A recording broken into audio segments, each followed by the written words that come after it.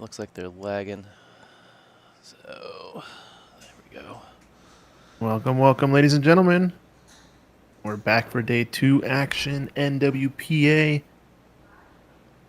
Last tour stop of the season. This is a classic matchup. Kathy MacDonald, Marianne McConnell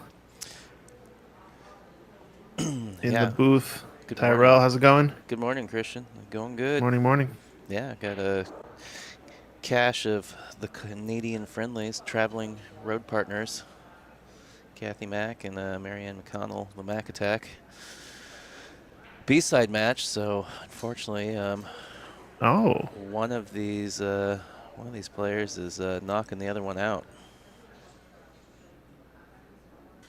Yeah, it's going to be dangerous. Yeah, I think I overheard Marianne last night. I think her last match was close, maybe hill. Sent her to the B-side and walked right up to Kathy. She's like, "We got to play first round for 9th through 12th." But yeah, always a bummer when you got to play your road partner. Yeah, that's for sure. Yeah, rough one indeed. So they came down together, right? They were sharing a room or something. Yeah. Saw some. Yeah, I think they generally travel together. Nice.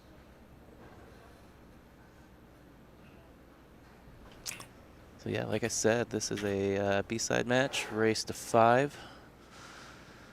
9-ball, 9-foot Rusan tables here at Ox Billiards in Seattle, Washington.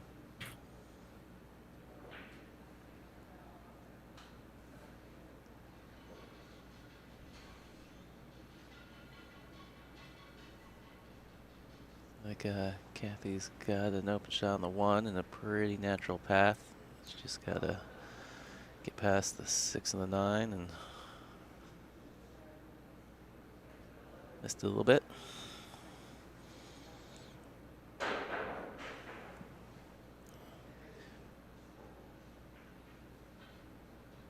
Marianne looking like a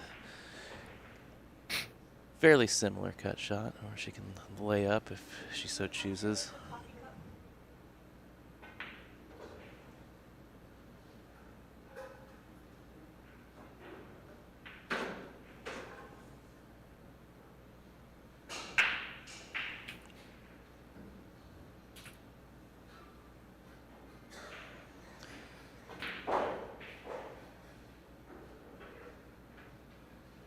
Kathy and Marianne both been here for about half an hour, hitting balls. Yeah, I saw him warming up before the stream started. Yeah, a couple early misses here. I don't know if that's just stream table. Still early.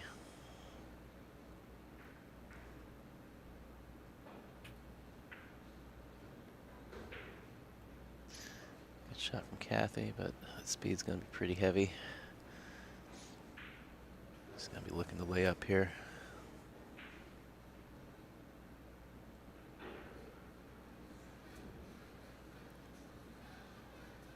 All right, well, got some stuff going on behind the scenes, but looks like stream's looking good. Everything's rocking and rolling. You have a good morning setup this morning. I think a lot of the players are here. I see Melina practicing on table 2. Yeah, I got here about, I don't know, must have been about 9:15 or so, and it was, I think Linda Massie was the first one here, who's still on the A side, so she was definitely hitting balls as early as possible.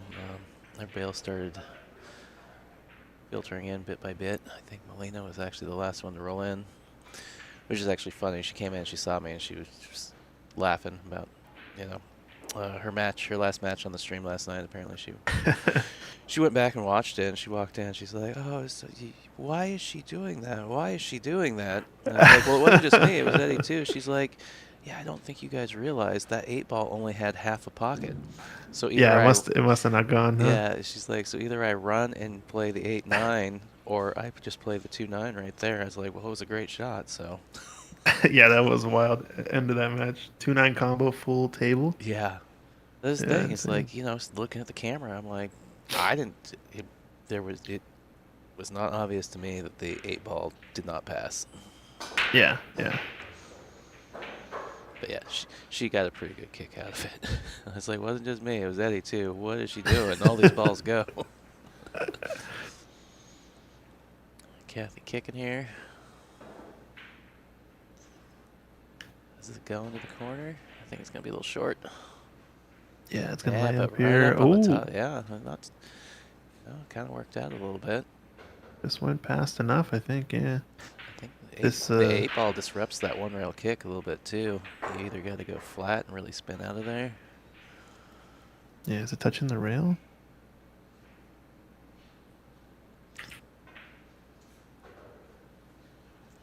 I mean, it's either on it or just maybe like, you know, a millimeter off.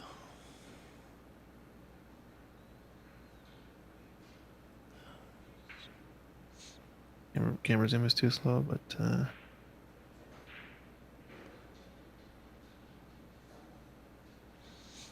Well, containment there. Opportunity for Kathy to try and hide Marianne.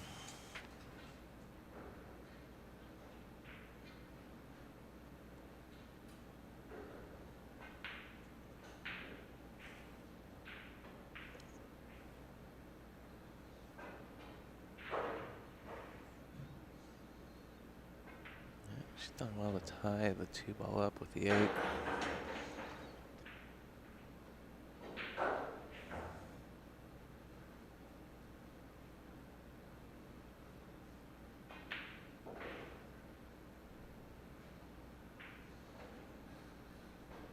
Marianne can just thin off the right side of this too.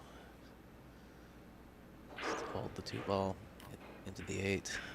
Another. yeah, that natural. Oh, she hit it pretty thick.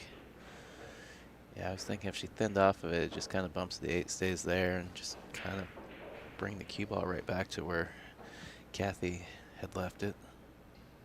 Yeah, kind of like a natural backboard, right, for the. Yeah. Oh, that 8 went in. I thought it stood up. Okay. Oh, it rattled, huh? Okay. It was tracking toward the pockets. Maybe she was just playing the combo outright. Yeah, maybe.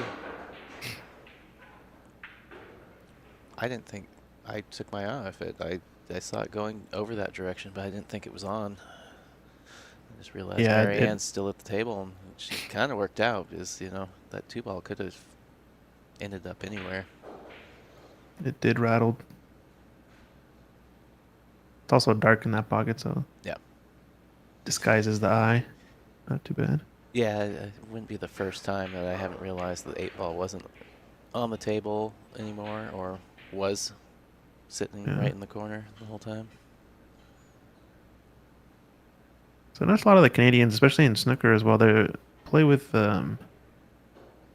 these like dark black plastic ferrule of sorts instead of a white ferrule. A lot of their pool cues. It's kind of interesting. I don't know if that's a style thing or a certain cue maker in the area that does it, but Interesting. I notice on Marianne's cue right now.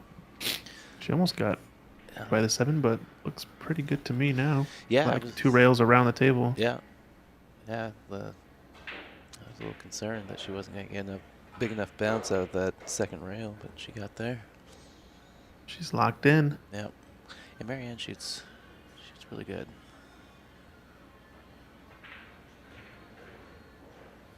Oh, with the 1 rail.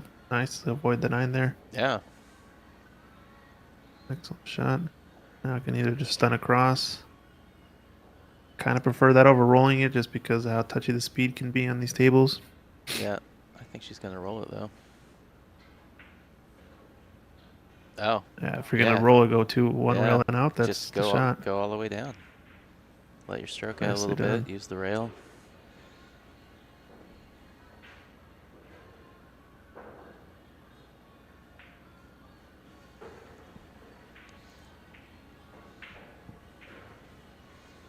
I like that there wasn't any indecision about, do I go down to the rail or do I try and hold it? It was just, she already had her mind made up.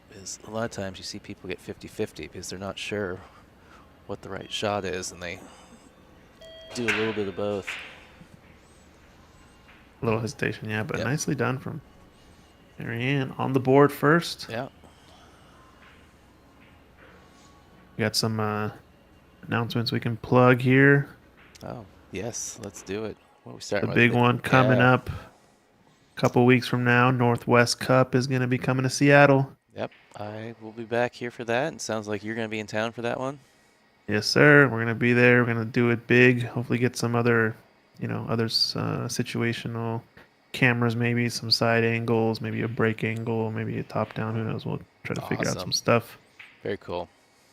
And leading up to it, Alison Fisher, she's going to be in the commentary booth. But With if you're here this week in Seattle, I believe she's doing a clinic Thursday night, I'm pretty sure. Okay.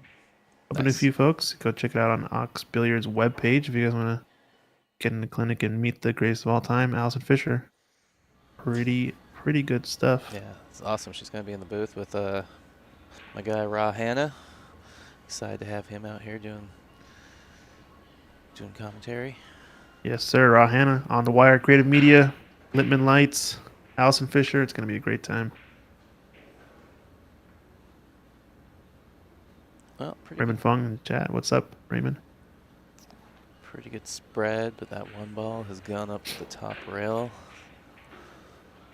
So no continuation here as No, I think probably gonna see her thin off this. yep. I like just Head thinning. behind this 9. Yeah. Really, the shot though is about holding the 1. You don't want the 1 to track all the way to the left corner. Well, that's all. Got to keep it. Always the tricky thing. What's nice is she's in the middle of the table. The shot's a lot harder if you say you're all the way at the end of the other end of the table. Yeah, for sure. Shoot it a little bit thick, but the 8 ball maybe will make it difficult. Nope. Yeah, I wonder if she's opted just to try and go side to side there. Just kind of create a separation and use the 8 Yeah. ball as a blocker. Yeah, cue ball got away from her though, and like you said, a little bit thick. Yeah, those thinning shots are all kind of about how well you think you're cueing, how Yep. well aligned you are. Pretty tough. Yep. You're not in rhythm. She overcut that a little bit, but still good. Susie Dickinson or Dickstein saying both are former Canadian pool champions. Yep, there's a lot of history here between these two. Yep. Kathy MacDonald and Marianne McConnell, and Marianne's got a lot of snooker background as well. I think was on the World Women's Tour for some years. I believe was runner-up, world champion one year for the World Women's Snooker Tour. And she managed to play in the tour stop that we hosted here at Ox earlier this year in August. It was pretty cool. We had her in the booth hanging out. A lot of history.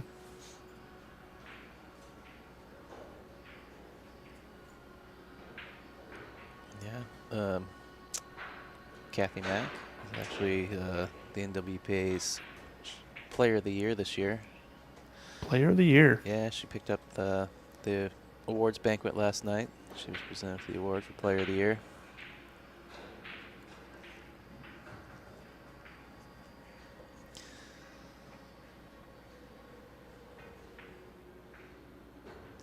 Another one to add to the trophy shelf.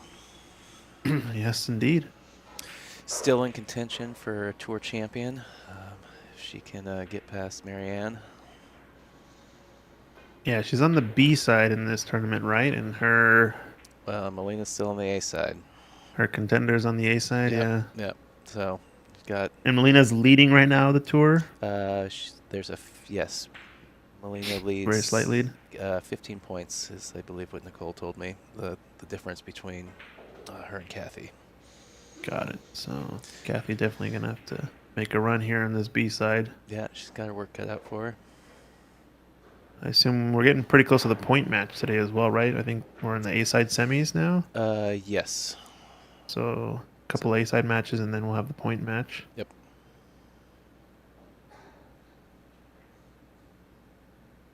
So it's coming down to the wire. Definitely gonna be a good finish to this tour, it seems.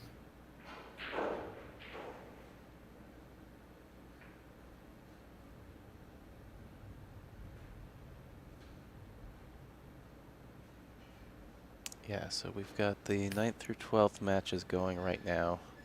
And then the next round, when we've got the 7th, 8th matches, I believe the semis, the winner side semis start. So yeah, it looks like we'll have 2 B-side matches, and then I believe we'll have the point match. And then the rest of the matches will be the B-side up to the finals.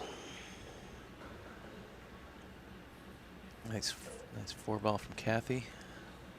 Yeah, good shot.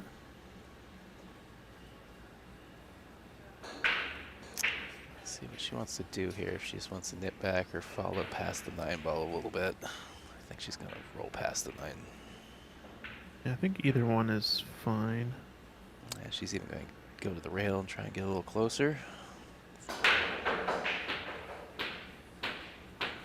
Just wants a little bit of angle on this 8. Any angle I think is fine, but pretty straight means you're going to be drawing this straight back and getting close to your work on the 9. So Yeah.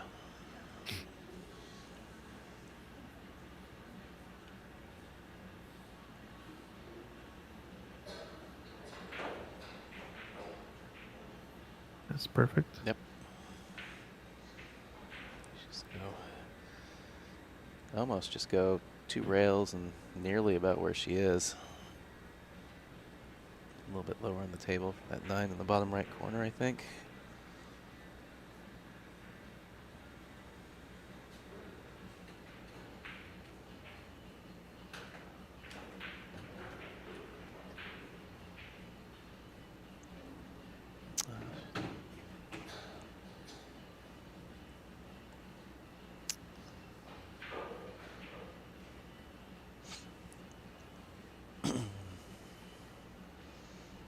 She played that ball pretty high.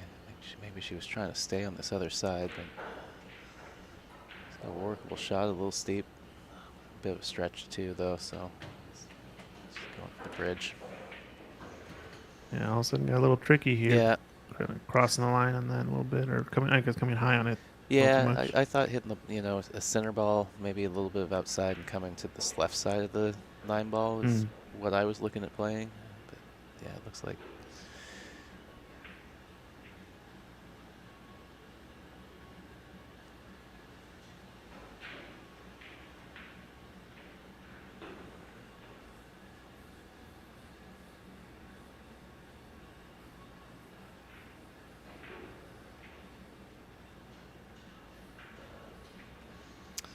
Well, I know Kathy's going to be kicking herself over that one.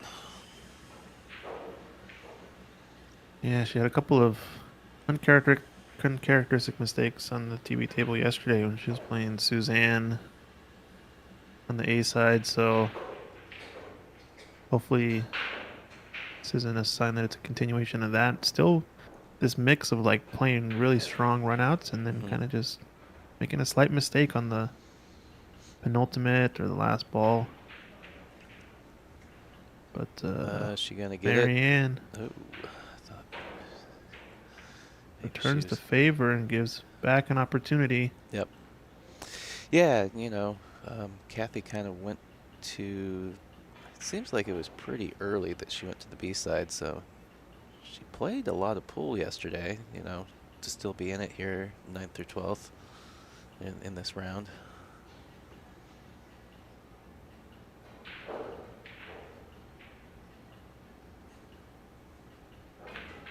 Uh-oh.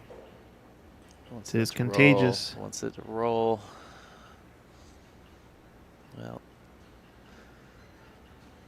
some This is distance. much more makeable. Some distance, Even, but yeah, it's my money's on Marianne to pot this.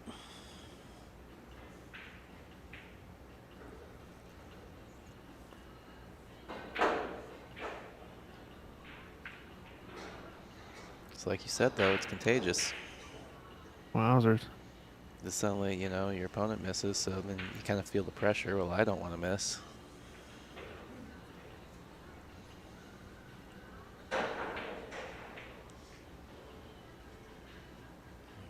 Kathy taking her time, looking at the angle down here from the other same end of the table.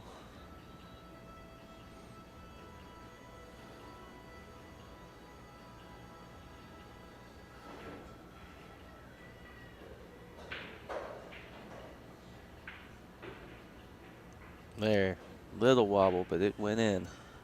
She'll take it. Takes it down. Sigh of relief, I'm sure, too. Yes. That's, being 1-1 versus being 2 down. We can all put that wreck behind us now and move on to the next one. Yeah. 1-1. Oh, we're on the same page there. Bringing up the sponsor logos. So we are at Ox Billiards, the host location for tour stop number 6. And we had the awards banquet, in the season awards banquet here last night. Appreciate all the staff, Christian, Mike, for hosting this event. Chalkbox Productions for being a sponsor for this stop, as well as Navigate Law Group. And of course, our 2023 tour sponsor this year for the year, Littman Lights, one of the best lights in the business.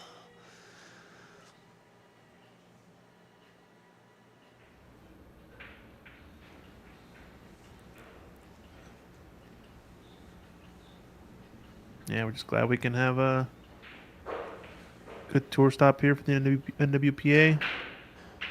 Always love having its second annual tour stop at Ox. Yeah, good turnout. We had 40 players. I think we had 50 initially signed up, but life things got in the way for some of the players. I know one example, Sophia Tran had a sick kiddo. Oh, yeah. And a couple others had some various other things that popped up. But yeah, I think 40 was a good number because they get to play a 5-5 race with those 10 extra players, and with there only being the 8 9-foots in here, I think at 50 they would have been playing a 4-4 race. Yeah, it makes a big difference, I think. Yep. I think a lot of players look forward to this stop too, because it's now I think the only 9-foots Yes, tournament stop. It was the only 9-foot stop this year, and maybe last year as well. Yeah, I remember they had one. I think it's Sam's or some other place in Oregon. I think they used to have. Yeah, I think they were at Sam's. Okay, so I think Sam's was a stop last year, but I don't think they were not this year. So. Okay.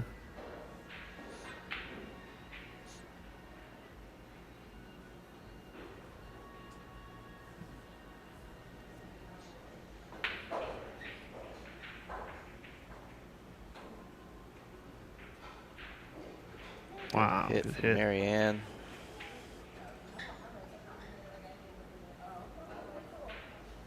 Unfortunate to leave what she did, but Yeah. great hit, great effort to Yep. that one ball. 1 passes the 8, so Kathy just needs to fall on this this 2-ball well. Might have to put a touch of inside. We'll see. Okay, she opted to go to the outside of the ball. Yeah, I was thinking just play it straight down the table, which is why I was talking about maybe putting a little bit inside to check the ball. I don't like going through that gap. Yeah, I didn't think that was gonna go in at first. It looked like the 3 was kind of in the way, but it just kind of caught the point and rattled and went in.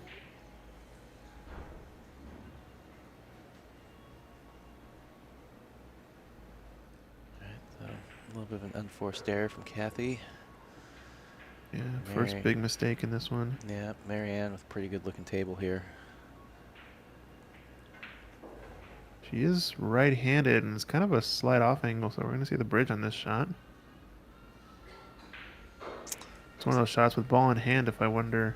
Did she just come over to see if that 7-ball passes the 9? Is that what she was looking at? Yeah, I think so. Must be close, but I think it fits. Yeah, like you said, now she's gone for the bridge. So she's going to either try to hold it with a slight little stop shot. She wants to get closer to the 5. Probably go forward 2 rails around these balls, around the 7-9, but a little bit riskier on the position there. Yes. easier positional shot, but just setting up a longer distance on this 5 ball. It's a little. Looks like she's a little straight. She's got a little bit of angle, but it's kind of flat. Yeah, might be just a big stroke and kind of stun and draw this ball. It's a little bit closer to the 6. You'd like to be straight in the 6 if the 7 goes. She can also follow if she has enough angle and go one rail, but Yeah. needed a little bit of right-hand side to get straighter on Yeah. that 6. The follow shot I would have liked to play for shape for 6 in the side. Just top it in and come down Yeah, table. I feel like she kind of hit something in between the two. Yeah. Like, it's a little 50-50. She's not straight in, and she didn't have a big enough stroke to get below the 6 for the side. She's going to have to go to the corner. This leads to natural position, though, in case that 7 doesn't pass the 9. Just to come 2 rails across. Yep. Or 1 rail. Not bad. Doesn't even need the second rail. Yeah, so far she's hitting good pace on a lot of these balls, smoothing them in. Mm-hmm. Not overpowering anything. Yeah, that's one thing I was talking to Melina about this morning. She said she's been really struggling to get the speed down on the tables. She either hitting stuff too soft or too hard. It looks like Marianne's got a good feel for the pace.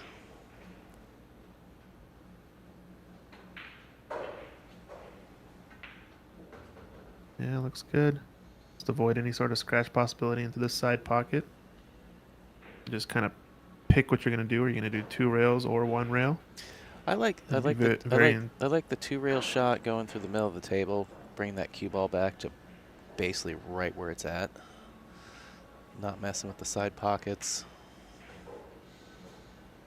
The only downfall of that shot is the pace, you know. So she just tried to go 1 rail. Oh no. Well, they both put the cue ball in that same pocket now. Ouch, yeah. Big mistake from Marianne. Yeah, Yeah. I think whatever you pick, you just gotta be very intentional about Yeah. it. You know, I don't think you don't want to get in between on that, like you said, because that's when you end up kind of going to the side or getting weird on it, hitting too hard. Yeah, but it's like saying, I just like that 2 rail shot because you're bringing the cue ball right through the middle of the table. And when you do that, you're not going to scratch. You take all the pockets out of play. The one thing you have to worry about is overrunning it, where you get down to that 3rd rail and you get flat. Mm-hmm. Yeah, Kathy MacDonald, take one out of your playbook though. There, ball in hand, going forward 1 rail through the center of the table, roughly.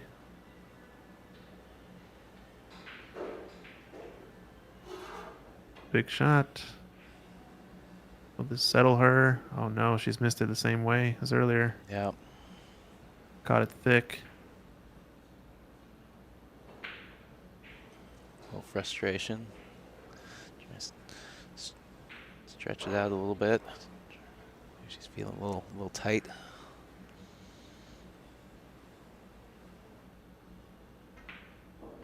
An opportunity for Marianne to steal this rack back.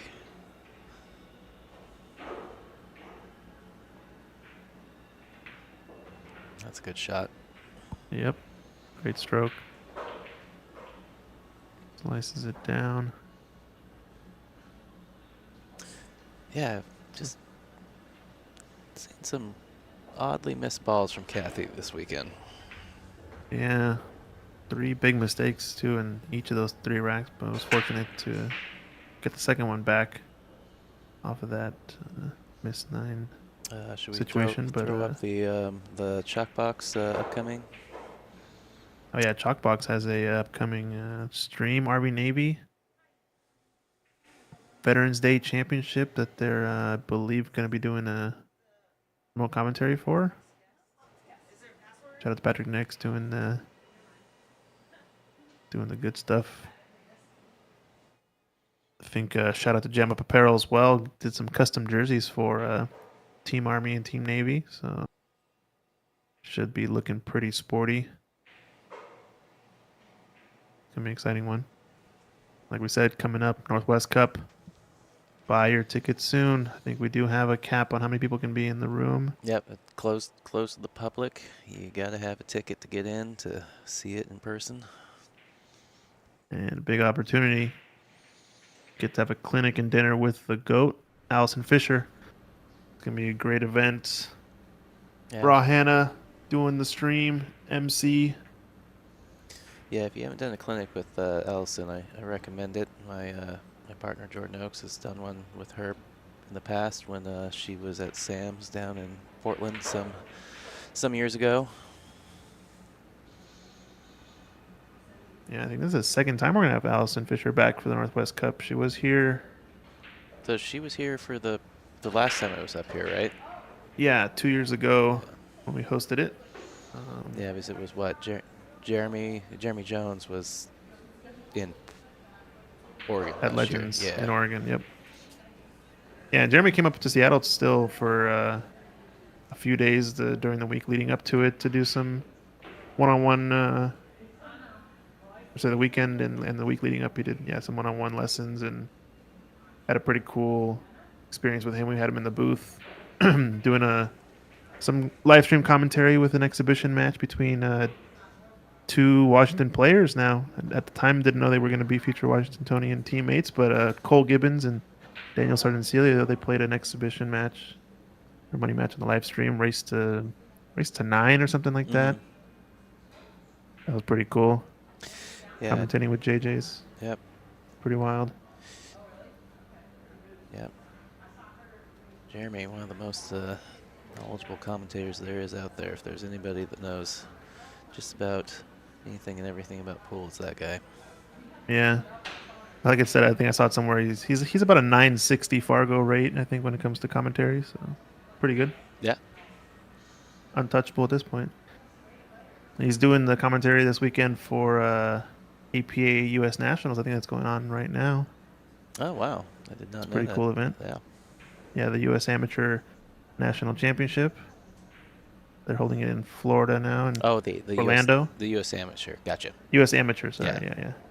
Yeah, because they've got the U.S. Amateur, and the Nationals is like the whole separate team thing. Oh in yeah, Vegas, sorry.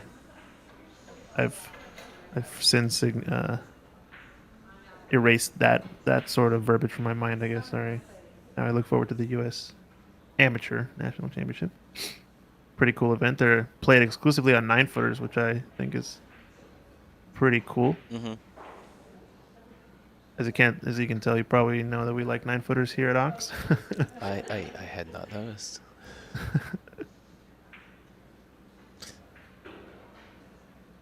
9-footers and big old 12-foot tables Yeah, the 6x12s. with these weird round pockets, rounded edges, rounded corners. You get a chance to play on the table yet or no? I have not. They were pretty full all yesterday, and obviously I was in the booth all day. So. Yeah. And by the time we wrapped up last night, everybody was just kind of wanting to get out of here. Yeah.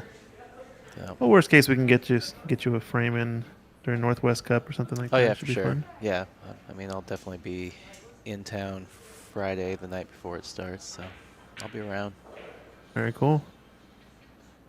Yeah, I think this room will be completely transformed. We're going to be doing some bleachers on each side. Yeah, I heard Jamie talking about that, moving some tables, getting the stadium Yep. seating set up. Commentary booth set up, I think, on one end, so it's going to be pretty sweet.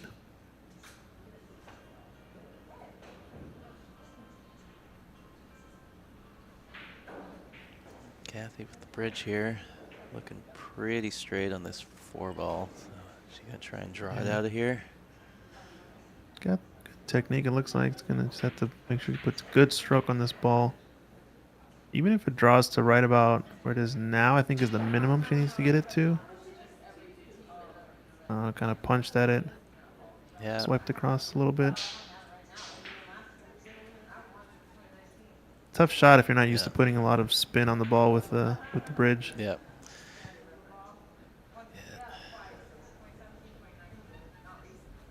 Another little moment of frustration for Kathy there. It seemed like she put the bridge down a little heavily.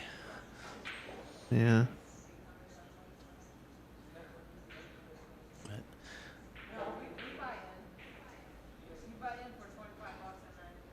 Control's good. Yeah. Might be a tiny edge of this. I don't think so, though. I think it's Yeah. tucked up against the 9 enough. Yeah, I think it's close enough. I mean, she really would have like been right on the 9 ball, but it's still a good outcome. I almost think about swerving this ball too, because if you were to cut this 4 in, position is pretty natural to get down for the 6. Yeah. And if you do thin the edge of it, you can Well, likely get behind the 7-9 if you come up table. there's also the 2-rail kick in the side here. We saw Molina blast that in right before that 2-9 last night. That's right. That's a pretty good option as well. You're kind of kicking down towards the table. And for some reason, 2-rail kicks I always find are kind of I think deceptively she's going your create a lot of separation. She might have the edge because it doesn't. Oh, is she jumping? Oh, she's got the jump cue. Okay. She's Yeah, not jump swerving. shot's also not bad. It's like I said, if you cut this, if you overcut this, you can easily get safe. Yeah. Well, she didn't get over the 9. Ball in hand to Marianne. Oh, and she took another soldier off the table. So one less ball yeah. that Marianne's got to contend with. Although it might have been nice for that 8 ball to settle Yeah. in that corner Yeah. because it would have been much easier to lead to the 9. Yeah, I kind of realized that after the words were out of my mouth that 7 balls way down here and the transition can be. Still not bad though. I think if you get down to where the spot is, maybe with the cue ball, to get from 7 to 9, it's pretty easy 1-2 railer. Yeah, I like that 2-rail transit. Yeah. So nice it leads ideal. naturally if you get to kind of on the spot now on the 6 too, and you can draw back or come 1 rail across. It's a pretty crucial position. She's drawing back for this. She's trying to draw underneath. She's going to be short. Yeah. Oh, slapping the table a little bit. She knows she way under hit that. Drawing with ball in hand too is always kind of tough to get that speed because you always feel like. Yeah, you know, it's one of those things. Unless it's like what you have to do, I feel like, you know, avoiding drawing into a position with ball in hand, you ideally should try to avoid it. You know, if you can stun or, you know, use a rolling ball, whatever angle. Might see first bank here in the side maybe. She's gonna play safe now. Playing safe. Playing a little two-way maybe. Not gonna like that. I mean, it's long. It is long, but she has sold the ball out. Yeah, I think Kathy needs this to kind of get her confidence back a little bit. Yep. Said a little frustration maybe popping up, but yeah, I think this is a big shot for Kathy here if she can bear down and the position for the 7 should be pretty natural. Although she can't. She went forward though. Yeah, didn't have too much of the cue ball, I think. So did she overcut it a little bit maybe?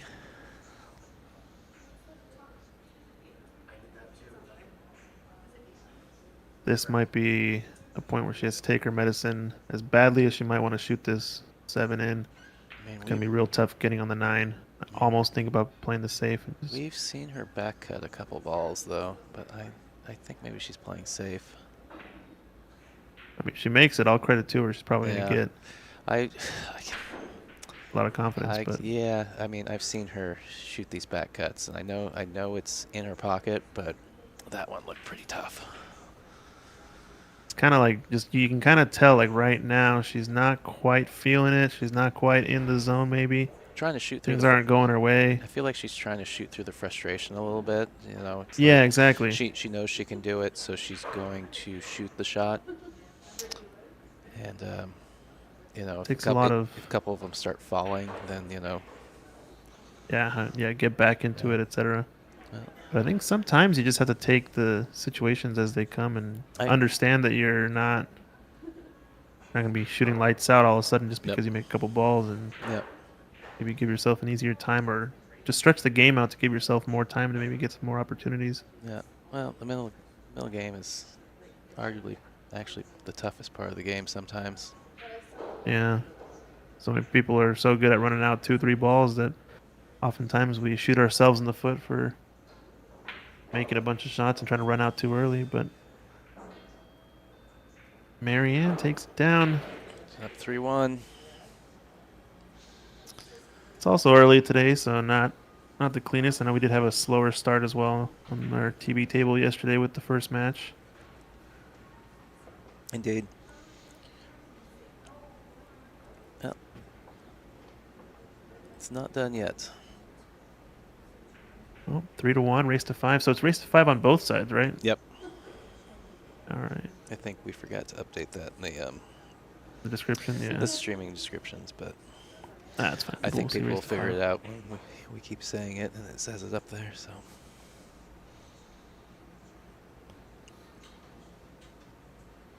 All right, so it looks like since this is a B-side match, A-side matches have some time to wait, so I think Melina's just sitting over there breaking and practicing. yeah, Molina's practicing right now. So I think the A side. I think the next round is slated for.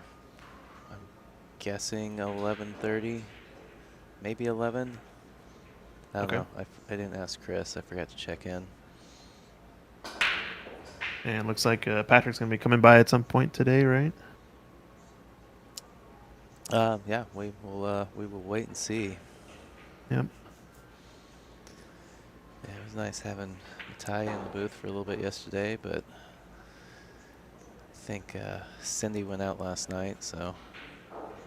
Oh, so she won't be back today. Yeah, I'm doubting that she'll show up for the second chance, but Yeah.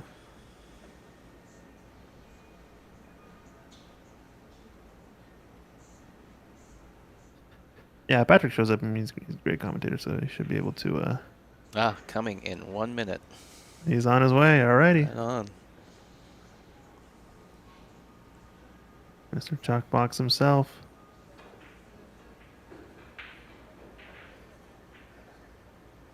Feel free to bring your headset, Patrick, if you have one of preference that you prefer. XLR should be good to go. Yeah, I've got an extra one here and one of the Audio Technica broadcast sets, but if you've got one that you like better.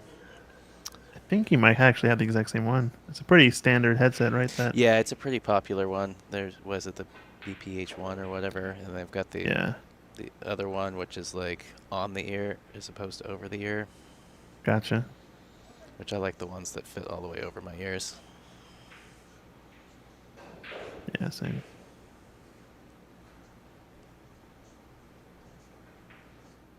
All right, so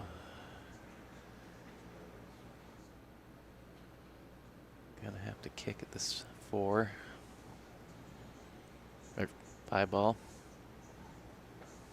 Yeah, is the side pocket in the way? I think it's still kickable. Just might have to shorten it off of this rail a little bit. Sitting with a high ball. Yeah, you Patrick. No. Got a headset right here if you want it. Oh, he's already walked in. Nice. Yeah, he just said they are exact same headset. Sweet. Oh, I thought he was leaving in 1 minute, but he's arriving in 1 minute. Nice. You know, watching and listening as he walks in. I guess so. All right, good morning. Morning, Patrick. How's it going? It's going well. It's going well. It's a nice trip over on the ferry. Beautiful day today, Pacific Northwest. Yeah, glad to have you, Mr. Chalkbox himself, Patrick Nix, in the booth. Thank you for the opportunity. I always appreciate coming to Ox, and always appreciate the opportunity to do some commentating for the NWPA. Always exciting to see these matches and see these ladies compete. Yeah, definitely.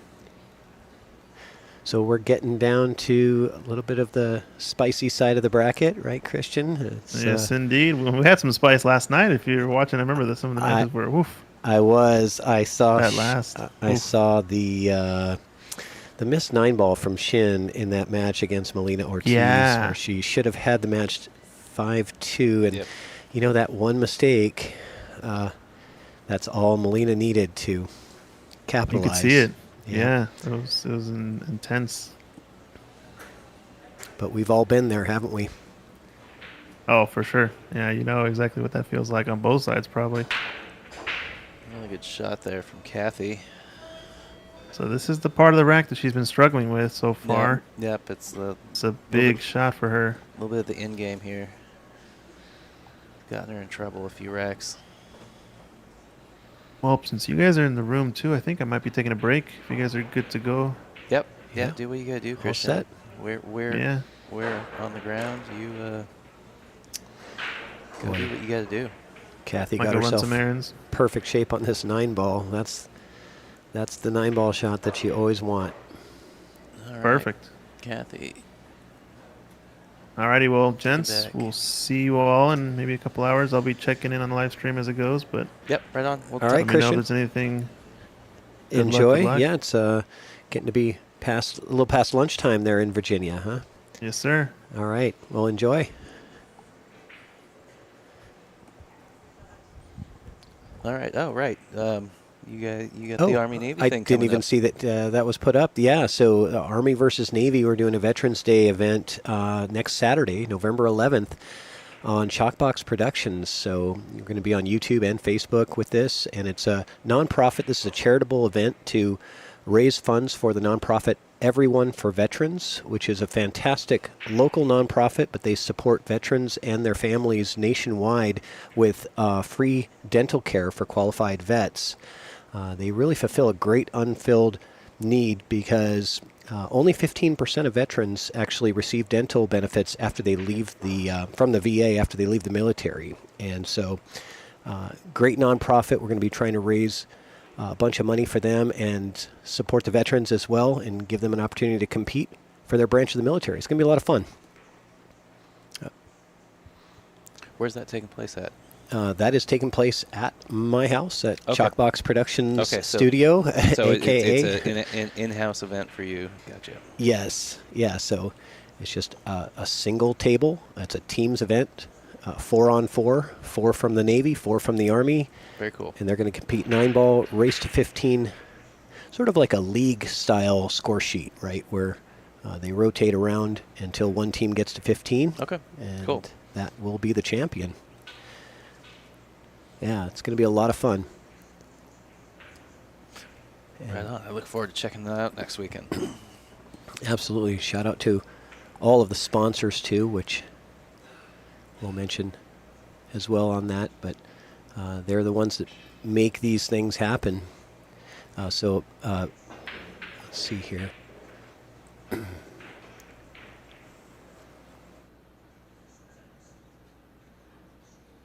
All right. Looks like she's got pretty natural line to get back on the 2. Yeah, check it up with some inside. Beautifully done. And let's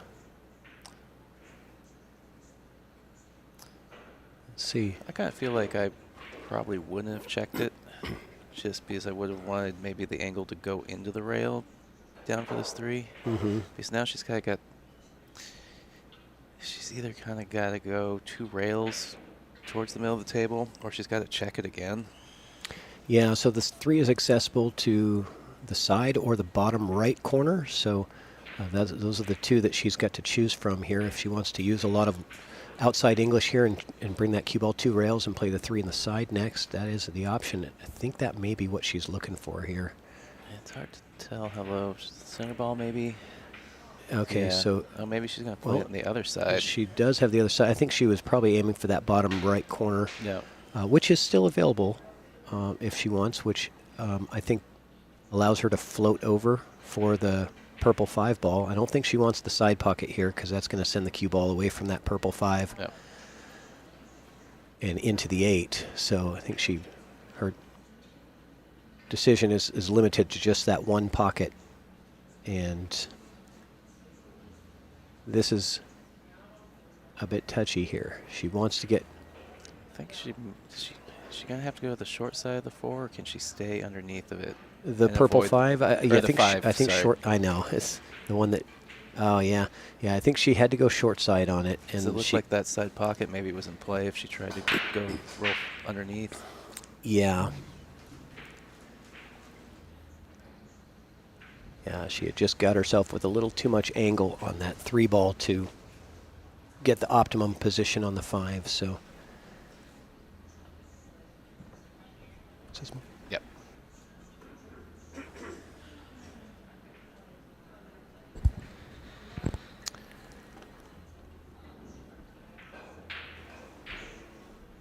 Oh, beautiful shot there Shot from Kathy. Good speed, too. Kathy.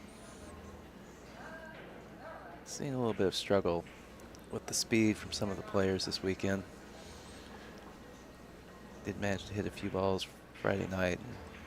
These tables are play kind of hot.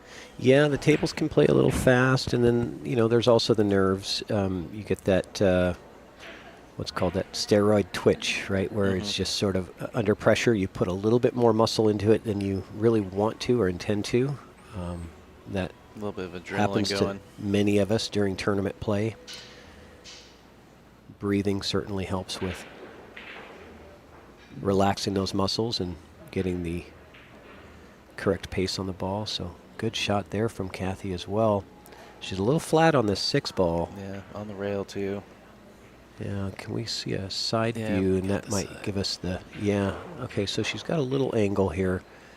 I think she might be okay if she just wants to roll it in and just accept the distance on this 7 ball. Yeah, that's the other option is to hit it with some pace and come 2 rails with the cue ball to get a little closer to the 7, which she might elect to do here. It's just being on the rail, you have to be careful. Yeah, she's going to go the safe route, and she obviously is comfortable with this longer shot, particularly probably because she doesn't have to do much to get a position here. Yeah, she can kind of just focus on making sure she makes the ball. And And- the eight's just going to be right there for her. It'll be interesting. It's kind of a 50-50 choice of whether you want to follow forward off the bottom rail and back up for the 8 in the side, or just stun it over with some stop, basically. See how she's feeling about it. Looks like she's getting kind of low on the cue ball, so probably tells us what her decision is, which means she's going to have to put a little pace on it. Yeah. Yeah, squirted it into the side there. Yeah. Well, got away with it a little bit. You know, she didn't leave a give me for Marianne.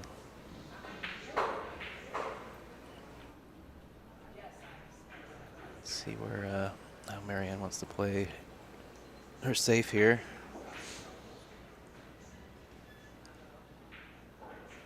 She could thin off the left side. Bring the cue ball 2 rails back underneath the traffic, maybe. Although I did see her try and go side to side earlier, so. I almost feel like going for it here just because it's so hard to hide the cue ball effectively. And sometimes when you go for the shot, you end up getting safe anyway, so. Yeah, she Yeah, hit it a little thick. If she was going to try and get underneath those 2 balls, she needed to catch that 7 a little thinner. Yeah, the difficulty of being able to successfully hide the cue ball in that made me want to just go ahead and go for that 1 rail bank. And sometimes if you miss those, sometimes funny things happen and you still don't leave a shot for your opponent, so you can get a 2-way out of it. Yeah. Uh-oh. This is going to be a little bit zesty here too. This is going to be challenging now. I don't know that she has enough of the 8 ball to play this in the top right corner. Yeah, it looks like she doesn't have a whole lot of it. And not a whole lot of safety opportunity either. So, yeah.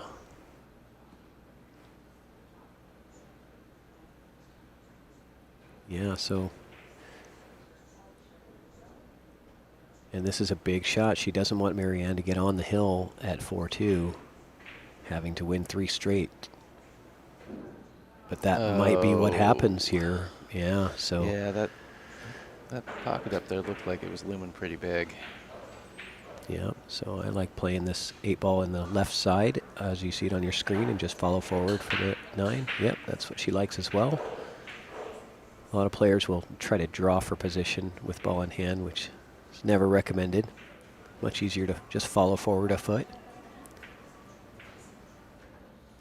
Yeah, Christian and I were talking about that in the rack previous. Marianne tried to draw into a position and she came up way short with ball in hand. And there we go. Marianne is on the hill. And All right. So let's take a look at the bracket here. I'm just looking on my phone to see what's going on now. We've got Melissa Rushton and Andy Camping are playing a match right now.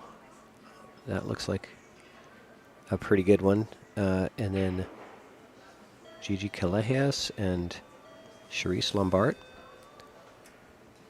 are playing a match on the B side. And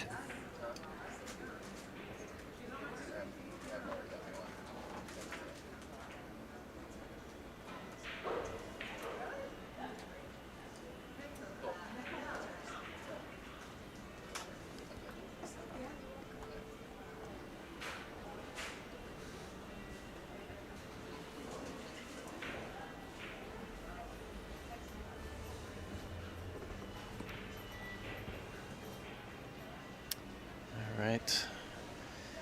Kathy with her work cut out for her.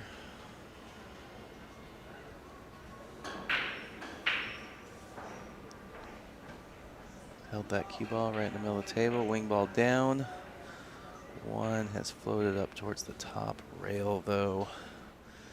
Seven's kind of coming into play as well, so her safety option is going to be limited to, it looks like, she's only going to be able to hit the ball right in the face or off the left-hand side.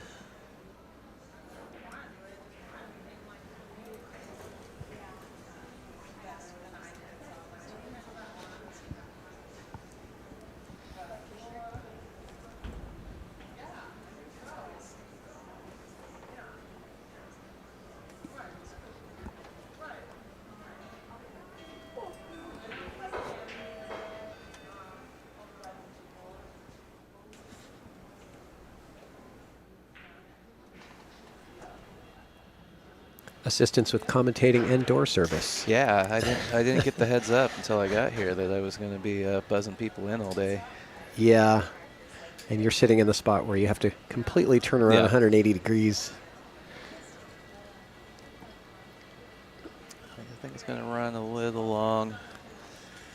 She got the separation, but she didn't get the full hook.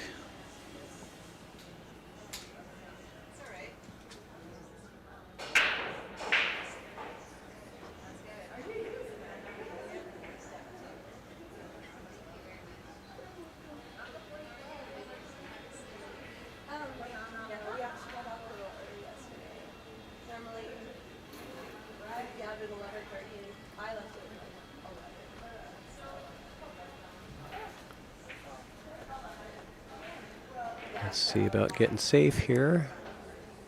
Looks fairly containing. Still leaving Kathy an opportunity to see the one for the re-safety.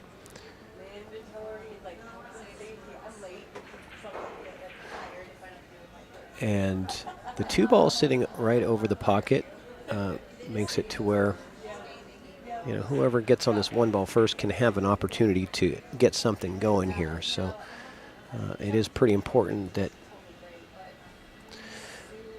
you don't sell out anything here. I like if you can pull a stop shot off and try to bank that one ball back down table and freeze the cue ball behind the six. But she's going offensive here, which is not a bad idea.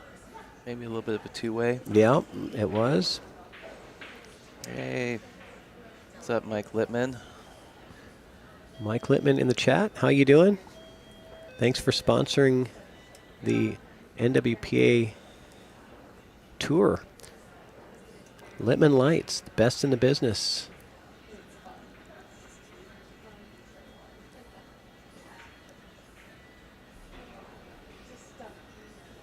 Mike doing all kinds of great things for pool in the Pacific Northwest and outside the Pacific Northwest as well. Well, just all around good guy too. Absolutely. So she had the window there.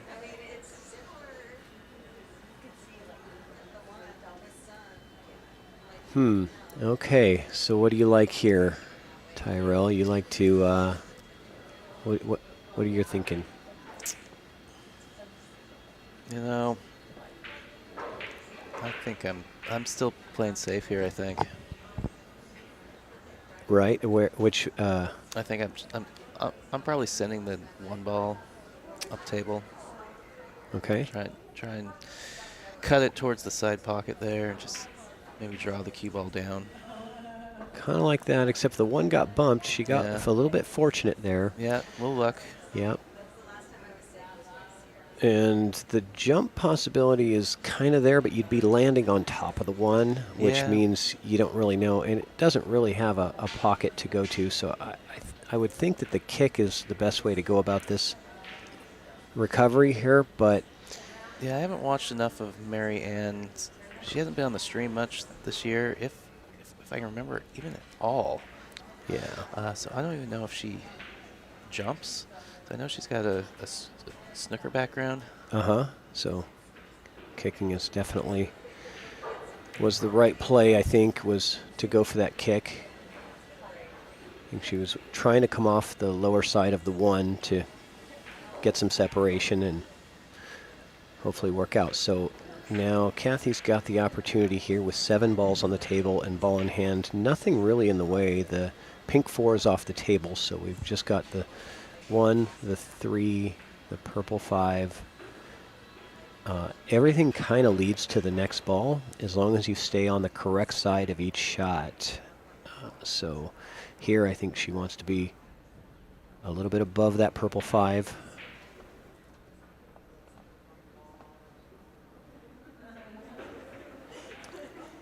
She's a bit straight on it, but that's okay. I think drawing back for the 6 here. She might have a slight angle. Little stun draw. And getting flat on the 6 is okay. In fact, ideal. Because you could really have several stop shots in a row here, which is the best. When you don't have to move the cue ball, but just an inch or two each time. That Yeah, it looks like she's done pretty well there. Yeah, it takes away the variability of the roll, right? Of the pace or speed that you roll the ball when you can just stun over. But she's not as flat on this 6 as she wanted to be for a direct stop shot. So I kind of think maybe she.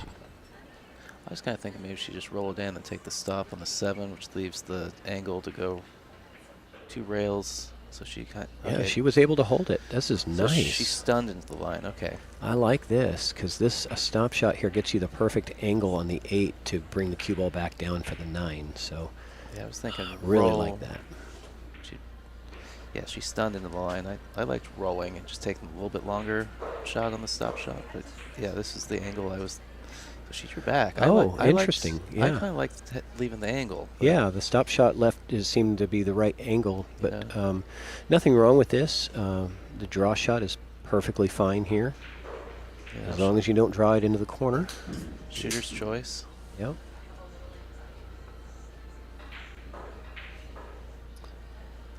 Oh, okay, gonna draw straight down. Pretty good. Yep, she's got to be happy with that. A little bit of angle, but still right in her wheelhouse. Routine shots.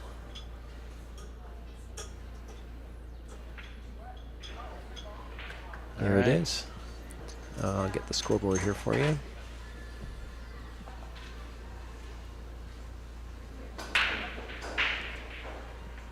All right, Kathy pulling one back. 3-4. Love to see another Hill match.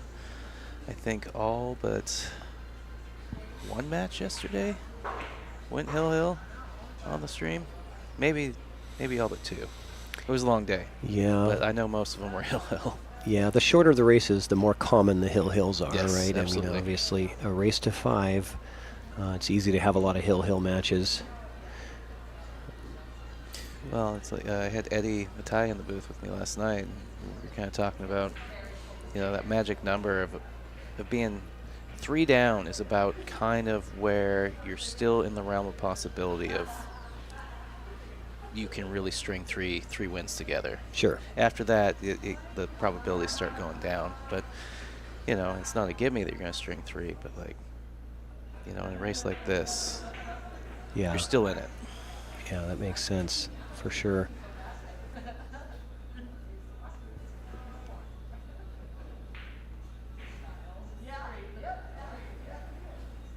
Yeah, I don't know how many short races where I played. You know, you're up 3-0, 4-0, and the next thing you know, you're like, how did I just lose 3 in a row? It's now a close game. Especially in 9-ball, because many times you can have those racks that Yep. are just a little bit wacky and things go, you know, you scratch on the brake and you set up a 1-9, Yeah, you know, there's- and just things can happen to quickly change the score one way or the other. Yeah, there's a little something special about 9-ball that keeps things interesting. Love or hate it, it's just the nature of this particular game. Yeah, okay. Just wondering if they racked him and took a break or what's happening out there. One downside to where the booth is. We got the cameras on the table, but you can't really see the players from the booth. Oh, we got Bonnie.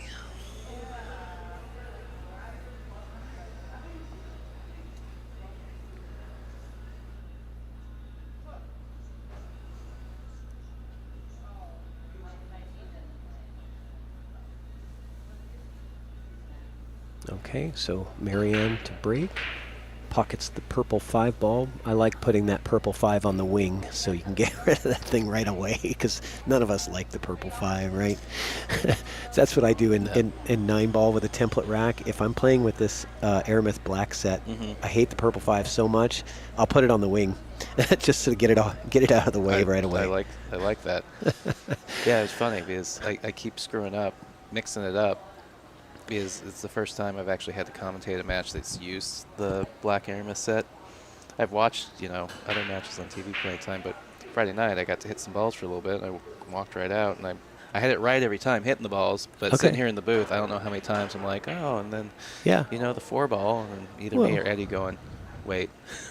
Yeah, I mean, you know, if you've been playing pool for me, 30 years, you know, it's the 4 ball's been the exact same color as what the 5 ball is in this set, so it's very confusing. And it's certainly not as bad of a mistake to mistake it when you're commentating as when you're playing. Yes. And I have seen a few of the higher level matches where that happened shortly after they start using these sets. Oh, nice shot there to break out that 4 ball. Nice touch. And loosen up the deuce. So 3, though, is way down here on this bottom rail. Good point. And you've got the 4 takes away going forward. So you almost gotta, if you're gonna play it, you gotta draw and dig over that side rail and try and spin it down, I think. Go ahead. So maybe the safety is the better play here, since you can't really effectively get to the 3 ball here. So it probably makes sense to play the safe here. And you'd certainly have the opportunity banking that 2 ball up table. She's playing a high ball, so she's either playing safe or she thinks she can go around the 4. So yeah, she's playing safe. That's the right play. And does it get there? Yes, it does. Beautifully done. Yeah, a little nudge off the 7 into the rail and back out. And force Kathy to kick at this. And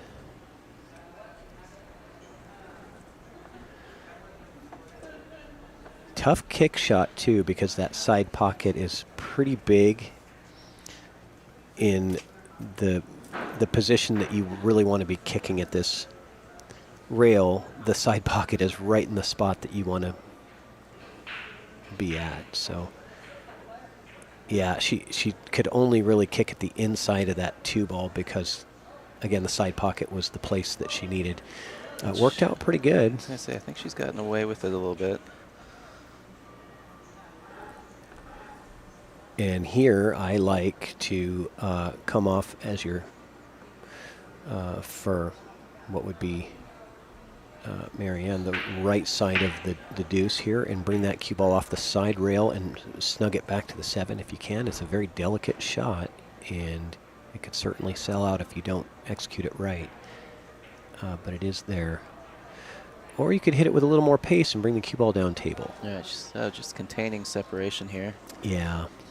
Knowing that it's going to be hard for Kathy to, even if she sells out a shot on the 2, it would be very difficult for Kathy to get back down to the 3 from this position. So smart play by Marianne there. So is there anything worthwhile taking on that 2-7 combo? Or you think Kathy's just going to lay up?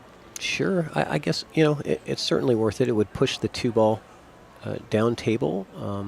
And so maybe giving you an opportunity at the 2 to get shape back on the 3 afterwards. I think it's worthwhile to go for that. Just to keep your opponent off the table for a little longer, and there it is. She does just that, and she has an angle, so now she's got the angle to... That worked out well. 4 stayed out of her way. Mm-hmm. Yeah, because that combo did push the 2 down towards that corner, and you know, I'm all in favor of a good safety. Hey, Angela Carlson, how you doing? Was hoping to see you on day 2 of this tournament, but it's a tough field. I'm going to venture to guess that since she's in the commentary and Oh, not what here, a shot. That was beautiful. Angela is not playing second chance today. Oh, yeah, I don't know. Angela, are you... I think signups Did it already? Yeah, I think signups ended up ended at 11 maybe. That was a great shot, though.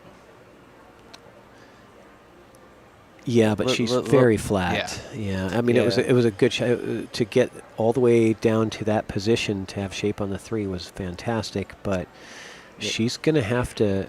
I don't think you do too much here. I think you just draw back, play the longer 4-ball. I don't know if you really can do much here, but she looks like she's really gonna hit this with some spice, and she does. That's a good shot. Very good. Yeah, it was, like you said, she was pretty flat. There was just a hair of angle there, and so I wasn't even sure it was enough to really get that ball moving. She did well. She didn't really have a lot of options there, you know, where she laid. You just have to, you know, so play what you get. What I think is interesting is how much of the pocket does the 6 have? Does it have the full pocket, or is that 9 taking away maybe a quarter of that pocket? I think from my experience in these cameras, I think it has the full pocket. But that being said, the 9 does draw your attention. Right. So kind of makes the shot a bit harder, even though it may not be in the way, it still is in your line of sight, right? And you're thinking about, don't hit the 9, don't bump the 9.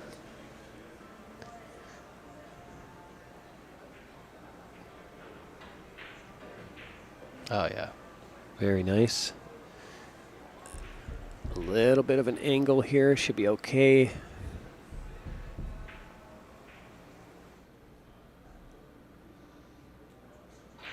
Yeah, this is, just an extra inch of roll has really hampered this one. Yeah, it seems like maybe does she have too much angle to go forward now? She just got to stun across and hold it.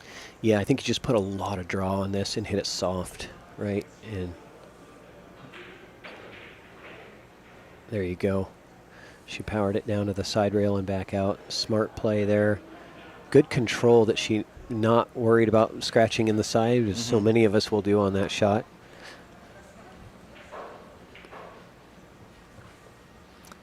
And to make it hill, she does. Oh, and Kathy Mack. We got another hill. Does not disappoint.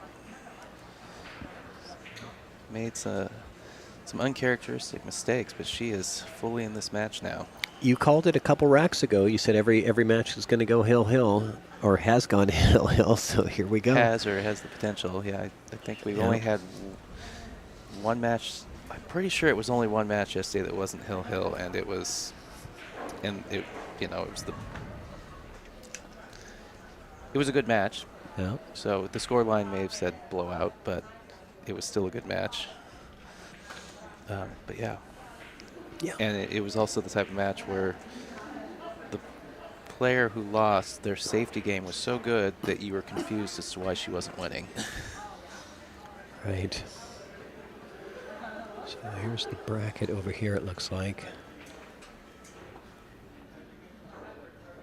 So lots of great players still in this tournament. 40 entrants. And I think we're down to... So this round, the loser is guaranteed 9th through 12th, which reminds me, I do have the payout info.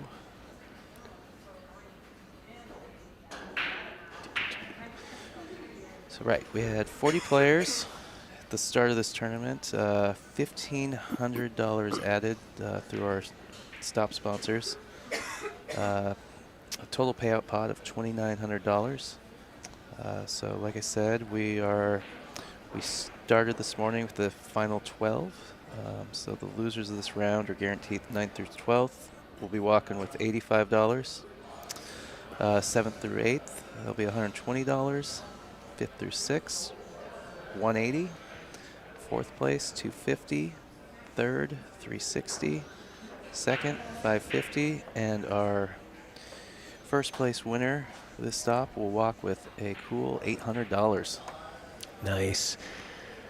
And I know for myself, and I think most players, the money comes and goes, but the memory and the experience of, winning the event is the most valuable thing, right? And that's what we're all playing for. The money's nice, of course, but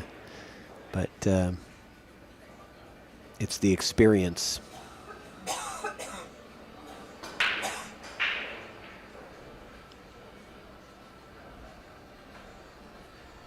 So it looks like her angle is taking her away from the 3-ball. So score update, I do see that Andy Camping is eliminated. Melissa Rushton defeated Andy Camping 5-1.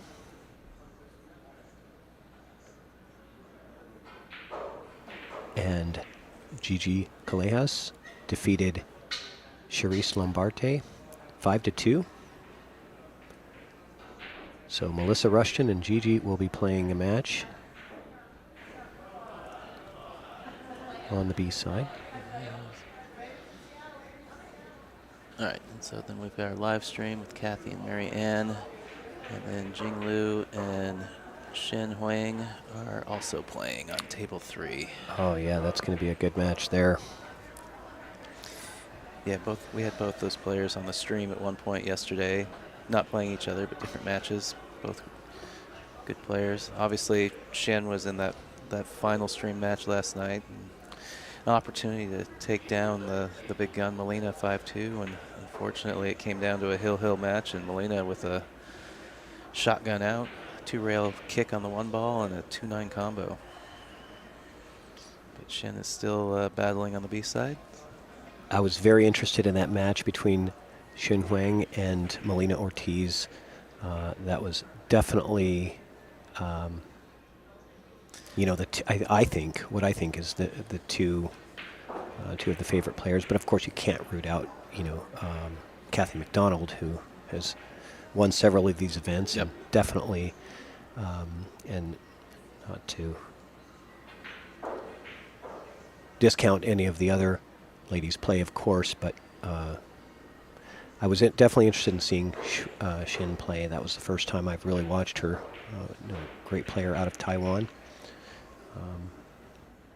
Yeah, I had the opportunity to, she was on the stream, but she was at the last stop at Everett as well, and that was the first time I really got to watch her play. And like I said, she was on the stream, so I really got to watch her play. And very impressed with her game and her focus. She's very steady.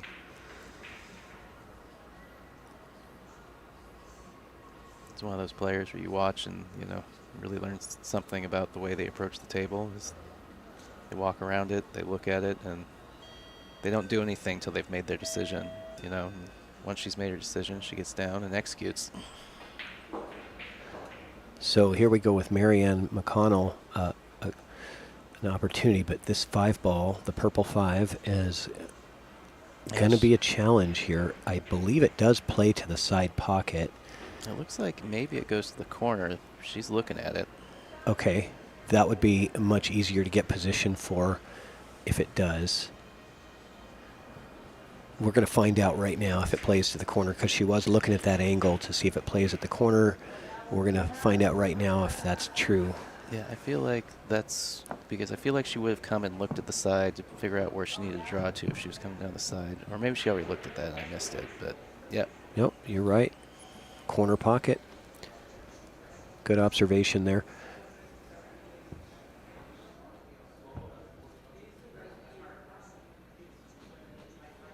And this would be a nice big win for her to take down Kathy MacDonald. So it'll be interesting what her angle on the 4-ball is.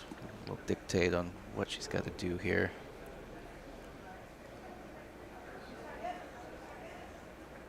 She can just roll forward and take the 6 in the upper left corner.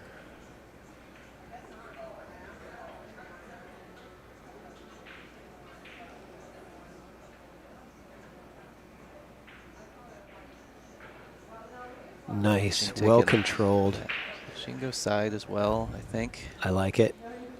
Slow roll here. Depending on how much angle she has, I think she can slow roll this and hold for the 7 that will get her on the correct side of that 7 to get over to the side rail for the 8. You definitely want to be flat on the 8 so that you can just have that stop shot and, you know, pretty straight in 9-ball. And I think this is kind of that key shot right here. Hill, hill. This is a big moment. Yeah, take your time.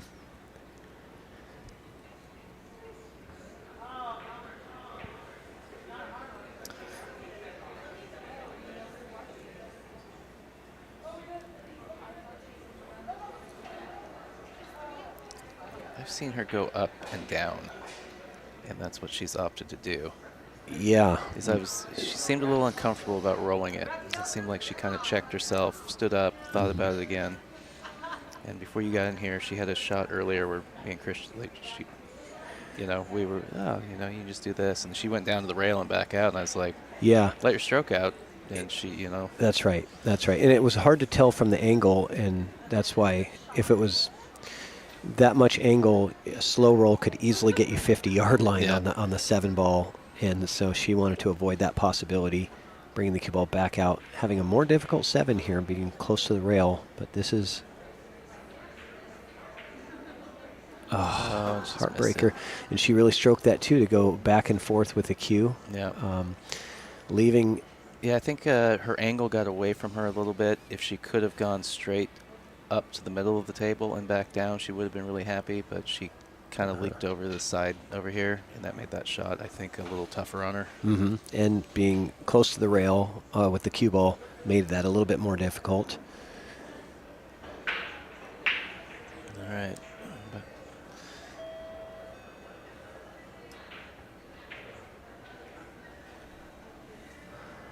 Two big balls coming up for Kathy here. Yes, very large. This is not automatic position. You do have to make sure that you're, I'd say, just a half a tip of low on this cue ball and just bring it straight over for the 9. Yeah, these are definitely some of the situations where I've seen Kathy shine during this tour, where it's that final pressure right at the end, and she just. Yeah, she just got sweeps the ball underneath in. it here, but that's okay. There's 6 pockets for a reason. Yeah, a lot of people get frustrated when they end up underneath the ball like this, and unless you're on the 50-yard line on it, a lot of people, they really don't like shooting into that side pocket, and I feel like this is, here you can go side or corner, but there's a lot of times where you've got the angle where you really should shoot inside, and people really shy away from it, and I think that it's good to practice that shot, because it kind of comes up a lot. What you're talking about, where the position's a little tricky to hold. Yes. So Kathy really taking some time here, taking a little bit of a breather before. Yeah. I think she really wants to make sure that she makes up her mind and doesn't, Side or corner? I think she's going corner. It's hard to tell this camera angle sometimes. I'm inclined to agree with you. She went Okay, side. side pocket. There we go. Kathy MacDonald advances to the next round, eliminating Marianne McConnell. Great match, from both ladies there. A great comeback from Kathy. Got behind. Yep. And made a match of it. I'm going to take a quick restroom break. Yep, I'm and, going to do the same while I go find out what our next match is. Okay. We will be back here pretty shortly with you guys. I'm going to throw up our sponsors for a minute while we get that sorted. Sounds good.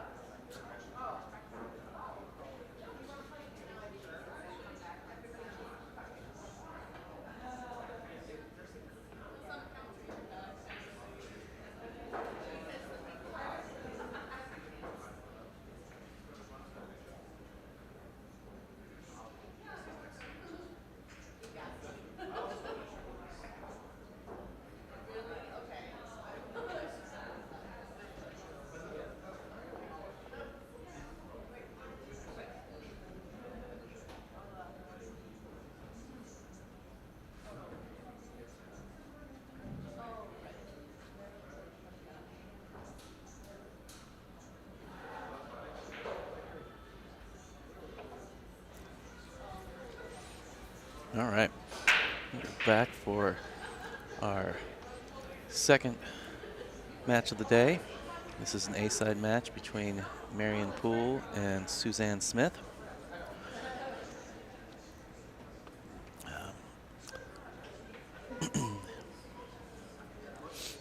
Suzanne Smith, the defending Ox Tour Stop champion from last year,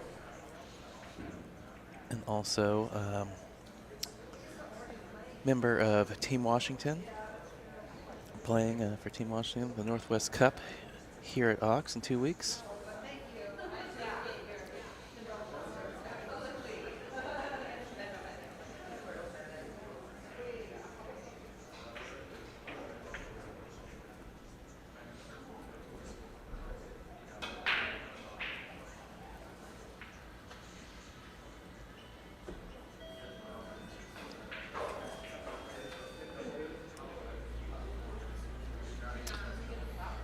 Looks like we might be seeing a 5-9 combo at some point here.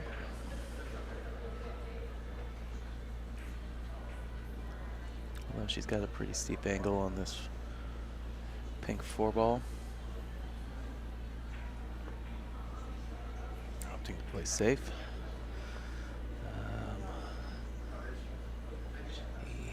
She get there. She's left part of the ball.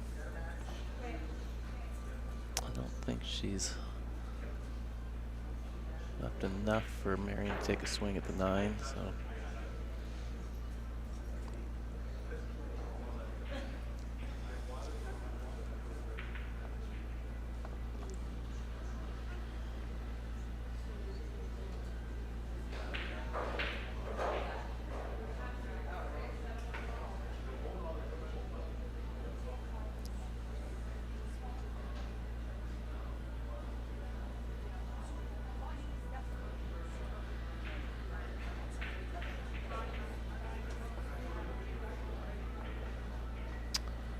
Well, she's well to pocket the 4, but she's run it into the 5-ball, which she's left it kind of precarious. If she wants to take on the cross bank, or if she's just going to play safe. Good speed. She didn't quite get there. A touchy little safe.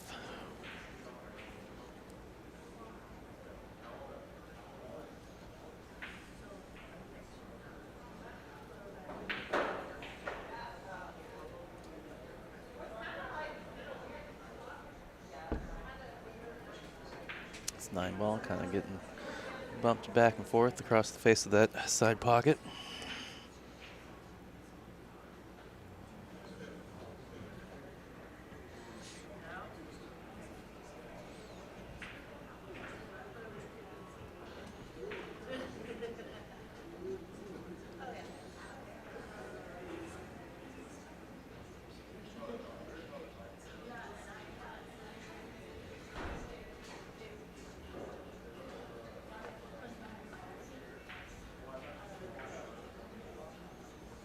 All right, looking like Marion's going to likely take down this first rack.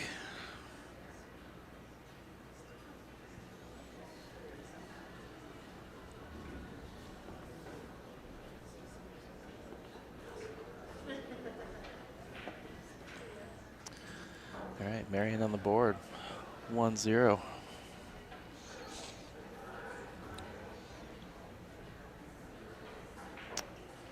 Like I said, this is an A-side match.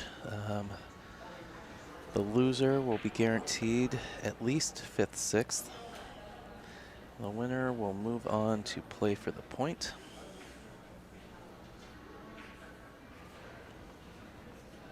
Quick shout out to our sponsors. Ox Billiards in Seattle, Washington. Our host location for Tour Stop number 6 and our season end awards banquet. Chalkbox Productions. Patrick will be back from Chalkbox. Will be joining me in the booth again here shortly. Navigate Law Group, family law out of Vancouver, Washington, and Littman Lights, our 2023 tour sponsor. Thank you all. We appreciate your support.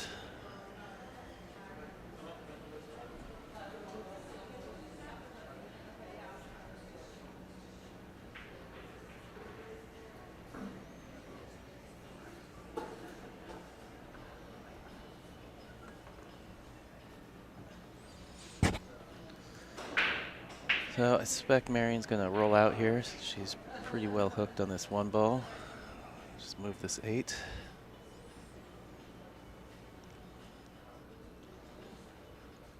Just left a few options here for Suzanne. I don't know if that's my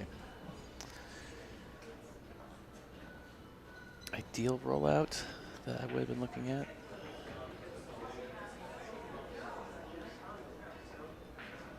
Suzanne swishes it in, gets what I think has turned out to be a pretty kind bump from this 4 ball to put her on the 2.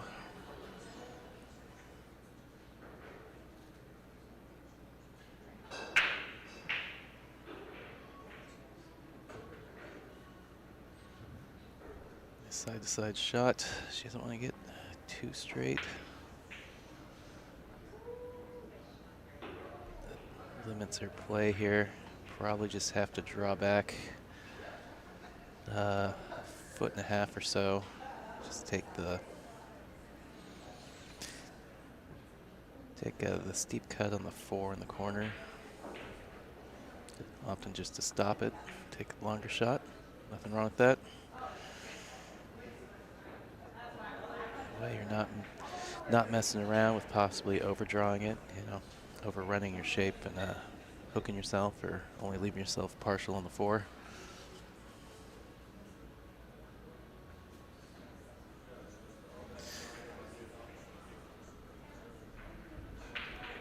I think she can play a high ball here and go up and down for the 6. Wants it to hold up though. She doesn't want to get behind the 8 ball. So she's ran. This cue ball's run a little hot on her. Find out if she has the whole ball or not. Looks like it stopped just in time.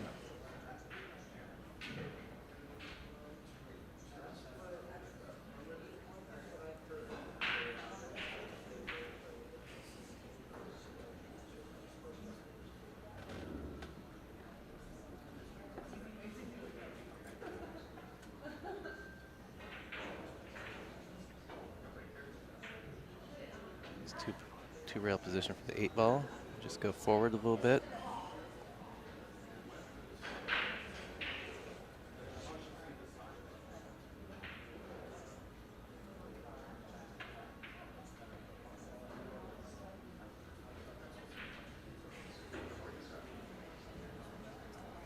Cheats the pocket a little bit, uses the whole pocket, make sure she doesn't get on the rail. And like Suzanne's gonna even this up at 1-all. All right, 9 ball away. We're at 1-1.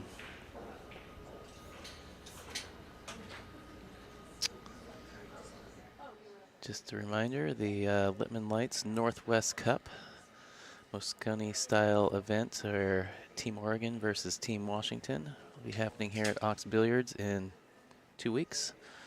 18th through 19th. That is a ticketed event, so it's not just open to the public. If you want to attend in person, get your tickets.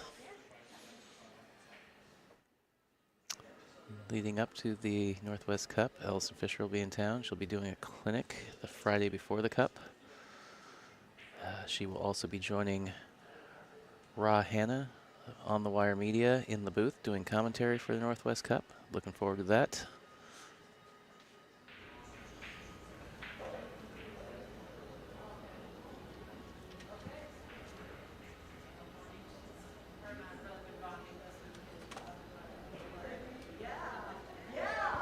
Okay, I am back. I got stuck in several conversations. There's all these players here that I have not seen in a long time, and Oh, understood. getting to talk to people is always good. So Well, welcome back, Patrick.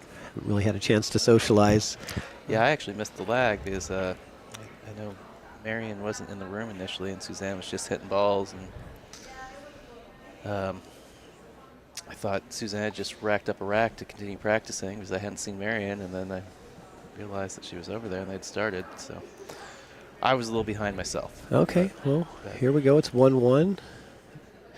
Marion Poole versus Suzanne Smith. So 2 great players going at it here.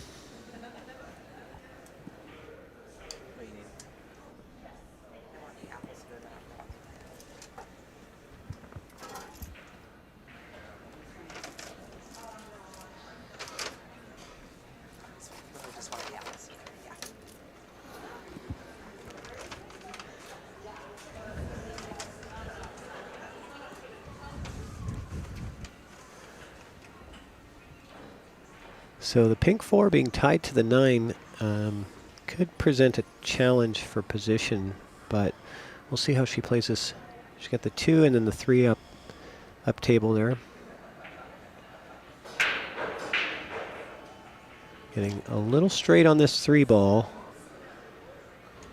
Yeah, so it looks like the idea, bit, you know, about where she had her cue, where she's pointing, because the 4 does pass down there in that lower left. So see if she can navigate to where she was pointing on the table there. Yep. Looks like She's trying to draw down. She's going to be a little short. yeah, she really had to put some power into that just because she was so flat on the ball. But she's got an opportunity, and if she pockets this 4, I believe the cue's going to run into the purple 5, and that's going to make some randomness to where this is going to end up. Yeah, you got to roll the dice a little bit here. Yeah. Yeah. Oh, if it hits the 8, she's okay. Yes, she's okay. Yeah, she played it pretty hot, but it's, you know, she got a little kind bump from the 8 there. If she doesn't hit that 8, she's probably going to be faced with a bank on the 5, but she got it, and now let's see what she can do here. Tons of inside and go 3 rails with the cue ball. But there's a lot of traffic to get around there. You're gonna, if you run into the 8 or the 9 coming around off that 3rd rail, I guess if you run into the 9, you'd be okay. But I like inside, but I'm not sure how she's gonna play this. Not enough inside there to really get that to go. And tables do play a little bit slick. They keep them in very good condition. That cloth is, you know, several months old, but still has a bit of slide to it.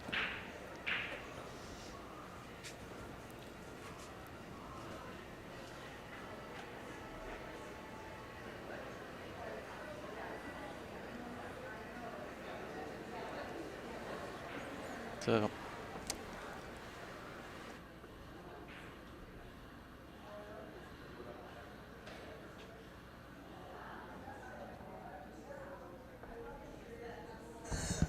Okay. Oh, fantastic great shot. shot from Suzanne. There's a reason why she's on Team Washington. Yes, exactly. And this is a steep cut here. That's right. We are going to see Suzanne in a couple of weeks here at Ox at the Northwest Cup. She's also the defending champion of this stop from last year, so playing for some bragging rights to try and snap it off 2 years in a row. Right? It's always nice to get that final stop.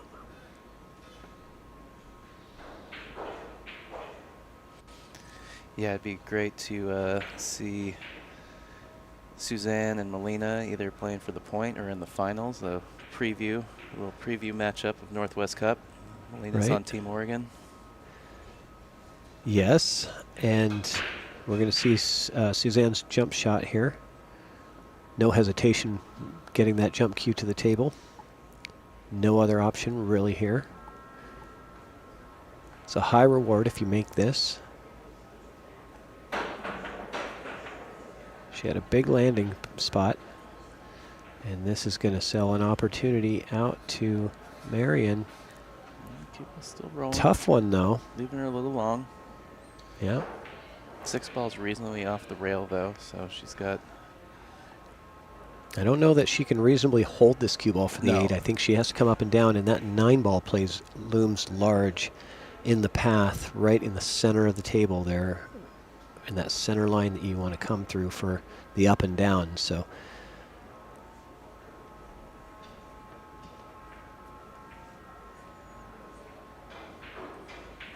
just overcut it a bit.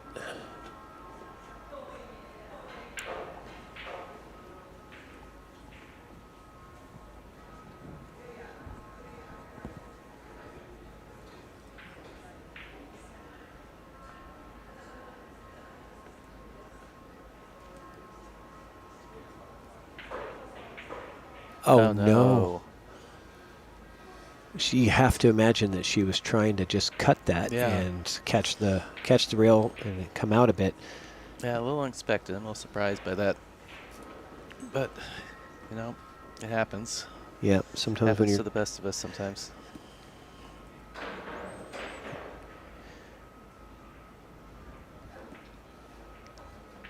But a golden opportunity for Marion. Yep. Just stop shot here.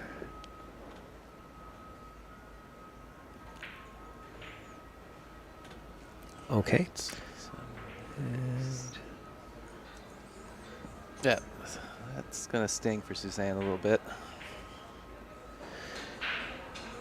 yeah, I think she's a seasoned enough player to know that that's an unusual error and not something to be focused on as far as like getting frustrated about. It just happens. So shout out to all the sponsors: Ox Billiards, Littman Lights, Navigate Law Group, and of course my own live stream, Chalkbox Productions. Appreciate that. Appreciate you stopping in today. Yeah, absolutely. I know. It's always fun for me to get over here. I mean, I live in Paulsbo, which is a ferry ride away, but it's always nice to occasionally come over to the other side of the water and hang out here at this wonderful establishment. All these talented players and beautiful Rusan tables and snooker tables. Yeah, speaking of them keeping the felt up, I know we commented on yesterday, but they've got those little brake pads for all the tables. Yeah. Prevent the burn marks. It's a good idea. I use it too. It really helps prolong the cloth in that area that you get a lot of wear from the brake. Let's see. So what do we have here? 1 ball is over there by the 8.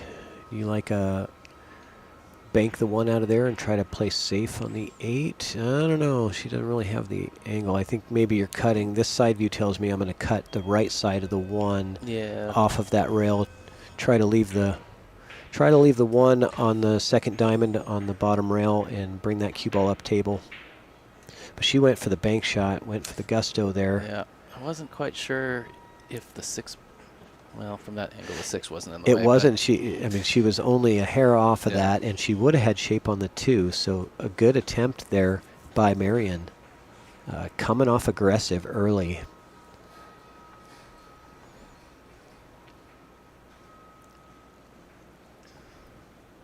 Good opportunity for Suzanne. Her first 3 balls are all down here, right next to each other. Yeah. Navigating to the 5. Now she has to decide what side she wants to be on. I think that one of the reasons I would have favored the safety on that 1 ball is only because Suzanne, her last time at the table was the scratch, and you don't want to give her the opportunity to pocket a couple of shots and get back in a rhythm, right? And so you keep them off balance, choosing the safety play over the offense. Yeah, I like the reasoning there behind that. I think that the sound logic to that, yeah. Yeah, and I'm a big fan of momentum, and I know what it feels like to be in that situation where you've struggled a bit and you've made a critical mistake, and then the next 5 times you're at the table, you really don't have much. Yeah. It's hard to get anything going, and so the last thing that you want to do is to give a player that's as talented as Suzanne an opportunity to get in stroke. Watch outside. Okay. Well, just left it funny.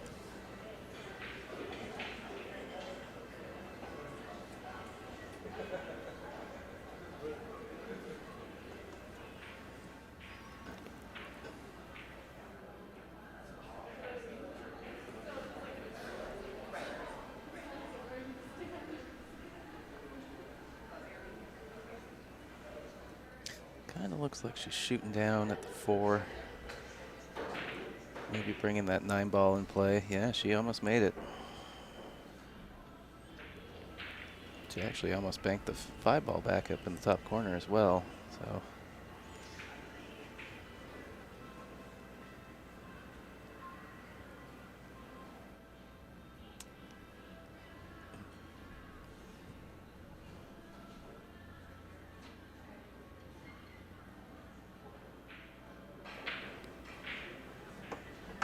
It does look like Suzanne's got a look at the ball. Oh, she had to try and go rail first off the top rail, and it's just jammed up in the pocket. Yeah, this makes it hard to get position now.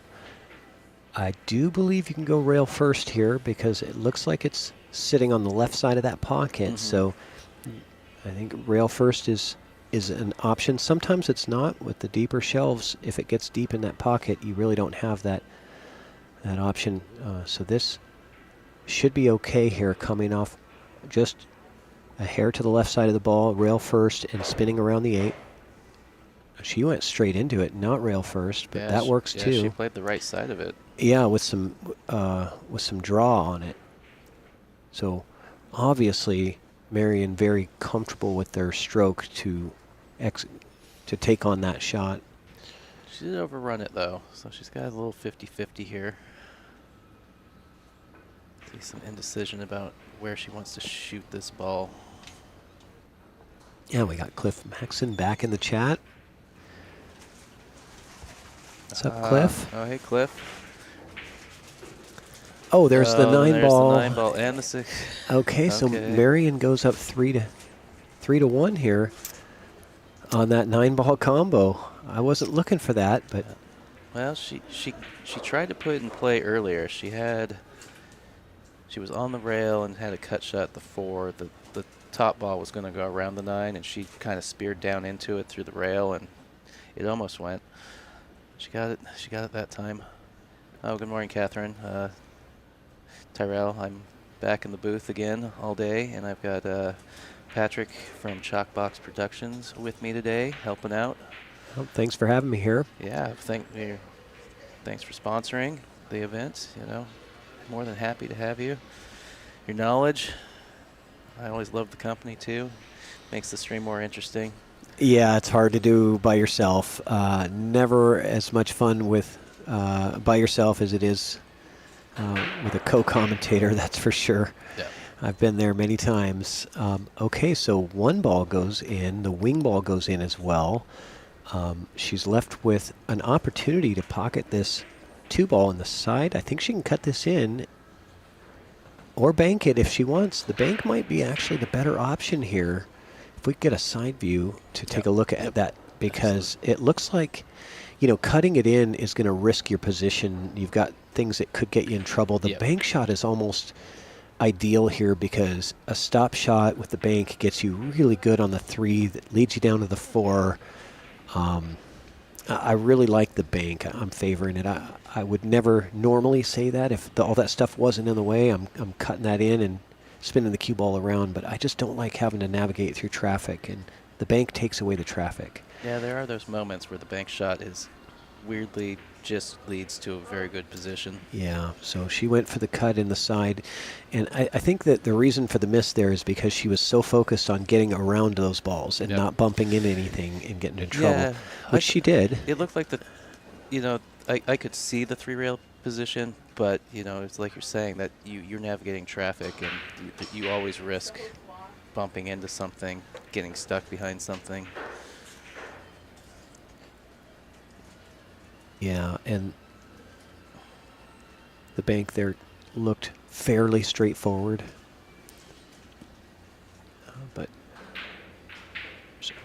Oh, there she just hammers that ball. I think the two's gonna roll out for an opportunity for Suzanne here. Yeah, but the cue ball is on the rail.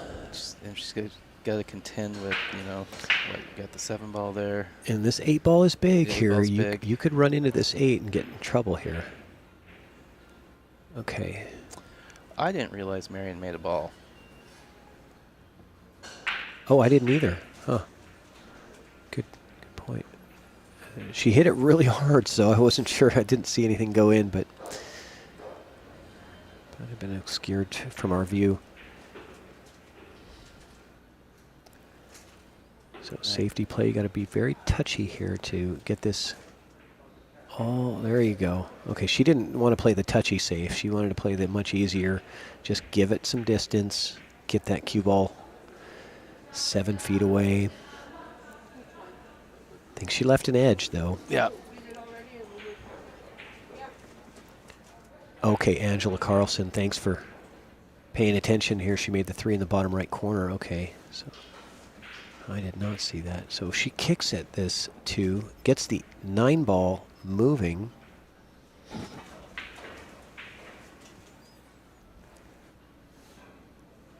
I think she was kind of hoping for a little bit of a flyer there, kicking at that 2 like that, as I do believe she had the edge of it So to hit. should play the bank here. Yeah. Just natural position for the 4 off the bank. Ooh, yeah, you're going to have to load up with a bunch of inside to get around those to get on the 6, or come outside and take a more difficult. Oh, she she went right through the through the gap. window and too hard. Too hot. Yeah, that was really hard to judge. I mean, I didn't see coming through that window. I like it, but yeah, just a little speedy on the cue ball.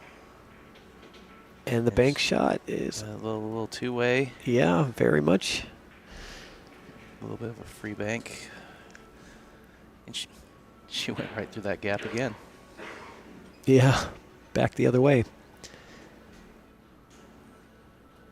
All right. Cut shot for Marion.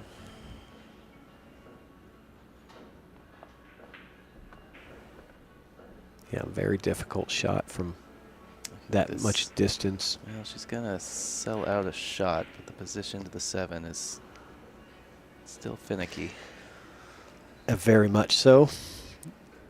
There's a very small position window on the 7. It plays either in the bottom right corner or the top left corner, and neither one has got a great, very large position area. Yeah. And So, I mean, I do see cutting in the side, running up to that top rail and just letting it float back down. If you get there, you get there. If you don't, you're playing safe. yeah, being that she's close to the rail, she doesn't really have a whole lot of options here. Yeah, so that was the angle I was talking about, but she juiced it up, which...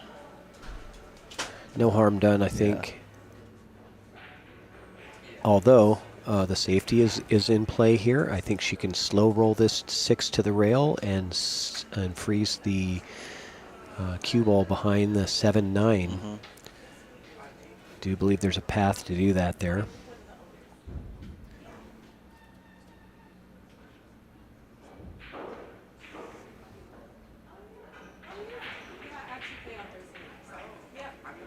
No safety there, but she got safe.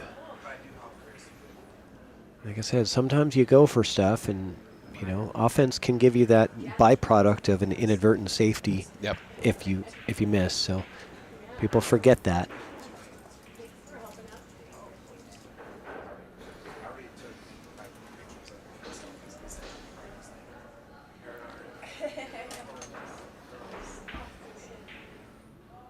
Okay, good solid kick on the 6 ball, floating the cue ball down table. Now, do you want to take a crack at the 9 here, being that the position on the 7 is difficult to obtain? Do you want to? Are you gonna gamble? You gonna roll the dice here, Tyrell? Me personally, no. Okay. Because I feel like the dice are probably against me in this situation. Yeah. Me in general. I know if I take on the 9, Oh, look at that. What a sweet shot. the balls are going to roll or they sell out for me. Whereas I know if somebody else takes that shot and they put me behind the ball. But yeah, Right. she Good point. And she chose the right path. She chose to go for it there, giving herself an opportunity to get this 4-ball run out going. But that was a tough shot to draw that cue ball from the 6 back to the 7, and she executed it really well.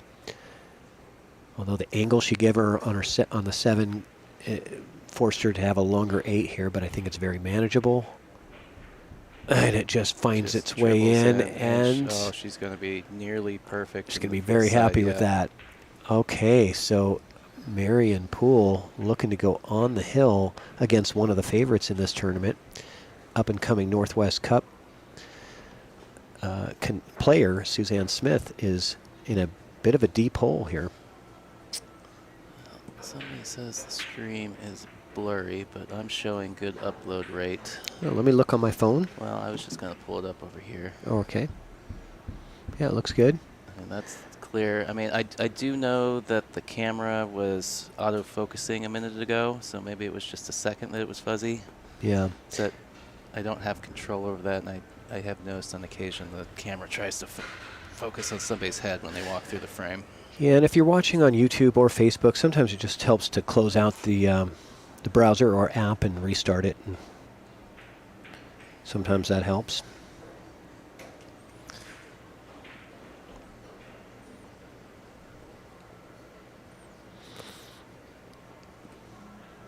So a little bit of a player break here. All right. Well, if you don't already, you can follow the NWPA on Facebook, Instagram, obviously the YouTube for our live streaming. You can go to the website playnwpa.com. Excuse me. To find about the tour schedule, how to enter events, all that good stuff. Shout out again to our sponsors, Ox Billiards for hosting tour stop number 6 and our Into Session Awards banquet last night. This is our final stop of the season. Thanks again to Patrick and Chalkbox Productions for sponsoring this stop. Navigate Law Group for sponsoring. Family Law out of Vancouver, Washington. And, of course, our 2023 tour sponsor, Littman Lights. Appreciate all of you for helping grow this tour and promoting it and sponsoring it. And I know that you're all appreciated. And again, a reminder, the Littman Lights Northwest Cup is coming up in 2 weeks. That will be here as well at Ox Billiards in Seattle, Washington. Can't wait for that one. Yeah, Moscone-style team competition. Bring your cowbell. Yep. Team Oregon versus Team Washington. I'll be back up here for that. I am the captain of Team Oregon, so I'm excited. Ed Slade, Washington captain, was in here for a minute yesterday, so we exchanged some pleasantries. A little disappointed he didn't have Cuppy with him, but... Cuppy has been making the rounds over the past year, hasn't he? Yep. Yep, I've been seeing a lot of Facebook photos of him strapped in Ed's car or at the random pool establishment. Have you watched the famous Cuppy interview on Chalkbox? I don't think I saw that one. I'll have to go look that one up because that sounds entertaining. So we did an interview with Cuppy just to find out from him, from Cuppy's own lips, if he has lips, what his thoughts are on his, being in Washington for the past year and getting to travel to all these different events and what it was like when he was in Oregon. And it's a pretty good interview. He had a lot to say. I'm going to have to go check that out. Yeah. As captain of Team Oregon, there's no reason I shouldn't have seen that already. I'll send you a clip.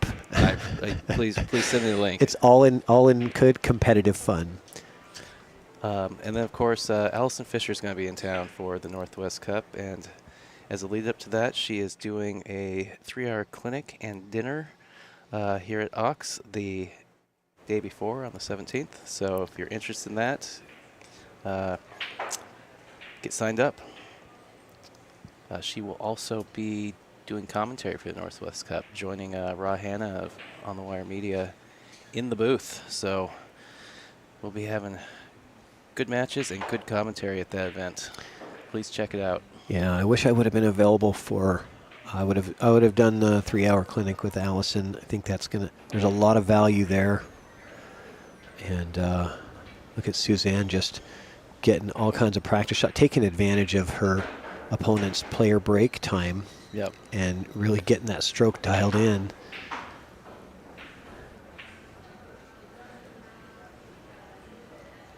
It's always a good idea when your opponent decides to take a break that you use that time, if you can, get some practice strokes in. And I see many times players take a break, they'll do it maybe after the rack has started, and they'll set their cue in the middle of the table so that their opponent really can't practice. So it's kind of a... Yeah, I mean, I'm not a fan. I generally adhere to the break should be in between racks. Because, Yeah. you know, leaving a table that's already been broken and walking away, you don't want to walk back in and be like, wait, you know, did somebody else walk by and not realize and hit some balls or something? But Good point. But then also, you know, I know for like the Western BCA events, you're not allowed to practice during the break. Because you can't practice on a table during your match. Right, that's true. That's true.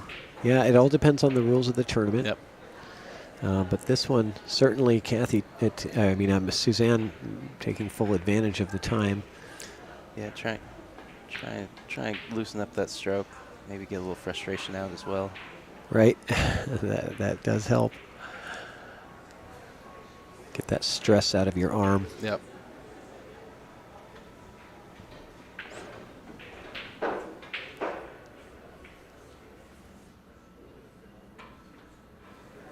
So let's take a look at the bracket. Do we have a screenshot of the bracket while they're on break? Maybe we can I've got it, share but that. I'm not sure where. Okay, so it's got it. Okay, so there. So it's on here where No, I don't know where the browser source is pulling from because I don't think I can interact with it directly here. Okay, I see what you're saying.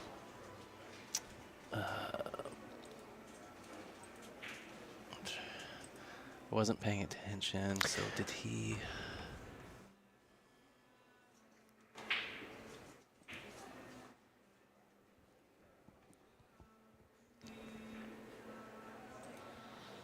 There we go.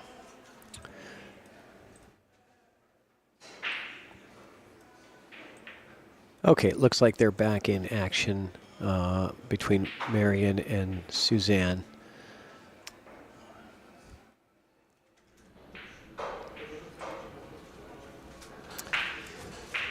Yeah, so I found the Interact console for that browser source, but it wasn't responding very quickly, so I think we'll just have to look ourselves and report about what's going on elsewhere.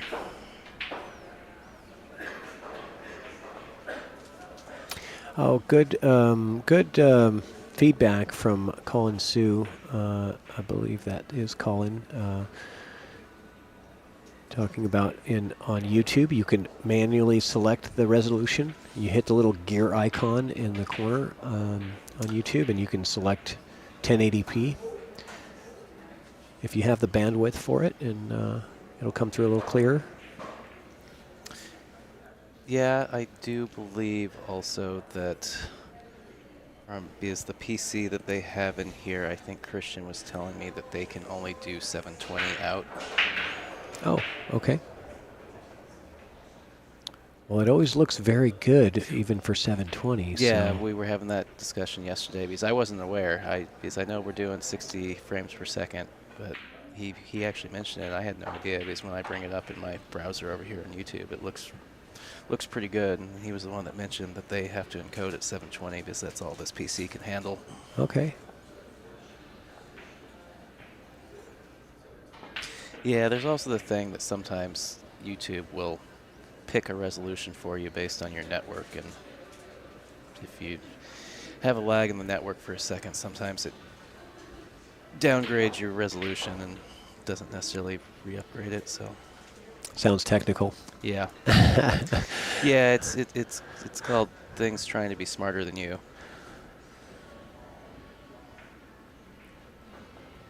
All right. Catherine in the chat rooting on her friend Suzanne.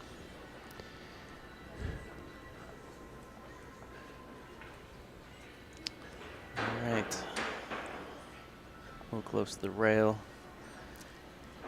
Yep. Make getting on this 2-ball. Marion has been really taking advantage of the opportunities that she's been given in this set. And that's really the difference. Oh, here we go. This is going to get good and safe, I think. Yeah. You don't want to do a jump shot here because, boy, this is get tough because the jump shot is hard to keep the cue ball on the table here, but the kick shot is really tough because of that 3-ball is kind of in your path. If you go 2 rails at the 1, you want to hit just before the side pocket on the second rail. Yep, there it is. It's a good hit. Really hard She to gotta execute get that underneath because there. that side pocket gets so big right there. But well played.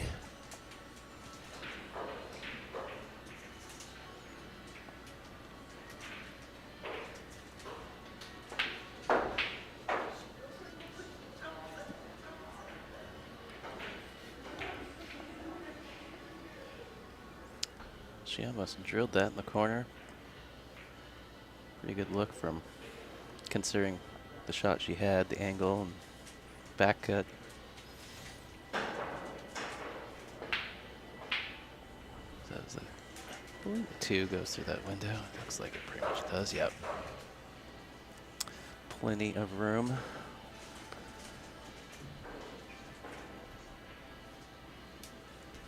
See if she can just slide across the table. Just like that. Yeah. She's gonna get on the rail though. Mm-hmm.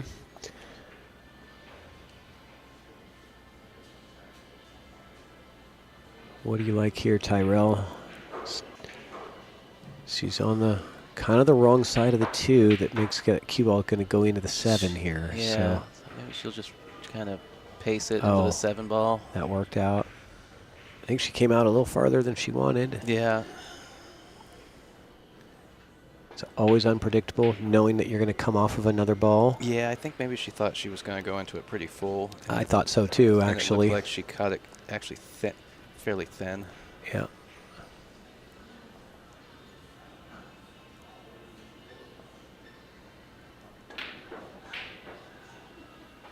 Can she make this? Okay, I was going to say, I don't know. Oh no! Oh. Oh no! I was wondering if she could make it without scratching, but that wasn't the scratch I was thinking. She was trying to hide the cue ball in there in the corner. Okay, so another opportunity for Suzanne to cash in on here, and advancing in this tournament is only 6 balls away with ball in hand, but the work is not done. She has to really put in the work here. Just because you get ball in hand doesn't make it easy. Yeah. Marion looking to go across the table and back out to the middle. Little spicy. Little spicy. Yep. Yeah. A little heavy on the cue action there. Yeah. That's always disappointing when you have ball in hand and you miss your first position on your first shot. You know, it's like, ugh. But that was the key, right? If she got positioned good on that, Ooh, that good was try. Pretty good real first look. You know, had she gotten the ideal position on that 5, I think that the rest of the run out was pretty easy.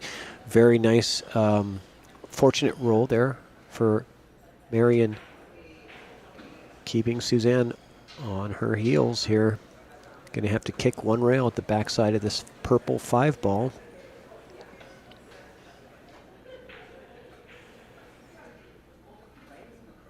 And Looks like the 4 is that's going to gonna, track. yeah, that that's going to be 8-ball. good. Yeah.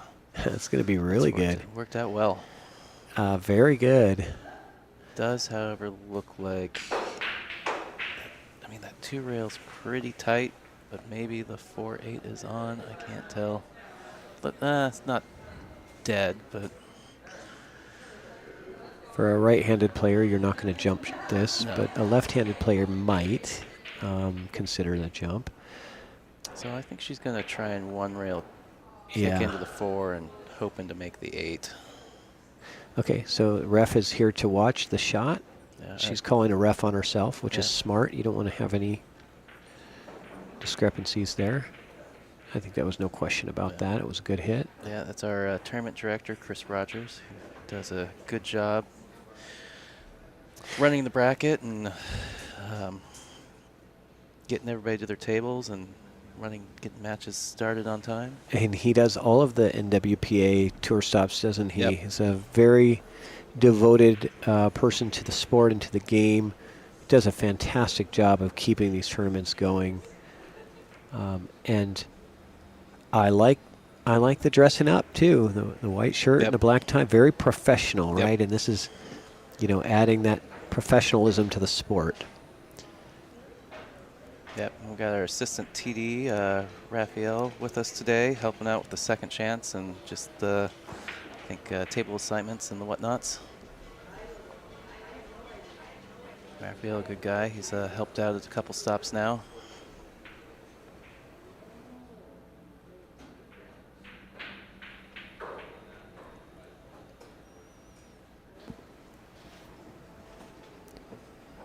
Well, just kind of moving balls around right now, moving that 5-ball around. Looks like Suzanne should be able to pot this in the upper right. Yeah, stun off the side rail and out to mid-table.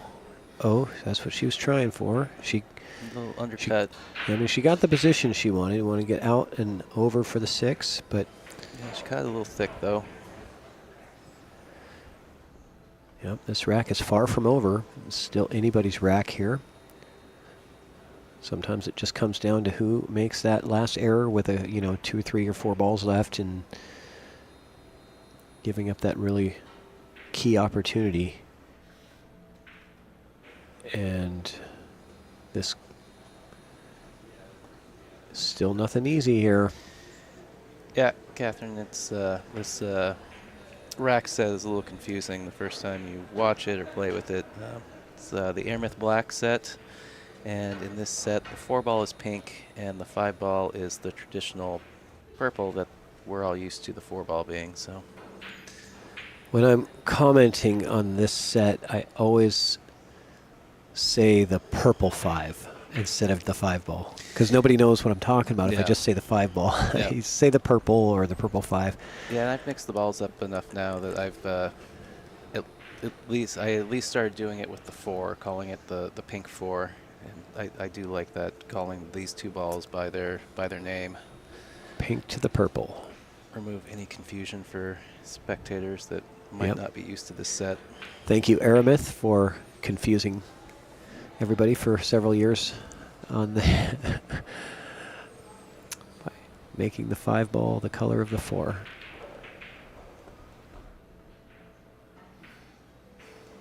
Overcuts, but I think it was an intentional overcut. And well played, good. Oh boy, heck of a try. Yeah.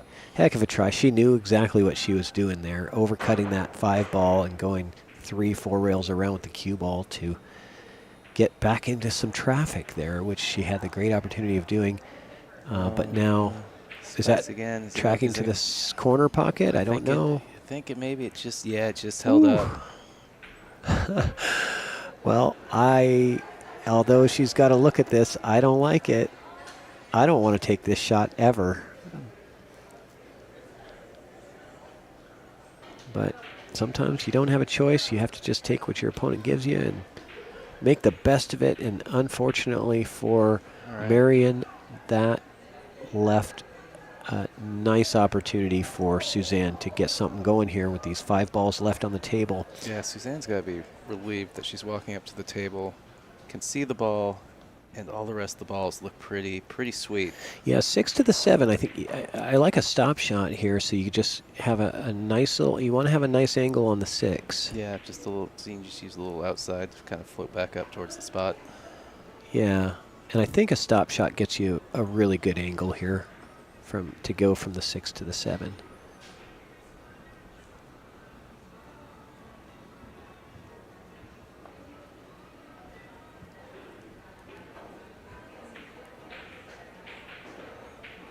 Yep, she agrees.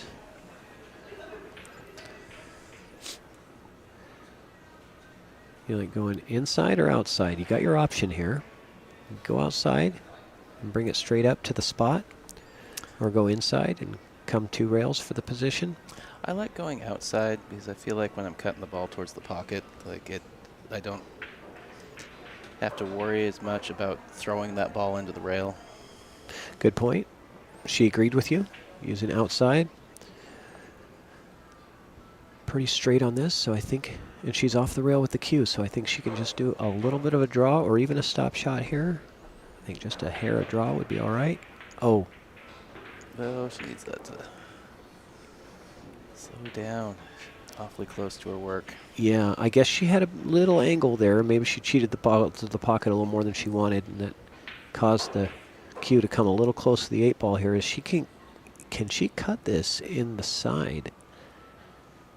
I don't know. She's got that little head nod that tells me that if it does, it's not trivial. She's not happy Yeah, with the looks like position, I'm she's sure. playing to the corner or playing safe. Safe behind the 9. No, she's playing. No, she's playing to the corner. Good shot.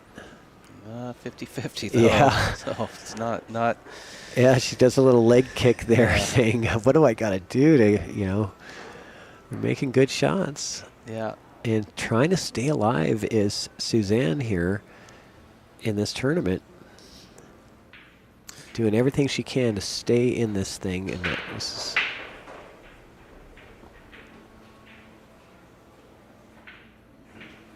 bank shot. Drills it Oh. dead center in the side pocket. Suzanne Smith staying in this thing, making it 4-2.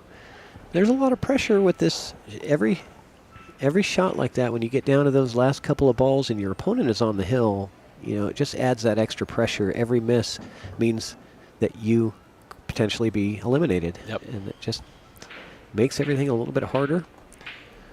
But I think for many of these ladies playing, they're used to that. They're no stranger to the pressure of big moments in the tournaments. And that's experience definitely helps. Yeah. Yes. You can practice, and practice is great. Obviously, you've got to put the table time in and do the reps and the practice. But you also have to have a lot of experience in competition under pressure, because that's a different game. How do you handle those pressure moments and those nerves? All right, so looks like we might be seeing a push out here. I agree. Lost her cue ball down here to the bottom of the table. Yeah, very nice out on that last rack from Suzanne. Really taking advantage. They had a lot of safeties and a lot of positional play. But when the big opportunity came with 5 balls left, she clears the table. Yep. Made some good shots to get out on that cut shot on that 8 ball and then a bank on the 9. Yeah. She earned that rack big time. Yeah, I like after that little kick of frustration after getting 58-50 on that 9 ball, she took a second, calmed herself, and just Yeah. did what she had to do. Yeah. But that's what happens. Yeah. When you get out of position a little bit, usually you stay out of position and you have to continue backpedaling. So safety here. Really putting a lot of energy into that cue ball because she had to hold it. She wanted to stop that cue ball on the rail. She is fortunate that the one didn't come all the way back down to that side of the table. So many times we play those safeties and we stop the cue ball, but we put so much motion into it that the object ball comes all the way around the table and back again.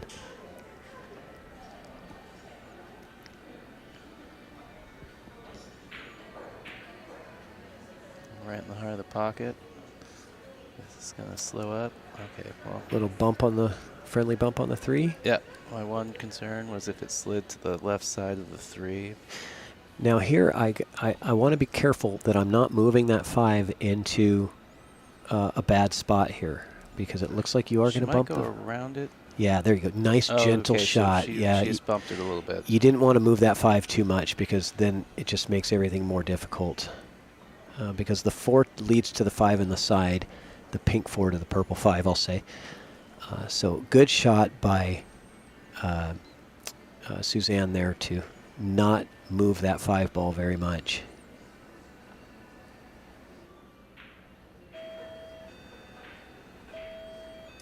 Uh-oh.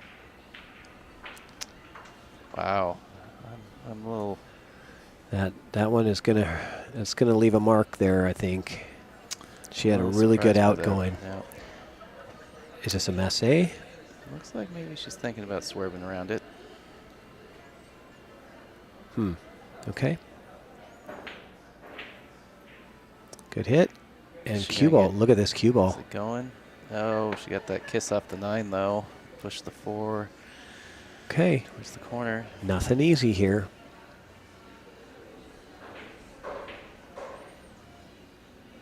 Nothing easy, but I got to think that Marion is happy to have an opportunity because it was looking like it could have been a run out there.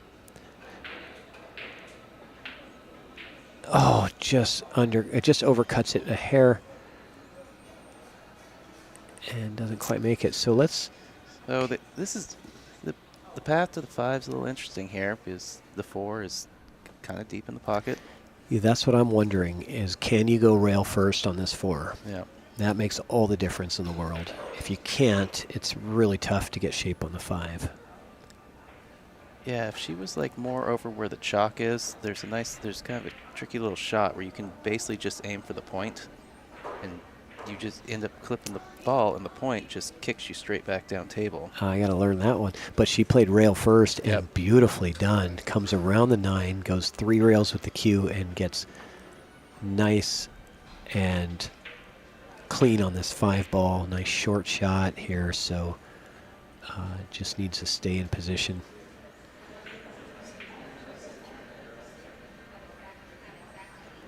To bring this a little bit closer here.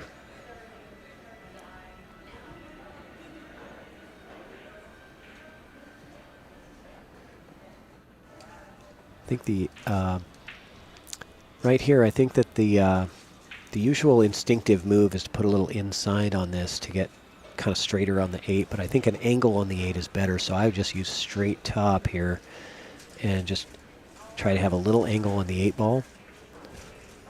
Yeah, just like that. Exactly like that. But she is going to have to use the bridge, I believe. I don't think there's any way that you can shoot this without the bridge, although she is trying. She's stretching. I don't like this when the joint of your cue is on your bridge hand. I don't like. Well, then, she had an extension on there. She had her Okay. extension Yeah, but on. she was still pretty stretched. But still, her bridge hand was touching Yeah, I saw the that. joint, Yeah. and if it's that far away, you're really losing a lot of accuracy. But she played it well. Yeah. I can't argue that. It definitely made me a little nervous too, especially knowing that her opponent is on the hill. Right. Great Nice shot, shot stay there on the 9 side. and stay out of the side. It Okay. does. Okay, so she gets one more. And Suzanne fighting. I like it. Suzanne is fighting. She was down 4-1. It is now 4-3. It's I'm all well for within range of anybody's game here. All but for another hill match. that It's been- that shot, that decision to not use a bridge there kind of tells me a little something about her game, because I would assume most players who are familiar with 9-foot tables are going to be very comfortable with using a bridge in that situation.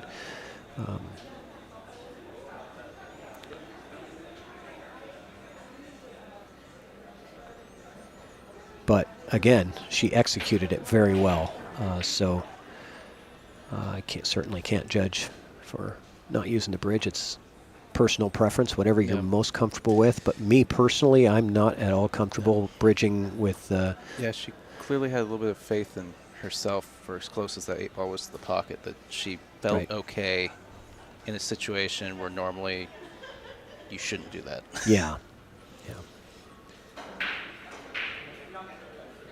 Well, should or shouldn't is subjective, I guess. True, Right? true. It's okay. Nice break here. If she can pocket this one in the side, this is a really good look to potentially break and run to close out the set, but no good there on the one in the side. Right. this 9-7 wired? I don't think so. Nope. Not quite, and especially not from that angle for the Nope. cue ball. Nope, definitely not. I think that she might decide to play the 8 ball. Play the carom. Mm-hmm. I don't mind that shot. You just have to make sure you don't come full into the 8 and scratch, follow it in at scratch. But I don't mind that shot at all. I also don't mind this. Leaving that, Yep. you know, because you had the opportunity to kill the 1 ball off the 7, knowing that it's going to pretty much stay down there on the rail. That's a pretty good shot. So carom here for the 7, or playing the same type of safety that her opponent just played, right? Where you're just cutting it, bring the cue ball down table, and the 1 stays to the 7. She elected to go for the carom there.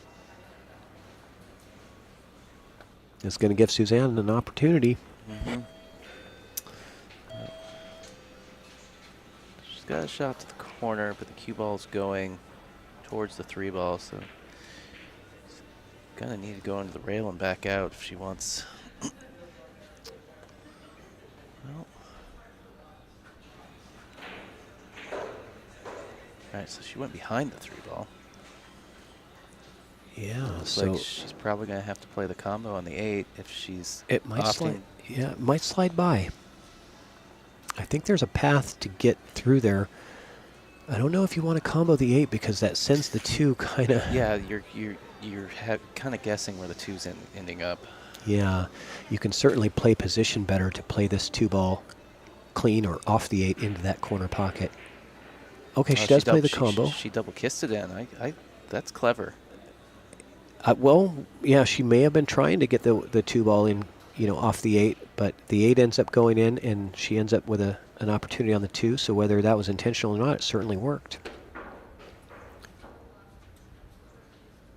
And Suzanne just really turning it up a notch here, turning up the heat. She's the player with the momentum right now. Oh, and creeps right into that Yeah. straight in line. But you know, she gonna have to she angle or is she straight?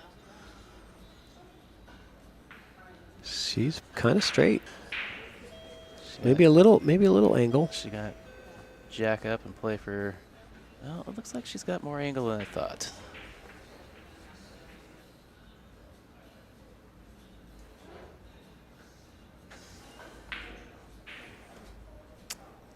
A little unfortunate to run into the 7 ball.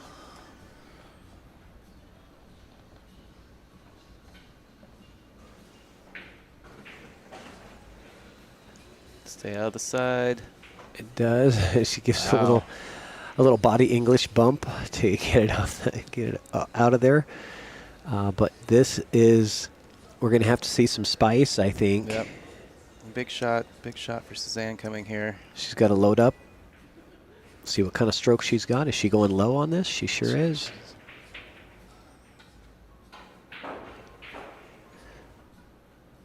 Beautifully Slow played. down.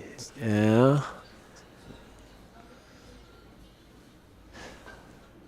That slide, a little bit of slide got it a little bit, and Yeah, I've been threw it over a little more.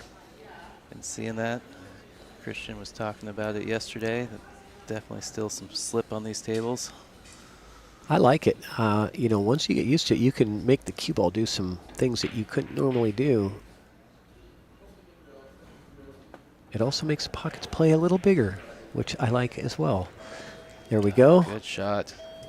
And there we have it, another hill match. Another hill match. You said earlier that every match goes hill. So we weren't thinking that when it was 4-1, but No, I don't think Marion was thinking that either. no. And I have to think that Suzanne is the favorite because being that she has all this momentum and confidence, and it feels like, you know, when you're in Marion's shoes and you're up 4-1 and you only need 1 and you've had the opportunities and just haven't been able to close them out, your opponent's starting to play better. It just, it makes it more frustrating, Yep. right? It starts to eat at you a little bit.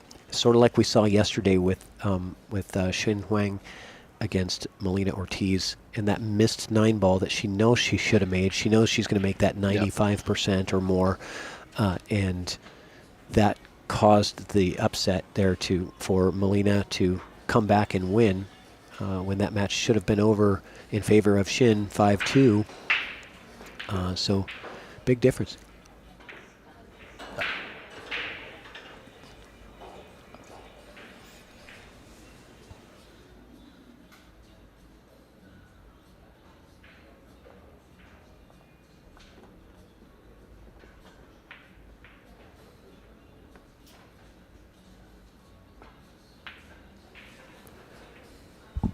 Right on. I got a coffee order in. This is great. Yeah.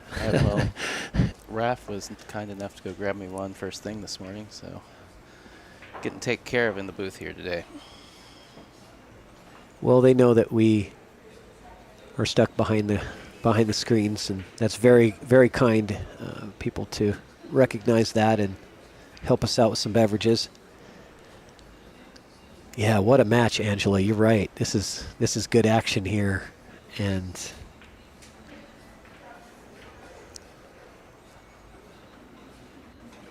one of these ladies is going to be eliminated out of this tournament. Nope. Oh, I'm sorry. This is an A side. Yep, this is an A okay, side. thank you. Sorry. The loser is guaranteed 5th, 6th, and the winner will go on to play for the point. Okay, so the next match on the A side will be the hot seat match. Yep. And which I believe will be our next match. Okay, cool. And do we have...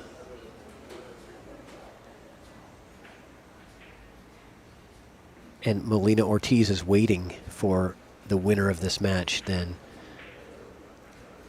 Well, No surprise there. I was just about to say that doesn't come as a major surprise to me. Right? I believe her last match was against Linda Massie, who is a good player. Yes, and she defeated Linda 5-1. Okay, that scoreline's a little surprising because Linda does play well, so I'm a little surprised by that. But Molina is definitely, on paper, if you want to talk about Fargo. Side pocket? Oh, no. That was crucial because that 5-6 is completely wired. Yeah. So it didn't really matter as long as you weren't hooked behind the 9. It didn't really matter on position there too much. But, boy, that one is really painful. I think that's going to be very impactful to the outcome of this match here, but giving Suzanne an excellent opportunity to draw back a little bit, and here we go. This is the shot, I think. Yeah, so it's a little funny. She's a little steep on it, and the 9 ball's right there. I think if she just comes straight across. Yeah, she had to hit that 9. Oh, man. I knew she was going to come into that 9, and it's sort of like, that's why she hit it so hard, is to come into the 9 and try to bring the cue ball back out again. A little tense moment there too, but she hit it so hard that the 5 ball thought about standing up in that pocket. Yeah, and some smiles there from Suzanne, just knowing that she had to kind of roll the dice a little bit with that one, and not out of the woods. She has to earn this. She has to earn the right to get to the hot seat match to play against Molina Ortiz next, and earn it with a big shot right here on the 7. It's a good stroke. She's trying to go just to the side. Just undercut it. Yeah. Oh, no. Okay. Is she going to hide it? Is she going to get a roll? She is. She's going to get a roll. She is. Well, let's take a look. Let's take a look. Oh, I don't know. Oh, this is close. This is close. Gosh, I want to run out there and actually see on the table. That's Actually, close. If she did leave it, the one thing going for her is she's got Marion shooting off the rail. I think she's got it. I just kind of peeked over there to see, and I think she has the angle here. I mean, she's gotten right down on it, so. Yeah. The pressure, though, is. Oh, no. Oh, wow. The pressure of the moment here is just makes that shot so hard. It's like. Scott, it's got me all tense. I'm like. Scott Tomlinson, the corner pockets are 4.5 inch.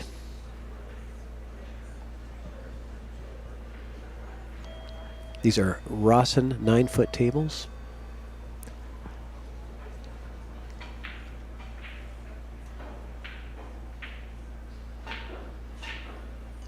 She was just trying to put that on the bottom rail. Oh and boy, and that is not going to be good for Suzanne.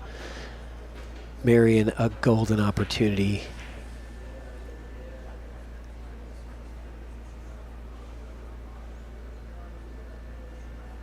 Yeah, I think everybody's tense right now watching this. Who's going to get to the hot seat match to play against Melina Ortiz? This is looking good. She's going to land on it, though. Oh, is it come by and give her the Yeah. opportunity for a side pocket? Not ideal, but it's definitely there. Got to bear down here. Just trust in your fundamentals. That's, you know, when you're under pressure, just remember all the practice that you've put in, all the time. Yeah, I think the big thing is, yeah, just bear down. I think she needs to remember that corner pocket's up there, though. There it There it is. is. So, Marion Poole, you are going on to the hot seat match against Melina Ortiz next, which I believe will be on the stream table, I guess. I believe that is, I know the hot seat is usually always on the stream, and I believe that is next. And So. I'm going to take a quick break here as well, and we'll be back shortly. Yep, so stay tuned, and we will be back as soon as they get that next match assigned.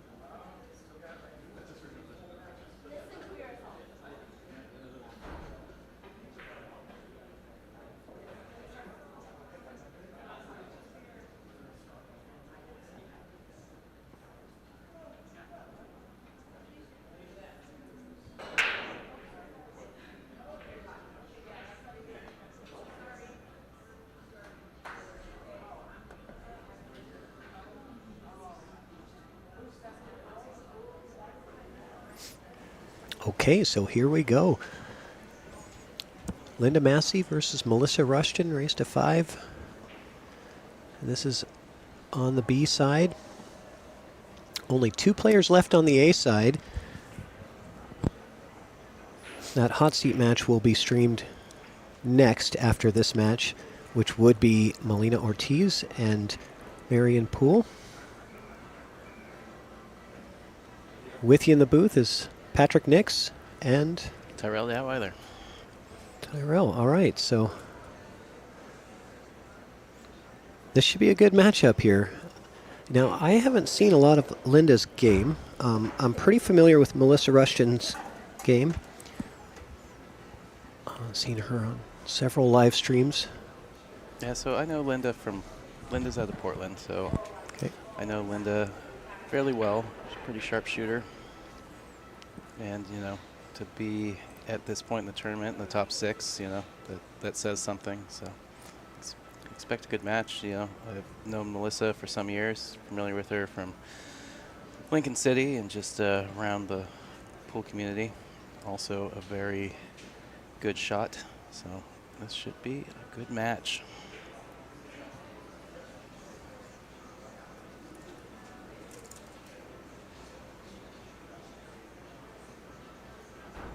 So Linda winning the lag.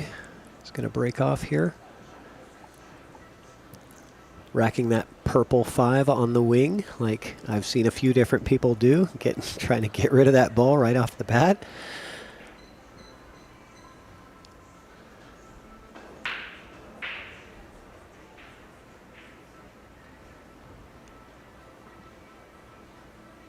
And here we go. Purple 5 drops in the corner just like it's supposed to. One ball tracks up towards that other corner, giving her a little bit of distance, but nice shape. I love how that 2 ball rolled right into a good spot here. So a good starter. Controlling that cue ball and controlling the 1 and pocketing the wing. That's the 3 things that everybody wants to do in 9 ball. And I think Linda did that pretty effectively here. So the loser of this match gets 5th, 6th. Yes, this is for 5th, 6th, and where'd my payouts go? I do not recall off the top of my head. 5th, 6th, $180. Okay. And I don't think either of these players came here for that. They want to win it all. Oh. Couldn't quite rattle that 1 ball in. Thought it was going to wipe its feet and still drop in the pocket, but it holds up. Leaving Melissa, I believe, a rail first shot on the 1. Let's see if we can get that side view and really see if she's got a full view into this. That one there. She might not have to go rail first. She might decide to do that. See how she likes to play this, but she's got to be a little delicate here to keep shape on the 2. Not bad here.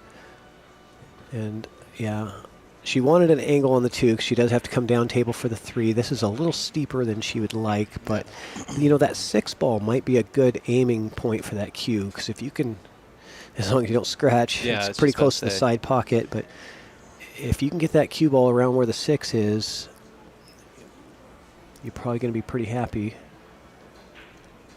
But she's not going that way. She's banking. The bank. Yeah. I think maybe she's made it. Yeah, she has made it. Leaving herself a bit of a difficult 3 ball, so this is going to be a safety here, I'm fairly certain. There's not much reward in going for this shot because position is not going to be guaranteed on the 4, so.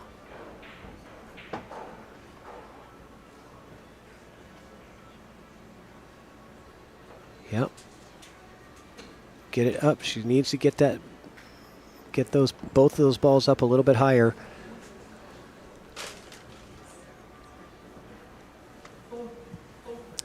So Linda with an opportunity, but that 8 ball looms large here in the position path from the 3 to the 4.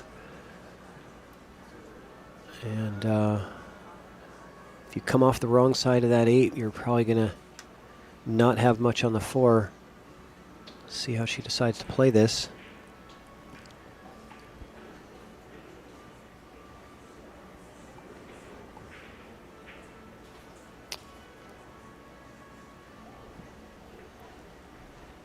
I think that was a safety attempt.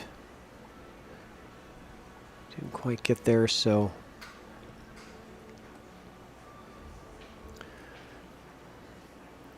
Melissa with a safety attempt of her own here. Can she hold that cue ball? Not quite. So both players a little bit out of position early in this set. I think it just takes a little while to get back into stroke after I think they've both been on break for a little while.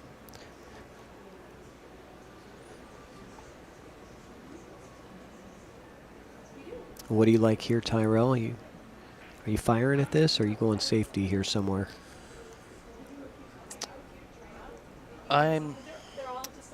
Traditionally I'm firing at it. Okay. She liked a safe, bringing that, getting that distance. Is it gonna come around the Good 9-foot table. We got Sandro Manzel in the house doing his professional photography for these ladies. Gonna get some awesome action shots as he always does.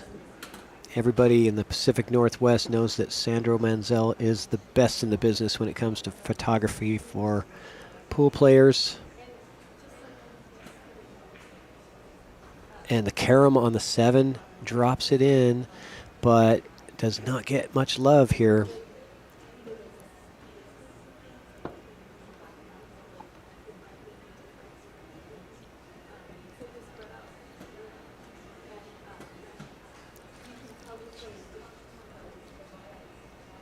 Does she have enough to cut this in the corner? It looks like she has an edge. Does she want to cut this in the corner? That's the other question. I know she didn't want to do that, so Melissa giving up an opportunity here to Linda that is pretty tasty here. So I think, in my opinion, the 6 ball is your challenge, right? Getting position on the 6 is going to be the challenge of this. So you got to be very careful here on where you position this cue ball from the 3 to the pink 4, because you definitely want to be on the correct side of the 4 to have a fairly easy, straightforward 6 ball. And it's all going to depend on this shot right here, where this cue ball ends up. Yeah, I'm looking to draw that line right down the center of the table, trying to come out to that point. Oh, she's going that way. She's going into the 6 that's and into the 8. That is an interesting way to play it. Certainly not wrong. She is a bit on the wrong side of this 4 ball, though, so I think some maybe top inside to bring that cue ball off the bottom rail with some inside, a lot of inside spin. It looks like that's what she's looking for here as well.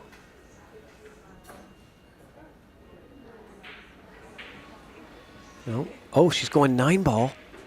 Oh, and there it drops goes. in the pocket. So there we go, Linda Massie. I did not see that coming, but I wasn't looking at that either. And Linda takes an early lead. the look on her face tells me that she was playing it. She was definitely playing that. She did, a little bit of a trying to punch it in with with an air fist. Yeah. It almost hung there, though, and that could have been really, really dangerous if that 9 ball just hangs there in the pocket. So she's very happy that found gravity and dropped down into there.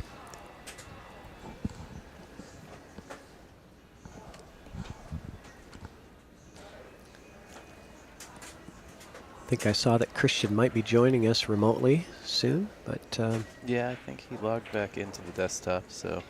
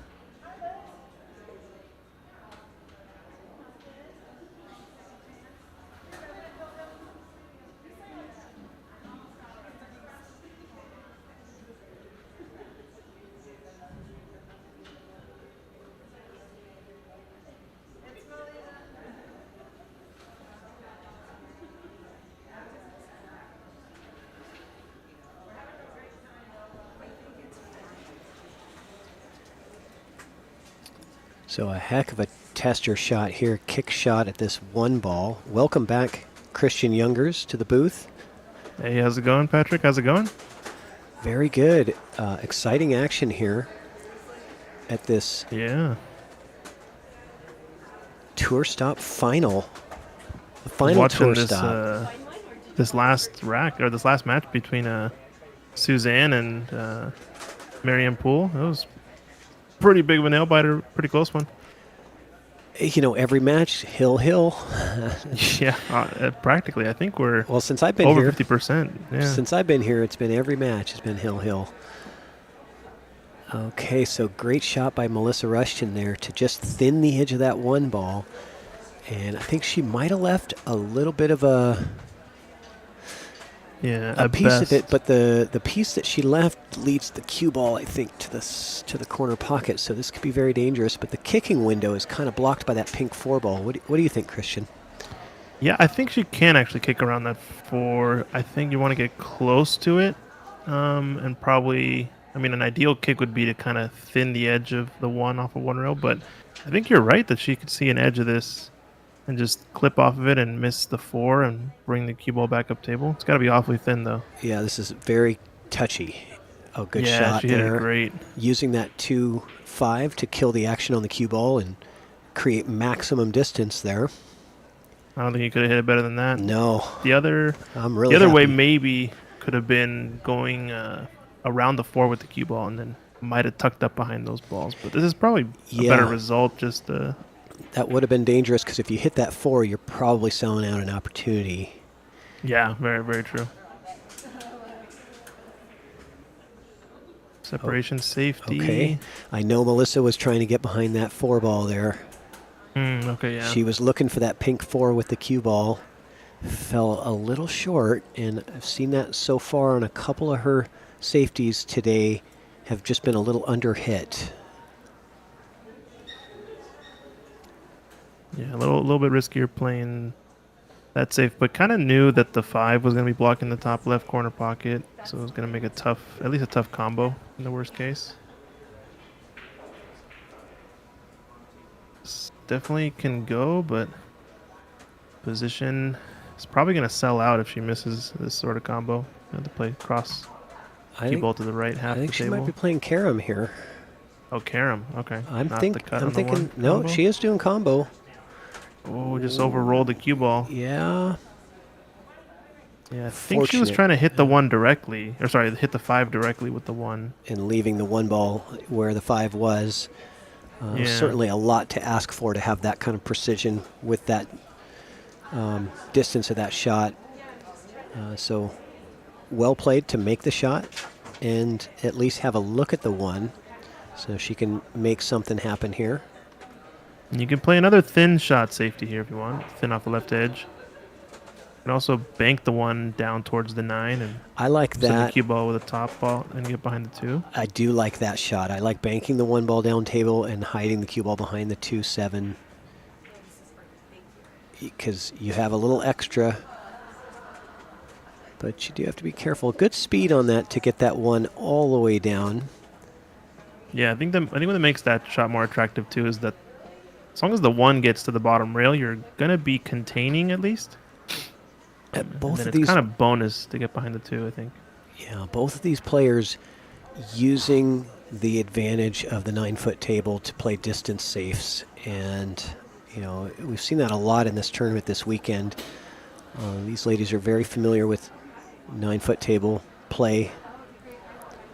You don't have to have a blocker to get safe. Distance is your friend. Great shot by Melissa there to control that cue ball very effectively, getting right behind the 9. Imagine kick at this a little bit more pace, I guess, to hopefully get some separation if you miss. Yeah, I think ideally you want to make sure that you're hitting that 1 ball very full. And hopefully on the underside of it, right? Right. Oh, she's going 1 rail. Okay. She was looking at the 2 rail angle first. Yeah, I like 1 rail, but if you hit it 1 rail, I think the pace needs to be a little bit up there. 9 ball could be in play here. Okay, I was going to say if she comes off the edge of that 1, the 9 could have been in play. Not happy with the results there, giving Melissa a great opportunity at the 1 and then the 2 automatic right after, automatic position for the 2 here. Do we know if this is a B-side match or an A-side match? This is the B side. This is 5th, 6th. 5th, 6th place. Okay. Getting down to it. So the loser will get 5th, 6th and a pocket $180. The winner will go on to play in the 4th place round. And next up on the stream table, I'm told we are gonna have the hot seat match between Melina Ortiz and Marion Poole. Yeah, this should be a good one. Okay.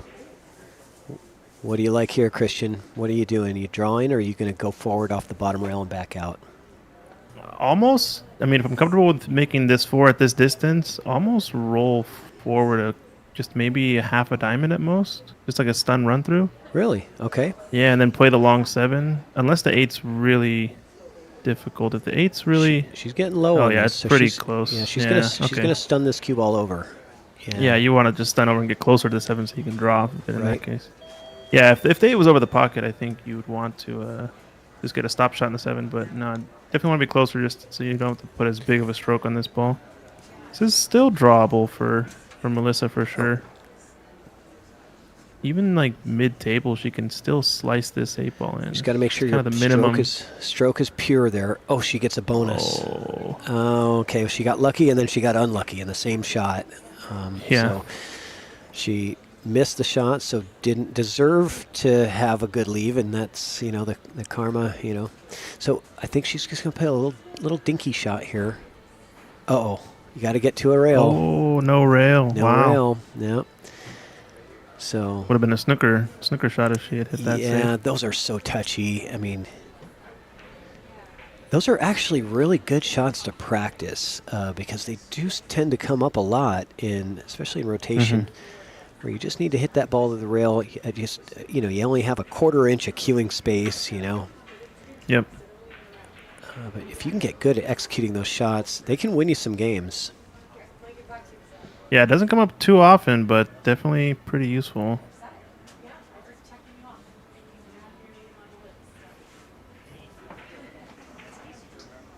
Okay. And oh, good. No. And it stops Wow. just in time. If there was a piece of lint there, it might have saved her from scratching. Wow. But either way, Linda Massie taking a 2-0 lead against Melissa Rushton. And Melissa frustrated that she gave up ball in hand on that shot. She wants that one back. But it was really the 7 ball that cost her the match, ultimately. That cost her the game, I should say. She was really trying to put a little something extra on that to get that cue ball to draw back, so she was in a correct position on the 8 ball for the side. And just got a little funny on her stroke there. Yeah, that's how it goes sometimes.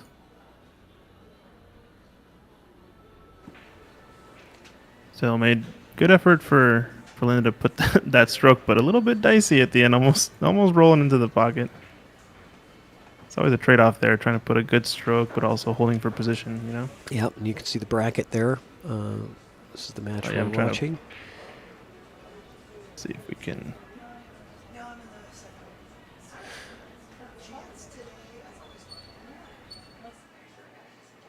show the viewers. Looks like this is the match we're on right now. We have only one other B-side match happening, right? Over it's like Suzanne Smith, who was just on the live stream playing. Correct. Yes. Playing Shin. Playing Shin. That should be a good match too. That's actually that's actually a very probably a very good match. So scratch on the break here. 7 and 9 are tied up.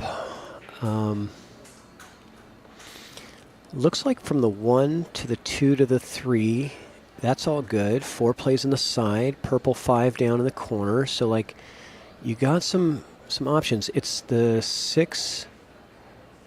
The 7-9, that's the question, I think. That's going to decide the rack. Yeah, I'm looking at the 6 to the 7. The 7 does play in the bottom left corner, as you see it on the screen.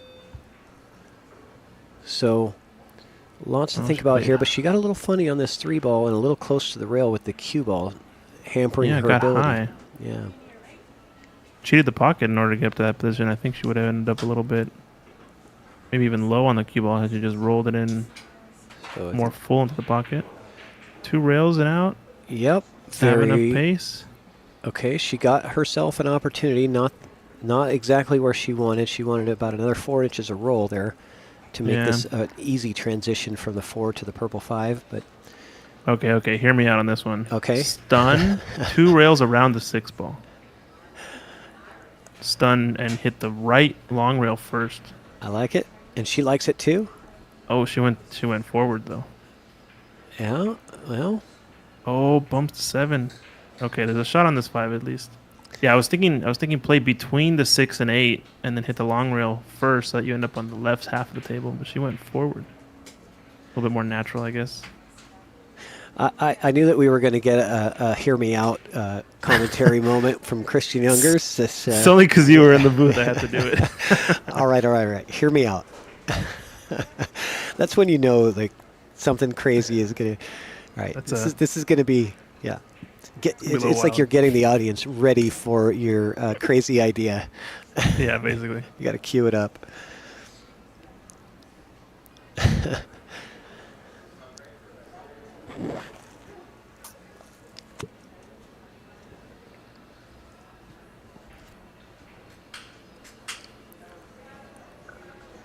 All right, Christian, are you holding this cue ball behind the 5, behind the 7-9? I think just separate, put them on the 2 long rails. Okay. Feels a little too difficult to try to hold it, especially because your 5 ball is going to be tracking to the top left corner pocket, and you might even sell out an easy jump shot. It still works. Yeah. It just feels touchy. She did it pretty well. Well, like you said, the jump shot is now in effect, but anything can happen. Oh, she's going right to the kick. Okay. Not bad choice. Yeah. I was looking more pace. I was looking at that as a much easier jump shot opportunity than the kick, but shooter's preference, of course. Yeah. Yeah, I think it also depends how comfortable Melissa is with the jump cue.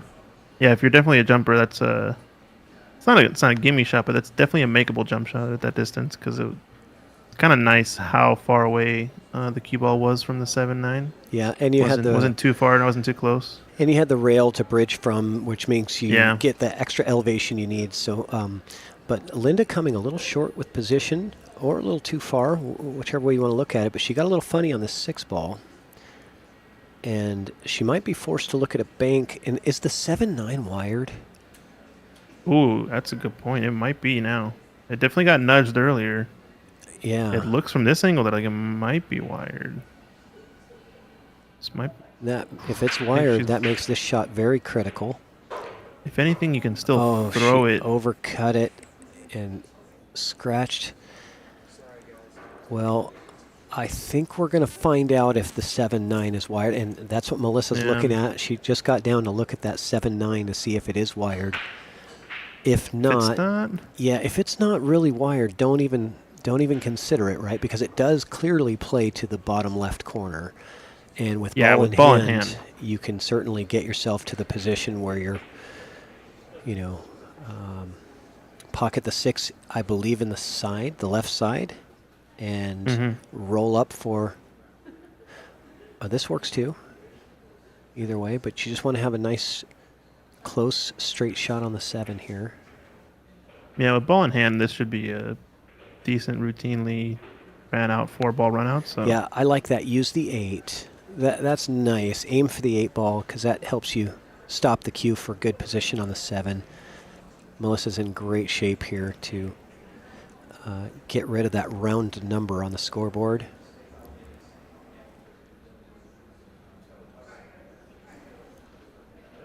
Okay, looks like this is going to be a little bit of a difficult rackectomy here. Now, Chris does have these He- specialized ball markers, I think, that he handmade that are. They have the base that are smaller, and the top kind of extends out, so he can get it around the magic rack a little bit more easily. Yep. A little bit of teamwork here from Yeah. Linda. It's because most of the ball markers typically have a wide base and they kind of surround the cue ball, but I think what he's got is kind of one that, um, arcs upward. Yeah. Chris, best in the business. Getting it done. I love the professional attire, wearing the white shirts and black ties. Very, very professional event here.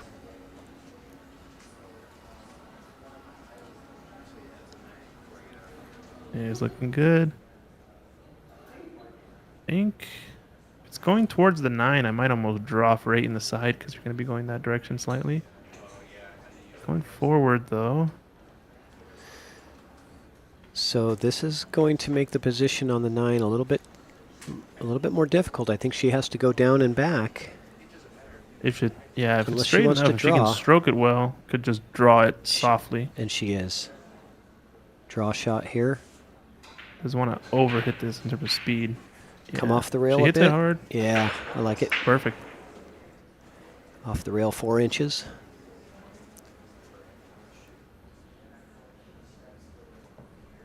Nothing to do here but just bear down and remember your fundamentals. Uh-oh, that's going to hurt. Oh, man. She knows that was not... that is not a normal shot for Melissa to miss.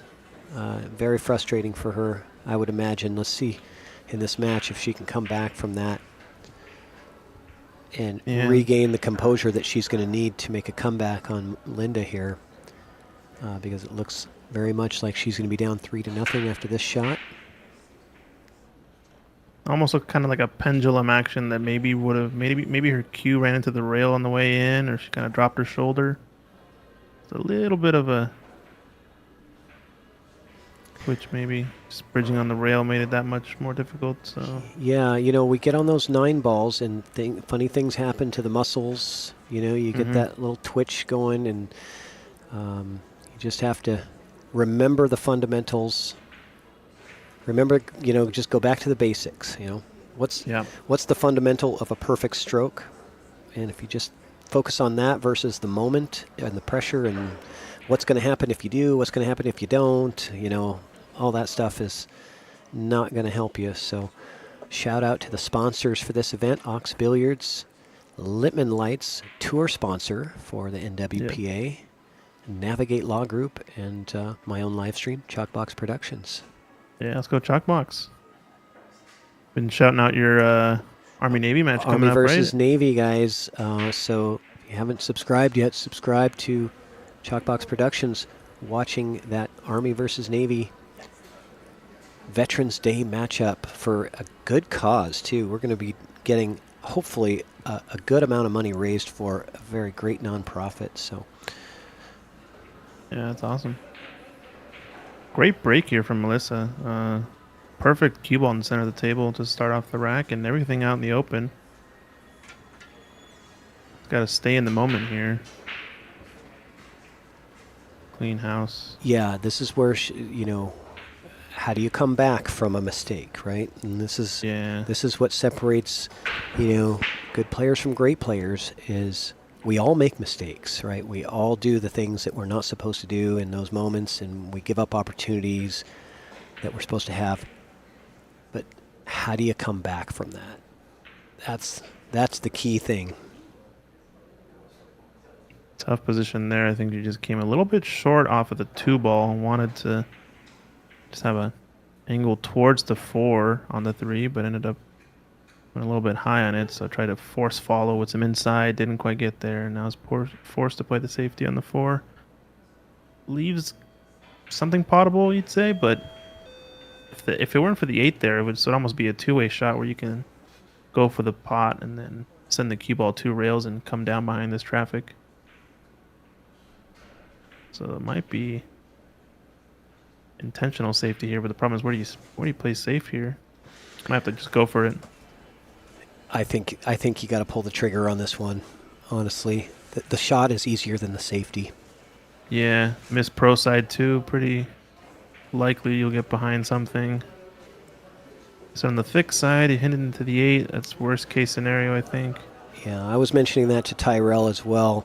A lot of people forget that sometimes when you go for the offense, you still can get lucky if you miss, right? This it doesn't Yeah. necessarily mean that you're going to sell out every time. There are those opportunities sometimes when you go for it. It doesn't require you to play safety to get safe, right? Yeah. Takes some experience too to be able to identify the type of shots to pull the trigger on, knowing that you might get safe. Yep, it's a very good point. I got some other streams going simultaneously. The U.S. Amateur Tournament has the finals right now. A lot of pool this weekend. On the professional scene, there was the the International Open happening as well. Finished last night.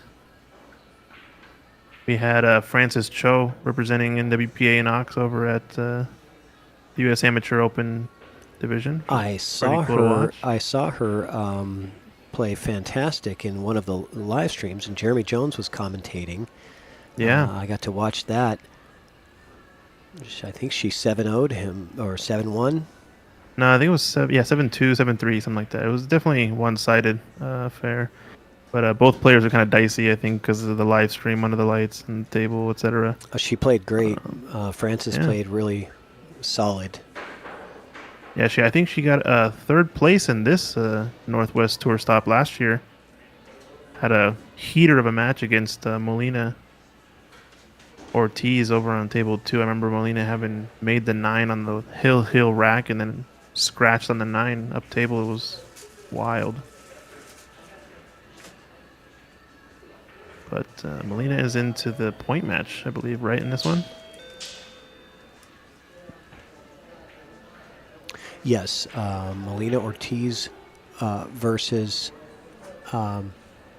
Marion Poole is going to be the hot seat match that's going to be coming up That's next. Right. I'm multitasking in the booth here by myself, just Oh, good. doing the doorman, the commentating. And Yeah, you earn your keep over at the Ox. yeah. In the Ox commentary booth. Huh? You got multiple. Well, I would trade it for maybe a little bit of table time. Maybe I can get some one pocket in with somebody a little bit later. There you go. If Mike's nice out shot there. Good shot by Linda to drill that purple 5, and I like the angle on the 7 here to really get her cue ball over for the 8. Yeah, pretty natural. Some people might, say it's a little steep, and she might even at the table seem like it's a little intimidating to try to cut this 7 in, but it's really natural to kind of just float across one rail for this 8 ball. You see the pros kind of lay up these type of shots sometimes that are a little bit thinner, but I think it's pretty easy. Be cautious of the speed of the cue ball. Okay. Oh, she tried to play above. Okay. And the side pocket. You have to be aware of that side pocket as well. So maybe she was because of the rail, maybe didn't have enough of the cue ball to put a flick of inside to keep it low.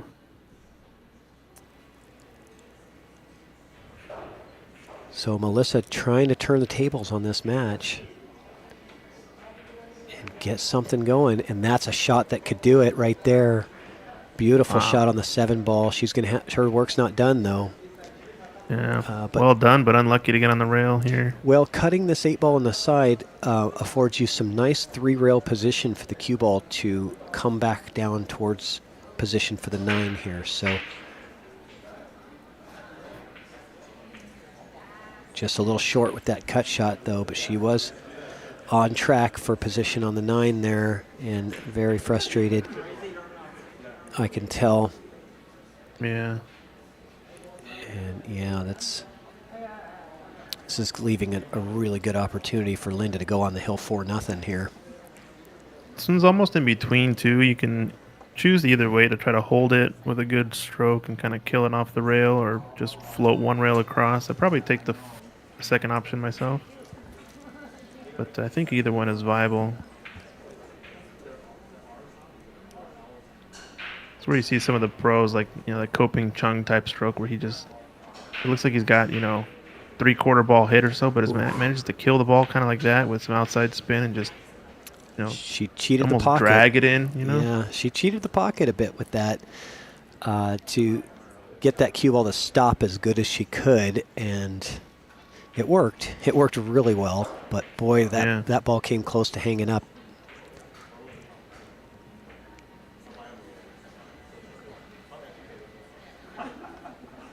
To go on the hill 4-0 and have a commanding lead. Oh, does not execute on the 9 ball. So both players in this match miss a heartbreaker 9 ball. Yeah, a lot of pressure on that shot, I guess, because it puts you 4-0 up on the hill.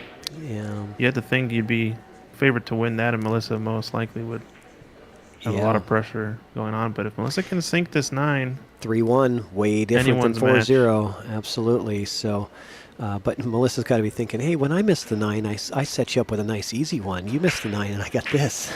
It's like, it's not fair.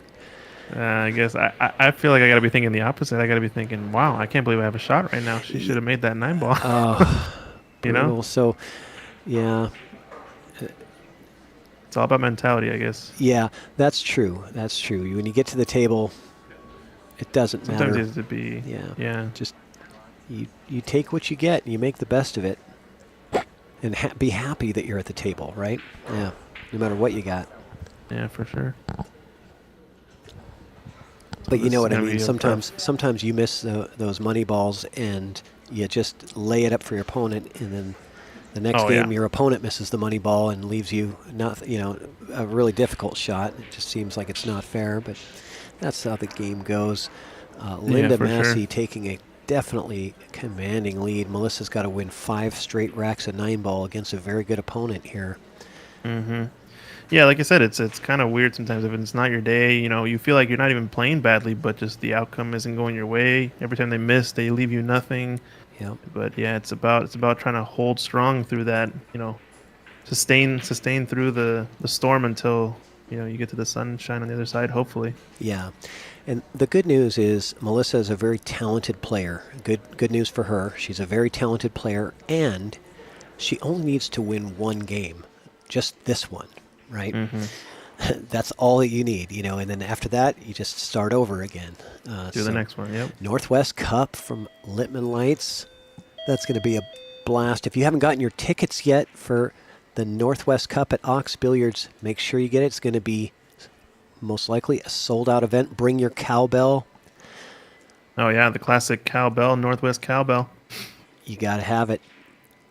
And Allison Fisher coming back to Seattle as well. She's doing a clinic and a dinner. The Allison Fisher Experience. Going to be here at Ox, I think, day before Thursday, I believe. Make sure you guys check that out. I did it last time she was here 2 years ago, and it was a great time. You get to share a meal with probably the GOAT, honestly, of all time on the ladies' side. Great event. It's going to be awesome. She's going to be in the commentary booth.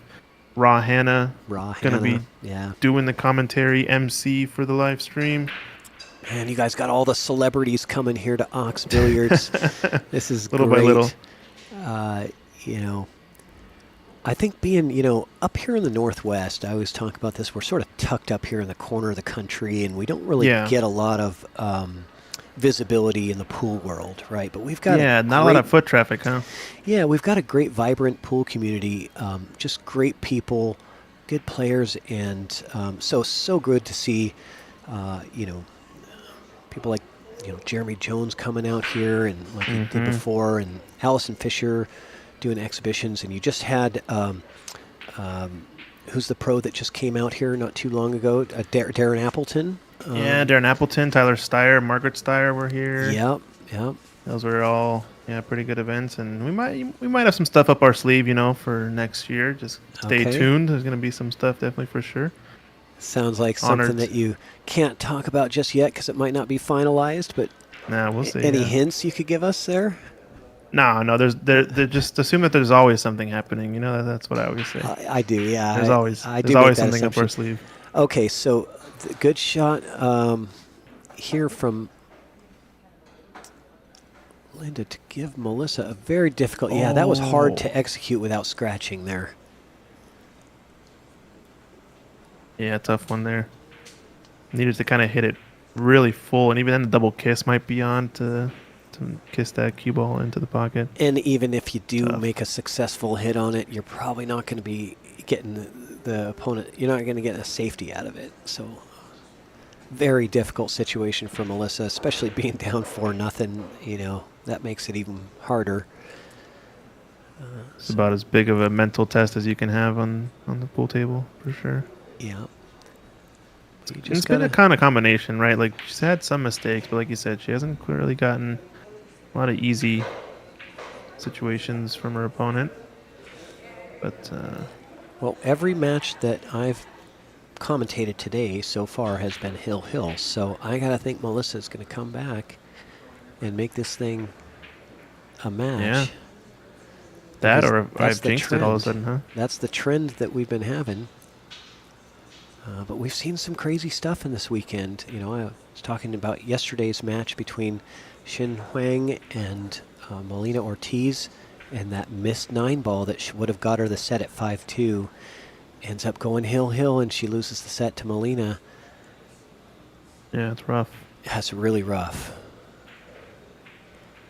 It was a classic battle, though, and an example of kind of how momentum plays a big role in the match. Because I think the moment that she missed that 9-ball, it's almost like both players kind of knew there was a chink in the armor. The chance was on. You know, could definitely swing the other way. Yeah. That 2-9 at the end too was wild. Yeah. You got to Probably have shot of the tournament so far. Yeah, it was in my opinion, that was the best match so far that we've seen. Maybe on the live stream, there might be other matches that were, you know, just as entertaining, but maybe just weren't streamed. But watching that, I was highly entertained. Definitely. And do you like this? By the way, the 7-9 again. We're talking about the 7-9. Yeah. Looks a little juicy depending on how you want to shoot it. Depends how angle you get on this 6-ball, really. Right.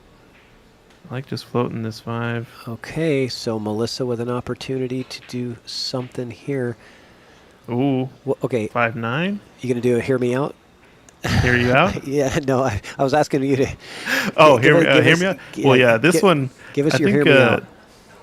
I've been playing a lot of league 9-ball, and so I've seen a lot of players go for this type of shot on me. So I'm always expecting like, oh man, they're just gonna go for the 9. This one's almost like, okay, I'll hear you out, I guess, but I know it's coming. No, went for the bank shot, huh? She did, and did she get the 2-railer? Oh, it's gonna stop. Oh no. That's interesting. Stops in a pretty tough spot here. I don't think that's even cuttable to the side. Maybe. Maybe it is. Really Yeah, thin. it might go off the point, maybe. Off the point, hit it super thin, but you're going to lose your cue ball a bit. Yeah, I could run into the 7-9 with the cue ball here. She You gets it with think? some right-hand side. You think? I don't know. I think it goes If it's super Yeah, thin, super then thin, watch yeah. out bottom right corner. right. That's kind of what I'm looking at is bottom right corner. I guess you don't have to really hammer it because it only has an inch to go before it drops in the pocket. So, but you got to be careful. This could really hang up. She's not going to go for that cut. What about just falling and hitting the point and playing the 6, the bottom right next? I think that's what she's aiming for now. Is it straight enough that she can avoid the scratch? I'm not sure. Oh, I should have had No. to hear me out. My bad. I Yeah. missed the shot completely. Yeah, I did. What it is I didn't you think got there to was a float way. that ball and freeze them on the point. Yeah, I didn't think there was a way to play that without scratching, but I'm not at the table, so apparently, you know, Linda is very experienced player, so she knew that was possible. She might have just not hit it. You had to hit it just perfect to bring that cue ball off the point and back out. Yeah, I think the shot might have been actually just roll forward and freeze on the point and get the 5 ball just to touch the rail. Yeah. Hit a really soft speed. So here's where we're going to find out if Melissa Rushton can shake off Yeah, the looks good. frustration from the previous few racks and get back into her normal form. Maybe check this with some Yeah, inside. That's what she's using here, inside. Nicely played. Yeah, That's what she tic-tac-toe needs out. right there. That's what she needs right there. Just got to win one, right? That's all you think about. Don't think you need to win 5. You only need to win 1 rack, and then you start over again.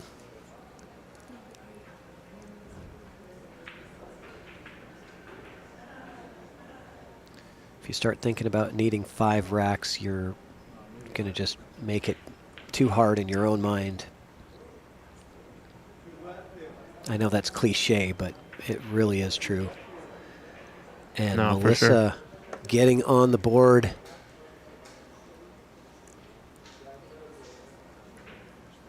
Four to 1. And what do we have over here on this table? Who's this is this This is Shin Shin? breaking. Yeah, Shin versus Suzanne Smith. oh right, this is This is yeah. our other B-side semifinal, I believe. Yeah, what do you call it? You call this the B-side semis and then the B-side final? Or is the next round when this player plays the other B-side player, is that the B-side semifinal? I think we just call it the 5th, 6th, and then The 5th, in a 6th? double elimination. I think you really only say semi, semifinal when it's a single elimination bracket, because. But I don't know for sure. Yeah, It's definitely fifth, semantics. fifth, right? six is less ambiguous. And a nice layout for Shin. Yeah. Looks like we'll go Okay. back to our main match table, though. Yeah. A nice break from Melissa here. Breaking Distance. really well. Last couple breaks I've seen from her have been really strong. Distance on the 1, and the 2 doesn't have a pocket, so she's got to be looking for a safety here on the deuce. No, she was trying to push that cue ball over. There, this is looking really like a messy rack here. We're going to see some strategy played for sure on this rack. What do you like here, Christian, on this 1 ball? I think if I'm feeling good, I like thinning the left edge of this and trying to get behind this cluster of balls along the rail. Super thin shot, though, so pretty tough. Okay. If you're not feeling too good, maybe just separate the balls containing, kind of like that. Put the cue ball on the left rail, put the 1 on the right rail. Just play a pretty average, basic Yeah. safety, nothing too fancy, because you know the 2's tied up, so it's not the end of the world. Right. I think the last thing you want to do is to, break out that 2-5 and give up an opportunity at the same time. Yeah. Uh-oh. Melissa powers the combo shot in, and now she's looking for a safety spot. I think she can get that cue ball maybe around to that 4-9. Might be look at what she's aiming for. Watch out for this corner, Yeah. and this is going to be good. You called it. I think it's right. If not, she has the 2-5, but pretty Yeah, good. This is good. She also made that 4 ball a little bit more accessible for when the opportunity arises, but these are the racks that you want to get started with ball in hand and get something going. Maybe look for the 3 foul at one point.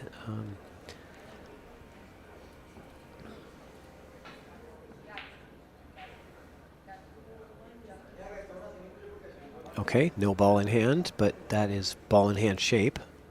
Melissa has Yeah, the opportunity to practically. draw this cue ball up table. She might want to get aggressive here based on the generous angle that she has and the close proximity she is to the 1 ball.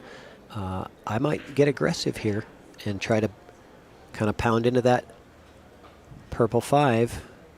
Yeah, if you miss them altogether, not too much can go wrong. Only hitting the point would be the mistake. Okay, she does, and Pretty decent. What do we have Got a here? shot at least, but can also play the safety if she wants. Got a couple options.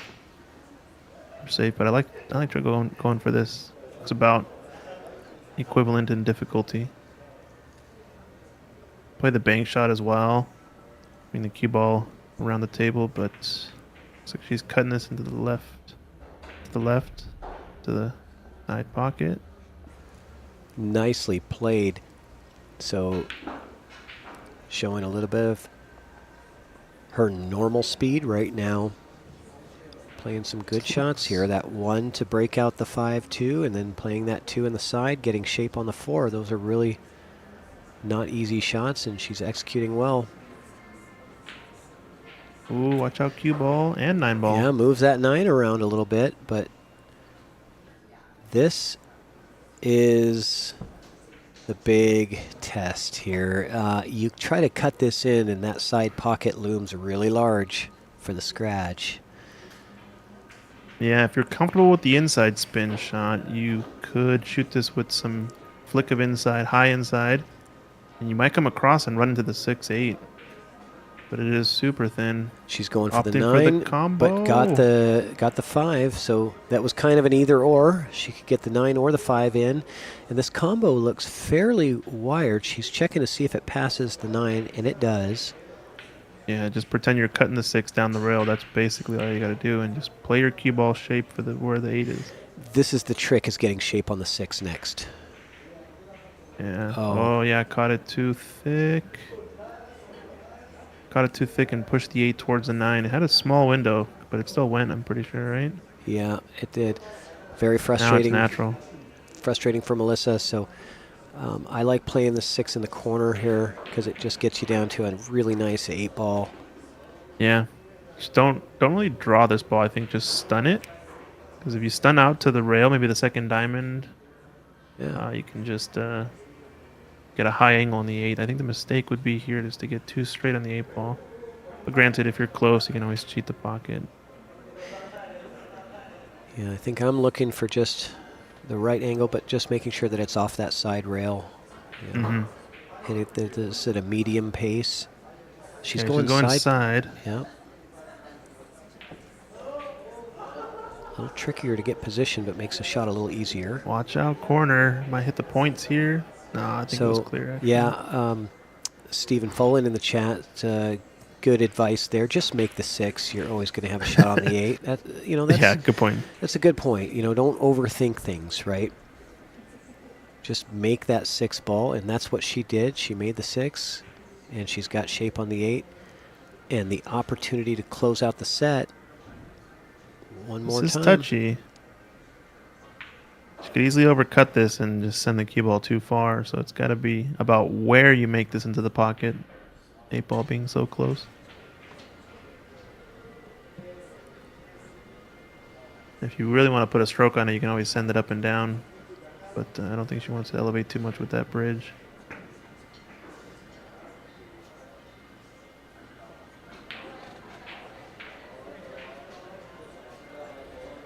I wouldn't put any sort of side on this. I think I would just roll this in and really focus on making this the right speed, cutting it to the part of the pocket that I really think gives me the best line.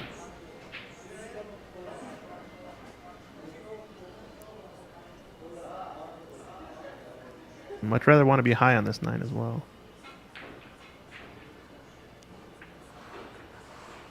Uh-oh. It's almost like she went in between a slow roll and down and back.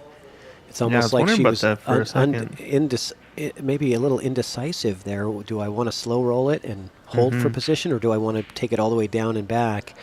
It's like she went exactly halfway between those two decisions, and she's going to be faced with a bit of a tester here. I don't think the scratch is in play, so, just focus on making this ball, and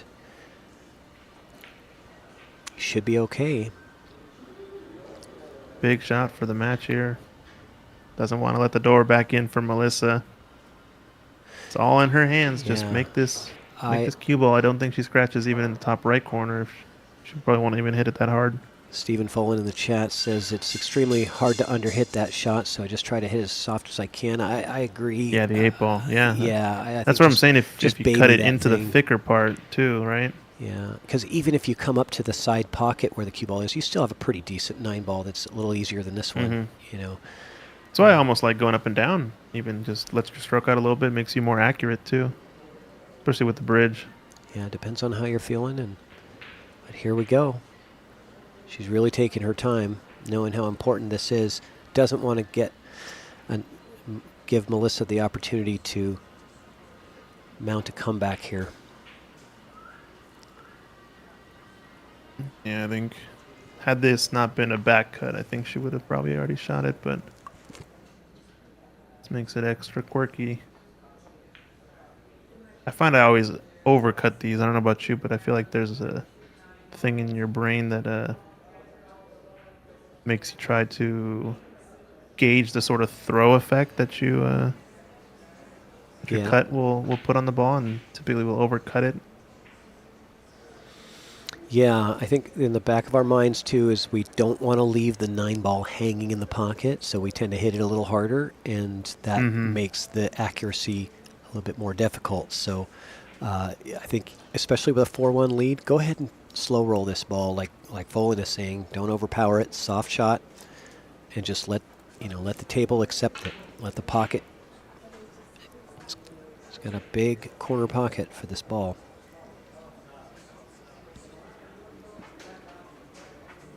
Overcut it, and that cue ball, she gets a very unfortunate bounce. Had that not hit the point of that side pocket cushion, that would have been a very difficult shot for Melissa to take on, but that point, that bounce off the cushion is exactly what Melissa Rushton needed. And we are still going. Like I said, every match has been hill. Why break the streak now? Why stop now, huh? Right. And we don't have a score update over there, do we yet? This looks over. It looks like it's over. Let's take a look at the bracket and see who won between Shin and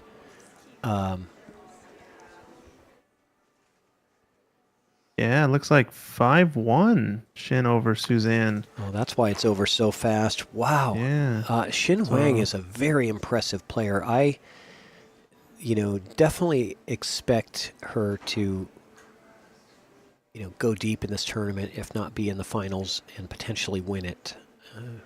She's a very strong player. A lot of history, I think, with her and this tour. I think she's at one point, I was hearing, had once dominated this Northwest Women's pool tour. Back in the day, I think she might have been pro level, semi-pro level. But 5-1 win, taking out the defending champion, Suzanne Smith, Team Washington. That is strong. Player. Yeah, very strong. That's pretty wild shift, too, for Suzanne. By all rights, she had Melina Ortiz pretty much beat 5-2 with a very straightforward 9-ball that she had missed, and that allowed Melina the opportunity to come back and win that set. But she's not letting that bother her, and she's going to work her way back, I think.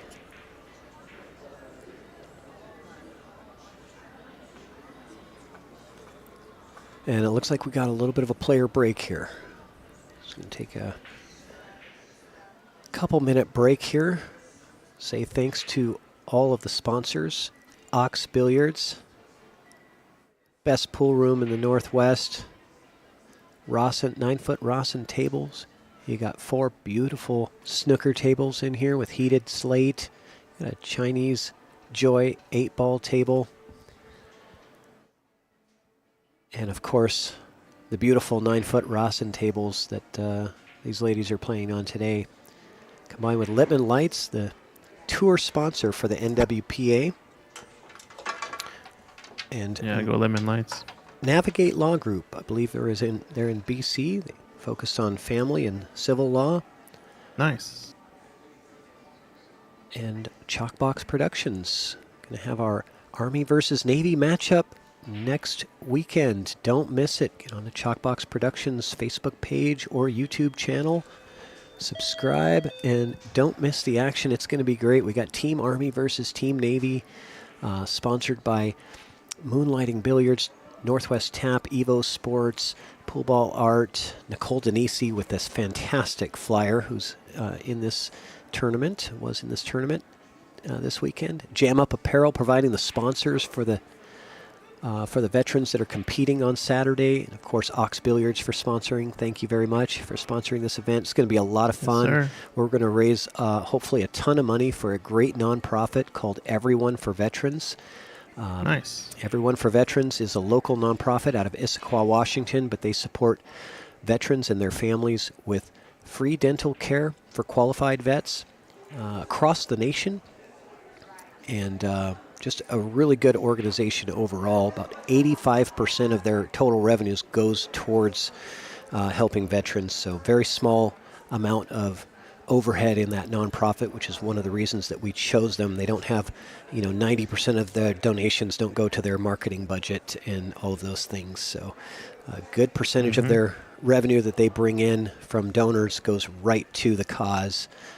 So we're going to have links to that to where people can donate directly to them or get in the raffle and win some cool prizes. We're going to be announcing that pretty soon as well. When I say we, I mean Chalkbox Productions. Sweet. And so lots of fun. And Make sure you guys follow NWPA social media, playnwpa.com. And I think tour's open to anyone in the country who wants to play, I believe. Not any location restrictions. I think we had Sophia Mass come from Florida, won a tour stop earlier this year.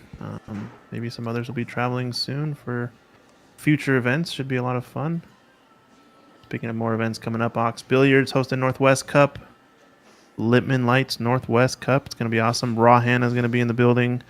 He's going to be doing the commentary in the booth. We'll be running the production. Allison Fisher is going to be in the booth as our color commentator. He's doing a clinic also day before the Cup. Thursday, go register at northwestcup.com. You can buy tickets there or at oxbilliards, I believe, .com. It's going to be a great event. A couple weeks. The event of the year. I've got my tickets for Northwest Cup. I'm not able to make it for the whole weekend, but I'm going to be here for day 2. So Nice. come get your tickets. Come by, say hello. Bring your cowbell. It's going to be a lot of fun. All right, back to the action. Linda Massie with the break. Pockets the green 6 from the wing.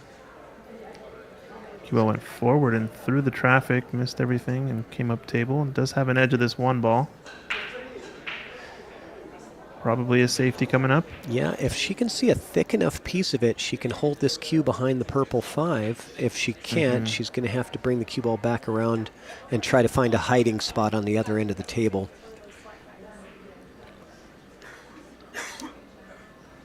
Yeah, I think the thick one, just 5's just in the way. You can always work it with some inside spin, but that type of shot is a little bit too touchy for me with the speed control. Yeah. You'll most likely sell out the one If I've straight got into the left corner, so Yeah, if I have to put any kind of inside spin, I'm not taking that shot. not worth. Only if I Yeah. can. Only if I know I can hit full into this 1. Am I going to play the safety behind the 5? So we'll see what she has here. Fin it with some outside, play behind the 9. Just hold the 1. Don't let it get to the corner. So she playing the is slow. trying to get there, and I don't think she made it. No, she did not. Yeah, it's a problem. Yeah.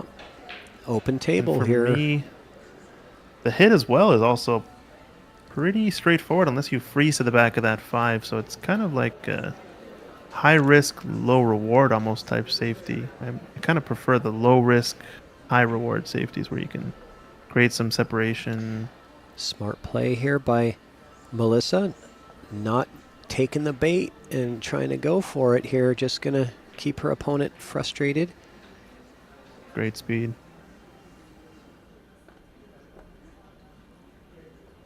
Keep your opponent off balance. You know you have the momentum.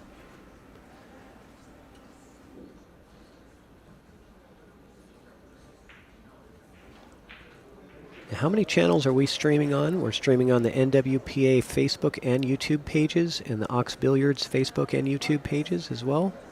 I think NWPA only has a YouTube page they're using for live streaming. So we got that I going. see. Yeah, and then all the Ox socials. Yep. Okay. So did she get the hit? No. Nope. Just Okay. went past it and hit the point and missed contact on the 4. So Okay. A little bit of a discussion between these two players and then some smiles. I'm not sure. what an that was. update. Tyrell letting us know that Navigate Law Group, one of the sponsors, is Vancouver, Washington, not Vancouver, BC. Oh, thank you. I saw Vancouver and I just assumed BC. My bad.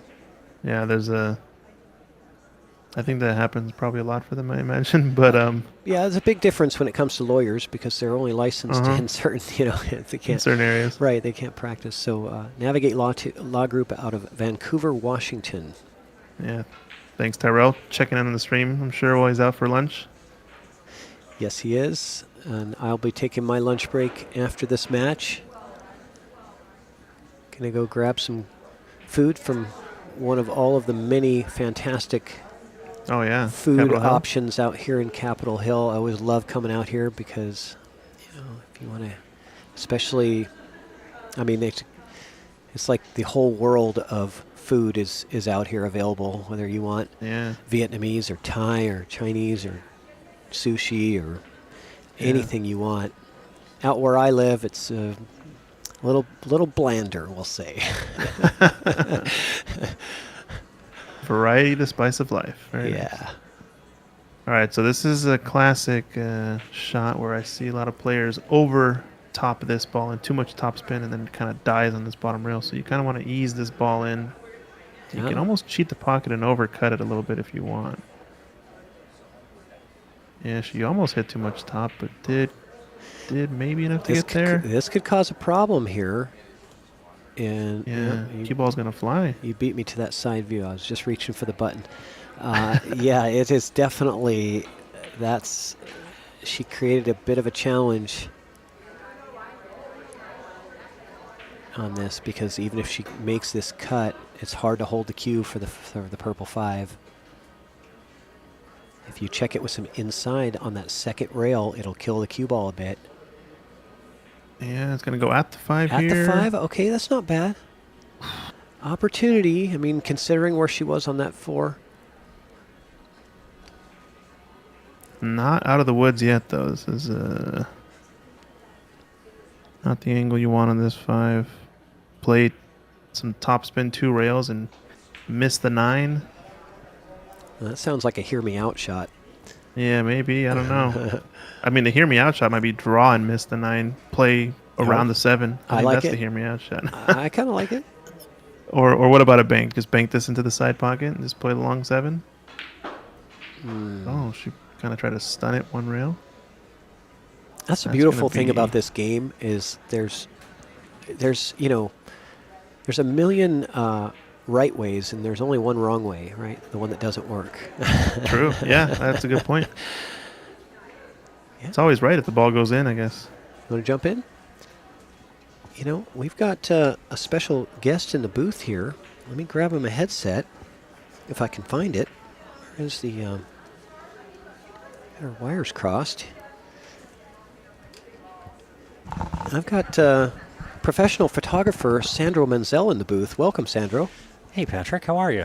I'm good. We also Hey. have Christian joining us remotely. Christian.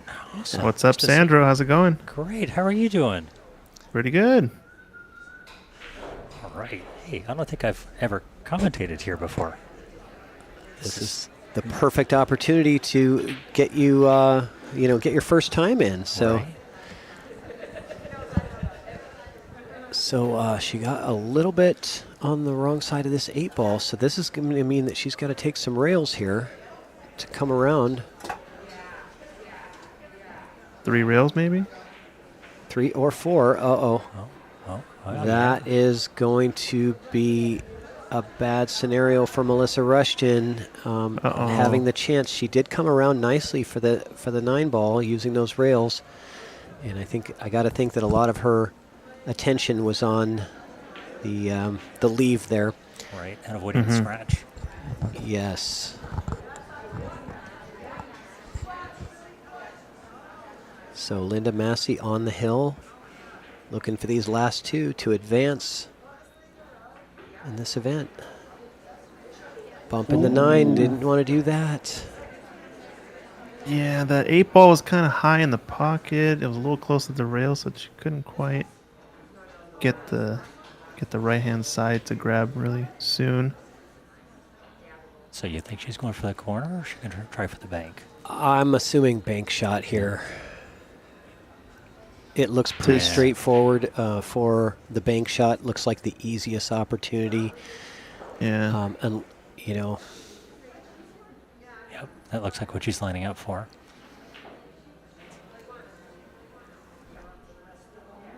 definitely not what she wanted considering where she had position on the 8 before.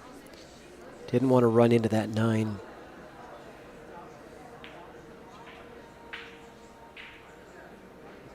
And misses it Yeah, on the big other shot. side. So Melissa with a bit of a tester. So I opted to overbank that, and if you've played on these Rasans enough, you kind of know they do play short on these banks. So you gotta either count for overbanking it or with some outside spin. Okay, so she's going to leave a tester now for Linda. Yep. Big time. Felt a little quick there from Melissa. Kind of just got down and shot it. Yeah, that certainly wasn't easy by any means. But this one's even more difficult.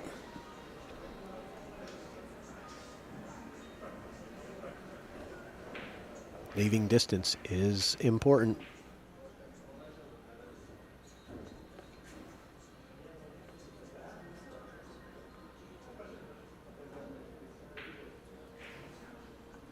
Just misses it. And what are we going to get here? Another tester. A little bit easier, though. That object ball being a little closer to the cue ball makes this a little bit easier, but not easy. Easier. Keyword. Easier. Right.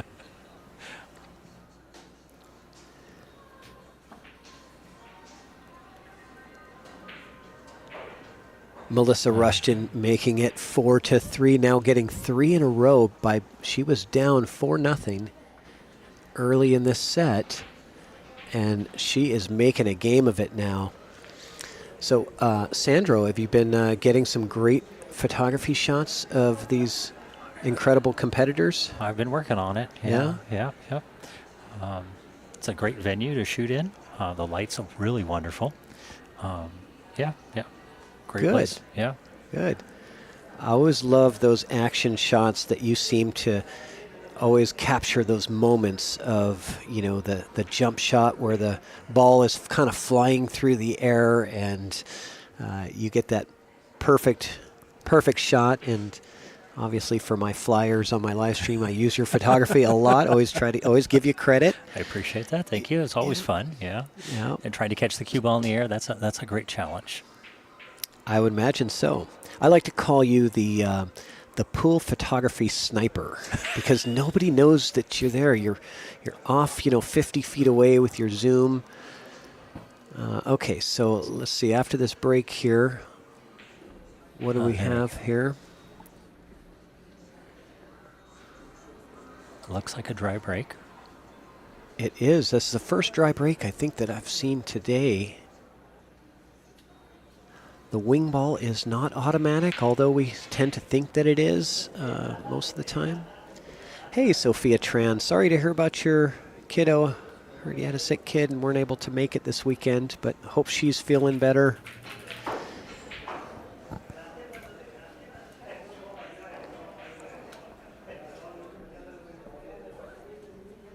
And I would imagine that she's going to try to get that cue ball tied up into this mess of balls down here. Mm-hmm.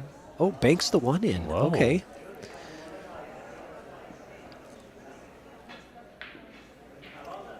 And nothing really to do here with the 2 ball. What do you like here, Sandro? Are you looking for a good safety here? I'm always looking for a safety. Although I'm not quite sure how to set one up here. What do you think? It's kind of tough. I think if she can see this full enough, she can try to put some stop or stun follow on the cue ball and bring that. Oh, she hit the 3, so this is going to be ball in hand. She hit the 3 first. Yep. She was trying to hit that 2 really full with the cue ball, holding the cue ball and sending Yeah. the 2 ball up table. So, ball in hand, however, Melissa doesn't have a clear path here. I don't know if that 3 ball passes the 6. That's really tight. But if you can get close to it, you've got safety opportunities. Yeah, exactly.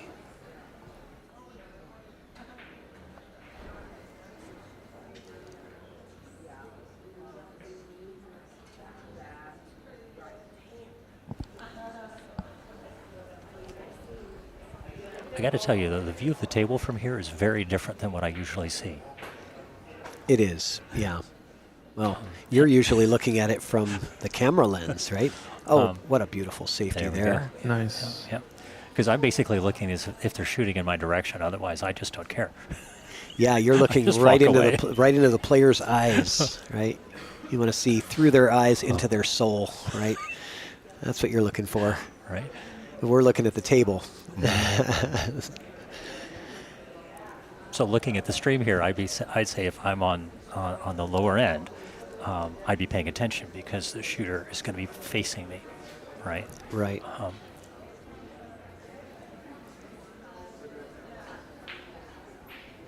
This is a very kind of a touchy shot because this could go wrong a whole lot of ways. Is that number 2? So I think so. that is foul number 2, and she just let her know you're on 2.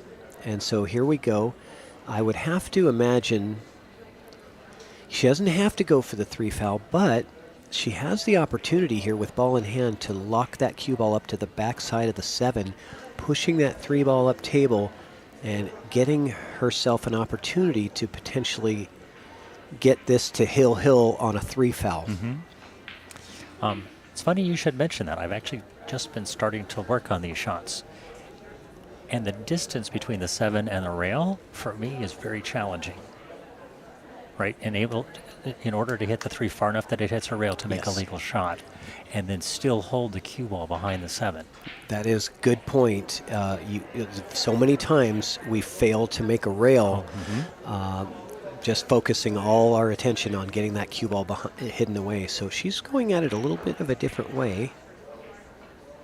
Yeah, that's not bad. So there's no risk of missing the rail on that way. Right. She does put it into a good spot here. Okay, boy, Linda getting right down. She's facing a loss of game here if she misses this 3. Is she going 2 rails, it looks like? No, I think she's going 1 rail into it. Oh, you're right. And she misses it. That is a loss of game on the 3 foul. We are going hill, folks. I did call it earlier. I said when What it was the heck? it was 4-0. I said, hey, it's going to go hill because every match today has gone hill, and here we how's that are. possible? Wow. Hey, that's just You got the magic touch, Patrick. apparently. Linda's probably going to want to shut me up after this when she watches this back. Say, why did that guy? How did he do that? Right? How do you predict these things? I've been commentating for a while. I guess I just have that the knack for that. People call me the commentator curse specialist because I have a tendency, as soon as I start talking about how great a player is shooting, that's when they immediately dog an easy shot. But I never take the blame because I don't take the credit when they play well, so I don't take the blame when they miss. That's fair. Right. Do remind me never to play when you're commentating, please. Right. Well, I might commentator curse your opponent for you. Wouldn't that be? There is that, yeah. Right. Depends on how much you pay me, right? Commentator cursor for hire.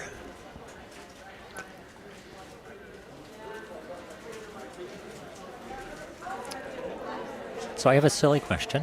The chat that we're looking at up here, is that both Facebook and YouTube? Yes. Oh, we can see what those little icons are? Yeah. So we've got the Facebook and YouTube chat showing up. Now, Christian, are we getting the chat from the Northwest women's pool, so the NWPA pages as well as the Ox we pages? should be, yes. Okay. I believe all four out of 4 channels are here, and yeah, they're all Okay. connected. They're all so- connected, so we're getting the chat from the NWPA pages as well as the Ox Billiards pages. That's good. I like it. Get all the chat in one place for us. That's nice. Yeah. May I ask a silly question while we're waiting for the break? Sure. Is that Christian controlling everything remotely? Yes. Okay. Christian is the whiz. So for you guys listening out here, Patrick's hands are in his lap, mine are in my lap, and this computer is just going crazy because there's this mouse moving around and buttons are flying, and it's Christian. Technology Across the is country. amazing. Yeah. From Virginia, he's Virginia. controlling everything. Just a little remote action. This is the second time that I've commentated with Christian where he's remote. Oh. The last time, I believe you had COVID, Christian. It was Yeah. last year or something. And you were at home here, just a mile away from Ox, but still controlling. And That was, the maiden voyage for the remote live stream. First time we did it, and it worked out pretty well. yeah, it really did. I think there's a obviously the way I'm doing it, remote desktop, etc. That's only one way of doing it. There's plenty of other options. I know you guys were doing some experimenting with the Evo Sports stuff, and Yeah. Yeah, we were doing a bit of a beta test. Thank you for yeah, Ox for allowing us to test out our new technology. We are definitely working the bugs out of it. It's going to be pretty exciting to see what's going to happen with Evo Sports. I think she was trying to do a safety there, right? To try and bury the one ball behind that clock. I believe so, Oh. yeah. And just that one ball making contact with the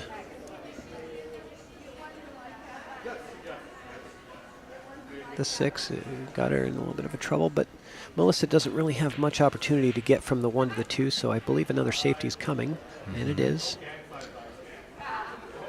And why not? You know, Right. she already got a win with the 3 foul. So Sean Rolfe in the chat said never heard of the 3 foul. So 3 foul is a very common rule in rotation pool. 9 ball or 10 ball. If you're playing BCA PL or even WPA rules, tournament rules, you're going to see that very often, meaning that if the same player fouls 3 times in a row, it is loss of game. But you do have to let your player know that they're on 2 fouls before the Correct. 3rd. And if you don't, and they foul again, it's still only 2 fouls. Correct. You have to tell them that they're on 2.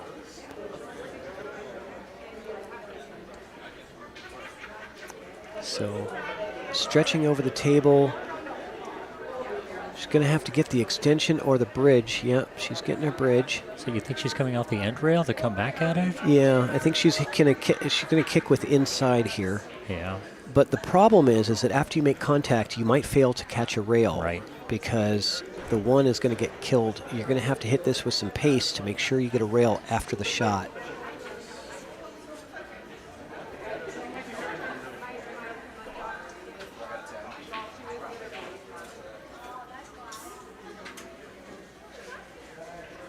She does, Yes. and she comes off the side of it, gets Okay. a rail, and gets rewarded handsomely for this. Yeah. So that 6 earned its pay. Yeah, very nice to see a good shot get rewarded, right? You know, a bit of fortune there, but you know, I don't call that luck because you did the work to put in the good, get the good hit, and come off the correct side of that ball, and you played it at the right speed. Oh, look at this shot! Wow. Excellent attempt. Mm-hmm. So a bit of a reach here. I believe she's going to have to use the bridge again for this shot. I think the bridge with an extension on your cue is going to be required here because if she wants to have a chance at getting to that 2 ball, she's got to put up a good stroke on this ball. And is she... Okay, so... Yep. Yeah. Yeah, I just can't imagine. Okay. Okay, she doesn't need the extension, but definitely the bridge. And definitely hard to really get a good stroke on this with the bridge. Especially Takes how a lot of close you are to practice. the one ball. But Yeah, it was hard to Oh. get that stroke that you needed Yeah. to get over to the 2. Using the bridge, that is something that everybody struggles with, but a good player to watch if you want to know if you want to get better at using the bridge, watch Alex Pagulayan Oh, when really? he's playing on the Bigfoot tables, Yeah? because he's such a small player, but he uses the bridge almost all the time on those Bigfoot 10-foot tables, and a very good professional player to watch if you want to get good at using the bridge. Oh, that's good advice. Thanks. Yeah, he puts a great stroke on the ball. So in hindsight on that, I'm kind of wondering if having hit the one ball a little softer, so that she at least could see the 2, right, and then try to play maybe a safety off the 2. Yeah.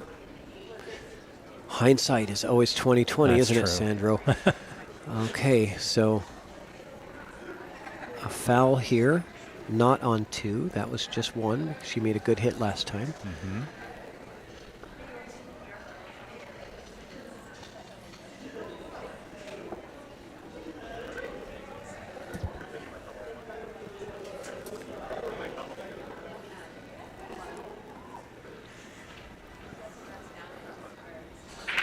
Yeah, every match today, hill. How do you do it? How do you No. predict it? Well, you know what? I always say that the shorter the races, the more hill matches you're going to have, right? That's so yeah. it's much more rare in a race to 7 or a race to 9. Race to 5, you're going to have a lot of hill matches. Still think this is an anomaly, though. This many, even race many? to 5, this many hills consecutively. You know, these players are fierce competitors. Neither one, nobody's giving up. There's no laying down. They're fighting to the end. And good to see that fight out of Melissa. She had some real big struggles in the beginning. It is. Going to try to keep Linda on her heels here. Wow. She got shape on the Boy. 3, though. Yeah, and I think she was playing safety all the way. I don't think she intended to get that 2 all the way over to the pocket, but we're going to see, I believe, a jump shot from Linda. This is your textbook jump shot because it's almost ideal. You have a huge area to land the cue ball and get it settled. Yes, absolutely. You know, in hindsight, watching Melissa as she was shooting, I'm going to agree with you that it wasn't due to safety, right? Because her body language, she was following the cue ball with her eyes the whole time. Yeah, she was following the cue ball because she was thinking it was going to hit that corner pocket and drop into the abyss. But good shot from Melissa. Very good shot. Keeping Linda off balance, forcing her to go to the air here. And we got a lot of people watching this match too, live here at Ox. A good crew, and we've got a lot of people watching on the live stream, 57 live viewers. Make sure to share the stream. Get these players more of an audience to play for. Hit the share button, hit the like button, and make sure to hit the subscribe button. If you guys are watching this on YouTube or Facebook, subscribe to the channels. It really helps out. Here we go. Go into the air.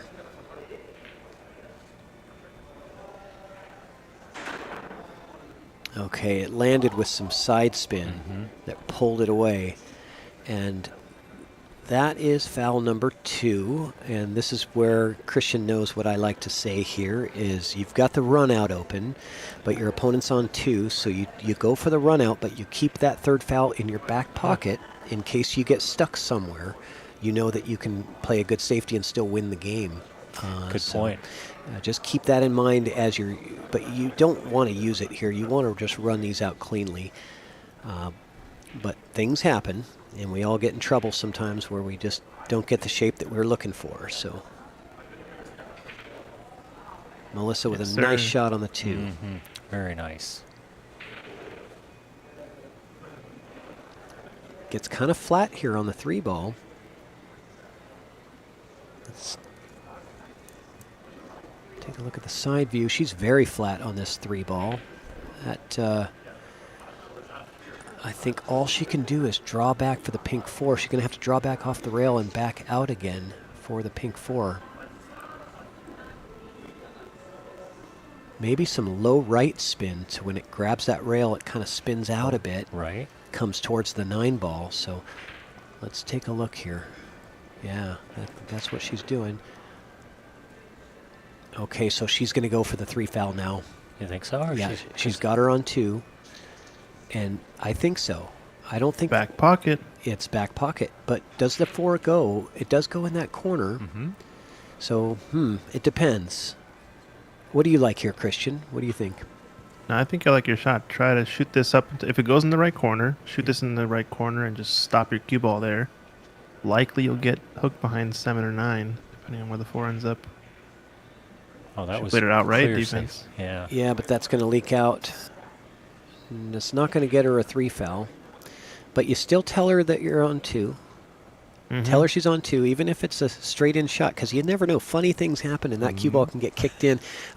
I've won games like that where I didn't think there was any chance of them fouling, and they end up hitting Really? something, and the cue ball bounces off another ball and scratches. Oh, yeah. You know, you never know. Doesn't have to be a blocker. Doesn't hurt. Oh, Okay, so she gets a little love there. that 6 Uh-oh. really likes Linda tonight. Yep, Or that's right. That 6 Same has, 6. has saved Linda a couple of times.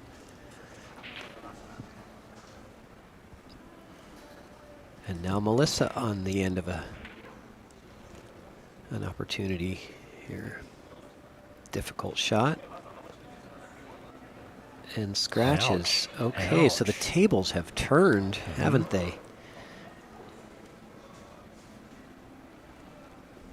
Yeah, you know, on that shot where Melissa played that last safety, I think she should have went for the offense because the safety was difficult to really get it tied up. I think she probably, if the 4 did play on that shot down up to the top right, I think she should have, in hindsight, played the offensive shot there. Sometimes we get focused on that 3 foul a little too much. Mhm.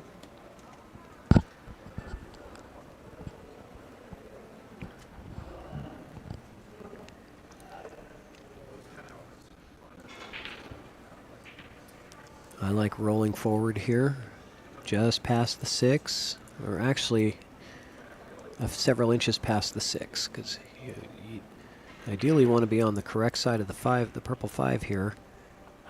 Oh, that's going to Ouch. hurt. And yeah, that's going to be, Well, that could be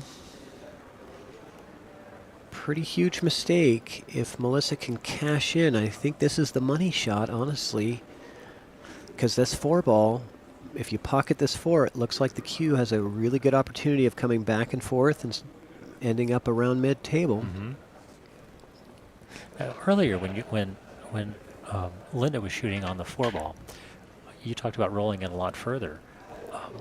Why not just roll it a little bit to put the 6 on the left side? She was on the 5 neck, the purple 5. Purple 5. That's it. Oh, sorry. Yeah, it's okay because it's the purple ball Oh. that screws everybody up. Is that what you meant? Yeah, though? yeah. Okay. I see now. Yeah. Ooh. Okay. Another safe. I like the idea. But you got to get there. Yeah. You got to get there. Yeah. Had to have been on the end rail to be good. I mean, I do like the idea of not getting too aggressive and playing a good safe, but you got to get there with the safe, especially with that 5 hanging. So I'm looking at the chat, and there's a guy named Jeff who's watching from Minnesota. Are you a friend of Linda's? Because I know Linda's from, I believe she's from Minnesota. Oh, nice. There we go. Nice shot. Rail first, great shot Uh-huh. from Linda. Using that rail first shot to get position on the purple 5. Thank you for using the colors every time you call the ball numbers. That's a big help. The purple 5. I don't ever say the 5 ball. I say the purple 5. And the pink Yeah, 4. same. And the pink 4. 'Cause But did you say the green 6? No, because it's always green. The 6 is always green. But the most part. I started doing that though since talking snooker versus pool, etc. It's Pink. I noticed some of the. So I think Jeremy Jones does it sometimes. He talks about the pink 4, purple 5 a lot too. Yep. But yeah, it just helps disambiguate, especially for the audience too who don't know necessarily. That's it's great. actually where I got it from, was listening to Jeremy Jones. Yeah. Okay, Hey. so That's going to be. okay, what do you do? Okay, all right, hear me out. No, just kidding. You have the opportunity here to play a safety if you don't like the offense, because just coming full into the 6 and bringing the cue ball down towards this bottom left corner, it's going to send the 6 all the way to the other end of the table. If you don't want to get aggressive here, you do have that option.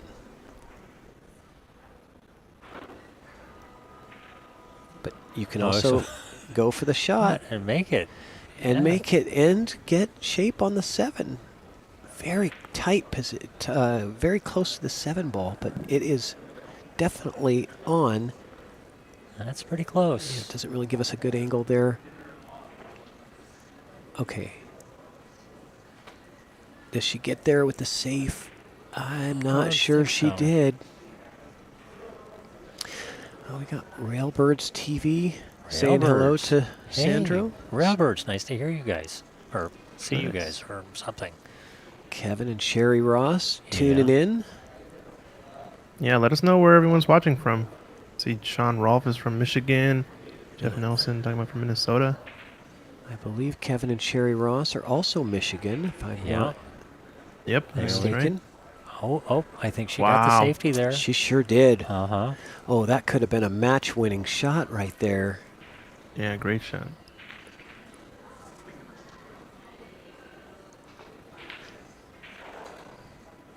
And here Nice we go hit, with the big nice hit. kick shot. And what's going to happen?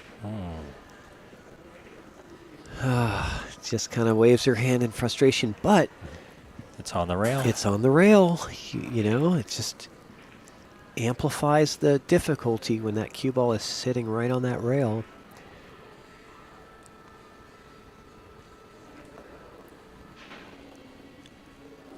Christian, any words of wisdom for shooting off the rail on one of these Rasans?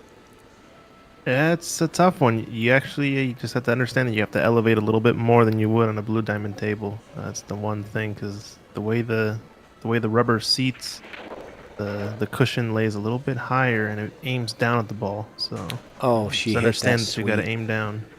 Oh, she hit that super sweet. Yeah, very nice. Pretty much just like that. Yeah, that's how you do it. If you want to know Just how to watch hit a that ball over. off the rail, just watch that replay. It's exactly how it's done. And Linda Massie completing the set Bang, 5-4. Boy, she definitely. We got a round of applause there for both these ladies. I think that was impressive to watch.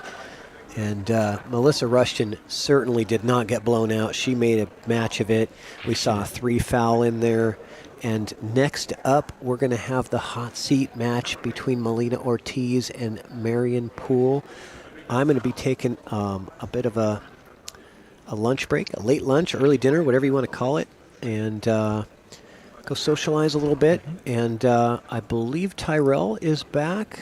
Yep, I saw him earlier. Get him back in the booth. You're welcome to hang out, No, Sandro. I'm gonna wander as well. Thank you very much for the opportunity. Absolutely. Christian, nice chatting with you. Yeah, no problem. All right, Christian. You too. I'm going to hit the mute buttons on these, and I'll see you guys in a couple hours. But there's going to be action coming up here in just a few minutes. We're going to have the hot seat match for you guys.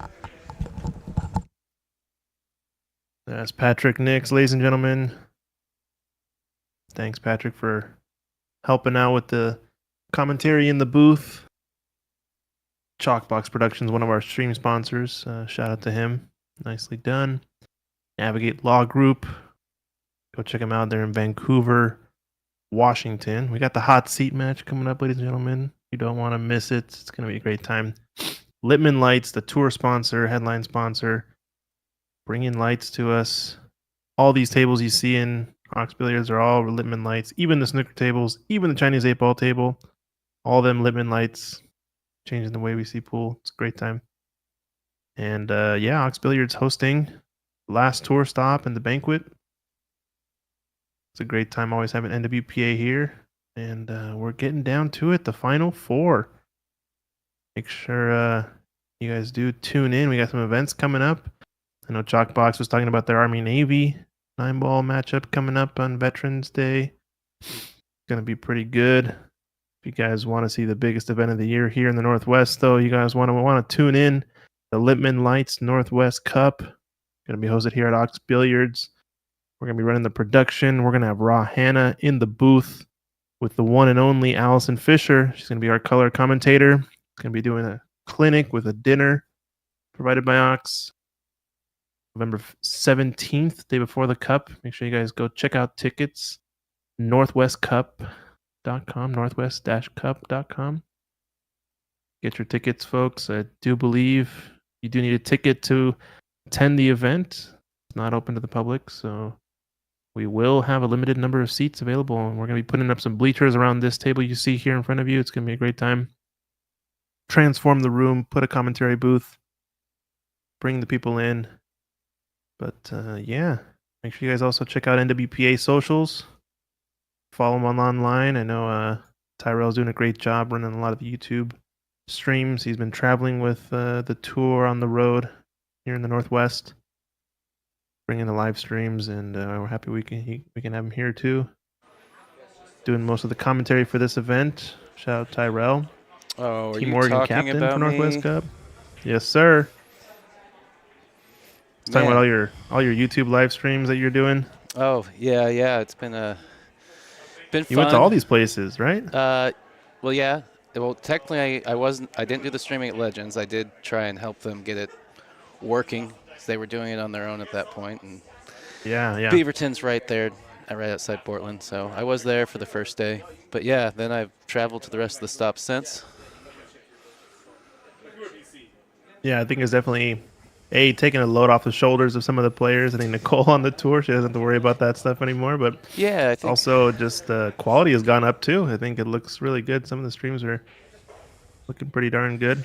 Yeah, considering, it was kind of a pack it up, and as I have this big backpack that pretty much, aside from the tripod, I managed to fit everything in. So it was kind of a grab and go, and Yeah, on such a small setup, I kind of impressed myself how well we did. There was a few hiccups along the way, but getting better every time, I would like to for think. sure. And NDI and POE are a beautiful thing. Yeah, so, I'd been looking into talking to Dan Wolf a lot. He's a big proponent of PTZs. Yeah. So I've been looking into it and trying to figure out what the good ones are. And so it's cool to come in here and be able to actually stream and point the cameras around.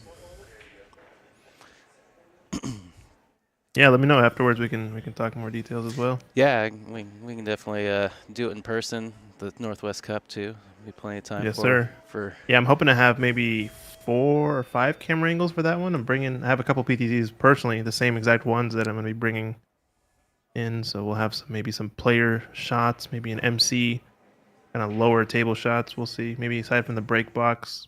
cool. Should be pretty fun. Yeah, I'm very excited for the Northwest Cup. So. Yeah, it's going to be a great time. But yeah, so I saw there was another Hill match. Of course. Patrick Nix in the booth. He brings the Hill matches. But yeah, I went and grabbed some lunch with Jordan, realized I was kind of fading. He said I was just going to grab some across the street. She got knocked out of the second chance. So I was like, let's go eat. I managed to sneak away from the booth for a little bit. Got some peeps covering for me. And yeah, I pulled up the stream and I was like, oh crap, Linda's up 4-0. Well, I'm going to have to hustle back because it looked like Shin and Suzanne were done too. Yep. And then Melissa started digging back. Yeah, wild. Wild stuff. We got action, folks. Yeah. Down to the final 4, huh? Yep. So it looks like Melina and Marion are getting ready to lag off here. So we're about to go on our hot seat match.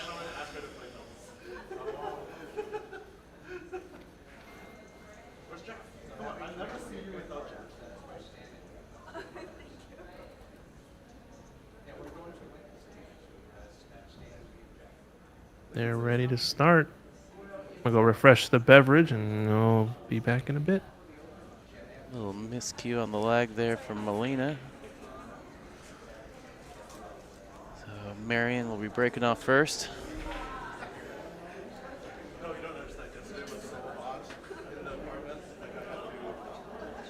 As I mentioned, this is a topside match. This is the match for the point for the hot seat.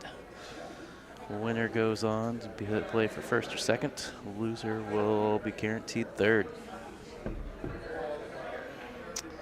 I believe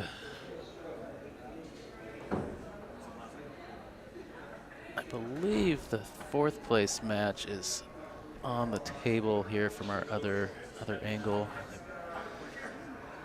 That will be Shin and Linda Massie. Yeah, that was Linda who walked away from that last match. So Shin looking for the trifecta, looking to get to Melina at some point, knock out all three favorites. She took out Kathy Mack and Suzanne Smith.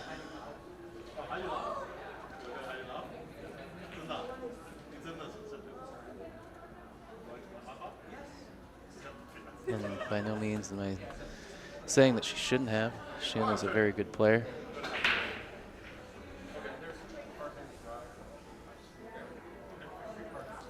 All right, Marion here to break off. Wing ball. 5 ball was tracking towards the corner, but not going.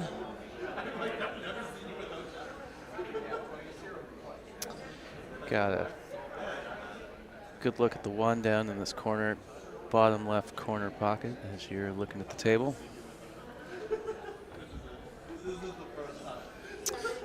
Position for the 2. She can take looks like a couple options here.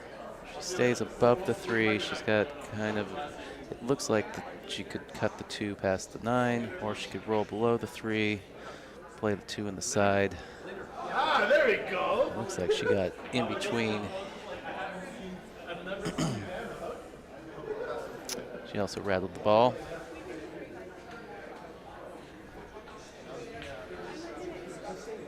Alrighty, we're back. Ina Ortiz. Very clearly left eye dominant. Right-handed player. Melina fortunate that 6 ball stayed up. A pretty good safety there. She probably would have been wincing a little bit had that 6 dropped. It would have been her kicking at this instead of Marion.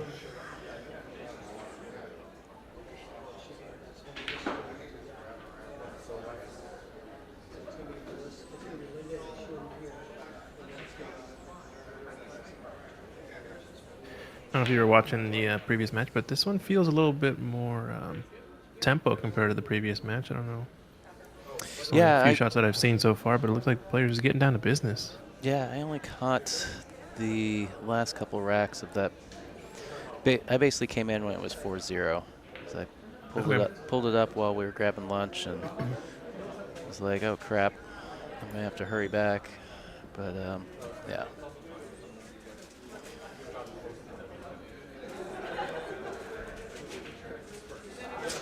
Yeah, Melina's not, I wouldn't call a slow player by any means. Marion definitely plays with some tempo as well.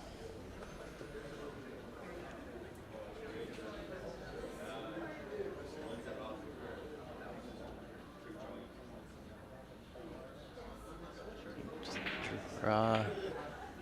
Oof. Watch out, 6 ball. Yeah. Oh, quick on that backswing there. Yeah, she really got a hold of it. I think she was just trying to draw the rail and back out to the center of the table and missed the ball and way overdrew it. Marion gonna be looking to play the 6 ball here.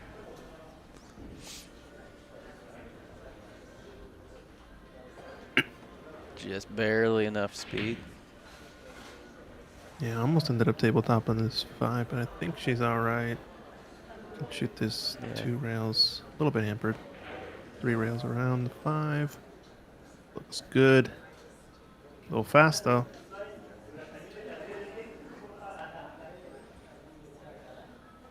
just wanted to see how that 3 looks to the pocket. Marion, I know Marion's been known to chase the 9-ball. Oh, Did. Wow. yeah, I felt Did like not expect that. yeah, I felt like it passed, but just some experience with the last match on the stream and talking to somebody else that talked to her that she's not afraid to Yeah. let it fly when she sees it.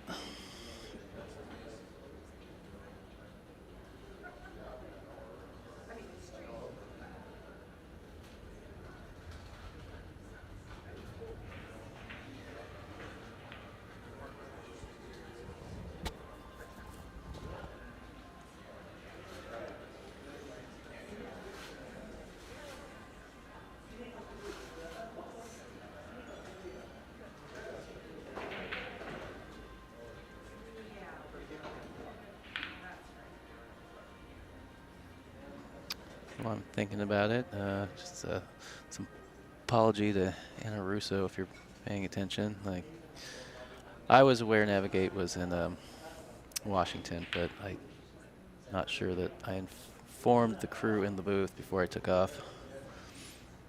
Oh yeah, I think it was a minor. Saw Vancouver on the names. I think Yeah. you just assumed it was Vancouver, Canada. But Yep. Yeah, I got a text message while I was at lunch, and I was like, oh, uh-oh. Step away for 1 minute, and everything, ships fly off the, wheels fly off the ship. if anything, any press is good press. So But yeah, shout out to Navigate for sponsoring. family law out of Vancouver, Washington. Local to that area. Nice shot. Have any family law needs, check them out, please. Yeah, she did well to pinch that back.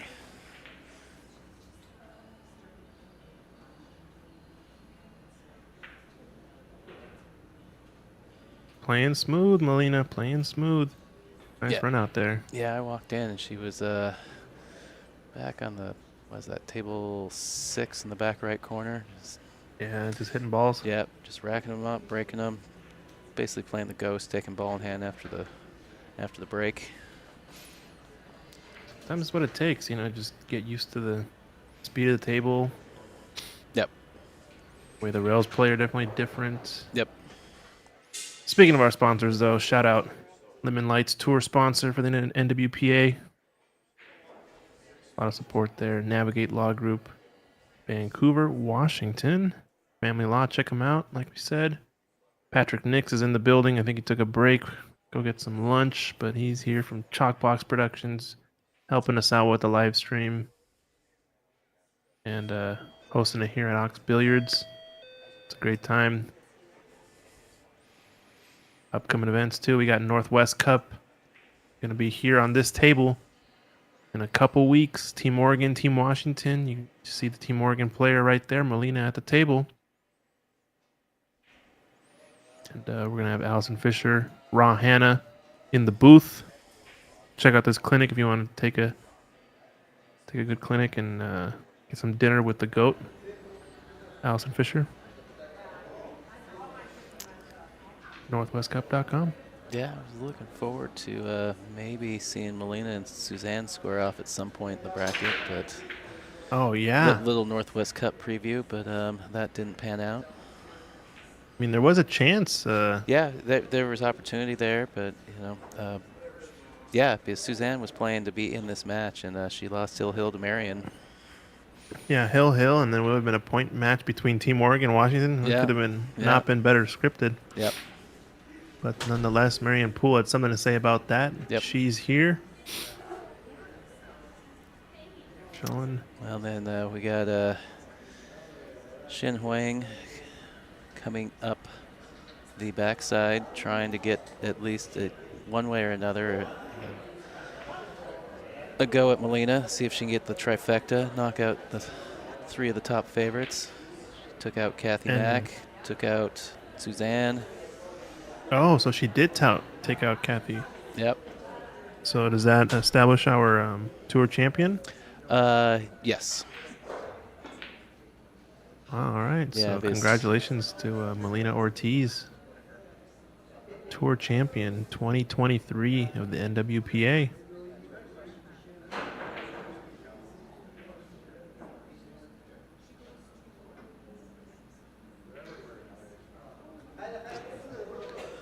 Nice speed. Didn't want to do too much there. She's still got pretty good angle. A little flat, but yeah, maybe it was a little flatter than I thought. No, Kathy maxed out, Liz. I believe she finished 7th, 8th. Shin, yeah, I think Shin beat Kathy, put Kathy out 7th, 8th, and then she put Suzanne Smith out at 5th, 6th. And Yeah. so Shin is now playing Linda Massie for 4th. So whenever we go to that side view angle, the table in the background, that it will be that match. Which one is it? Table 4 is what you said? Table 3, so it should be, wait, table 4, yes, 1, 2, yes, table 4. Table 4. Okay, yeah, okay. Yep. I see Shin at the table in the background Yep. there. So that's our 3rd, 4th place match. That'll be the 4th place match. The loser Sorry, of this, 4th place. The loser of this plays the winner of that for 3rd. So Gotcha. So and that will be the match. So we'll be continuous after this. So the loser of this will go to play for 3rd, and we'll have that match up. And then the winner of that will play the winner of this for the finals. nice. Which wow, managed to miss that 4-ball. Which, as a reminder, in the NWPA, their format is they don't do a true double elimination final. They do a single longer race, and that race is going to be to 9. Race to 9. So it always makes for finals. The NWPA finals are always fun. You get that longer race. It looks like that's going to be shaping up around 5:30, 6 p.m., something like that. Yeah, so depending on how quickly these 2 matches go, say an hour and a half, so I'd say 4:30, 5, 6, so yeah, probably around 6. Okay. That's my conservative estimate. Yeah. So they had the rest of the awards from last night. Yeah, so let's see. I think I sent you the list of that breakdown. Yeah, we had the president, or I guess we can start with Rookie of the Year, Christy Palmer. Congratulations. Rookie of the Year was a first timer on the NWPA. For some reason, I thought Christy was already on the tour previously, but I think she's played before, but I think they kind of look Official. at the rookie. Yeah, it's like kind of, somebody who hasn't played a whole lot, but then, Yeah. kind of plays a bunch of the stops, really commits. So it was kind of Christie's, my understanding, her first year really like Committing, kind of, okay. committing and going, really going to a lot of the stops. Nice. And most improved, don't know her, Evie Hazlitt. Yeah, so she's out of Portland. She actually plays out of the Thursday Western BCA league that I run out of Sam's Billiards. Nice. Very cool, very cool. And President Awards, Andrew Manzel and our very own Tyrell here in the booth. Yeah, so I think Stephanie felt like giving us some recognition for our media efforts to help promote and provide visual feedback of the tour, make the tour look good. So I was Yeah, definitely. No, I think it's a big step up this year for sure. I yeah. think. So I was honored. I didn't know ahead of time. So I was actually it was during the banquet. I had literally come back downstairs from grabbing a little fresh air and was trying to pile some mashed potatoes on my plate, and all of a sudden my name's being called out. And Say what? yeah, well, Yeah, that's awesome. I should have grabbed. They're pretty cool little crystal trophy plaque things that they had made. So I should have taken a picture for us to throw up. I mean, if you have it in the room, I can zoom in somewhere. Don't worry. So I think the tour champion one is probably still in the room because that was TBD last night. Got it. So I will ask the president. I can I'll go find. fish it out. I'll ask Stephanie Kulik about that at the break. But yeah, so rookie, most improved. And we have next player of the year, Juju. Kathy McDonald. Yep. She had a great showing this year, from what I understand. I saw her. She won a couple events, ended up runner-up, I think, in a couple events as well, right? Yeah, I mean, she had that one really great event in Salem where she lost her very first match, Hill, and then went all the way through the backside to win the finals. Yeah. And I think based on the results of this one, based on how the standings are now, Molina's still in it, current leader of the standings, right? And yeah, so with Kathy McDonald going down. Yeah, 15 points separating them. And so, yeah, Kathy at 5th, 6th, and Molina guaranteed. Or no, Kathy was at 7th, 8th, and Molina's guaranteed third at the worst right now. So, have we been talking too much? Did we miss a rack? Yeah, that might have been the case. I think Molina just running out, basically. I think you got to increment the score one. You know what? I'm going to go double check because I don't want to. I can check for you, don't worry. Yeah, Molina ran out. Made the 9-ball. 2-0 Molina. All right. Yeah, I just want to make sure that we didn't make an assumption that, oh, it must have been Molina and mark the wrong one. One of my pet peeves always when I'm watching a stream, I'm like, mark the dang score. But at least we were talking about something important. You know, it was the awards banquet last night. No, definitely. I think it's good for people to know, you know. That's why we're here, you know, to show off the effort all these ladies put into the game.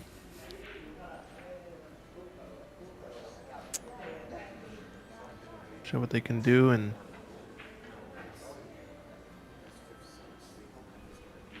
it's impressive to watch. Move my stool. I need to stand up for a little bit.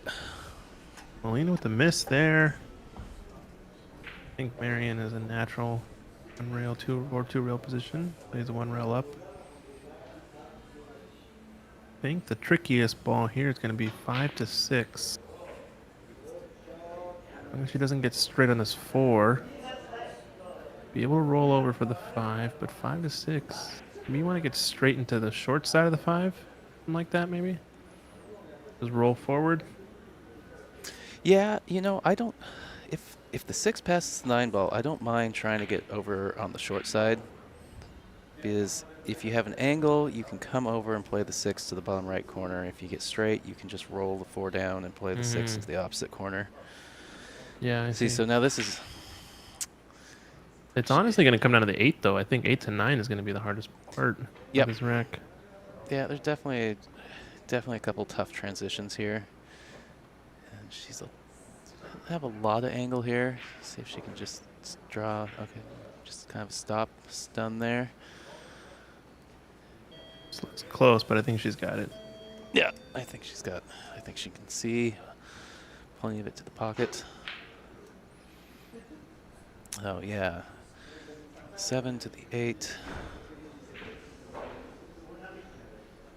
Ooh, nudged the 9 there a little bit. Yeah. All right. Just took a little bit of pace out of the cue ball. Where is that 8-ball in relation to the pocket? So it's just a little bit above the pocket. So she can't play the 7 off of it. All right. But it's a little north of the pocket. So if she's got a little bit of angle, she could still cut it up to the corner. Just wondering if she's going to whip this cue ball around. I think the shot here might be take the safety at a slow speed. Tough to say, but kind of a slower pocket speed safety leaves your cue ball maybe on the left long rail. It's hard to tell. On a 7-foot table, you know, I'm just rolling this in the side, trying to get straight. Yeah, these tables are a little spicy. She did end up getting safe out of it. Yeah, good speed there. Well, if the ball had gone down, we would be saying the opposite. Oh, true, yeah. Good point. So I did see a world champion Dan Louie in the house a few minutes ago. I don't know where he went. Oh, you got to get Dan in the booth. I know he joined the booth last year. It was awesome having him. Him and Toshi, I think, were in the booth for a while. Yeah. Well, I'm pretty sure I saw Jeff Jimenez in here as well. I'm wondering if that whole group took off with Patrick. Patrick was going to go grab lunch with Iris Wings, the crew that was came down with her. Oh, I see. Gotcha. Yeah, I'm pretty sure I saw Clay as well. So, and I don't see any of them now. So I'm wondering if they all ran off to get a bite. Yeah, maybe they're all dipped just to come back for the final, huh? Yeah. Wow, tough miss for Marianne Poole here.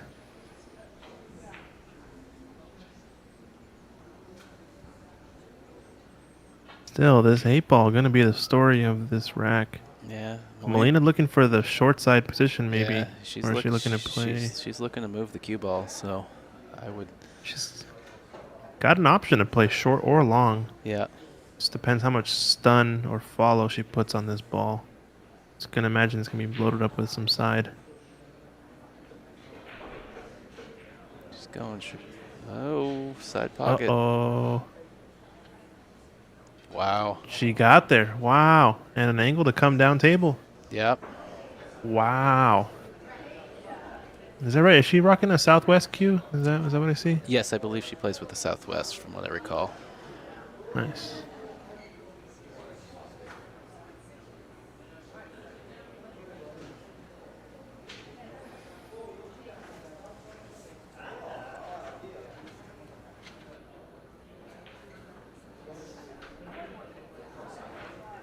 Good shot from Melina. Yeah. Wow.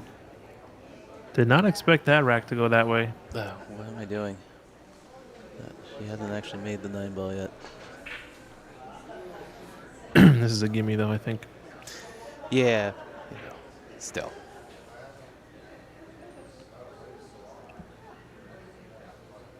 All right, Melina going up 3-0.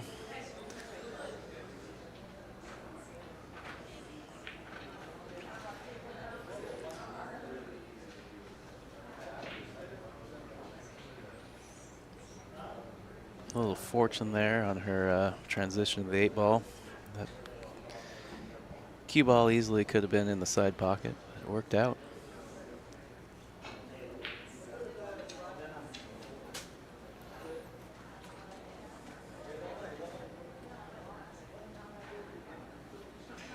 Gotcha. 3-0. Commanding lead so far in this one. And Marianne only a couple of slight mistakes to leave the openings, but Yep, It's I like- think that's kind of been the difference so far. a little bit of a roll for Melina, but still playing pretty strong. And it looks like she's on a mission. More messing around kind of thing.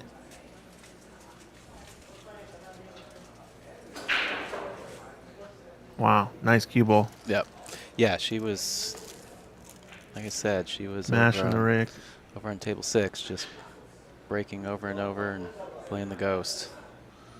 Yeah, so she's hitting the break at my preferred speed, I guess I would say. So I kind of see a few types of breaks typically on these Rusan tables at this speed, but there's a soft break where you settle for the left, and from her perspective, the left or top corner pocket, the side pocket of the corner, soft break Yep. it.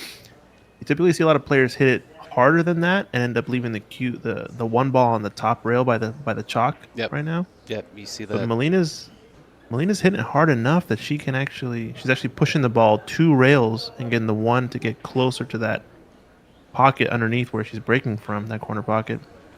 And I think that's kind of the preferred break that I've, adopted while playing on these tables, and I've seen has been pretty successful. But with the template too, you also see the outside spin break shot where you kind of cut break the rack a little bit with some outside spin. Yep, I see that And- quite a bit. And then what that does, it kind of pushes the one either into the side pocket, or it'll get the one closer to the side, and it'll go one rail cross table to the corner where you're breaking from. A little bit harder to describe, but I think if you get the gist of it, makes sense. I gotta get my telestrator out and draw on the screen that I can explain what I'm talking about.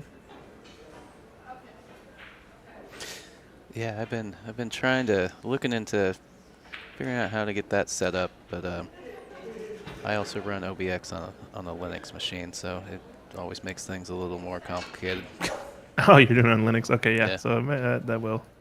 Yeah, I think I've done a telestrator before where I just pull up Microsoft Paint and then put a put like a green overlay over it, and that works.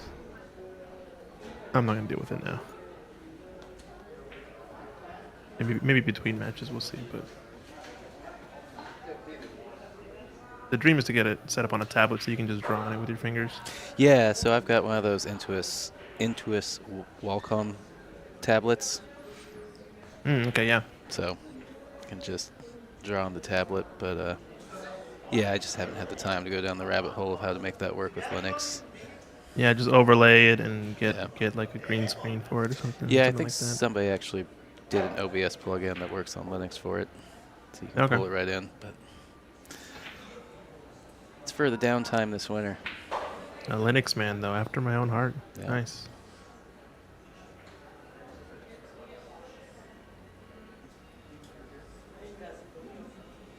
There was a interesting story back in I think last year when we were running a stream, running a tournament, and I think at some point my partition of Windows blue screened or was in recovery mode or something, and I couldn't boot into Windows. And luckily, I had a live USB Linux drive for Okay. Ubuntu, Yeah. and booted into that. Downloaded OBS and ran it through the through the hard drive, and ran the live stream on OBS through that. It was wild. Yeah, it's great. Yeah, Managed to find the file system, imported all the scenes, and then just did it. It was crazy. nice. Yeah, that's great. Yeah, I really actually haven't had that many problems. I know that there's certain plugins that are like Windows or Mac only, but Mm-hmm. I don't. Out of the box, it does most everything I need. Yeah, if you're using stream keys, etc. I think I mean I eventually want to be able to. I mean, granted, this machine isn't strong enough, but with a new computer, be able to just multicast instead of running Restream, Mm-hmm. where you can just from your own CPU encode the stream to multiple platforms. Yeah, when I was looking at how to do it to both YouTubes at the same time, I Mm-hmm. was like, oh, this laptop, there's no way. Yeah, And you then- kind of need some beefy components, right? Yeah, and that's kind of when I started seeing things like Recast and Restream or Caster. I think Caster is the other one. And Caster. Yeah, uh-huh, Caster yep. and Restream. But I know Streamlabs OBS also does it out of the box, but it's a little bit buggy. Anyway, we're getting a little too technical for the live stream. Melina Ortiz running out that rack 4-0. Let's talk about our sponsors. yeah, we appreciate you, Christian and Mike, Ox Billiards, for hosting this stop and the end of season awards banquet. Shout out to Chalkbox and Patrick, who was in the booth with me for a while and who will be back later for, if not the third place match, at least the finals.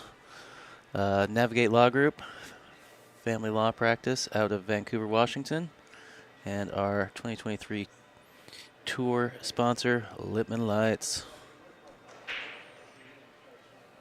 Yeah, good stuff. Good stuff. All right.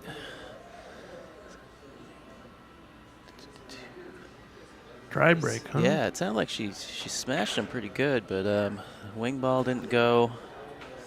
Yeah. I just saw the replay on the stream. I pulled up on the side here, and looks like she did the only way you don't make a ball on this break, the template, is by hitting the top of the rack. Mm. Even if you're hitting it from the side, you can still hit the top of the rack, and your cue ball will go across the Right. table. And when you do that, typically the wing ball won't go, no matter how well you rack them. So Right. push out here from Molina. Don't think it's left an edge. I think she just wanted a more comfortable kick shot to kind of soft kick maybe behind this 5 ball, Oh, and she's or make it in off the 5. she Wow. caromed him in. That's a pretty good shot. Yeah.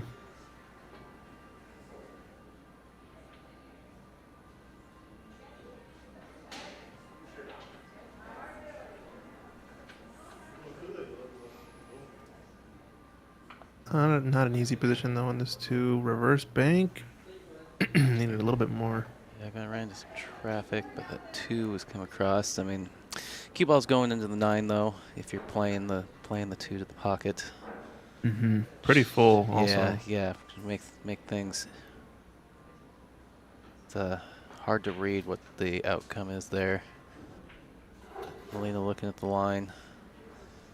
I like Confident. topping this in, Yeah. putting a lot of top spin and getting at least the cue ball to move a little bit, because 4 passes the 5, you really just want to be kind of straightish on the 3, and you'll take the long shot, I'm pretty sure, all day.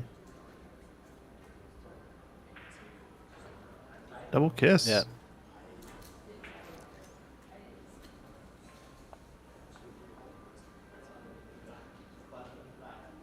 Yeah, kind of bumped her into a decent spot for the 3. Not too steep, not too straight.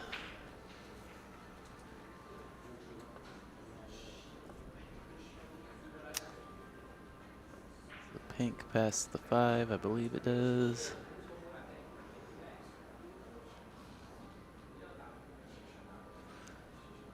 Five is just there to give you something to think about, to distract you, even though that ball goes to the pocket.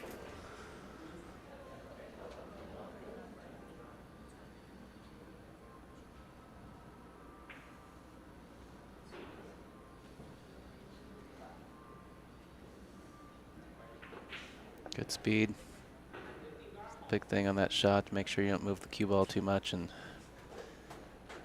get behind the line of the 8 and 6.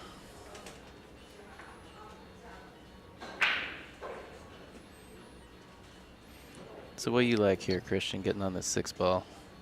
Like just going Rack center hands. I like going forward a little bit, it's- shooting it in the left-hand side. Yeah, the way I see this, just top this in and miss the 8 on the way up. Get an angle on the 6 to go right long rail to the 7. She's going 2 rails, which I don't prefer because you're going to cross the line a little bit more in that way. I think if she could avoid it, and it depends a little bit on how slippery the table is. You know, if it slides a little bit more, you can kind of hit this with just top and stun it. But she went 2 rails. Still got a shot, but would have liked to be kind of near the side pocket with her cue ball. If you know what I mean? Yep. Between the side pocket and the middle of the table, so she can just float 1 rail across for the 7. Yep.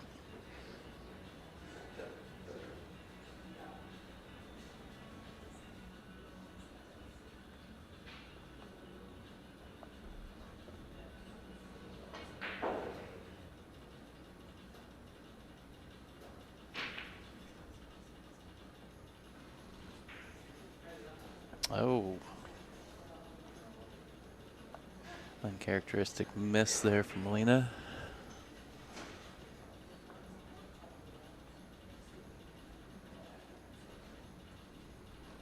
I wonder if her focus on how she was running into the 8 ball played a factor into her overcutting that a little bit. Yeah, tough shot. This is a decent angle. Maybe go 2 rails. Yeah, I think she's going to have to see it 2 rails.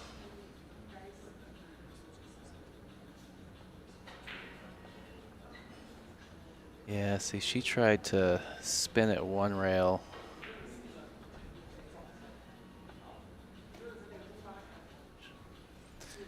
Which is a little scary sometimes because you too often end up on the short side or in that corner pocket when you do that.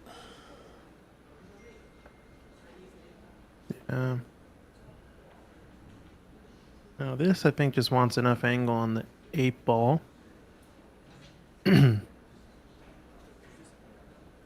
She's too flat on the 8. She can always float forward 1 rail with some side to go up table. But kind of would like to be... Oh, she's looking to play high on the 8. That's also pretty decent.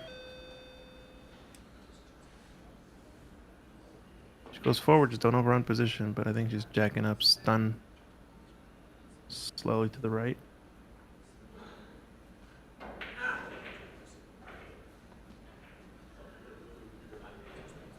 It's not enough angle to just kind of float this ball, so it's going to have to put a little bit of a stroke on it. Well, there's What do you like to do? Anybody who can stroke a ball. Melina can stroke a ball. She's Seen her get some cue ball action on some shots, so you're like, oh, that's way too flat.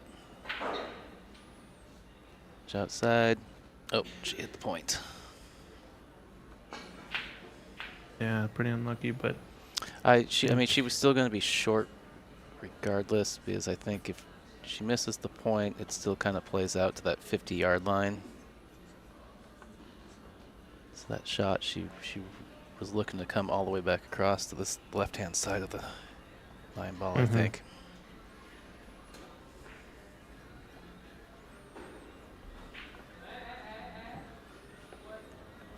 Well, does she bank it? Does she thin it? Is she feeling offensive? Is she feeling defensive? this is I mean, one away from the win. I think she's gonna take this bank on. It looks pretty squared up natural. Yeah. This is a shot also that Allison Fisher talked about during our clinic. Those of you who want to go take her clinic, maybe I'm spoiling some of her shot selection, but she says shoot this with a bunch of running English outside, so top left in her case, and get this cue ball to run and aim to overbank it. Sorry, a lot of pace, aim to overbank it, and 9 times out of 10 you'll make the shot. And if you don't, if it comes long, your cue ball goes around the table 4 rails, 9 ball comes around the table 3 rails, and you end up putting the same exact shot up for your opponent almost. Yeah. It's a pretty interesting path, but if you try it a few times, it's surprisingly consistent when you miss. But I don't blame her there for going for the bank there. Just she's kind of playing the diamond lines, I think, so she came short. Yeah, and she hit it kind of hard, which shortens it up as well. And and you know, like you said, the diamond lines, which she's expecting to go a little bit longer, and these tables are playing a little shorter, so it was like a double whammy there. Yeah, Table plays short, the speed shortens it up too. makes sense. All right, Marion pulls one back. Speaking of our sponsors, Littman Lights is over on the YouTube chat. What's up, Mike Littman? How's it going? Oh, there's our guy. There's our guy. We got some posters set up too. We got the Northwest Cup coming up. Make sure you guys tune in. NorthwestCup.com. Hosted by Littman Lights here at Ox Billiards. We're going to have Raw Hannah in the building running the stream. We're running the production and color commentary from the one and only Allison Fisher. She's doing a clinic on the Thursday before the Cup. If you guys want to buy some tickets, make sure you come on in. Is that the Thursday? I thought it was the Friday before the Cup. Oh, Friday. Sorry. Yeah, Friday. The day before. Yeah. Friday before the Cup. 17th instead of Yeah, the Cup's Thursday. the 18th. My and apologies. 19th. Yep. Cup is 18-19, Saturday, Sunday. Race to 9, Team Washington, Team Oregon. Admission is ticketed, limited Ticketed seating. admission? So if you want to attend, get your tickets. Mike Littman says he's working hard building crates today. What kind of crate? What are you building crates for? Like Right. crates for shipping lights, maybe? Well, we got some lights here already. Well, I imagine he wants to set up a couple more lights for the main table, though. But I know we have that. Are we still using that same commentary booth we've used for the past couple of years, Mike? Kind of like a acrylic sheet, wooden setup. Shipping the lights. You called it. Yep.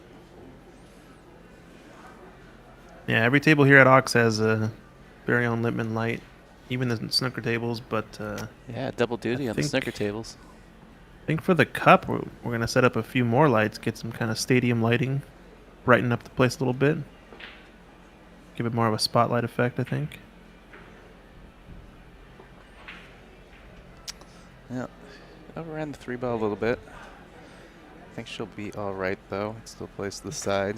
She's got a couple rails. She can Yeah, use. 3 rails is natural. Yep.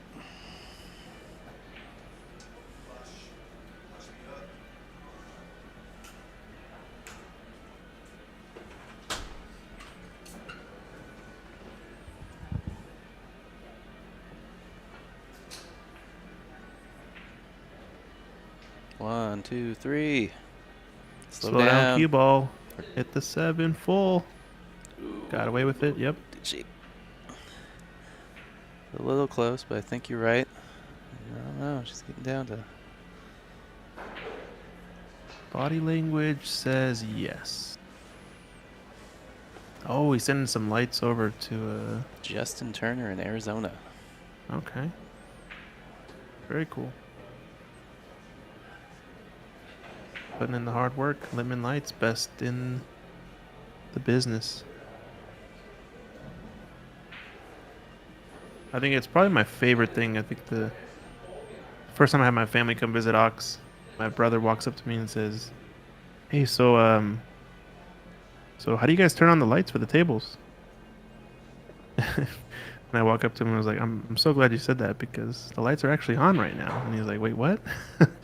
Because it does such a good job, that Yeah. great of just Oh, yeah. deflecting the light away from your eyes. Yeah, the diffusers on The diffusers, yeah. Awesome. You just, until you look at the table and realize the table's illuminated, you barely would know that anything's coming out of them. Yeah. It's just, it's a really good design. Yeah. There's no better light for individual table lighting. Yep. I like them a lot. I've found myself as I've gotten older, certain lighting setups bother my eyes. Oh, okay.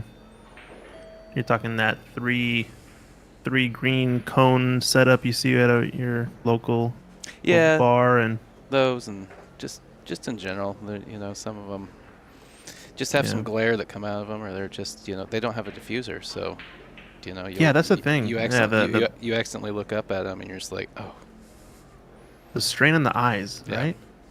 Well, especially when you're in competitive play and you're in a building, underneath the lights for 8 hours. Our TD, Chris Rogers, watching the shot. Oh, look at this. A little bit hard. I don't think a little bit this harder. gets easier. She just would have ended it right there.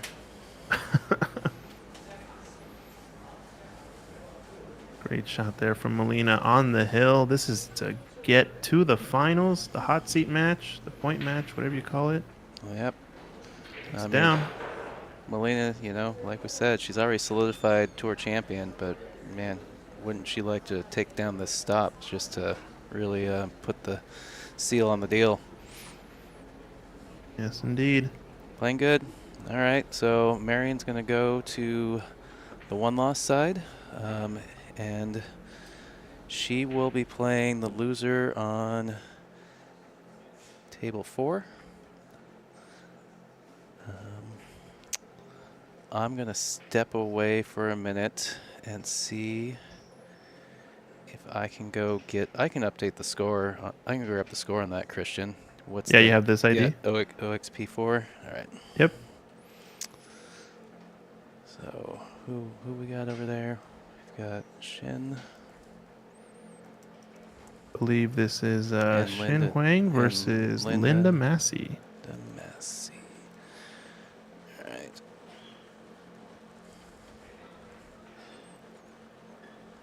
Oh, so 5.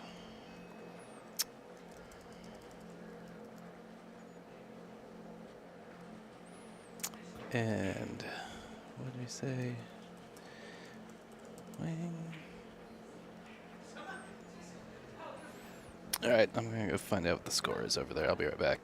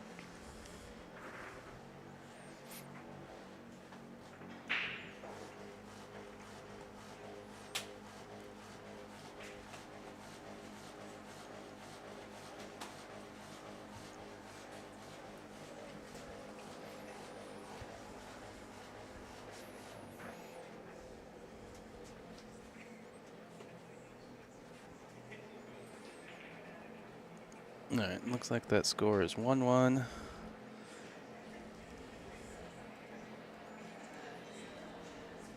that look right? Yep. Sweet. 1-1. You call this the this is the 4th place match, right? This is 4th place match. Sweet. Where'd my payout cheat sheet go? Yes, 4th place. The loser will get 250. Looks like 3rd is 360. 2nd, so the finals. The 2nd will take 550, and the winner, 1st place, will be $800. Nice. Good pace here. It's got a tough 9-ball, but I think she'll take it based on how straight she looked on that 7.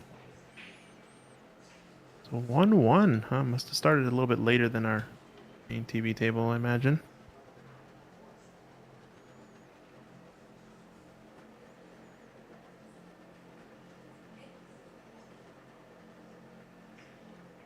Gonna take a quick break. I'll be right back. Yep, no problem.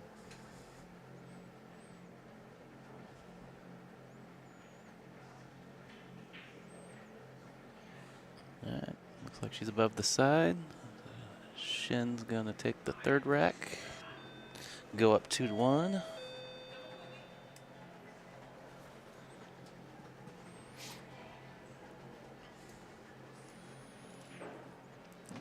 If you don't already follow the NPA, you can follow online. Got a Facebook page, Instagram presence, a YouTube channel where you can find the live streams for each stop, and of course the website playnwpa.com where you can find all the info about tour stops, how to enter, dress code, things like that. So like, follow, subscribe. Our tour stop sponsors. Tour stop number 6 of the 2023 tour. Ox Billiards here in Seattle, Washington, where we are currently at. Chalkbox Production. Shout out to Patrick Nix for supporting this stop and dropping in today to do some commentary. He's stepped out for a little bit, but he'll be back some point later, at least for the finals, I believe. Again, thank you, Navigate Law Group, for being a sponsor. Family Law out of Vancouver, Washington. If you got any family law needs in that area, check them out. And of course, a big thank you to our 2023 tour year sponsor, Lippman Lights.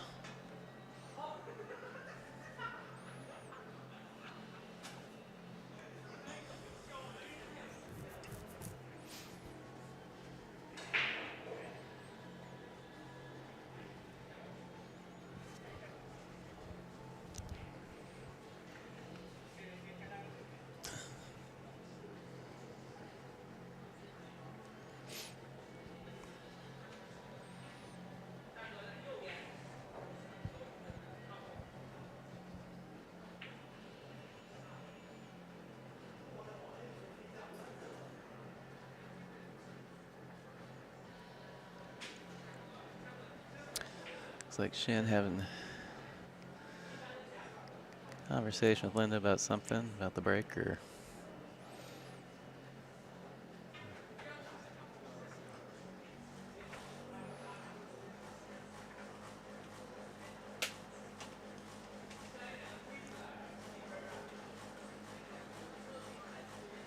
having a laugh about something.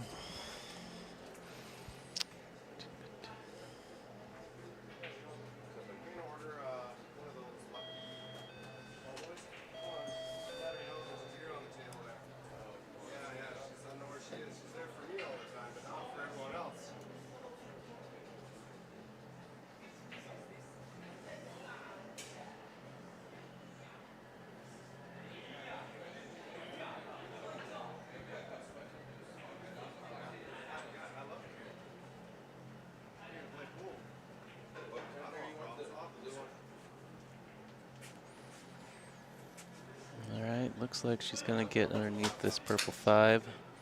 Also got the 7 up there as a blocker. Good safety from Shin. So 1 rail kick, 9 balls obstructing that. Looks- All right, back in the booth. Linda I looking. like the 2-railer. Yeah.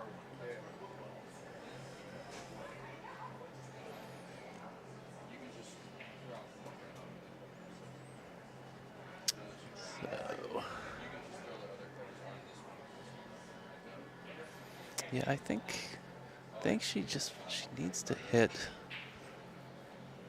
just past the pocket, I think.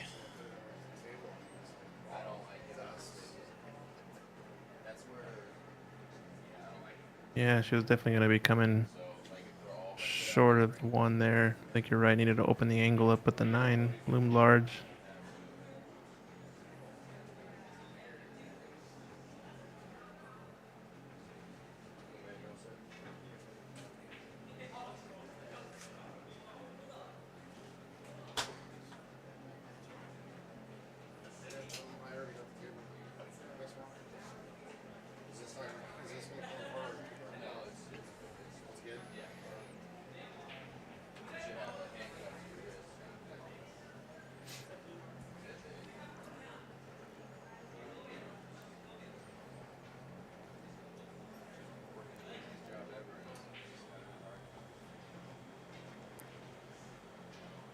So I see you setting up that other angle, Christian. Yes, sir. What does that end up being? P1 zoom, Z3 zoom? We're going to make it S3 zoom. All right.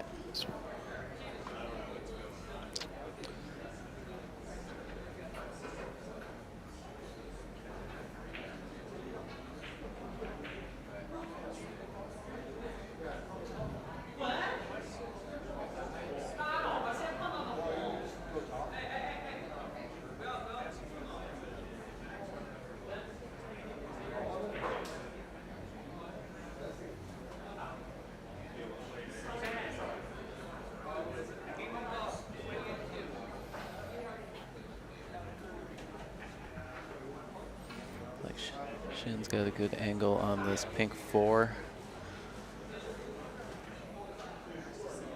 I think she can go into the rail and just come out a little bit for the purple 5.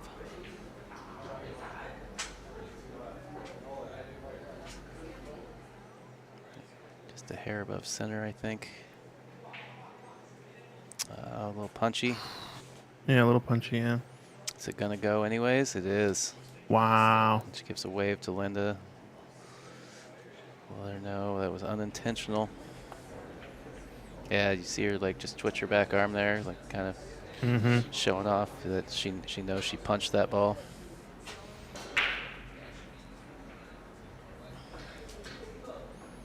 Oh, we got Mark Smith in the chat. How's it going? Saying hi to Patrick Nix. Saw that he recently had him on his podcast, Chalkbox Productions with Mark Smith. Nice, nice. Yeah, Patrick will be back here at some point. Yeah, Definitely. good to see you in the chat.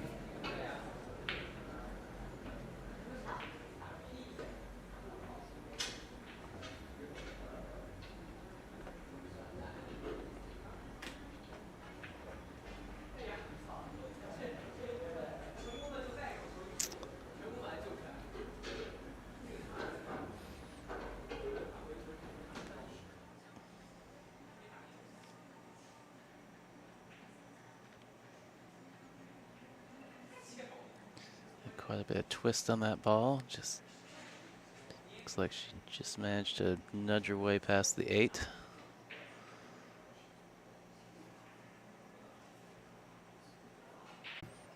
Played up and down, and Queuing down a little you're bit. almost guaranteed to be straight enough on the 8 to get. Make sure she just needs to make sure she doesn't actually draw it. Yeah, that was perfect. Sometimes, Well, she actually did draw out a little bit. well, she did, but you know, sometimes you see people get a hold because they're queuing down because the rail. They end up hitting deeper into the ball than they intend to, and you see it suck up into that upper corner pocket if they really get a hold of it. Yeah, she did well though. Drew it a little bit, but Still lying all right on the 8-ball. Think it's enough angle to stun across, most likely.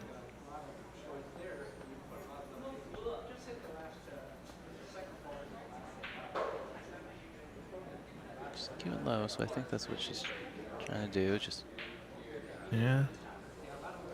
Definitely a much better stroke than earlier. yeah. A little short, you know, it's a little steep, but you know, at this deep in the tournament, and with the level of these players, you expect to see her make this. Let's see your bridge technique here. I like to see the strong, elbow out to the side, snooker style technique, but not all pool players fully adopt it. And looks like she's pretty well versed in using the bridge.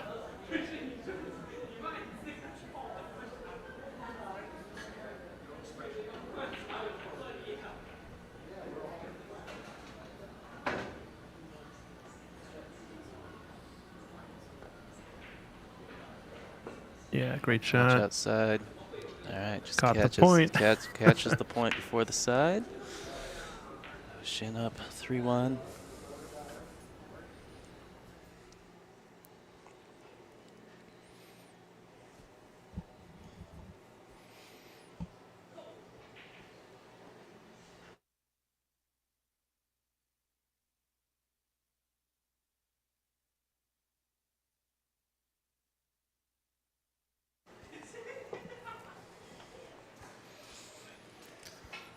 So again, immediately following this match, we will have the third place match between Marion Poole and the winner of this match. So don't go away. Might be a few minute break for whoever wins this match to catch their breath. But yeah, we pretty much got back-to-back pool for the rest of the day here. Like I said, after this match, third place match, and then we'll be on to the finals.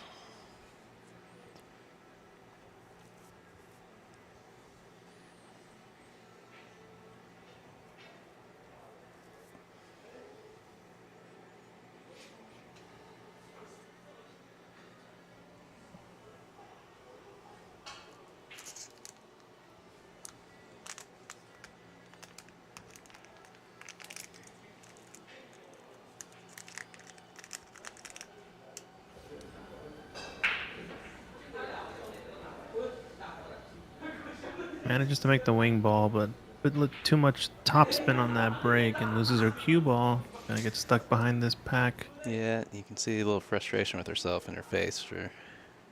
Yeah. Gonna be at a disadvantage here with this push out, I think, because it's pretty straightforward decision on the safety if she just pushes out to get a look at the one. I think Shin will know what to do here for sure. I'll tuck it up to the rail and maybe give her a little bit tougher chance of getting a good cue ball.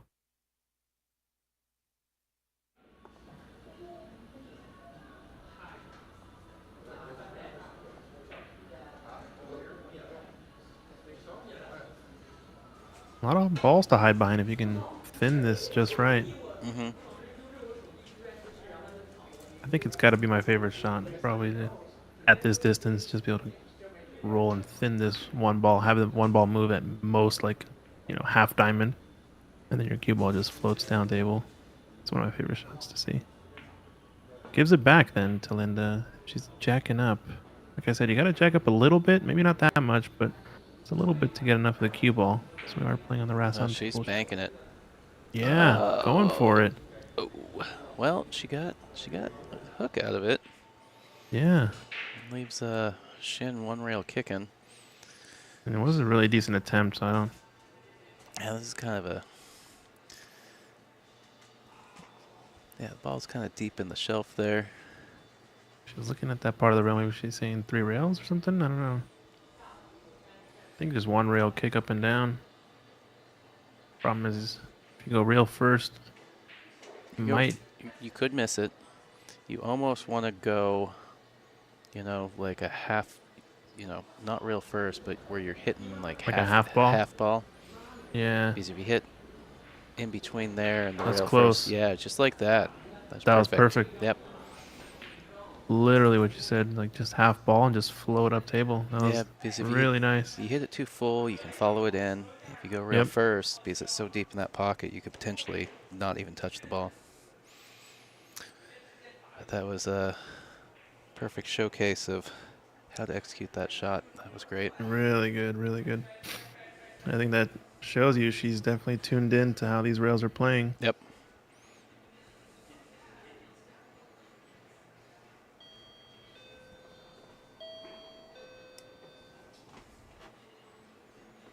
We have to play for the 4-8 combination next. Or run into these balls. Uh-oh. That was your luck here. Doesn't really have a shot, I don't think. Well, the one shot I see is thinning off the, not too thin because you want the 4 to move a little bit, but just going behind the 6 ball through that gap. Mm-hmm. Just gotta make sure you push the 4 high enough. Yep. Yeah, Doesn't want to catch it too thin. just like that. So hard to tell from the angle how much space there. Yeah, I think If Linda can go rail first, or if she can at see, best, or if she can see the whole ball. So now we're gonna find out. I would guess rail What's first is required. She's jacking up.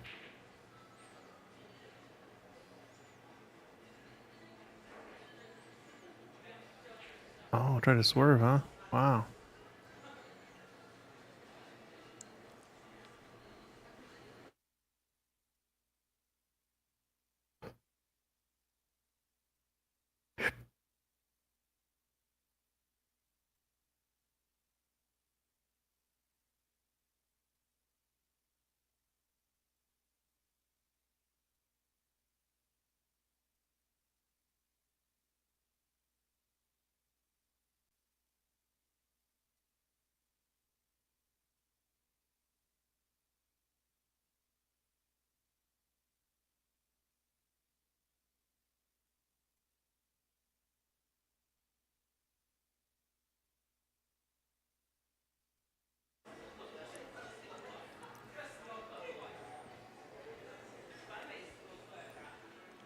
Oh, you getting us a third angle right now, Christian? Is that what's happening over there? Maybe.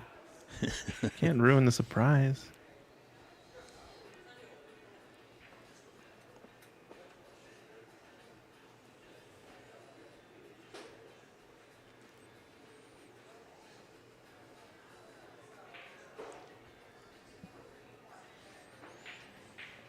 All right. Shot from Shin. Got a little bit above the 6 ball.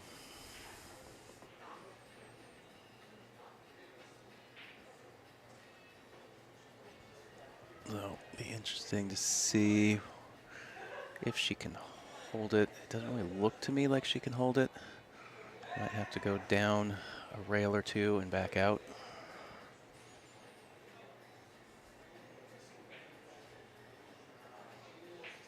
Yeah, so she's going 2 rails. She needs it to hold up. Yeah. I liked playing that a little bit faster. Yeah, just coming up table, a lot of space to play, right? Yeah, because, you know, even if you way overhit it, that 7 ball's laying pretty good.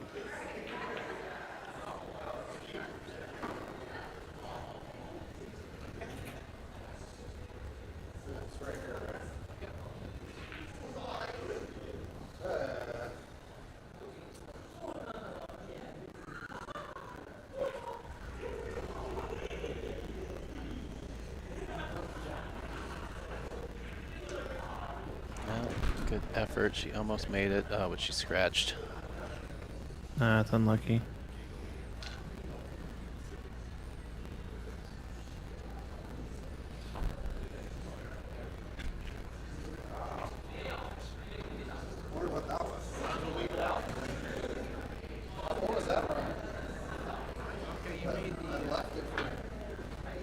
Made 6.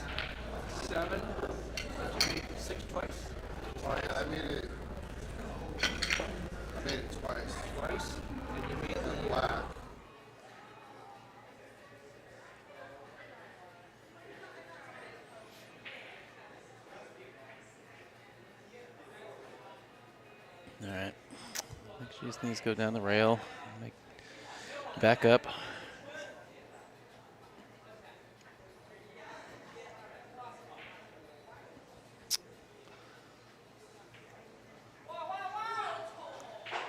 A little jerky, stabby on that stroke there. Yeah. It's almost like she knew she wanted to move the cue ball, so she was trying to do it with her arm instead of with the cue stick. She's left Shin long, shooting off the rail.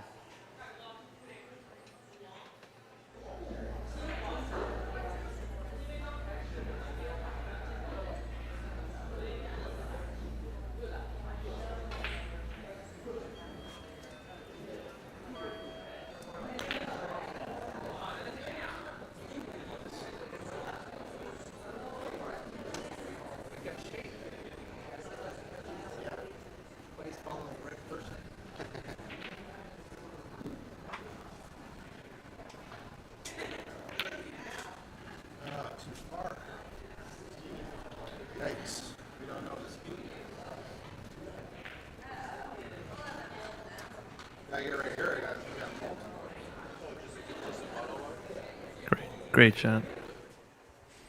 Yeah, it's a really good shot.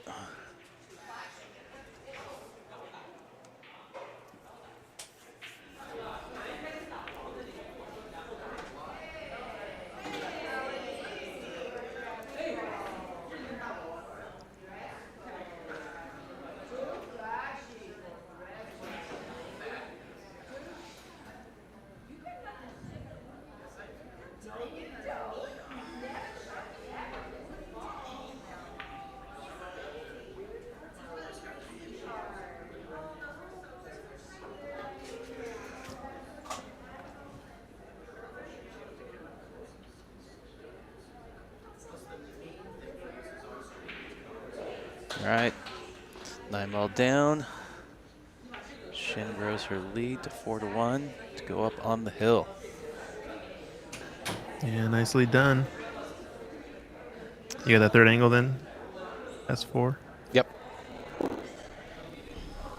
only problem here is there's a light in the way of this one. Yeah, so, yeah. I was worrying about that, and I looked over and I can see that fluorescent light just right above the camera. So when it's looking over that direction, it gets that light kind of blows it out a little bit. I think we need diffusers for those bad boys, but that's all right. Work in progress. Work in Yeah, progress. yeah. Incremental. Mm-hmm. Everything gets better a little bit at a time. It's still getting better. And make sure everyone tunes in. We're going to be hosting the Northwest Cup here. We'll have all the camera angles. All the players will be here. Melina Ortiz, Team Oregon, waiting in the finals for winner of this victor against Marion Poole, who awaits on the sideline. And Allison Fisher will be waiting for those who want to come join her on Friday before the Northwest Cup. 3-hour clinic and dinner. It's going to be a great time. Come on down, Ox. Awesome. On the hill and breaking.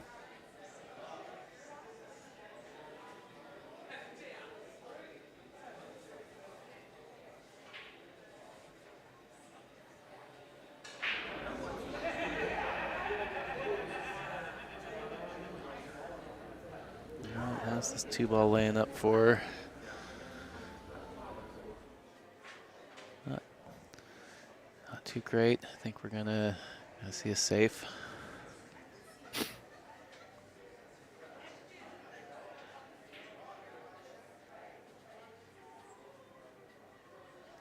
I like this type of safety. Just push the one towards that chalk up there on the top of the table that she just picked up.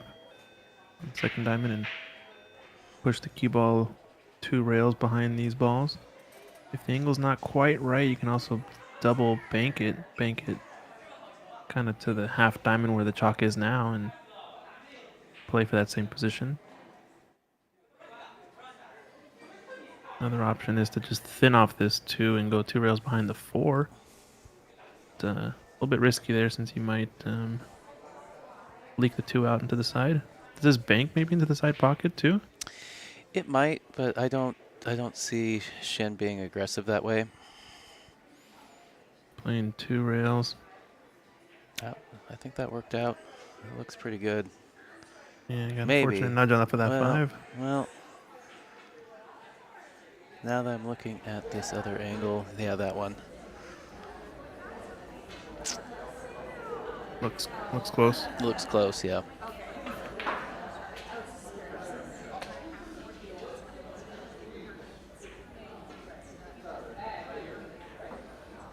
Yeah, you definitely see from this the 8's not in the way I thought it was. Yeah, looks like she needs a little bit of swerve. Catch it on the way out.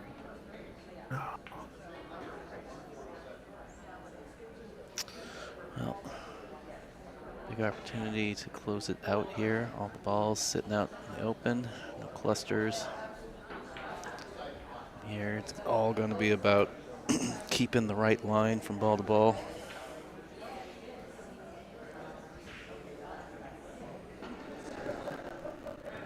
So, yeah, you want to play for the yellow.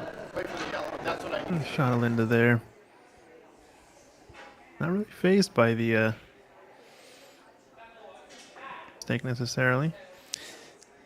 I always like to say chair game strong. Shows us the sign of a strong opponent.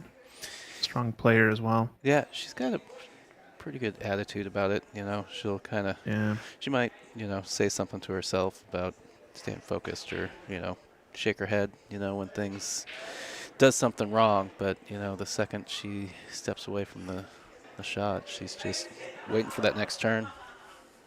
Yeah. It's almost like what you do off the table definitely can influence Yeah. what you do on the table. That's for sure. Well, we're supposed to be learning every time from our mistakes, so I think she's. Yeah. I think she approaches the game in the right way. Really good shot there of Yep. Shin's technique. Really good alignment on the cue.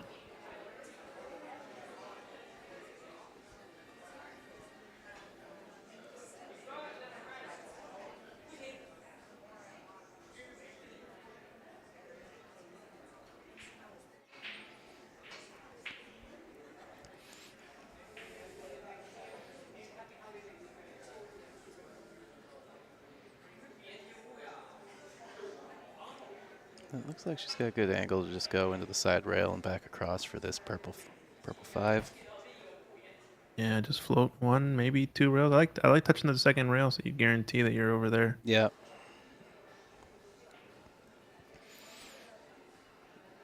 Yeah, and she's swinging that arm again like she underhit it. A little mad at herself for.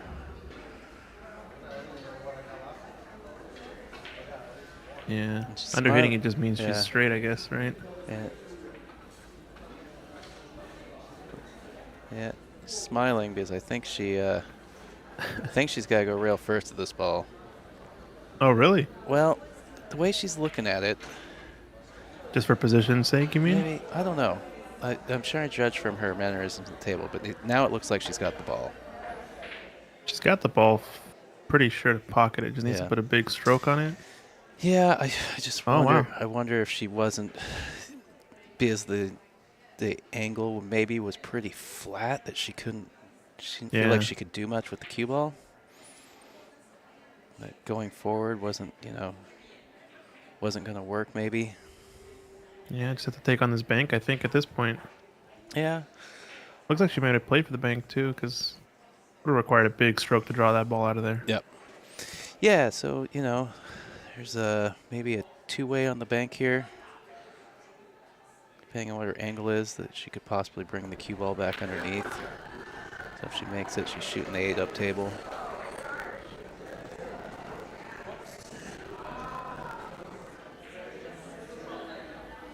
Now, is it going to double? Is she going to Z it in? Look at this. She Z'd it in. No, no. Yikes. Well, This other angle on the multi-view where I can see Linda sit in her seat. No reaction at all. yeah, just 0, huh? Yeah, 0. Me Man, you had a camera on me, I'd be embarrassed because I'd probably shaking my head, muttering about something. Even though I know it's 9-ball and I know how 9-ball plays.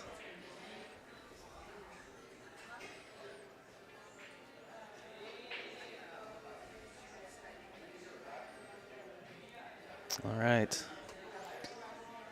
Shin staring down the winning 9-ball here.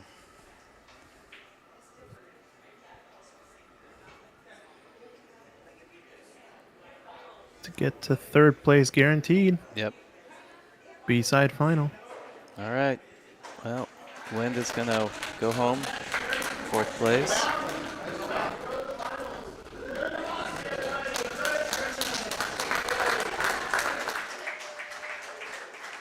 TD giving Linda a shout out for a good showing.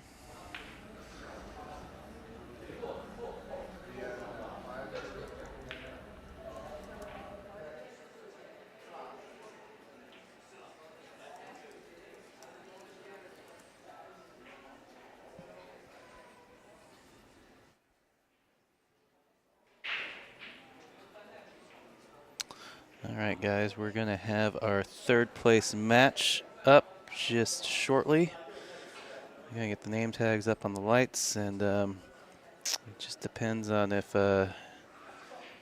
Shin needs a moment to collect herself or if she's ready to square off. You see Marion's already at the table. Yeah, we're getting close to it too. We might need to do a reboot of the Facebook live stream over for the Ox folks. But I think we'll play this match through So and maybe what's the restart limit? it for the final. Yeah, so 8 hours, is that the limit, right? Yeah, so about an hour and a half now. Yeah, I think we're gonna, it'll be close, but I think we'll be all right. Restart it now? Yeah, why don't we just restart it now? Just Okay. You want to see how fast it is to restart?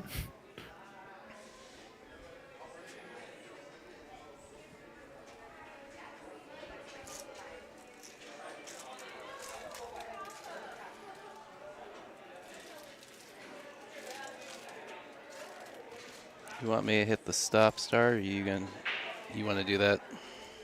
No. So for Facebook, you just gotta. Oh, you just had to flip the Switch. tab over there.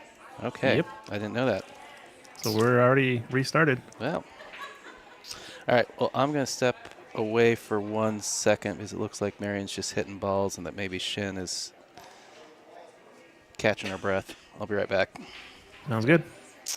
See you all, or talk to you all in a minute here.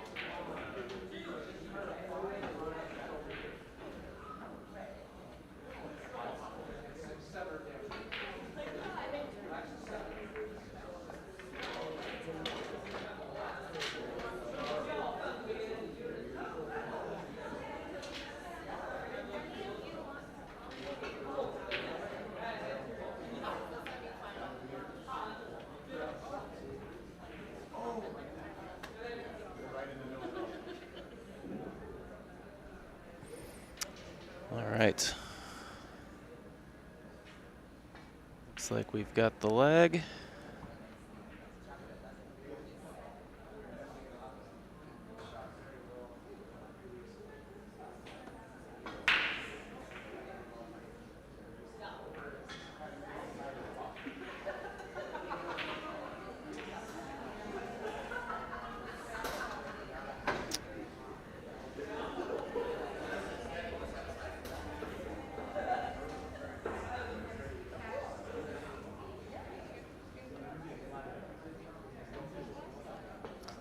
All right, so the leg, now what's going on?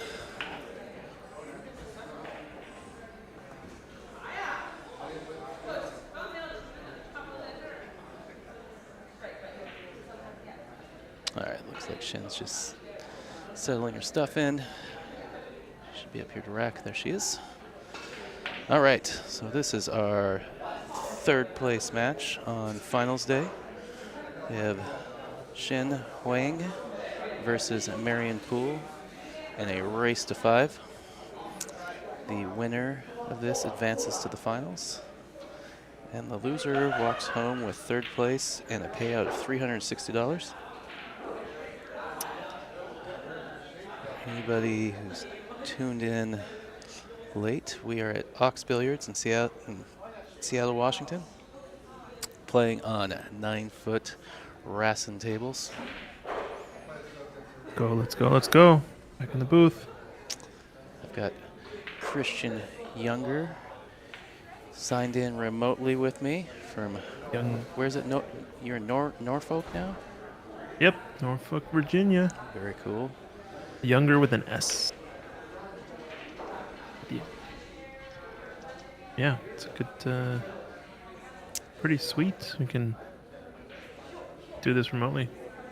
Works surprisingly well. Yeah, it's been very nice having you in and out, helping out a little bit. I know it's getting later over there. Was it about 7:30 now? Yeah, it's almost dinner time. Yeah. Well, I think supposedly Patrick will be back in time for the finals. Maybe he might even make it back for part of this match. Yeah, should be fine. Should be all good.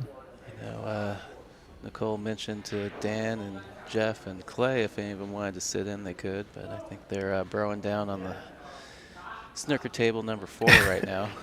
I was gonna say, are they out there playing snooker right now? Yeah. Let's see. Can we? You said table 4? Snooker table 4.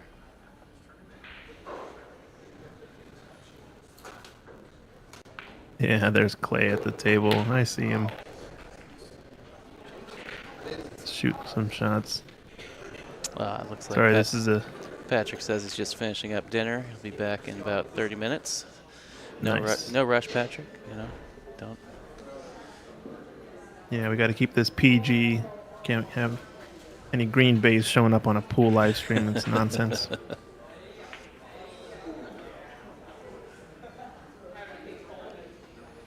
But yeah, shout out to those guys. Legends in the Northwest, that's for sure. All right, we got a match though. Marion Poole, Shin Huang, 2 opposing styles. That's for sure.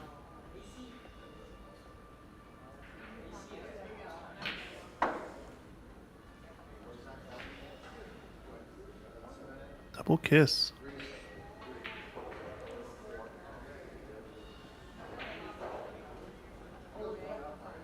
So, Marion out of, I believe, Kirkland, Washington. And Shin is located out of Richmond, BC these days, I believe. Oh, Kirkland. I didn't know Marion was from Kirkland. It's pretty Well, close. It's at least what Fargo suggests to me. Oh, I see. Okay. Which I wonder, do I have the player bios? I think this safety's going to work out pretty well. Although there is a pretty good chance at a 1-rail kick on this one. I do have the player bios.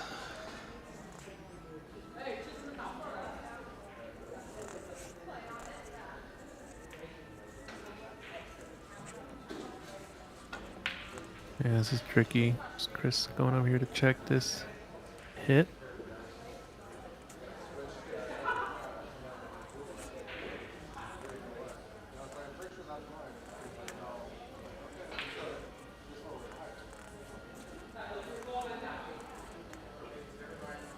Tough spot to be in, but I wonder if the 3 is just close enough that you can't go one rail at this one.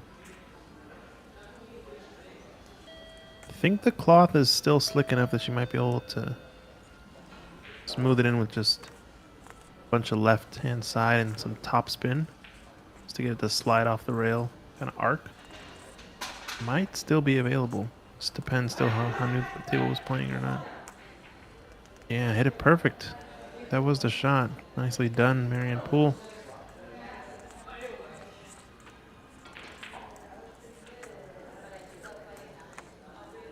And of course, I have all the player bios. I don't have one in here for Marion. Go figure. Oh no.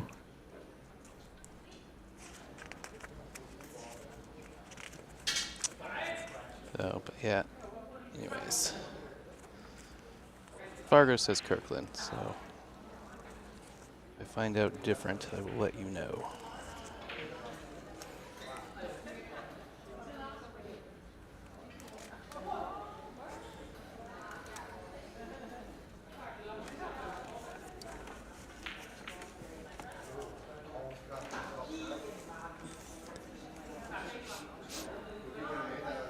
I do believe Shin was the player was standing next to at the Northwest Open. Did you hear about that tournament last year, Northwest Open? That kind of our first big collaboration between Chalkbox and Ox. Earlier this year, yeah? Yeah, earlier this year. Sorry, yeah, Yeah. when Yeah. Stan Tarango won it. Yeah. Yep. I think that's where I met Shin for the first time. She was just kind of shooting on the side, hanging out, playing during the finals day, and there was a bit of a disagreement on the side table about the score. Forget who was playing exactly, but the players had just come over and I think had taken a break or something, and had talked to Shin about, oh, it's something to something, right? It called it out as he walked past her. And when the player came back from the break, I guess there was a disagreement amongst his opponent, and they came over to poor Shin to like discuss. Wait, I just told you, right? The score was blank to blank, right? And they were looking for her to try to settle the dispute, and Oh, no. it got a little bit heated at the end there. I think it was something like the 5th, 6th place match, and there was Oh, some big no. money in that tournament. I Yeah. think first place was something like $8,000 or $9,000, so it was It's always definitely yeah. always fun getting dragged into something, Yeah, something I felt you for her didn't so ask bad. for. Afterwards, she comes off to the side and was talking to Dan Louie, and Dan was in the same conversation, was like, yeah, I'm pretty sure he did definitely, the score was definitely this, but I didn't want to say anything because I'm not going to settle the dispute for Yeah. them. I'm going to let them duke it out. I'm not going to be responsible for any sort Right. of I don't- collateral. So. Yeah. Never want to get dragged into a Yeah. dispute over that. Yeah, that was an awesome event, though. It was a pretty sweet setup. First time for me and Patrick to do a remote live stream as well, so it was a good tester for all the equipment and whatnot. Oh, very cool. Yeah, really, really cool. Patrick brought his whole getup, though. He brought his PC, all his monitors, etc. It was a big load. Shout out to Patrick for doing that work. I just brought a few of my cameras and a bunch of Ethernet cables.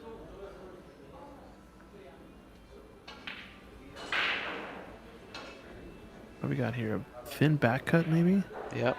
Exactly. Nice Oh, shot. corner Cue pocket. ball. Where's the cue ball going? You know that reference? This is a good test. Do I know the what? The quote for where's the cue ball going? Oh, You know what commentator says that? I should. I don't off the top of my head. No, it's a trick question. Just checking if you watch a lot of snooker or not, basically. Oh. I watch clips on occasion. I wouldn't say I watch a whole lot of it. Yeah. Oh, this is a problem here though. Marion Poole lining up for the purple. She has to shoot the pink ball here. Yep. Well, Good call, Shin. Good sportsmanship from Shin. Yeah, she's about to shoot the purple 5, but the pink 4 Yeah, still on yeah. the table. Yep, that was good sportsmanship from Shin. She's not obligated to tell her until after she, you know, even after she shot it. If she's not paying attention, I guess there's no obligation. But yeah, she wasn't obligated to stop her. She could have let her shoot it and then said, "Hey, you shot the wrong ball, and that's ball in hand." Yep. But it's nice to see players that don't want to win that way. Yeah, really nice to see too. And that one was pretty obvious too, so you Yeah. would have expected Shin to speak up on it. Yeah. It is difficult sometimes when you're mid-run and then all of a sudden they shoot the wrong ball. It's sometimes hard to tell if they're kind of in line of each other. Yeah. Well, it's also one of those things where this is the Oh, no. the first tour stop where we've used these we've had the Aramith Blacks on the table. And, Yeah, you yeah, know, exactly. It's hard to say which players have seen them before outside of Mhm. maybe on a stream. Oh, Yeah. this is unlucky for Marion though. Just landed in the one spot on the table that doesn't give her a shot on this 7 ball. It's also, one of those things. You've been playing pool since 10 o'clock yesterday, True. start to get that brain fog and you're just, sometimes on autopilot. See purple, you think 4. Yeah. All right, we'll leave it to the chat then to see if anybody. Just a little bit of snooker billiards trivia. What's the name of the commentator that claims to the famous line of "Where's the cue ball going?" over on the World Snooker Tour live streams? If you guys know, post it in the chat. I want to see who gets this first.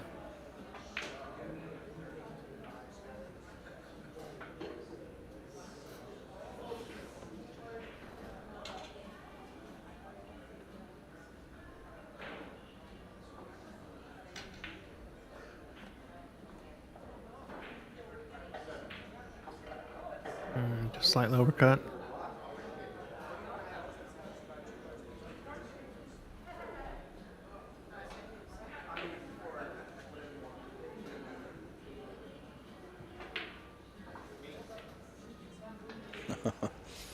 Arnie. Jack, bring back the purple 4. I love Arnie. He's a trip. Great guy. He plays League here on Sundays. I think he might actually be in the room right now if he's playing Masters this week. How's it going, Arnie? He's a classic Northwest player as well. Been around for a little while.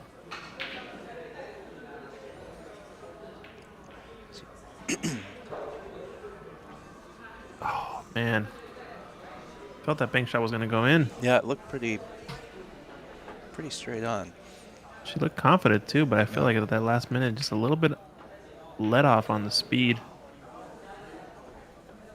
A bit harder, that would have been clear in the pocket. I call that kind of a bank shot speed. There's like a certain speed where you just kind of see the banks get fired in a way. Not too hard, but not too soft. Like you definitely hit it with a good pace. Yeah, there's kind of a bank speed, and then there's the rifle speed, which has which takes a different line. Yeah, so I guess I'm thinking more about like a rifle speed. Oh, Arnie, you're a classic player in Northwest. You know a lot of players. We have to get Arnie out to more Chinook Wins opens.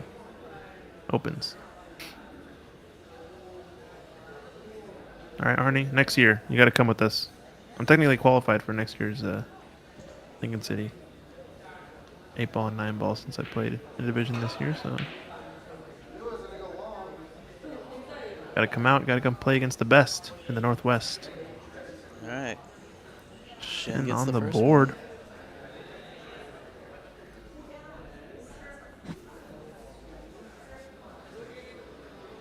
All right, do we give the chat any more room, or are we going to spill the beans? Where's the cue ball going? You guys know in the chat? Say it now. What's the name of the commentator?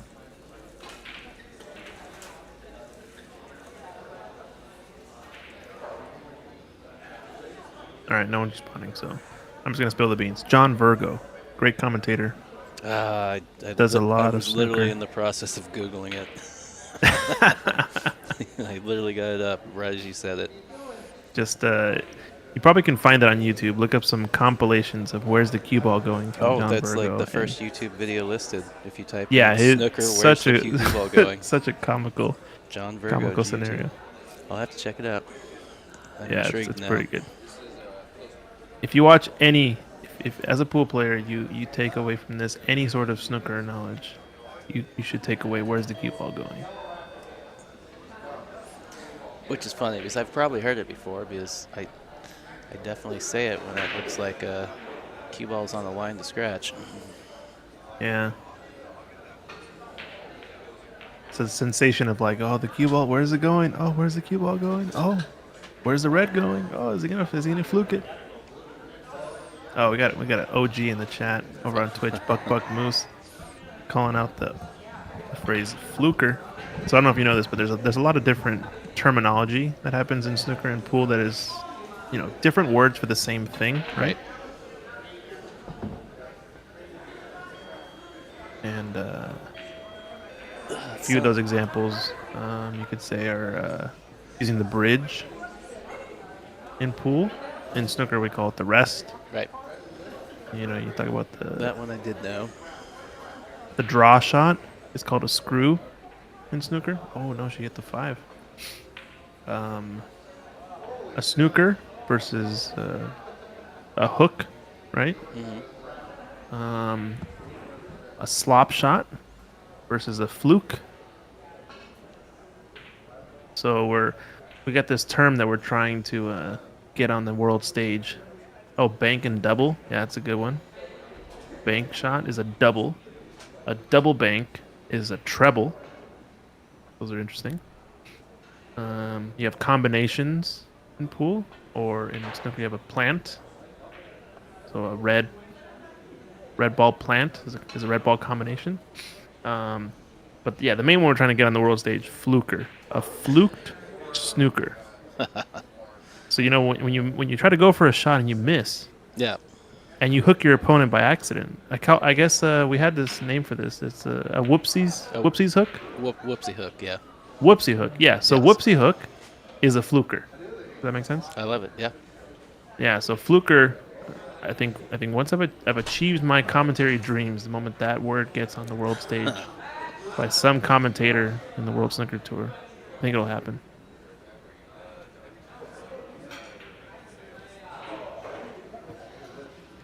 Planted a few seeds for it, but we'll see.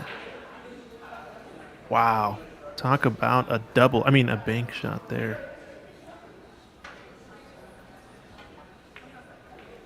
Drain pool just. When we're talking about rifle speed, right? That definitely was rifle speed. Yep.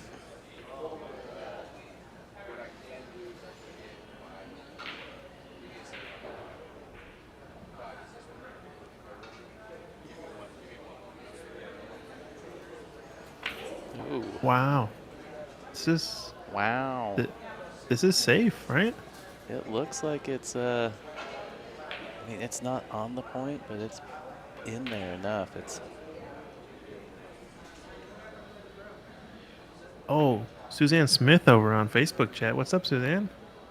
She's talking about safety. So Suzanne, what does safety stand for? I haven't heard this one. A safety with an SH? I think it's the same thing as a whoopsie hook. A whoopsie hook? I think they're synonymous. Oh, okay. A shanked safety maybe? Wow, just missed that. So she was point hook. Incredible. Yeah, Okay. I wasn't going to say Okay. it on the stream, Suzanne. I was hoping that maybe Christian might get there on his own. Yeah, it's a shanked safety. We'll say that. It's a PG stream. Oh boy. Yeah, so she was hooked on that. I don't know. That's incredible. I don't know if you saw it. She tried to 2 or 3 rail at it and missed it. So ball in hand for Marion. No, all good, Suzanne, all good. It's really my fault. I'm the one embellishing it for my inadequacy of understanding. It's all good. Yeah, clearance run out. That's a good one.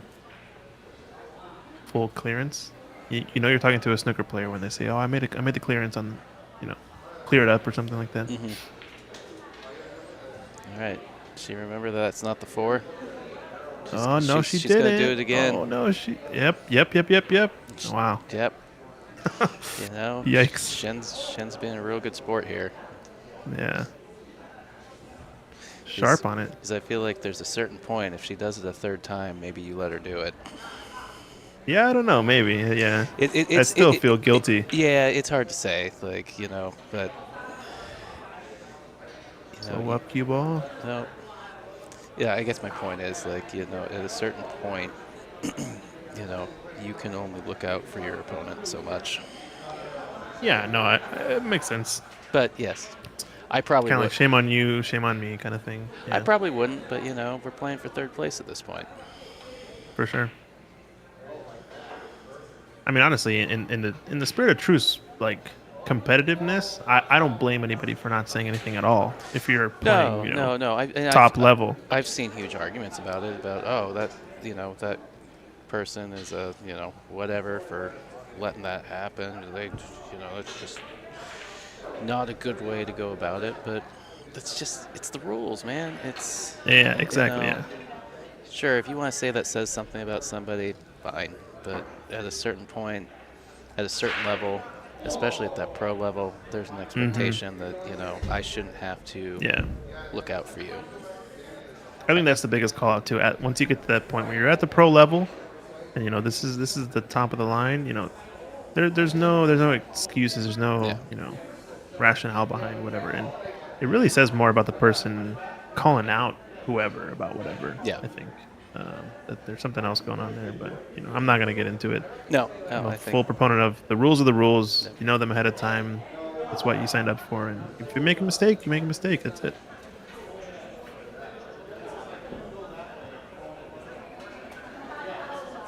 looks like she's still got an angle. What do you think? You think she's going to try and stay under, or you think she goes above the 8 ball? I like short side. I mean, personally, I think I trust my ball pocketing a little bit more than my ability to work this cue ball 3 rails Right. with draw or whatever. Right. So I think I'd rather just take this long shot on the 8. Yeah, she's inclined to agree with you. And You this know- is honestly a more favorable angle too. I think Yeah. if you're on the rail, it's really tough. But if you're going towards the rail like this, much easier cut. I think. Yep. Yeah, I agree with you. Well, and the 8 ball's not right on the rail, so she had a margin of error where she could be to. And this ball is still pretty easily playable.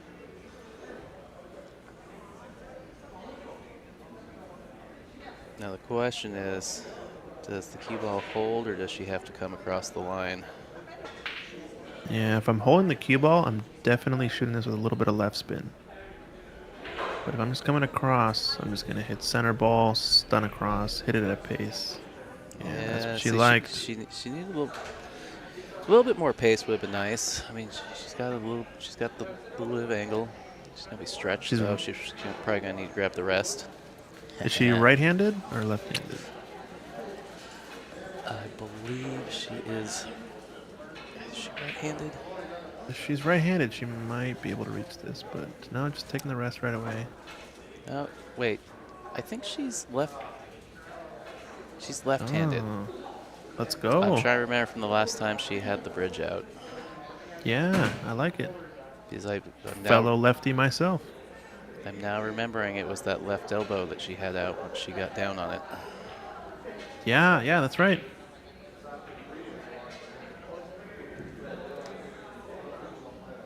Yeah, I Yeah, really that could. definitely It really hadn't, you know, I hadn't really noticed if she was righty or lefty until you asked the question. And that's literally what I had to go to. It's the last time I saw her use the bridge. And Now, that could be deceptive, though, because I think a lot of players don't necessarily always bridge the same handedness with the bridge than they do with their normal stroke. right, that's fair.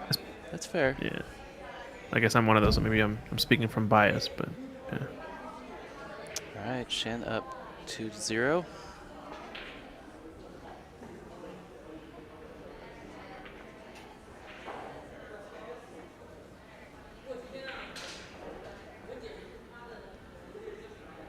let's talk about some of our events coming up. Northwest Cup, Littman Lights, being hosted here at Ox Billiards. Raw Hannah with On the Wire Creative Media going to be streaming it. Yeah, it's going to be a fun one. Going to be a good It's going to one. be a great time. Allison Fisher is going to be in the building, the GOAT, greatest of all Yeah. time. Doing a clinic on Friday with the dinner included. It's definitely a full experience. I highly recommend it. I went to it last year when Yeah, it's she was here. pretty cool 2 years deal. ago, sorry. 3-hour clinic followed by dinner with Allison. Like, Doesn't get better, right? yeah. I mean, if you're a full pool fan, even for the sake of just Well, just hanging out, even. Yeah, just hanging out. You know, Allison's a wonderful, wonderful person, and you know, obviously a goat and full of just great pool knowledge. Mm-hmm.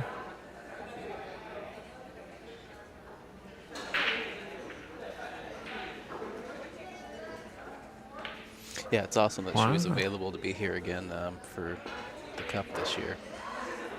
Yeah, I think Mike Littman has a soft spot for Allison Fisher, so makes sense. Although, I mean, I like the cadence. If you're switching back and forth between Allison Fisher and Jeremy Jones, Yeah. I mean, it doesn't get better than that. Yep.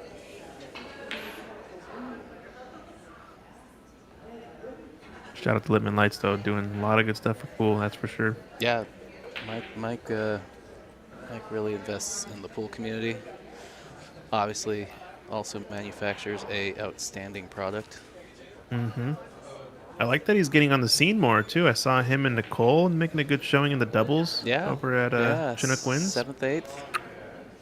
Yeah, pretty good. In their division. Starting to develop a little bit of a stroke, I see. Yeah, I've got Where? him playing on the 9-foots at Sam's on Thursday nights. He's on my BCA team these days. Okay. Gotta get Mike Littman in a live stream match here at Ox, Yeah, maybe. Yeah. Yeah, I mean, Mike. obviously he's got a Rusan at the billiard shop. So I know he Mm-hmm. plays a little more than just at Sam's, but yeah, he's getting his game back, I think.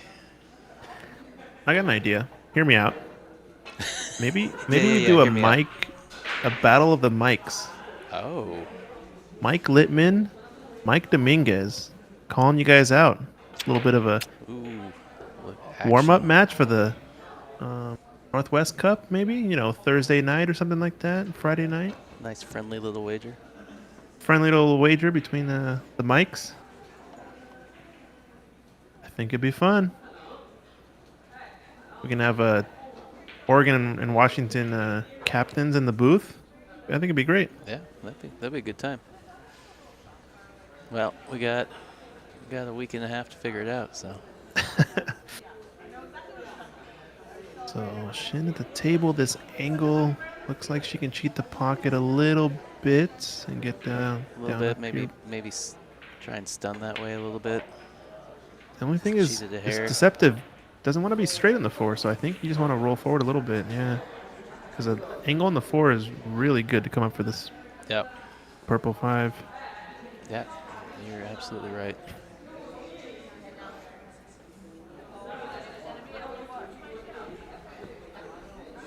Four to 5. Really just missed the side pocket. 5 leads to the 6. Is that 6 to Mike? 7. Is that Mike signed in as Ox Billiards in the chat? Yeah, that's Mike Dominguez. Yep. Yeah, you heard it here first, Mike. Battle of the Mics. I think it can be an annual thing. You know, a pre-match for the Northwest Cup. The years that Ox hosts. Pretty It'd good be dope. shot. Just needs to get in this channel for the 6 ball. I guess she's got 2 windows in reality. If she wants to stay close Yeah. to the rail, or if she wanted to come back to just below, just below center of the table. Window between the 7 and the 9. Yeah, if you're talking cue ball in hand, are you putting this between 7 and 9 to play shape for the 7? Yeah, Or, I think she's going between the 7. She's looking. No, sorry. Yeah, she's going this way. this way. Okay. Oh, needs she's to hold running up. pretty hot though. Wow. Yeah, a little too spicy on that I'm pace. surprised. Mike We- Dominguez says we're talking snooker, right? I don't know. I think that's going to have to be part of the terms and conditions and up front. But I could see it being a combination of sports. oh yeah, multi-discipline. Multi-discipline. Yeah. I mean, I think any table that a Littman light is on, I think it's fair game. There we go. All right, can she thin it in or is she banking? I think banking it. Over bank with a little bit of check to stiff it. Yeah, it's kind of like a one pocket shot, right? Like when you're flat on it, you could still stiff that bank to miss the double kiss. It's kind of a tricky shot, though. But yeah, what you were asking, ball in hand on that shot that she had previously going to the 6. Yeah. I think it depends on the day. Okay. I think it depends on the day. Right? Do you ever play short side on that 7? Short side. As in, like, kind of keep the cue ball around where the 6 was and just shoot the 7 up table, or do you? Oh, after the 6. Yeah. I guess that's what I'm wondering. It's like if I had ball in hand on the 6 to get shape for the 7, am I putting the cue ball on that right long rail, or am I putting the cue ball? Bye, Kathy. Bye, Kind of. Marianne. Be safe. Oh, we lost the Canadians. Uh-oh. Yep. Yep. Kathy Mack and Marianne McConnell, the Mac Attack out. duo, are exiting the building. Oh, look Wow, at what that. a That's shot. a good shot. That's a great shot into the corner there. All right. Yeah, so that Marianne. just tells me Marianne Poole is a streaky player. She's rolling and tumbling and bumbling. She's going to be running racks out. Dangerous player when she gets in rhythm, I'm sure. Yep. So got herself into this match. 2-1, race to 5. For 3rd place we're playing for right now. B-side finals. Yeah, big match.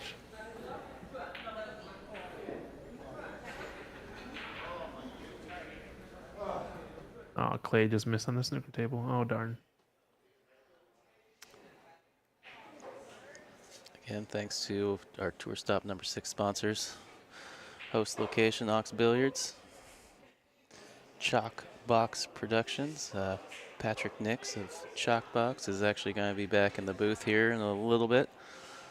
Nice. Navigate Law Group, family law firm out of Vancouver, Washington, and our 2023 tour sponsor, Littman Lights.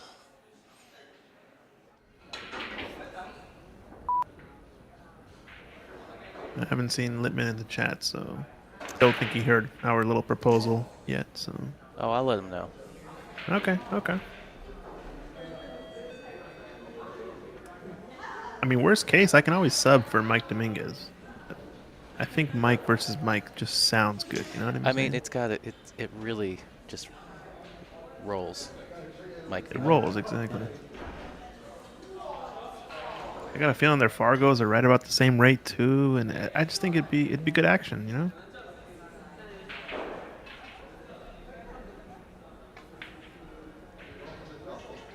All right, so what do we got this rack?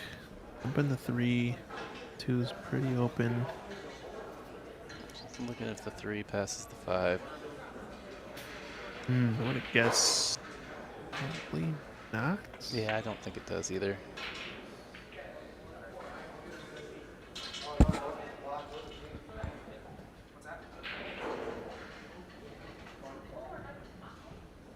Might give a robustness of 9? No way.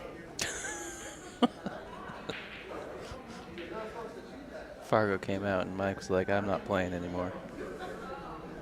Yeah, I'm gonna check this. Hold on.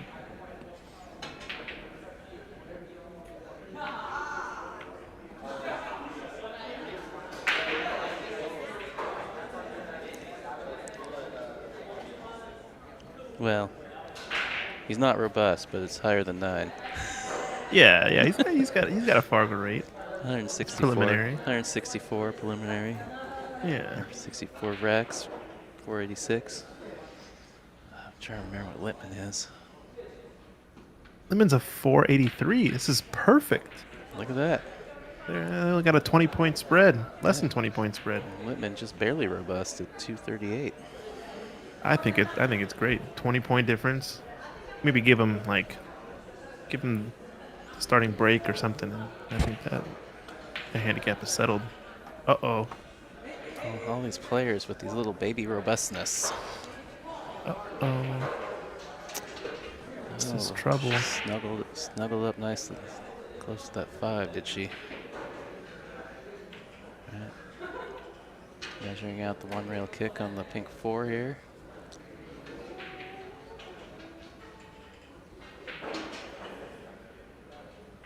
Gonna get Second it. chance. Gonna get It's it. gonna go in. She's gonna get it. Wow. Hand wave of unintentionality.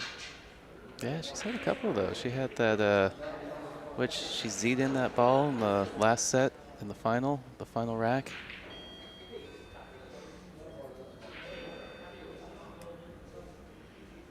On the bank shot. Oh yeah, that's right. That's right. That one did though dictate, I think, part of the scoreline there. Will she be able to get out here? Is the question.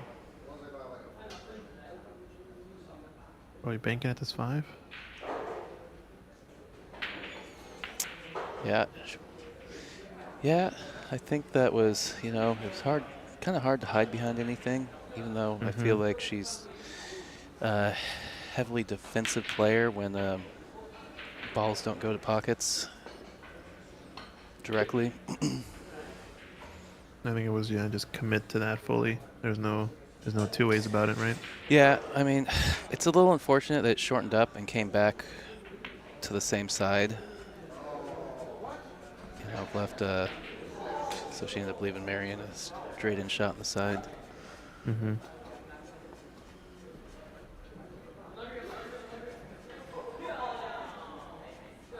Here looks like see Marion's short.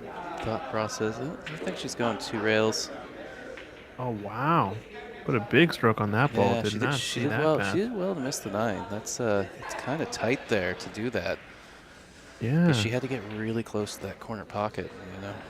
Sometimes you can Good. scratch or hit Gonna the. have to put another stroke just like that right now, though. Yeah. Maybe a lot of cue ball. Oh, look traveling. at this! Look at that! Look at Wow. that follow shot. That's great. Wow. Don't tell me she's straight. There's no way. I think she's got a little angle, but I think she's a little kind of flat. Can't really see. Oh, Yeah, okay, she had a hair enough of to an at angle, least- but she's got to be 50-yard line though, or almost 50-yard line. Yeah, that's tough. That's incredible. I can't believe you end up almost straight on that ball after hitting that good. Yeah, so she's slightly on the right-hand side. Cue ball slightly to the right of the 9 ball, so if she's going to cut it, I expect her to go to the bottom left. Yeah, bottom left. Just hit this at a good pace. I think. Don't slow roll this. Gotta be confident. Pretty sure she's going to.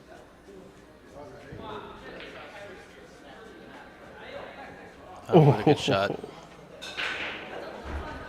All Wowzers. right. Marion getting a little bit of a groove here. Yeah, 2-2. Just sweeping those balls in the pocket. Ties it up 2-2. Got action, folks. Yeah. Third place match in the NWPA.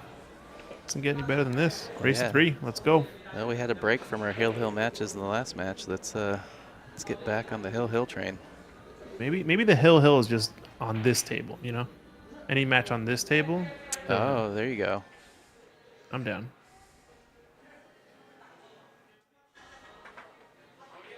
Although if Patrick Nix comes back to the booth, he's definitely going Hill. I don't know why. Well, it probably doesn't help that I named my productions Hill Productions. Hill Productions. Hey, we could have streamed to that channel too. Yeah, I thought about it, but I don't. It's not separate from my personal Gmail account, and Okay. I want to split it off. So I kind of wasn't Got quite it. comfortable logging in my personal account into you guys' restream. Yeah, understandable. Yep. And Oh, I haven't really really, good. and I don't have much of an audience on that channel yet, so I'm hoping the big one's going to be so the turkey shoot and the Thanksgiving weekend that we're doing at the trough. I'm going to be streaming that. I'm going to be streaming that from Oh. that channel, so Nice. Okay. try and get the word out some more. Should be a good tournament. We got $1,000 added, 24 board, race to 7, 2-day event. 10 ball, 7-foot tables. Nice. Well, I'll subscribe to that then. Let's tune in. She hit it a little thick, but it went. That's good speed, so it ended up dropping in that pocket. This is looking like a nice layout. I think the toughest part of this is going to be 7 to 8.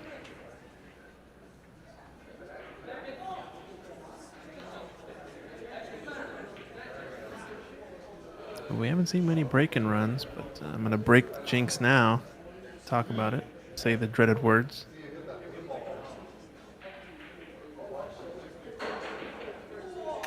Andy Camping in the chat. Shouting out Suzanne Smith. Looking forward to yeah. the Northwest Cup. Just SOS. Good nickname. Who I did not get a chance to sign her book before she took off. Oh no. Hopefully she brings it a couple weeks from now. Yeah, I think she brings it to pretty much every event she goes to. Jordan actually asked me about last night if I'd signed it yet. I was like, oh no. And I saw her after her match on the stream this morning afterwards, and I just kind of forgot about it. She says she'll have it. Cool.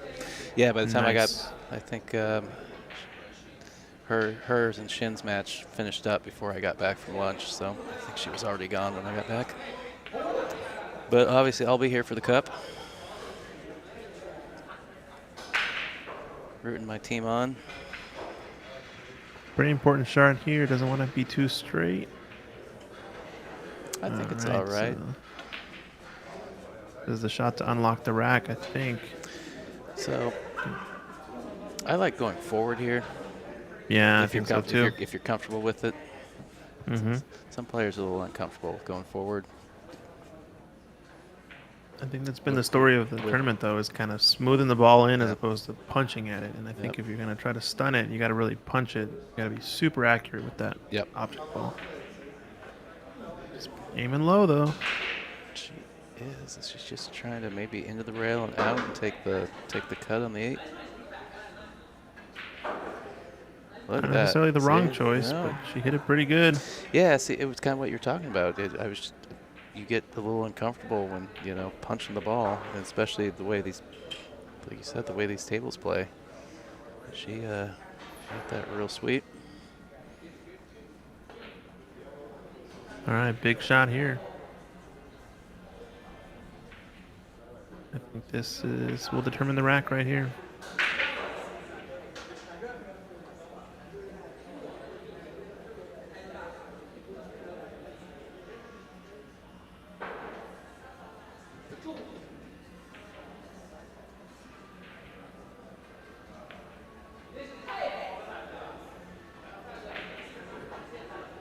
She hit it thick again. No. Oh, that's... She hit it a little thick, and the pace was a little heavier than last time, so she kind of came into the rail early, and yeah. I wonder if at that pace she was actually trying to go 2 rails across. Because if she cuts it thinner into the pocket, she would have been to the right of the 9, right? Yeah. I believe you are absolutely correct. Dang, that was tough miss to take because that was for a break and run too. I think that would have been a big confidence booster for Shin.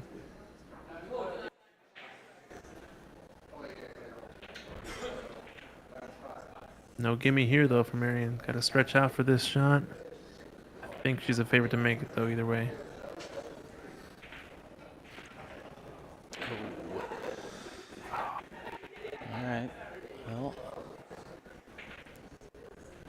gift here for Shin. Still anyone's match, though. Yep. Not a gimme. But you expect this is a ball that you expect Shin to make. But Mm-hmm. we will wait and see.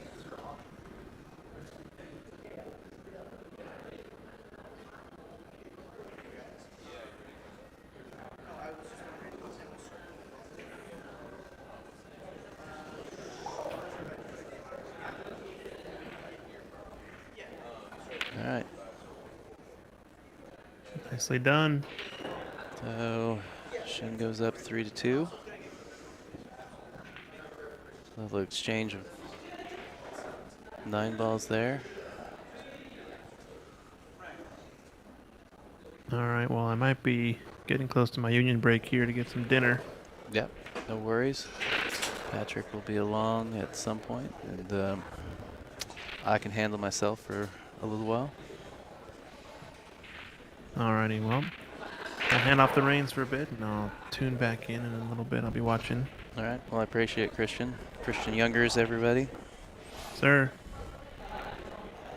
Be back in a bit. Thanks. Yep. Enjoy.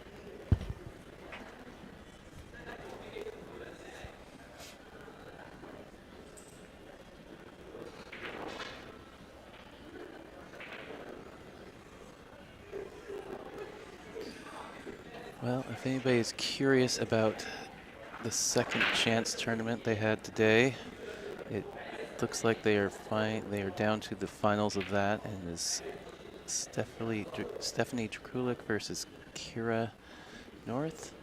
Kira won the point, so I believe Stephanie has to beat her twice. I think. I'm not sure if they do the same in the second chance, where the finals is just a longer race.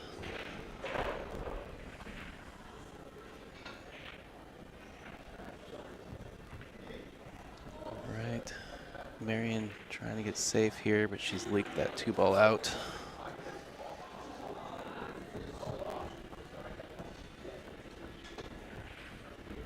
Yep, not a problem, Mike. Appreciate you guys letting me be on the ground here in the booth. It's been great having Christian in remotely, helping doing the commentary. A lot of these tour stops I've ended up doing 12 hours by myself, and it's nice to have somebody to banter with, you know, talk things through, get different opinions on how we approach the table.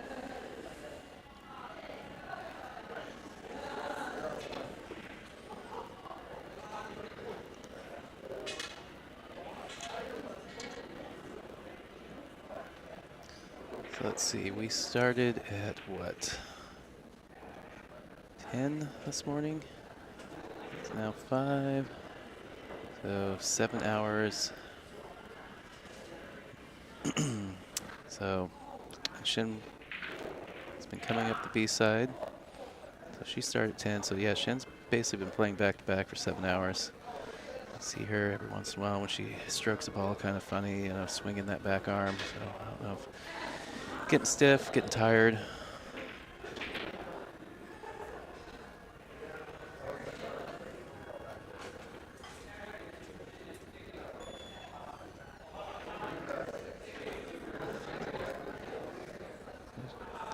Looks like from the way she's looked at this ball that she can see an edge. Wow. She saw almost enough to make it. It's just hung up on her. Looks like she's got Marion behind this pink 4. See if she tries to swerve at it, or if she opts to look for a kick.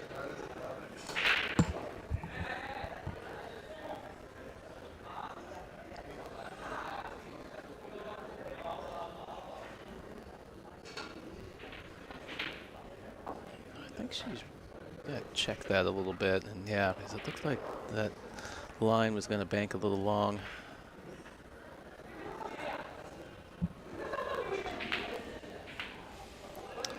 Oh.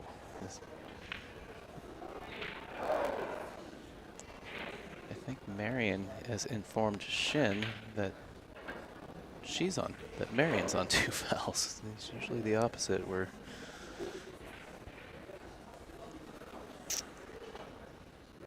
the other player informs the player that's on 2 fouls.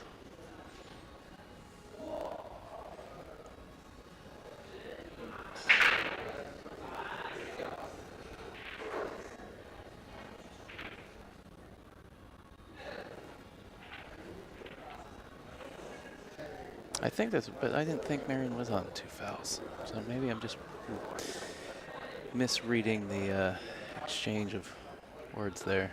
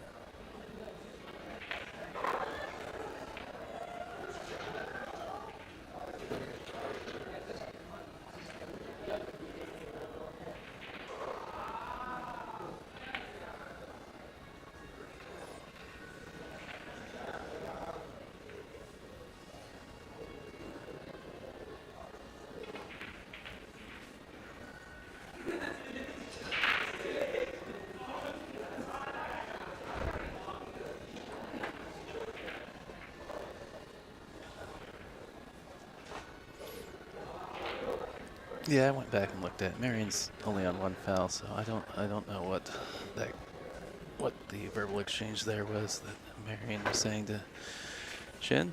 So.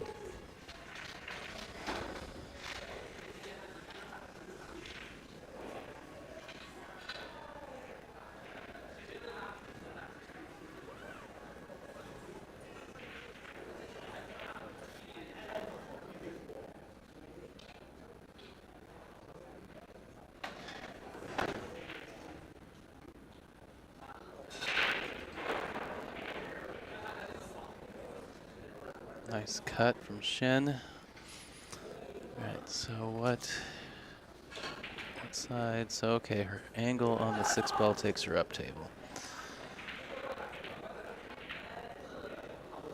So she can come out maybe just. So there's 2 options. You either gotta come all the way across into that small window between the 9 and the rail, or you want to be roughly about a diamond and a half. Oh, she opts to go multiple rails to get into that window, and she played it too tight. But yeah, like I was saying, the other option was just to come back, just roll it in and come out of that rail about a diamond and a half and take the cut on the 7.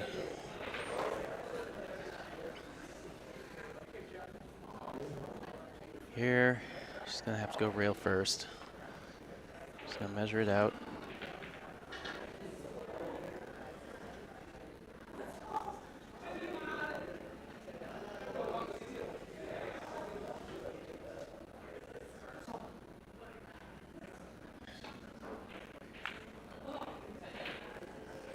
One concern here about the rail first at this 7 ball is because of how high up the table away from the corner pocket this ball is. The cue ball can potentially track towards the bottom left corner pocket.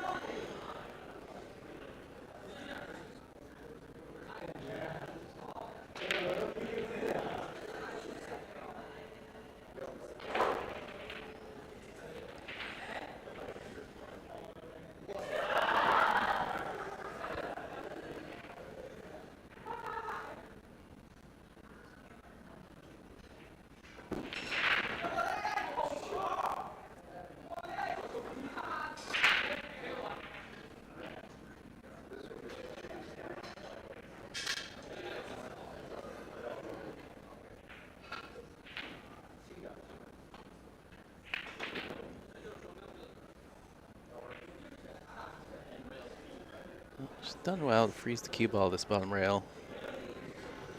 Left a long look at the 7.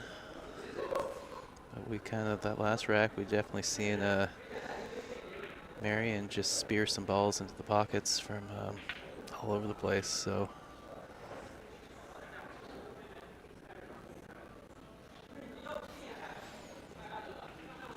you know the shot's in her wheelhouse.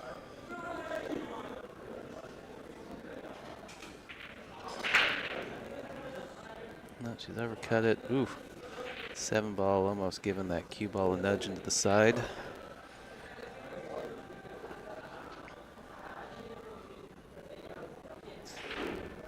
So it looks like Shin maybe can just pinch this over to the rail below the pocket. I want to be off the rail a hair and shoot this 8 in the bottom right pocket.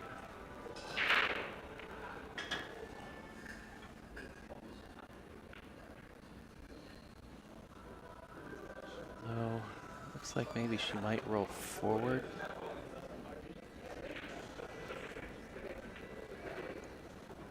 All right. So she had a good angle to go forward. Just take a little more distance on the 8 ball.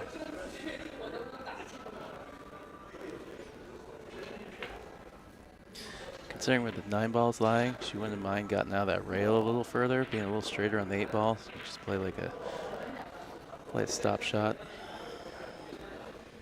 So she's gonna play this with some low. Just go towards the right hand rail and back out.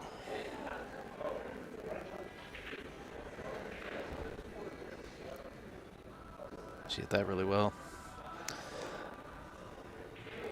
Squared up on the 9 on the side. Looking to go up on the hill.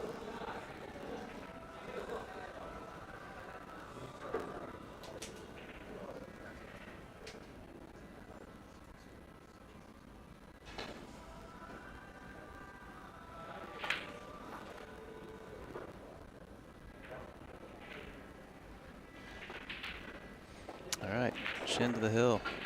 4-2. Race to 5 in this 3rd place matchup. Winner moves on to play Melina Ortiz in the finals. A race to 9. The loser will finish 3rd place and walk with $360. A quick shout out again to Tour Stop number 6 sponsors who've made this, who helped make this event possible. We have Ox Billiards here in Seattle, Washington, where I am on the ground live in the booth. Chalkbox Productions, kind enough to sponsor this stop, and Patrick making himself available today. He's actually just, Patrick of Chalkbox has just re-entered the building, so we'll definitely have him in here for the finals, which will be great. Navigate Law Group, family law out of Vancouver, Washington. And of course our 2023 tour sponsor, Littman Lights. The association and all the women participate and appreciate your guys' sponsorship. So, as I mentioned, this is the 3rd place match. We started yesterday morning at 10 a.m. with 40 entrants. $1,500 added. Total payout pot of $2,900. And we are now down to the final 3. 2 of them live right now. Shin Hoang, Marion Poole.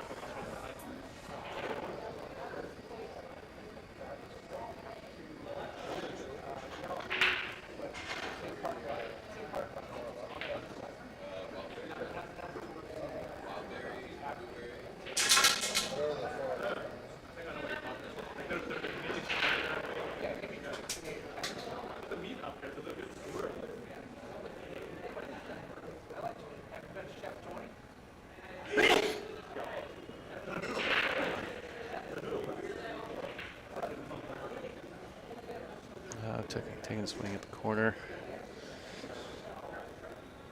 Just a little thick. Gonna square Marion up. Not a whole lot of angle, but that 4 ball's sitting pretty well on the table. Oh. A little misstep for Marion. Maybe a little too close to misinterpret it, being that close to the ball. But what I was going to say is the ball after the pink 4, this purple 5 is going to be the tricky ball to play a good position on. So it's going to be, you have to land pretty much perfect on it or anticipate that you just want to play safe on it right off the bat.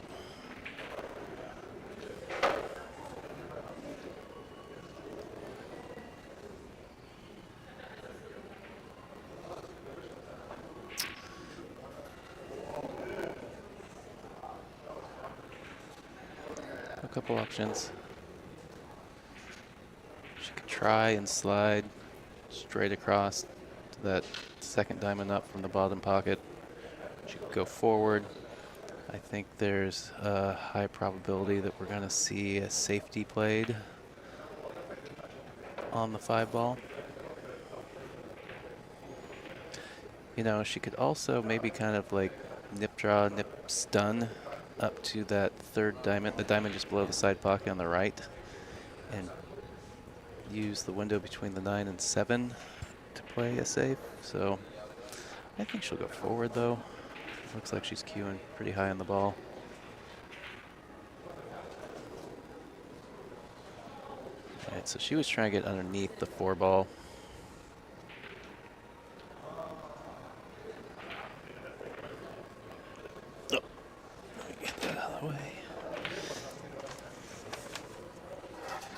Speaking of Patrick, he has just walked in the booth. I'll get him on the headset here in a second. Finish out this this match. All right, I am back from dinner. What do we have here? We were watching a little bit on our phones while we were gone. Yeah, so we got Shin and Marion battling it out for 3rd. And this 5 ball is lying in a particularly difficult position. And I have to imagine Shin really wants another shot at Melina Ortiz after yesterday's match.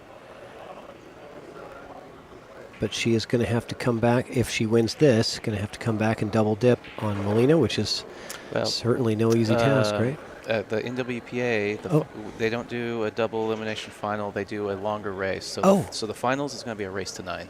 Oh, thank you. Okay. Yep. So she won't have to double dip her. She'll just have to beat her in a longer race. And that's assuming she wins this set here. Yep.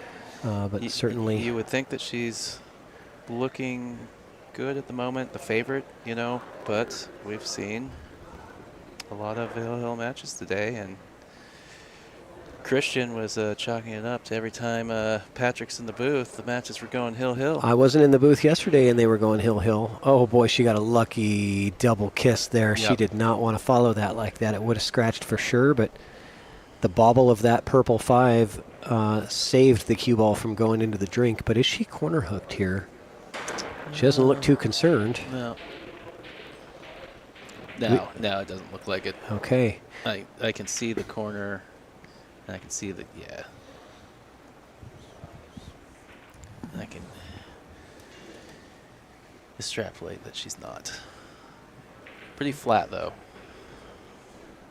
And do we have Christian in the virtual booth with us? Christian stepped away for dinner. Okay. I imagine he said he's going to keep watching. Perfect timing then, huh? Yep. Depending, you know, we might have him back at some point in the finals. Well, opportunity here for Marion. Yeah.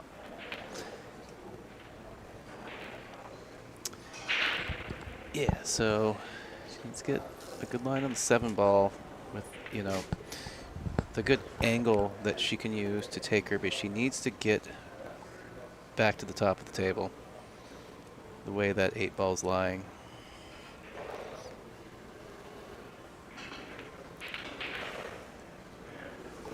Not bad, not bad. She's on the correct side. This is ideal position to get into that shape for the 8. Draw shot here, come off the side rail, and there we go. Look at that. That's just perfect right there. It's a textbook speed and execution there. Now I like hitting the 8 a little thinner and just bumping the 9 down towards the corner a little bit. Yeah, I'm inclined to agree with you. Oh, she just stunned right across the face of it without touching it. Yeah, I didn't know she had the room to do that. I didn't think she did either. But that certainly works, and this is far from over. All right. I'll catch that scoreboard here. Marion with the win there.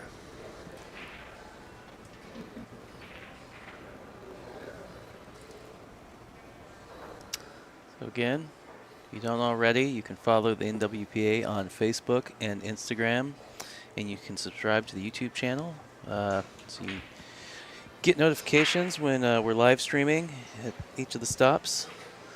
And then, of course, their website is playnwpa.com, where you can find info on the tour stops, entries, and just any other general information about the NWPA, the Northwest Women's Pool Association. Yeah, doing so many great things to build the sport in the community. There's 2 things that the sport needs to grow: more female players and more youth. And they are doing a fantastic job of getting more women interested in pool. All right, so it looks like maybe Marion's taking a break because looks like Shin's just grabbed some balls to hit some balls for a little bit. Yeah, she's getting that shot lined up again. The one that she missed that cost her that game. And yeah, she rattled it again. She wants to get that shot down. I don't blame her. You know, whenever you miss a shot in a game. Yeah, just a reminder, I know that we keep talking about it, but Northwest Cup in 2 weeks, also going to be here in Seattle at Ox Billiards, Team Oregon v. Team Washington. That is a ticketed event, so if you're looking to attend in person, get your ticket now. That will be preceded on the Friday before by a pool clinic with the one and only Allison Fisher. 3-hour clinic followed by dinner with Allison. And she will also be doing commentary with the one and only Ra Hanna in the commentary booth, the streaming commentary booth for the Northwest Cup. So look forward to that.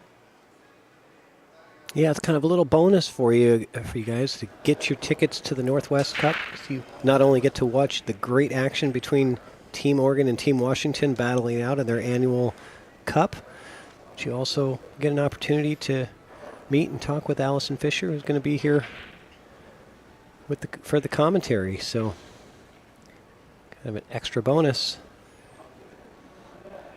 Well, as I mentioned earlier, going over the sponsors, Patrick Nix here of Chalkbox is one of the sponsors for this stop, and he's got a great, worthy fundraising event going on. That is next weekend, correct? Yeah, the Veterans Day event. Veterans Day is November 11th. That's a week from today on Saturday, and Army versus Navy teams 9-ball matchup, race to 15, and we're going to be raising funds for Everyone for Veterans nonprofit.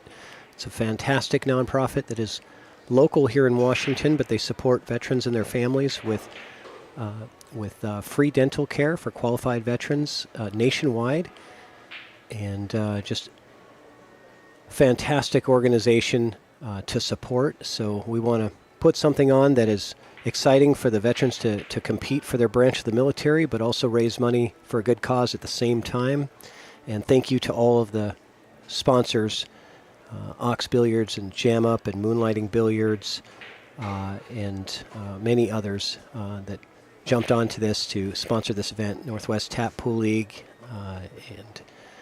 and others. So, yeah, thank you, and hopefully you guys can join us for that matchup. Join the Chalkbox Productions page to see that. Yeah, I look forward to catching that on the stream next week. Well, make sure you say hello in the chat. Oh, I definitely will. It's definitely been nice to put a face to the name. You know, it's like we're talking about that we've Right. probably been standing feet away from each other in Lincoln City so many times over the years, and You know, yeah. I don't get on camera too much, and so a lot of people don't know my face, but Yep. they might know my voice from a lot of the commentating that I do. So it's funny. Lincoln City, a couple of times people came up to me and they said, "Are you Patrick Nix?" I said, "Yeah." They said, "I recognize your voice." So,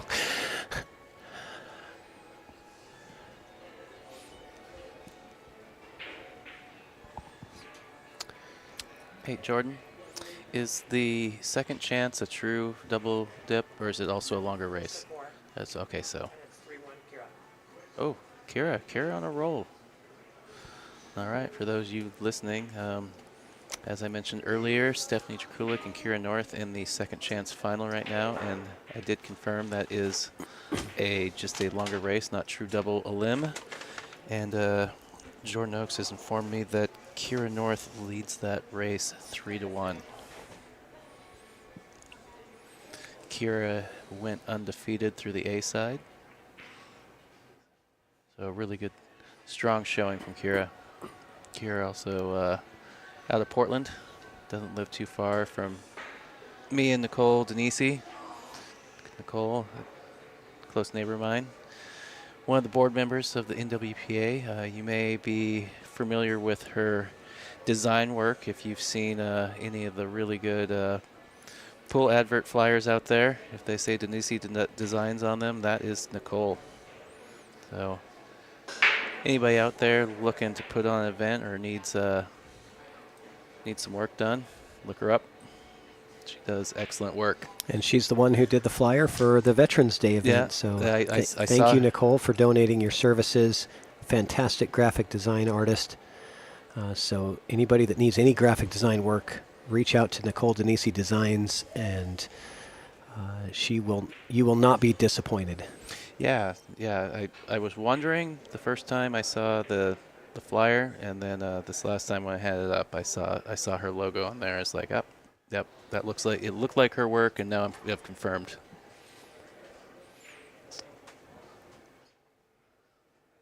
I was still waiting on the players to come back from break.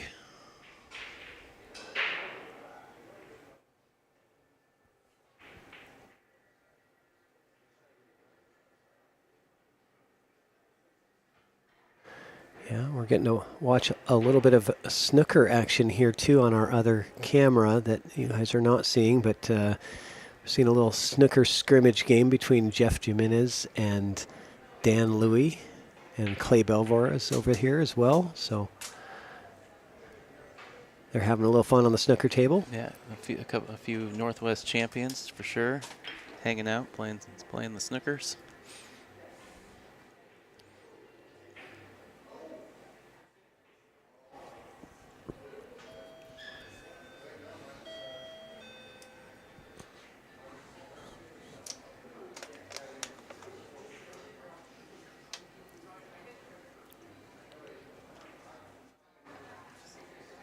Oh, just realized that Mike Dominguez in the chat giving you a shout out there, Patrick.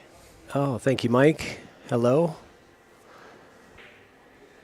Was hoping to see you this weekend, but I understand you're out of town for a bit, so hopefully I can get out here again soon and have a visit with you. Always a pleasure.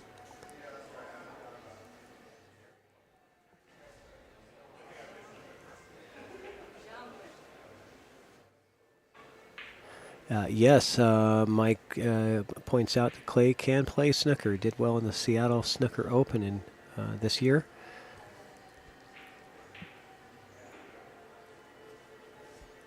You know, who surprised me in snooker as well is Varun Janeha. I didn't know that he was a snooker player, and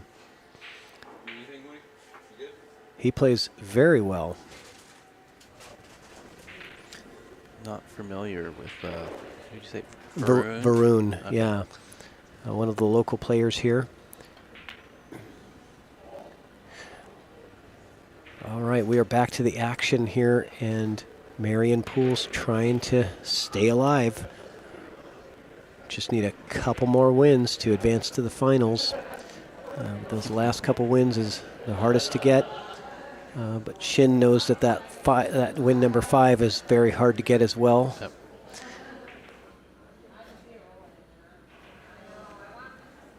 Oh, yeah. So, Northwest Cup. We'll have both Mike and Christian back in town for those. Oh, good. Okay, excellent. So I'll see you guys in a couple weeks.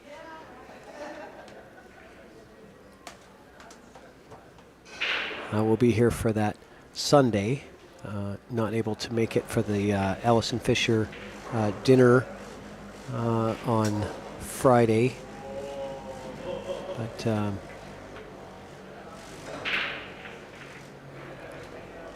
we'll be here for the final few matches of the Northwest Cup on Sunday. Rooting for Team Washington. Sorry, Tyrell. I get it. You know, you got to root for your state. Oh yeah, we got a strong team. You guys do have a strong team. You got a couple real monsters on that team. So. And I saw that we picked up Cole Gibbons, Yeah. who, I'm not sure if he recently moved to Washington, but I always considered him an organ player. Yeah, I mean, he for years he spent a lot of time playing in Oregon, and I think he's been in Vancouver for a bit now. Okay.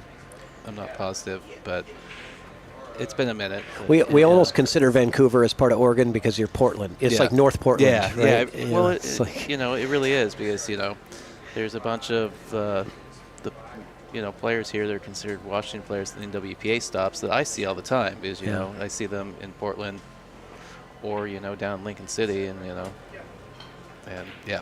Yeah, but I've got a lot of respect for Cole Gibbons' game. He's very entertaining and very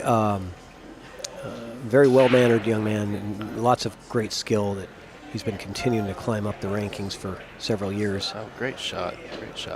Yeah, no, Cole's an exceptional player. I've loved watching him, climb that 600 ladder. I actually got the opportunity when my team won the Platinum Division out at Chinook Winds.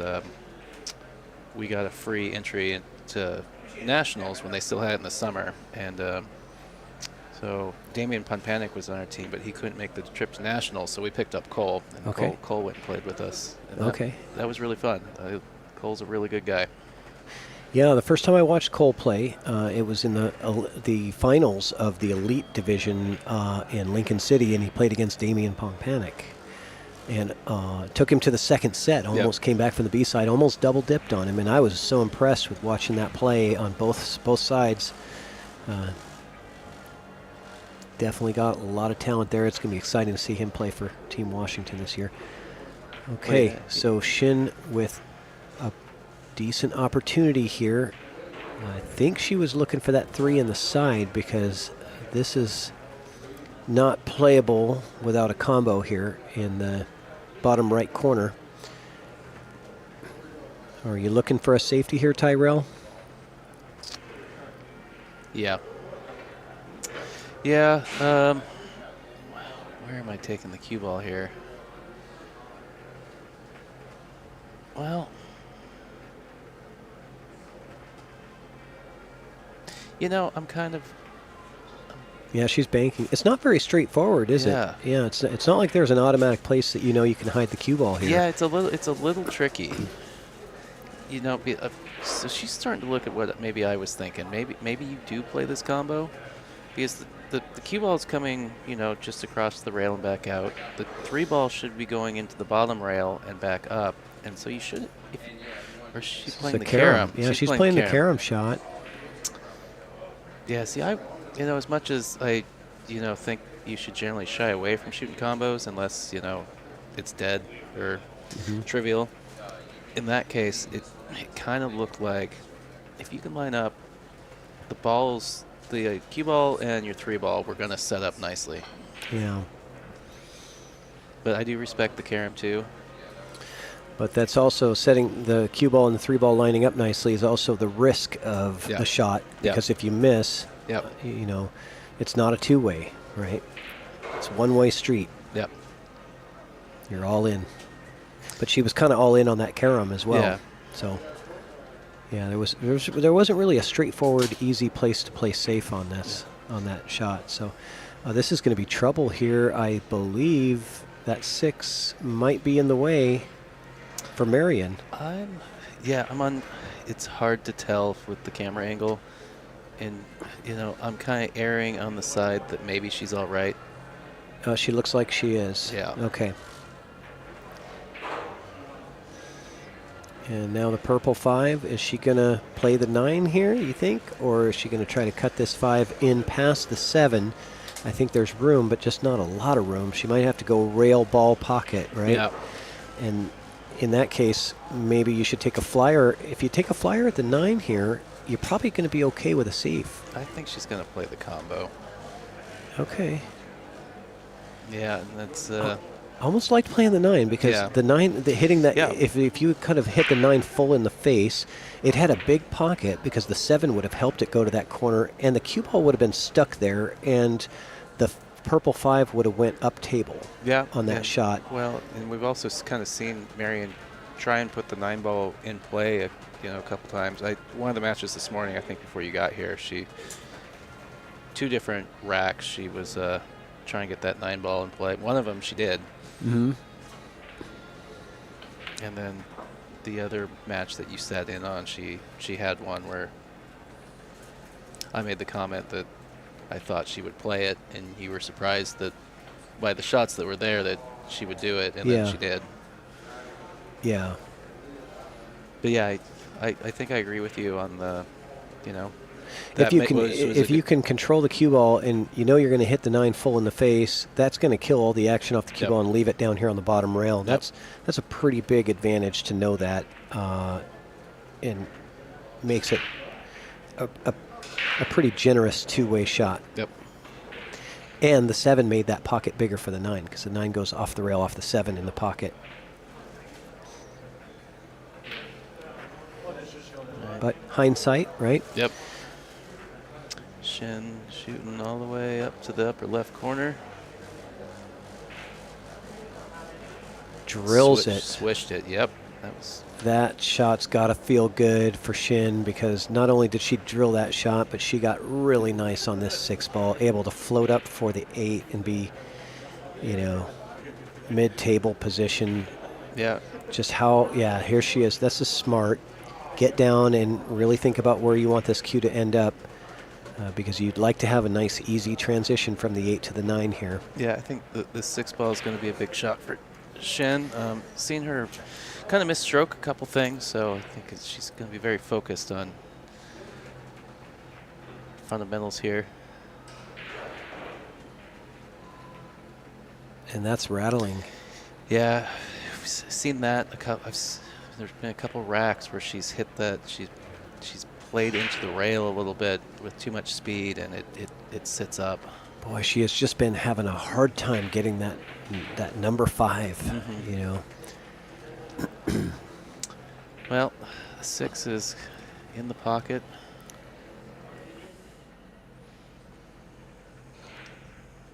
Marion shouldn't have to do too much work here. The 8's sitting pretty good. It was more about getting on the right side of it to make sure she's got a proper angle to go down table for the 9. She looks a little straight, like she's kind of got to go into the rail above the side pocket. No? Okay. Oh, well, that's interesting. Okay. So she was a little straight, but the angle was too below the side pocket. She's going to take just went forward, going to take a steeper cut on the 9, it looks like. That was unexpected, and I have to think that was the nerves because I know at her skill level she knows how to get shape on that 9 from that position, and that was a nerves shot. And what is this? No, Nope. no. It's going to lay up. No, she's going to. It's going to lay up for a gift for Shin Huang, who doesn't need to do much, but it is distance, and you do still have to pay attention, even though it's kind of hanging over there. It's off the rail. And we've seen a few few balls that you would just kind of write off as, oh, this player's going to Yeah. make it. It's and, you know, never over. You know, we've seen much easier 9 balls than this missed in this tournament. So last thing you want to do is to take it, you know, think that something is easy and not really put your full effort into it.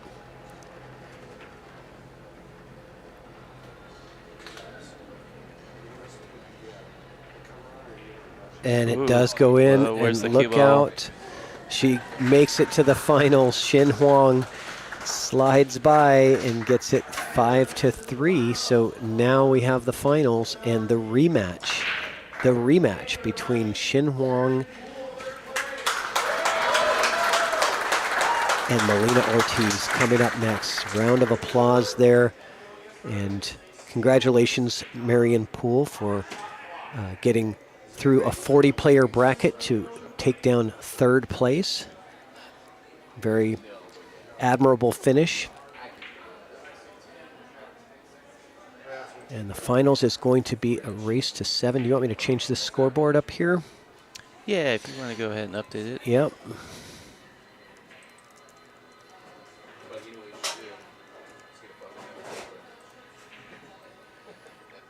And this is going to be, and that's right. And it's going to be a race to 7? Nine. Oh, 9, okay. And we're going to reset those scores to 0.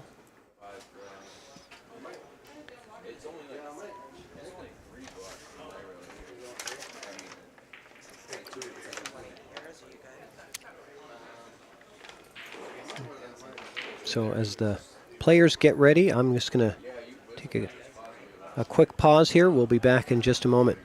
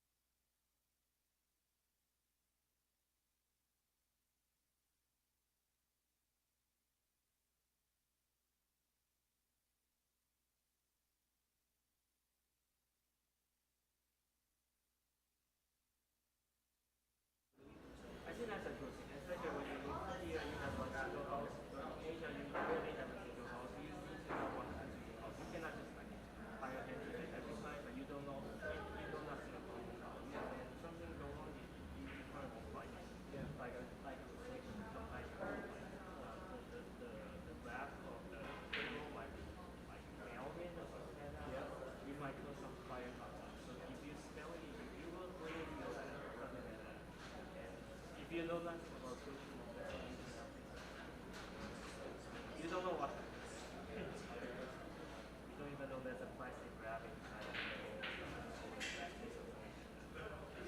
about to get started. I'm going to go see you again. Good luck tonight in your league match.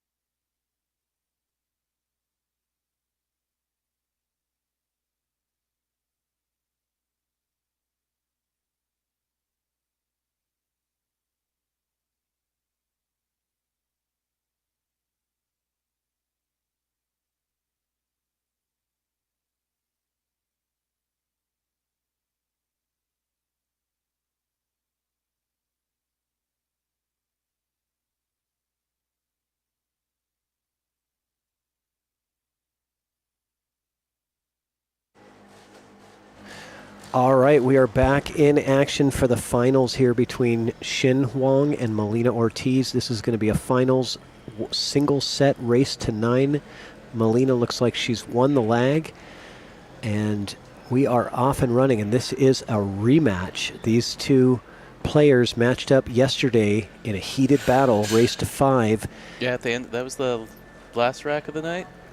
Or the last match of the night? That was that yesterday? It was yesterday. I don't remember if it was the last or somewhere in the middle, but so it looks like for the finals, we're going to have Chris, the tournament director and referee, racking the balls for them. This, I don't remember if it was in the middle of yesterday or towards the end. No, it was the last match of the night because Shin should have won. Oh, that's right. 5-2, and she missed that 9 ball, and it became 4-3. Then it was 4-4, and Melina 2-rail kicked in the 1 ball and played a full table 2-9 combo. Right. With the 9 on the rail. Very dramatic finish, Yes. and I got to think that Shin is definitely feeling like she.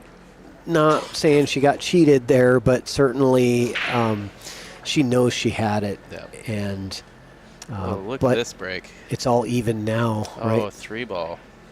3 ball getting in, coming in, rolling into the party. Oh, she pockets 3 balls on the break and gets no love. Oh my gosh, where do you push out to? You can't push out. You have to jump this, right? She's getting her jump cue, isn't she?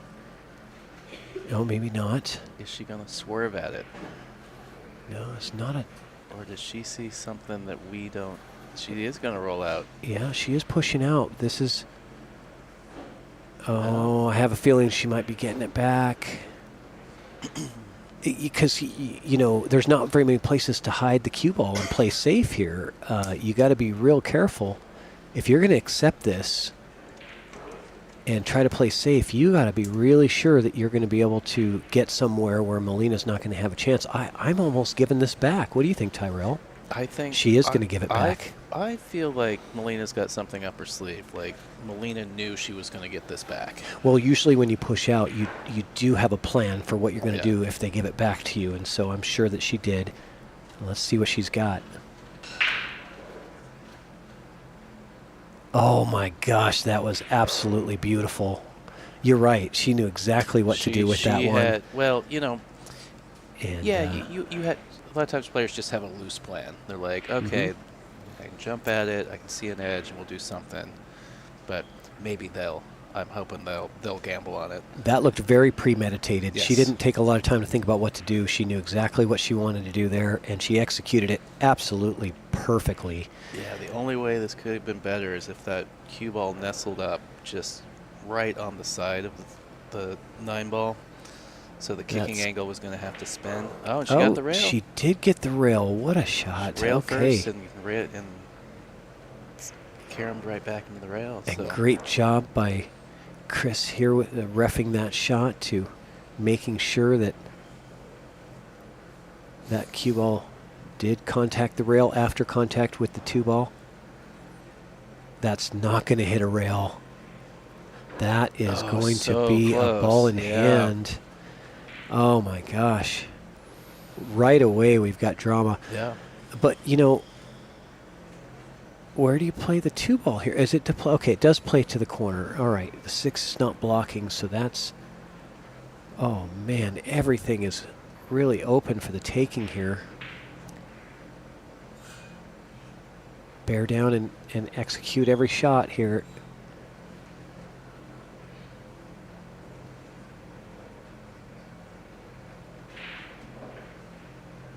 Great shot. Yeah, beautiful Stretched stroke. out over the table. Yeah, so couple things. Probably noticed that the tournament director, our referee, Chris Rogers, is racking for the players this match. He's also obviously officiating close calls, but there's also a shot clock for the finals. We don't have it, but he is running a shot clock. Okay, good to know. I believe that the shot clock format is as long as you are down and don't get back up, you can stay down in the shot for as long as you want. Okay, good to know. And how long is the shot clock?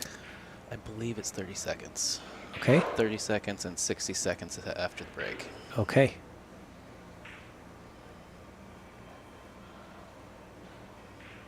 That will definitely keep the pace going. You don't have 2 minutes to think about what you want to do. You've got to make a decision and execute within that 30-second limit. And, it's hard to play with a shot clock, but it's also very hard to play when you don't get to see the shot clock, right? Mhm. You have to just have it in your head and kind of have an idea of what's going on. Well, and so I Where you're at. think that's part of the reasoning behind the format, because they don't have a visible shot clock. It's just Chris calling the warning. Right.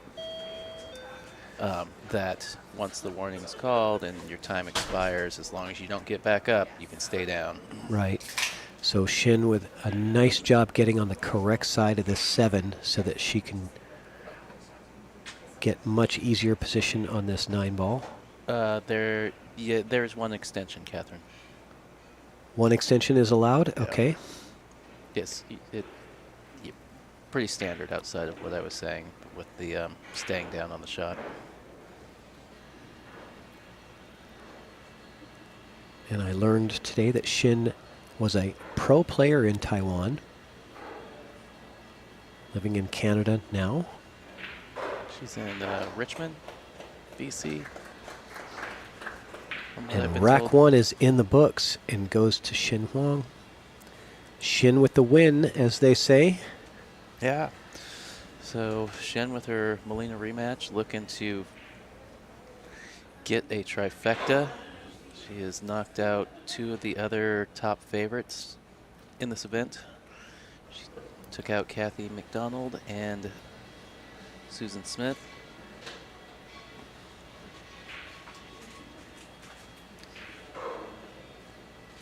She would love to add Molina to that list, especially after the opportunity she had to beat her 5-2 last night. And that just got away from her.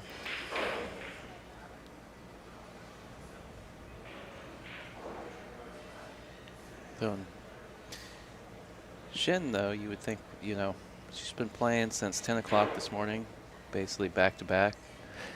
Yes. Molina didn't start until about 11:30, and's had A long break. She's had a break in between matches.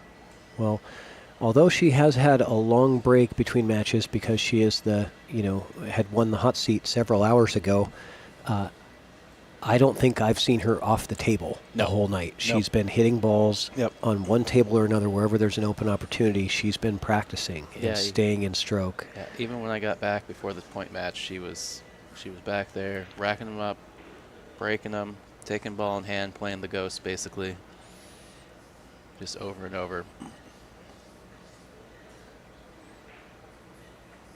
Safety coming here, thinning that one. Not sure she got safe here, but definitely left a bit of a tester here. Sharp cut on this one, and the cue ball is going to track towards the 3 here, so it might be a little unpredictable as to the result. She might be able to bring it inside the 3 and down, but then there's also that 7 ball to come into. So there we go. That is the correct play, and she is rewarded handsomely for that shot. Really good safety from Melina. Taking away the jump possibility here by getting super close to that 5 ball. Yeah, now that we're in the finals, it looks like our viewership on all the channels is spiked. Yeah, it looks like we're at 74 live viewers, and if you guys can share this, I'm sure a lot of people would appreciate watching these two talented ladies battle it out in this finals race to 9. Yep, share, like, subscribe.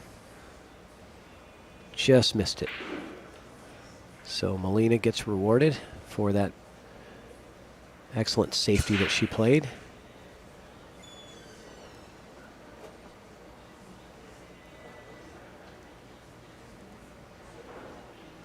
And even with ball in hand, this transition from the 1 to the 2 is not automatic. She's got to come between the side pocket and the 8 ball, I think is where she's looking for to get down to this deuce. And she wants to have an angle on the 2. You don't want to get flat on it. You don't want to get flat on this 2 ball because that's going to make the transition to the 3 very difficult. Yeah, if as close as she got, she would have liked that cue ball to go all the way to the rail, I think. So at least you would have had a little bit of angle. Yeah, so she really had to power stroke that with some low left English to bring that cue ball out, and does so very nicely. Yeah, she shot. That was a really good shot. Yeah, I struggle with that one myself. Yeah, you gotta cheat the pocket just a little bit to create a little angle, and then you need a lot of spin because that spin grabs out of the rail and pulls the ball up table for you. Right, so that means you have to account for some deflection and be aware of that and how that's going to play.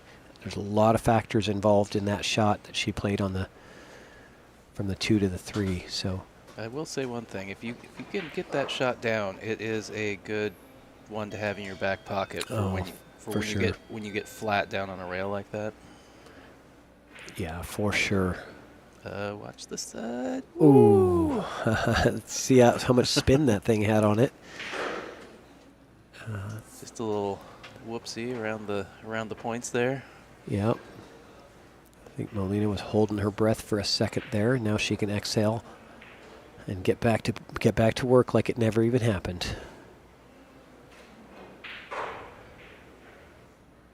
Nice solid follow through on that stroke. Melina Ortiz looking really strong in this early in this finals match.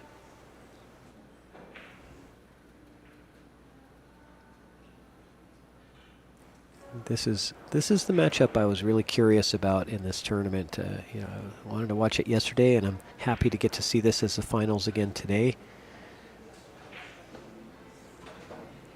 Both of these ladies super talented players.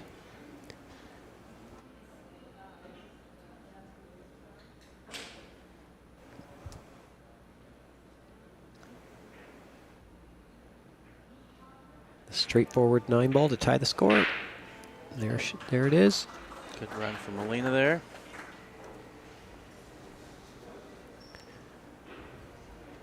So not every match went hill-hill. The last one didn't, probably because I didn't commentate for most of it. But now that I'm back, we can expect this to go the full 17 racks, maybe? I don't know. So we had 2 that didn't go hill-hill yesterday. We've had 2 so far today, which means this has to go hill-hill, right? So we're only allowed 2 matches that don't go hill-hill a day. Honestly, it wouldn't surprise me if these two players went hill-hill. Oh, welcome back, Mike Littman. I don't know if you're around, but me and Christian have volunteered you and Mike Dominguez to have a little warm-up match before the Northwest Cup.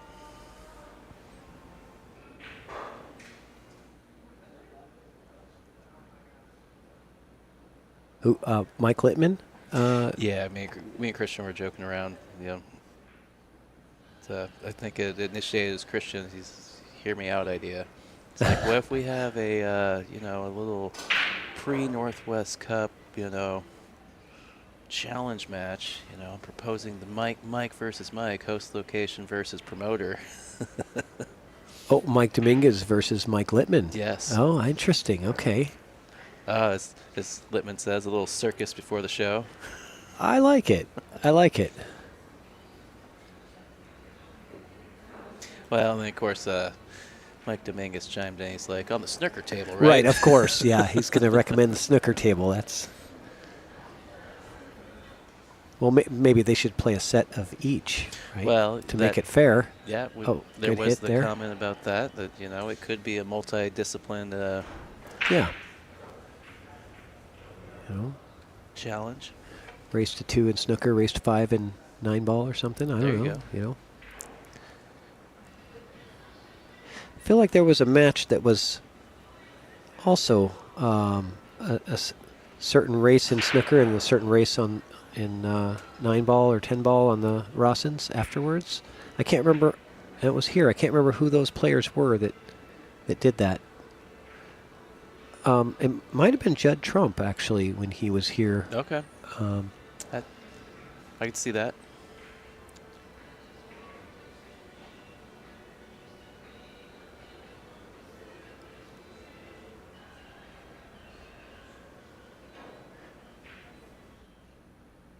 Okay.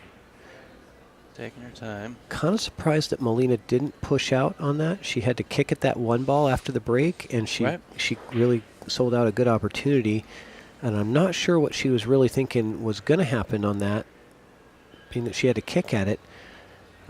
Because the push out was so successful for her earlier.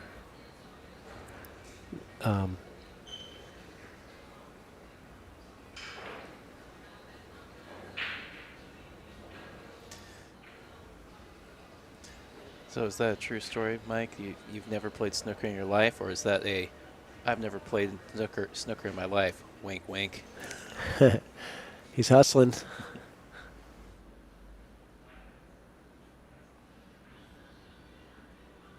Well, that's all the more reason to play on the snooker table. Get that experience.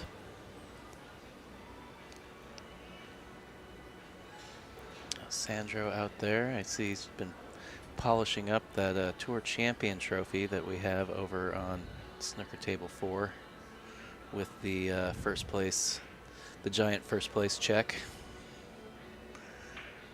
Get a shot of that between racks. It looks like she's still got a little bit of angle to get out for this 7-ball.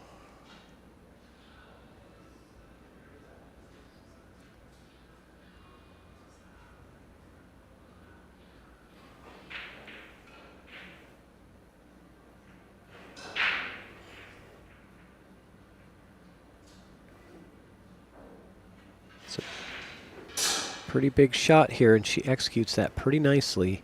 Yeah, but the 7 to the 8 here is going to be tricky. She doesn't really have a good path to get through because the 9-ball blocks the path that you want. So I almost feel like, play the 7.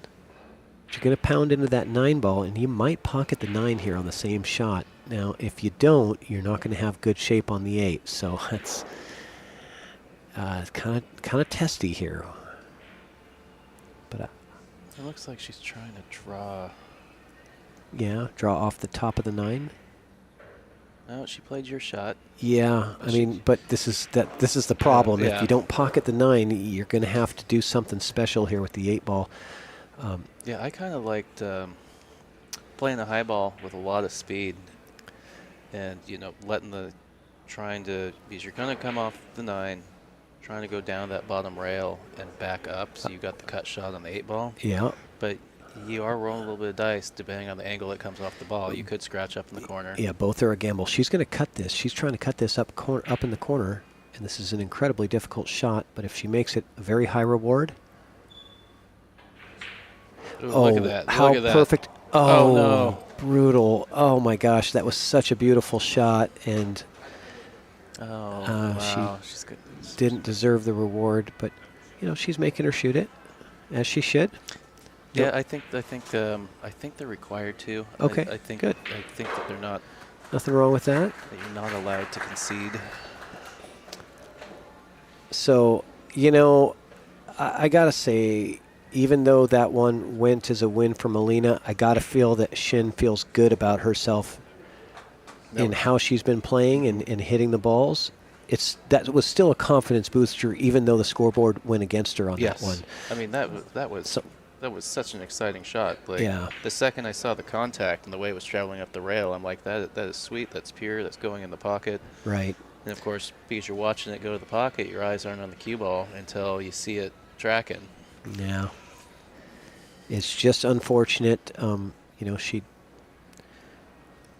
I think that 95% of her focus was on pocketing that ball and only 5% on the cue ball, because really you don't, anywhere the cue ball lands, except for in a pocket, you're going to have a shot at the 9, so you don't really have to worry about it too much. You just have to make that ball, right? Yep. Do everything you can to make it. She did.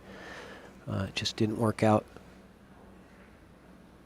The side pocket monster got her. 9 ball moving. Yeah. Now, do 9s count on the break in this format? Yep. Okay. Yep. We've all right. only, well. You're not going to see a 9 on the break too often when they're breaking from the side with a template rack. No, It we usually saw is going to sit there. Saw one golden break yesterday, and I don't know if there were any more throughout the tournament. So I feel like maybe I would have had a. Yeah, it doesn't happen too often. No. Unless you're breaking from the center. Yep. Well, I think she's just lined up the 1. 5. 1-5. I'll help you out there. It was starting to. The purple. They both have. The 1 Let's start with that. and the purple. Yeah. So this combo, what's going to happen to the 1 and what's going to happen to the cue ball, right? That's what you got to look at. She's going to put a little draw, or I think a stop shot here. Try to stun that 1 over and play the 1 in the. Oh. Now I have to think that that was just a miss. Yeah, I don't think that would have been the safety she would have chosen if she would have decided to play safe. It would have been much different than that. It's kind of worked out though. Just maybe a miscue on the shot there. She got away with it, but she may not escape the safety that's coming from Melina.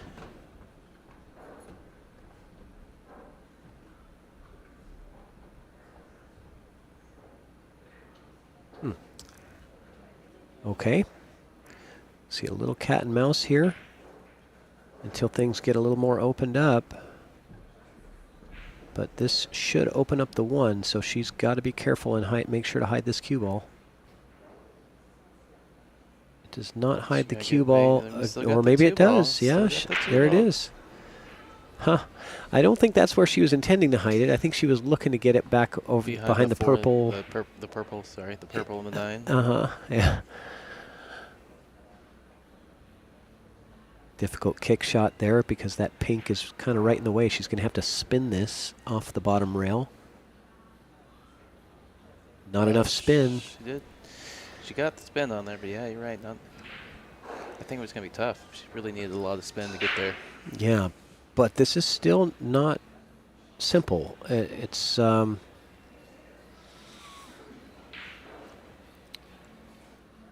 I don't know that the 1 plays by the 6. Yeah, it's hard to tell. And it doesn't really have much other pockets to look for. So I was kind of squinting at it, trying to make up my mind if I think it passes or not. It just this camera angle, I just can't tell. It's gonna what she does is going to tell us. The way that she's lining up on it, it might go. But is she just going to set herself up for a 2 in the side next? Kind of looks that way. Or is she playing safe here? Well, it does go, definitely. Didn't get there on the deuce. She's trying to get above it. I think so, yeah. Safety coming. Yeah, 8 obstructing the bank, which really doesn't do you much anyways. Like Oh, she would get there. excellent play right there. Yeah.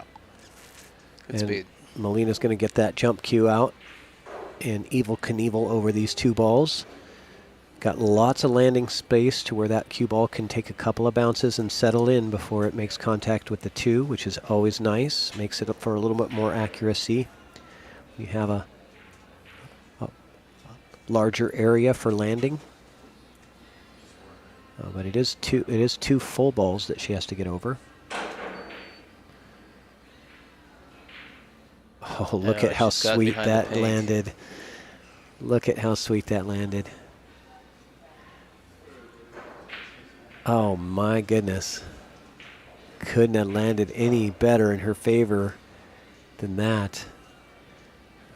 And Shin recognizing that this is a 30-second shot clock. You know, you'd like to have a little extra time to prepare for this. She's going to go 2 rails behind the 5, behind the purple 5, and try to come into that 2 ball. Yeah. So the one downside being back here in the booth is throughout the tour I've normally been not too far from the table, and that we don't have a mic connected over the table is with the shot clock we can't hear Chris if he's gives the 5-second warning or the. But the viewers at home can, I believe. We can't hear that microphone that's over the table. It's not connected. Okay, then all right. So another safety here. Yeah, unfortunately, without Using- Christian here, we weren't able to get it moved and connected. Yeah, understood.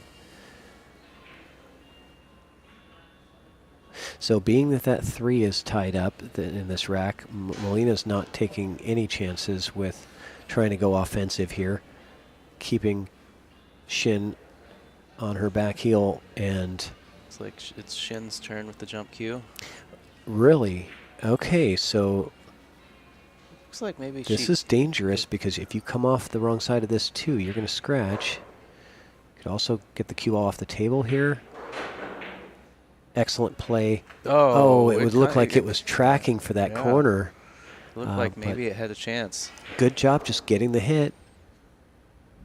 Not giving up ball in hand, that's the main thing.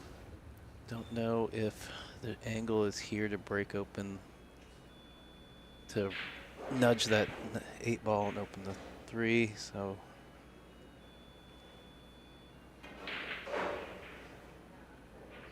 Okay. Oh, what a play. She went underneath it to open it up. Needs it to slow up. Yeah, the downside with breaking that out is you still had that 6 ball to deal with. Yep. And so, is she going to take on this combo? Yeah. Difficult shot. Well, I was saying, yeah, I think No. I think her intent when she went into that off the bottom rail was to come into it fuller. Yeah, I agree. Agreed.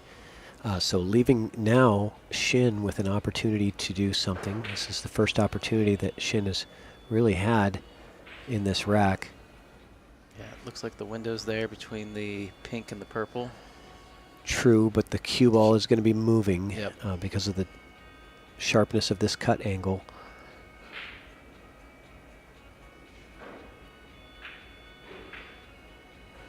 Playing it back and forth. Yep. Oh my goodness. That was a world-class shot. If the people were watching, they should give her some applause for that one because that was no easy task to get that cue ball straight back and forth, avoiding the 7 or 8 ball. Yeah, it was literally perpendicular with those short rails, like no angle from side to side, like straight up, straight back. Absolutely perfectly played. That's and tough to do. It is, and leaving herself an opportunity here with an angle, so to make it easier to get on this 5-ball. Yeah, Did she she got here. underhit this? And She did. she sure did. Those are very common. We all do that to try to hold for position on that, ball. She hit it a little thin too. She could have hit it a hair thicker because it kind of just, I think that was the English that she put on it. a little bit of throw. Yeah, Yeah. it kind of threw the cue ball over and made it miss hit by a thinner margin than she wanted. Right. Yeah, especially, stroking it that soft, you're going to get a lot more throw.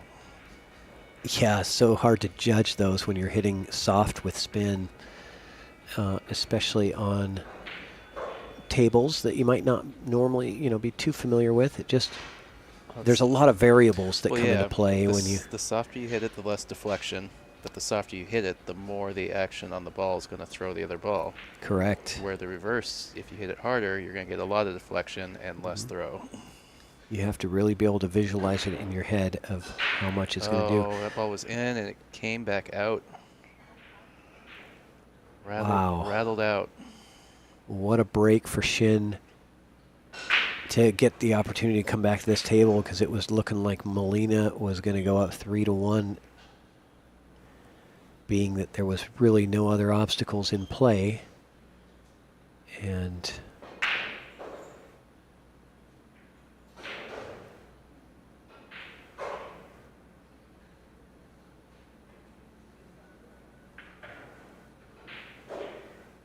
Pretty nicely good. done, getting nice and close to your work here to make things a bit easier.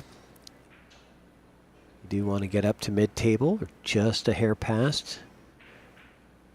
If you don't, you can certainly draw off this 8, but I think it would make it much easier if you just got up right about to mid-table, or 6 inches past would be all right.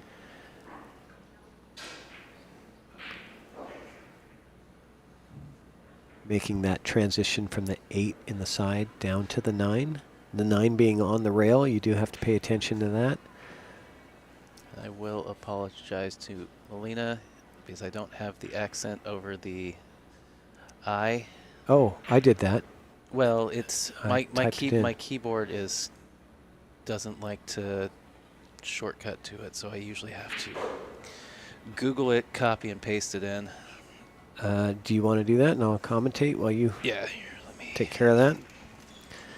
I like to have the names right. Yeah, I was lazy about it earlier because I don't know what's up with my keyboard getting to that.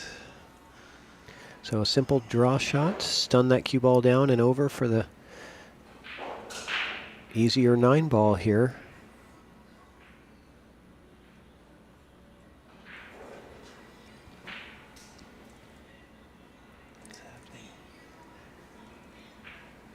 Taking your time, using that 30-second shot clock. You've got the time, you might as well use it. It's money in the bank.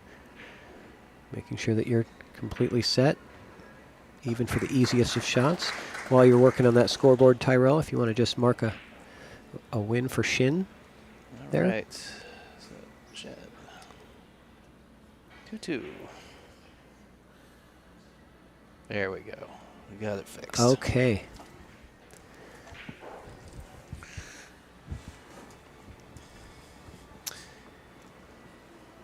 Yeah, I don't have like the key mapping set up on the keyboard, so I have to go Google it and copy and paste it to. I've been meaning just to copy it into a file so I can, anytime Molina's on the stream, I can just paste it right in. And there might be some kind of a keyboard shortcut for it, but I Yeah, don't know. there's supposed to be, but there's a keyboard map that I need to download and install so I can. Is this your shortcut it. laptop here? Yeah. Okay. All right, so another power break by Molina.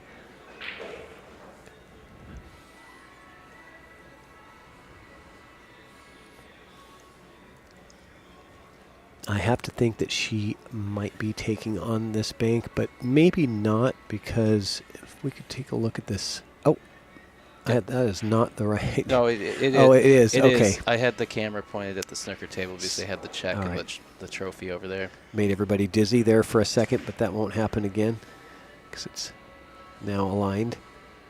I just wanted to see how straightforward that bank shot was, and it wasn't straightforward. It was much easier cut. But the bank is in play now.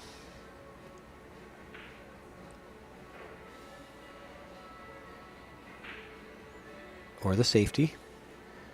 Gotta get there. Leaving distance, but no blockers.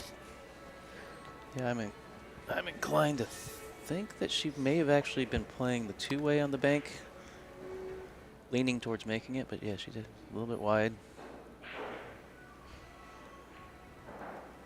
Well, she did a good job with keeping the cue ball on the bottom rail, making this a very difficult shot for Shin. However, there is a high probability if she makes this that she will have shape on the 4. Yep.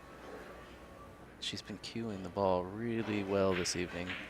Oh my Oh. gosh, that doesn't get any closer. That looked like it was on the money.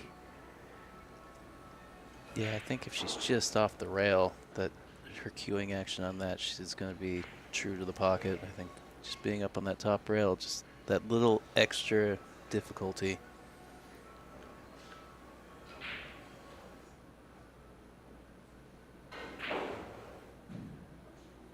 Beautiful draw stroke there.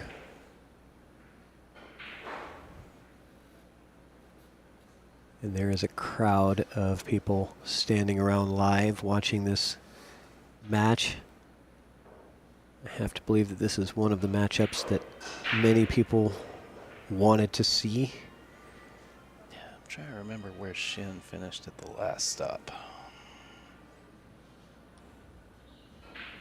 Let's see if I can look that up quick. We've got up to 81 live viewers. Say hello to us in the chat if you guys are out there. Let us know you're enjoying this action, this live stream.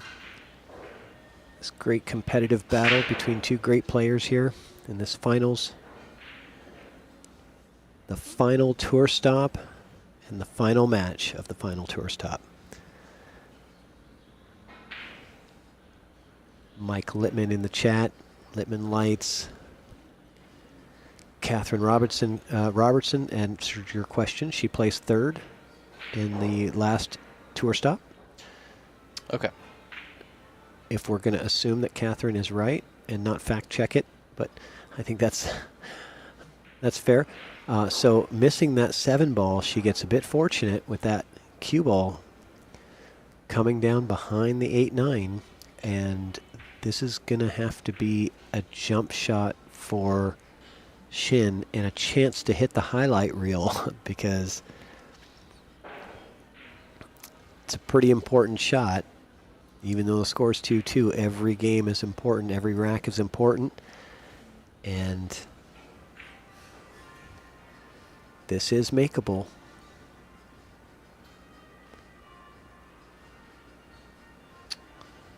Okay, well. Cue ball very close to the rail here. She's got to be careful. Not And that here I she didn't goes. believe Catherine, but Catherine definitely knew because she played her to to put her out of there. So she didn't even have to check. Okay, so good successful jump shot there, leaving Melina a difficult 7 ball. So great job from Shin, not giving up anything. Am I right? Or no? Sorry. No, that was sorry, Kathy Mack put her out, but Mumbling Jack in the YouTube chat saying he's checking in from east coast of Canada. So Melina with another great shot and keeping Shin from seeing daylight on this 7 ball. So Shin is going to have to use her jump cue again. This is, I believe, the 3rd time in this rack, 2nd time in a row that she's going airborne. She's definitely getting her jump stroke worked out. And there's the potential to jump bank this thing right back.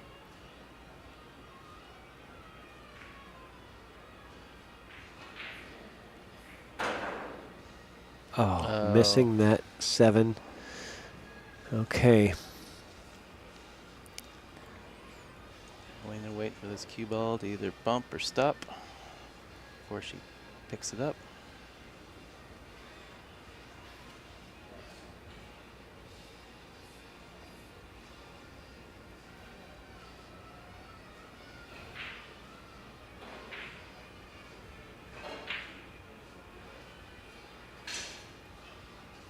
All right, 1 or 2 rails.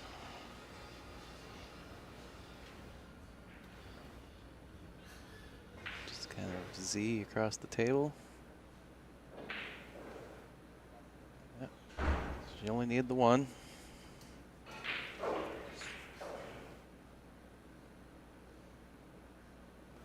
Choice to go 1 rail or 2 rails with some low left if she wants to come out 2 rails. Sometimes that's preference, Yeah, but it looks like she just went 1 rail with a little outside to pull the cue ball back. I like it. Nice, comfortable shooting position here.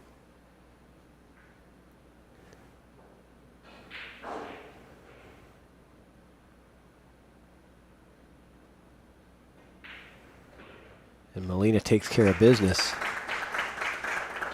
taking down rack number 5 and giving her a 3-2 lead, getting a round of applause from the group here.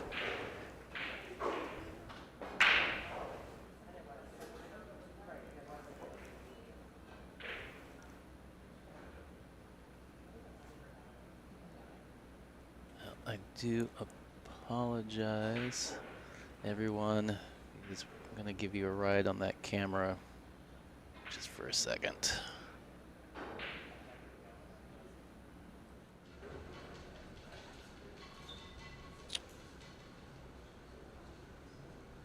So, can't quite see it, but we got the tournament board over there. The big check that will be written out to the winner for get their photo, and then you can see the glass trophy there on the table. That is the Tour Champion trophy, which at this point Melina has already locked down. His contention was between her and Kathy Mack for points for finishing the season.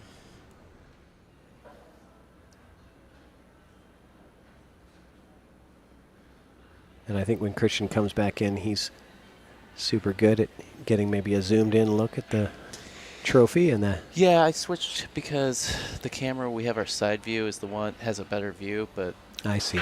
I didn't want to turn it around and then the next time we go that side cue view. ball. Shin with the scratch on the break. And those kind of mistakes can be very costly against a player of Melina Ortiz's caliber. You got to control that cue ball off the break. It's so critical. And she came across the rack and scratched in that side pocket. Happens more often than we'd like. Oh. Melina getting a little angle here. I don't know that she wanted that angle on the deuce. Seemed like she wouldn't want to be straight in on it. She's going to draw to the other side of the 3. The 3 does not play in that top left corner, does it? Yeah, I think she was trying to draw to the other side so she could shoot in the side. So getting out of position early, starting with ball in hand, this may cause a problem for Melina in completing this run out. I see. Christian is at work on the cameras right now as we speak. A little creepy when you just Nice see. cut shot. And is she going to stay fair? Ooh, I don't think so. Fair enough. I think she is. Is she? Yeah, I think she's got enough of that 5 to go in the side. It's not the ideal position, obviously being close to the rail, but it's definitely there. And the question is, does she slow roll this, or does she come off the bottom rail and back out a bit? She comes off the bottom rail. Okay, so yeah. And back out for prime position. So gets in trouble and then gets right back out. That's what we see from great players. Yep. You know, we all get in trouble every once in a while. It's great players know how to get back in shape, and she certainly did that. She is going to have to use the bridge here, or extension bridge.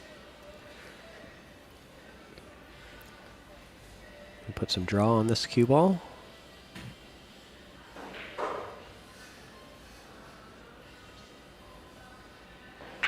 Now the 9 might come into play here, but I don't think so. I think she can draw past it. So she doesn't have to get perfect anywhere in here. That 8 ball is accessible from anywhere on the table except for behind the 9. So it's really the 2 places you don't want to be with the cue ball is in a pocket or behind the 9. Anything else is going to be just fine for them, for this shape on the 8. Okay, she did have enough room to go around naturally.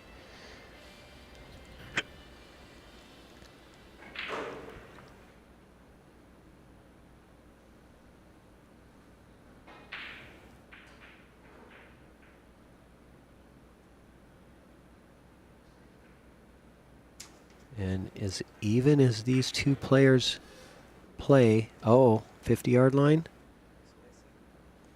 A little spicy. Yeah. She's going to be playing the side pocket now, I think. Yep, consolation. The consolation prize is the side pocket shot. You always want the corner, but that is the plan B with those types of leads when that cue ball's running down table. Makes it a little bit more difficult, but still within her skill set. Excellent shot to the side pocket, so Melina Ortiz takes care of business and takes advantage of that scratch on the break. And even as these players are matched up, the mistakes like that, and there's the trophy, Tour Champion 2023 NWPA, getting you a little close-up view of that. Oh. Thanks, Christian, for the fantastic camera work to show that off. Yes, sir. Trying to steal the mouse to hide the score, but... And it is definitely going to be those moments that's going to be the difference maker in this finals match. It is, those errors, scratch on break, or, late game misses, which we really haven't seen that much of. Right. In this, it's been very clean, the way the racks have been played through the end of the racks. But Melina taking full advantage of that mistake off the break from Shin. And Melina with a thundering break just crushes those balls. Getting that 1 ball all the way up table, though, that is kind of the problem with a powerful break, is many times you kind of lose that cue ball a bit. Yep. Which is why we see the soft break more often. I don't know if they have a rule against the soft break in the NWPA. I don't believe they do. Okay. That is certainly the reason that many players choose to do soft breaks with a template rack, is that you can really control that cue ball and control the 1. But Melina has a very powerful 9-ball break, and many times she pockets multiple balls, 2 or 3 balls, and has a very wide open table, and that makes it much easier for the run out. So there's advantages and disadvantages to both. Yeah, I think part of her strategy is because with the soft break, you're trying to bring the 1 up by the corner pocket, and when you break harder, it starts going up towards the middle of the table. And I think she's trying to hit it hard enough where she brings it all the way to the opposite corner pocket of where the soft break would bring it. Right. She actually had 1 break where it ended up going in to the opposite corner, and which she didn't want because her 2 ball was all the way at the bottom of the table, but she had actually kept the cue ball more center up towards the top. Good. So a safety attempt here. Safety attempt to get her on 2. Move that 1 down table. Oh, leaked out a little bit from that 5. She wanted to be a little closer to that 5 ball on this safety. I think she could be okay, but this could be an opportunity to get that jump cue out again and just jump over the edge of that ball, getting yourself a nice clean hit on the 1. She is going to choose to do that. I see her going to get her jump cue because it also puts the 9 in play. I was just about to say that jumping at that 1, you could get some action on the 9 ball. And it's these little errors like that one, being that Melina had ball in hand, she knows she should have locked that thing tight up to the purple. Yeah, it just got away from her a little bit. It was surprising It's as close she was to the work there. Well, she did have to get that one to the rail, right? And so that was True. that was the challenge, is holding the cue ball and getting the one ball all the way down table to the rail. Okay, All right. good hit. Okay, so as Stephanie mentioned, yeah, there is no rule against the soft break. You just have to get 4 balls to the rail. Okay, good. Or something in a pocket. Is that right? Pocketed ball counts as a rail. Okay, all right. And Nicole D also in the chat saying, please help the sponsors by getting exposure by sharing the stream. Really helps out the sponsors who are supporting this Northwest Women's Pool Association event.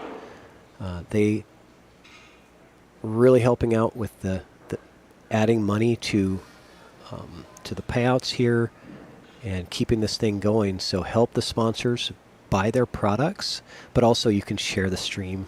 That's another way you can help.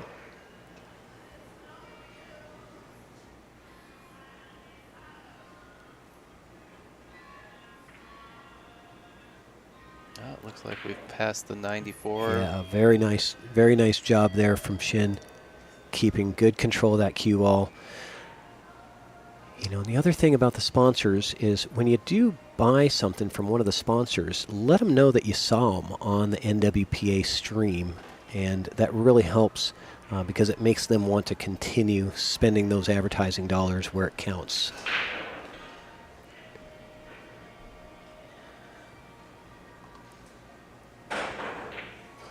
Excellent jump shot from Melina. She's got so many weapons in her arsenal. Oh, and look at this. Is And it let's going take to a look get here. there? She does get safe. It's just so hard to beat somebody who plays great jumps, great kicks, great safeties, good strategy play, and she can run out. Yep. You know, Melina's she's got a full half arsenal. Yeah, a half dozen ways that she can beat you.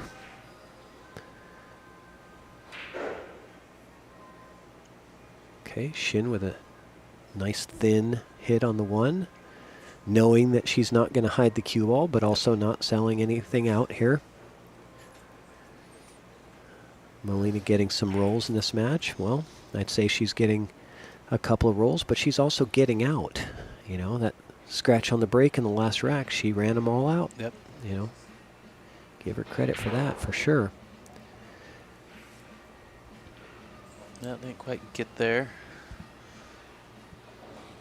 Left Shin a pretty good look at this one ball, I think. Does it play If by it passes the 8. Yeah, it might go off the 2 also, right? So I think all you'd really have to do is get it to the inside of the 2, but I think there is room here. She might be using her extension here, I would imagine, because this is a critical shot. Looks like She might is be- taking her time, so I'm thinking she's going to ask for an extension on time here.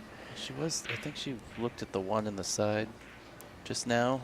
I think Okay. she's changed. Yeah. She might be playing the 1 in the side, which has natural position for the 2. It looks like that puts that corner in play, but it's hard to tell. She's queuing low, so I think she's trying to take the corner out. She's making sure she doesn't draw it really well and put the side Oof. pocket play. Heck Yeah. of a try. Yeah, Yeah, it's a little tough back cutting into the side pocket like that. right. You gotta get the middle of the pocket.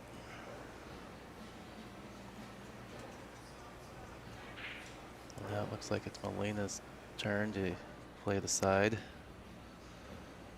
Able to roll it in.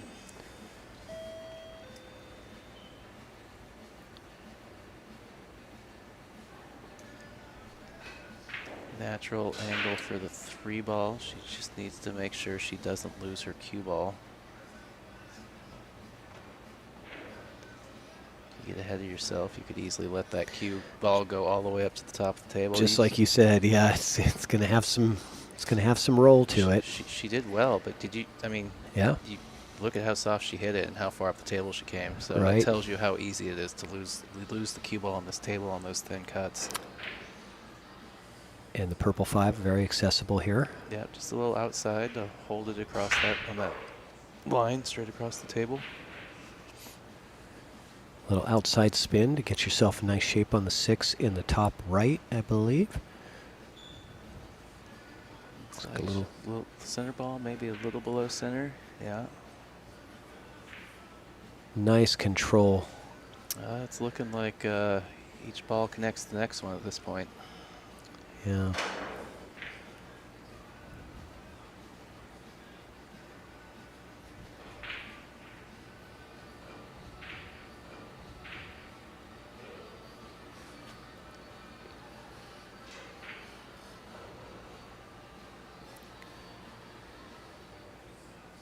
Molina making this game look easy. And we all know it is not, especially when you're under pressure, but she doesn't look like she's feeling the pressure. She looks like she's free stroking and feeling very comfortable here, right at home in the finals. A spot that she's been in many times before.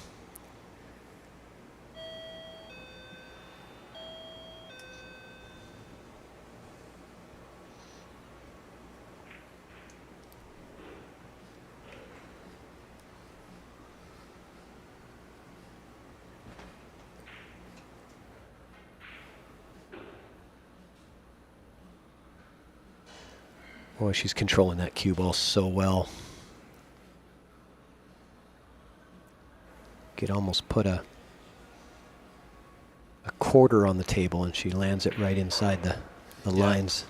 It really kind of seems like she's catching a groove. She sure is. And I'm sure Shin is very well aware of what she is up against here. And it's not that deep of a hole. You don't want it to get any deeper. 5-2 now. But shout out to all of the sponsors that are supporting this stream. Ox Billiards, best pool hall in the Northwest. Star Snooker tables. Joy Chinese 8-ball table. You got all these 9-foot Rusan tables in here. Great club. Get a membership to Ox Billiards. And get yourself a Littman light. Best in the business for pool table lights for your home or your pool hall. Navigate Law Group out of Vancouver, Washington, practicing family law and civil law, and Chalkbox Productions, my live stream. Check us out next weekend for the Veterans Day event.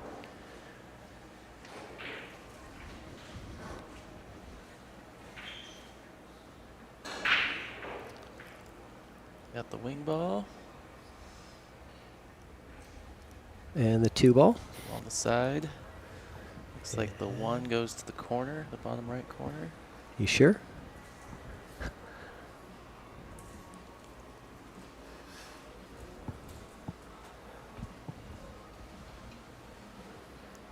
I'm not 100%, but I'll take your word for it, Tyrell. You think the pink's in play there? You've been here longer than I have at Ox watching this, so you tell me.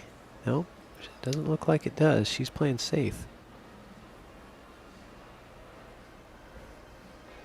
I think she's playing. Is she playing that pocket? Oh, she sure is.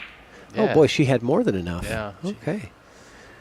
She actually overdid it. Yeah, she hit on the other side of it. Okay. Yeah, the way she was getting really low on that ball told me she was trying to keep the cue ball up there for the 3-ball. Uh-huh. Just something about the way her practice strokes that, that she was going to stroke it a little bit.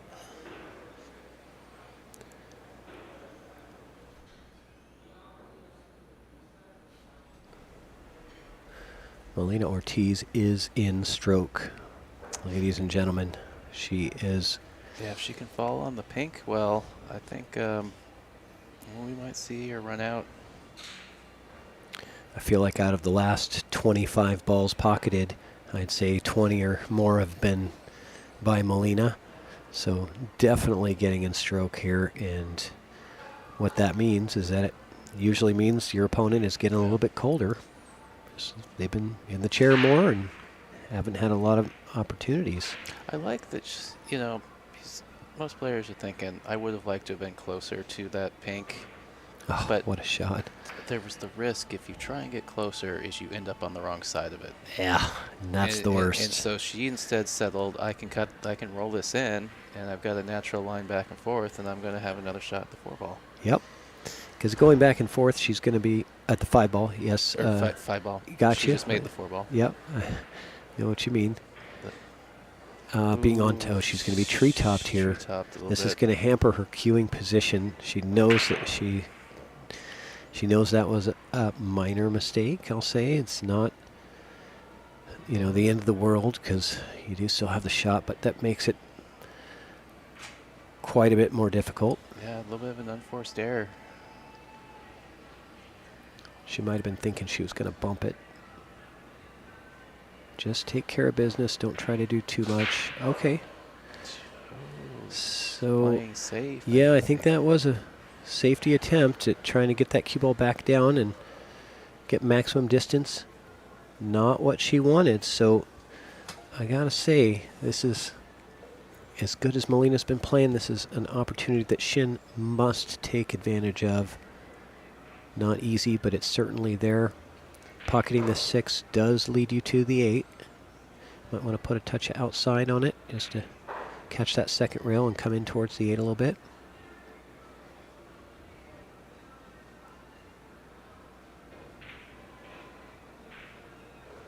Good Excellent shot. Yeah. Absolutely so perfectly Just played. like you called it. Absolutely perfect. All right. Looking like a big rack for Shin. Yeah, she's got to string together some runs here, some balls. And it is alternate break, right? So Molina will be breaking next. So it's hard to keep somebody off the table when they're breaking well and it's alternate break. It doesn't really give you the chance to keep them off the table too much. But got to capitalize on this opportunity.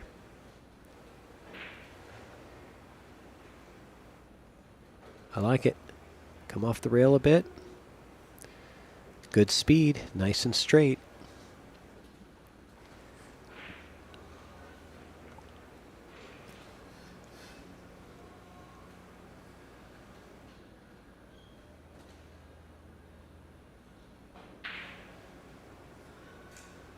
Lucas Verstagen in the chat saying Molina is a fantastic player and a phenomenal snooker player as well.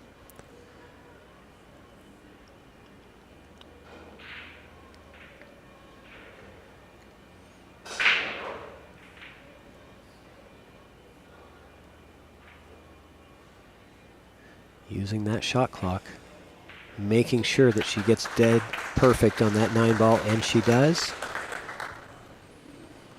Shin making it a little bit of a closer contest. There's a nice little view of the live crowd that we're seeing watching this action. They got their popcorn and snacks and drinks and good entertainment right here. Oh, I like Kira down there. She's got her tablet for her Football. Sunday football and Yeah. her phone for the live stream. Even though it's right in front of her, the table's right in front of her. Yeah, well. I love it. You know, if you're watching a live stream, you watch it live, you get to see a replay 7 seconds later Yeah. on the phone. So it's kind of like your own instant replay.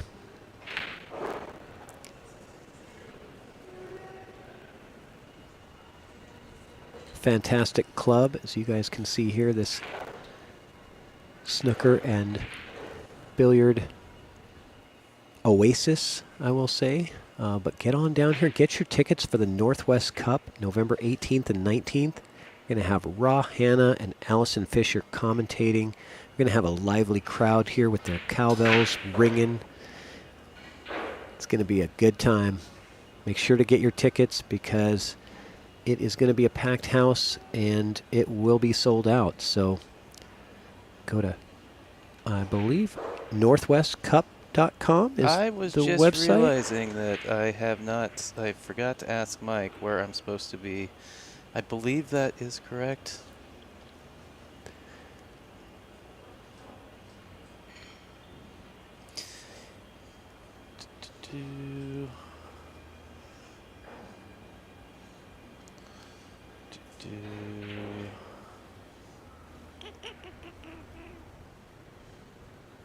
Oh, look. You ever get the feeling you're being watched? Yeah. Yeah, thanks, Christian. Yeah, they got cameras everywhere in here. Hi, everybody. All right. I'm trying to find There we Northwest-cup.com. go. Okay, so you got to have the hyphen in there, but that's where you get your tickets, folks. There it is.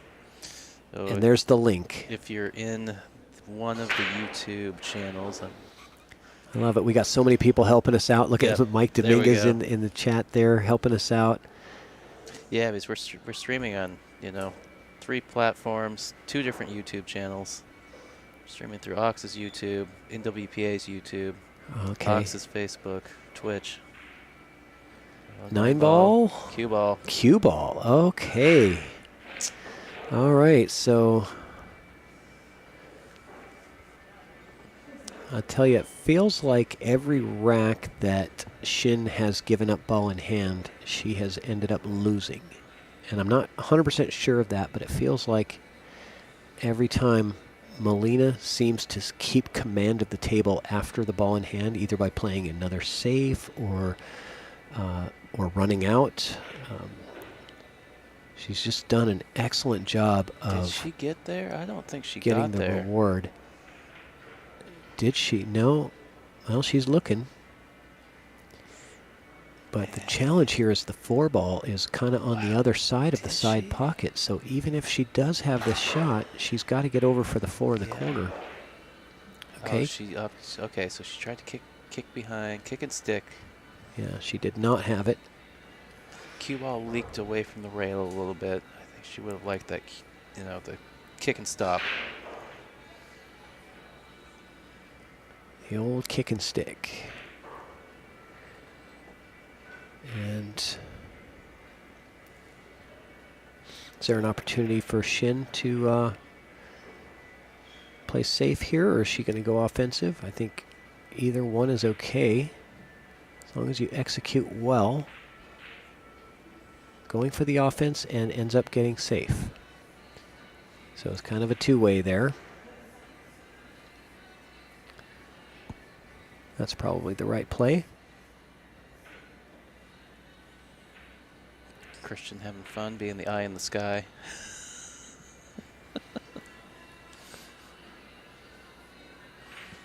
So the question is Kira watching the current match or older match? Oh no, it's Yeah. definitely Melina. Oh, jump shot for the 2, and that gets a round of applause from the crowd. They love that shot. Talk about action. Oh, you get to watch the replay. Oh my gosh. In the multi-view here. Look at that. Oh, That that's was a great shot. fantastic. Just drills it, and there's a good shot of people in the crowd here watching on the phone, watching it live, and then watching it again on the phone. I'm sure they appreciated seeing that replay again afterwards because that was phenomenal. Well, I got to see it in the multi-view over here. I don't think Christian switched it in time to get it on the stream. Okay.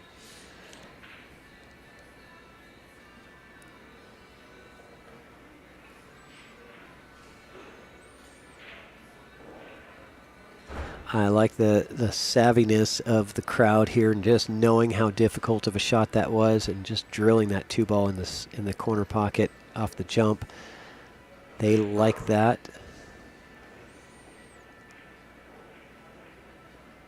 I tell you what, no matter who you're rooting for in this contest, you always want to see great play either way. And well, I you want to see some pizzazz. Yeah, yeah, we want to see the highlight reels. That's what we came here for.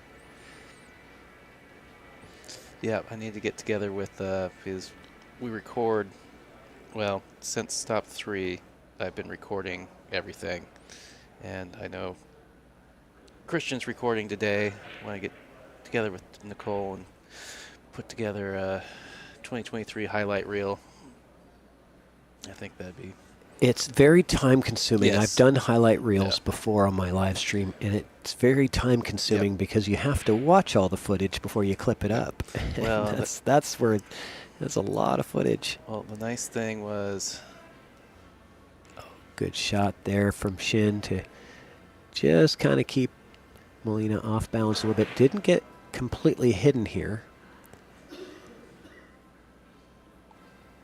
Let's see what she does. She might have a play to cut it down, but she also has the safety. Giving up the window. Yep, understandably.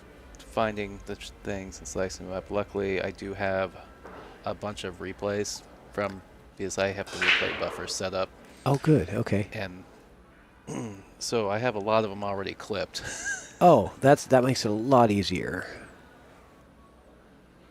So Shin with a safety getting to the backside of the 8, and that gets a round of applause from the It's a crowd because great they know how return.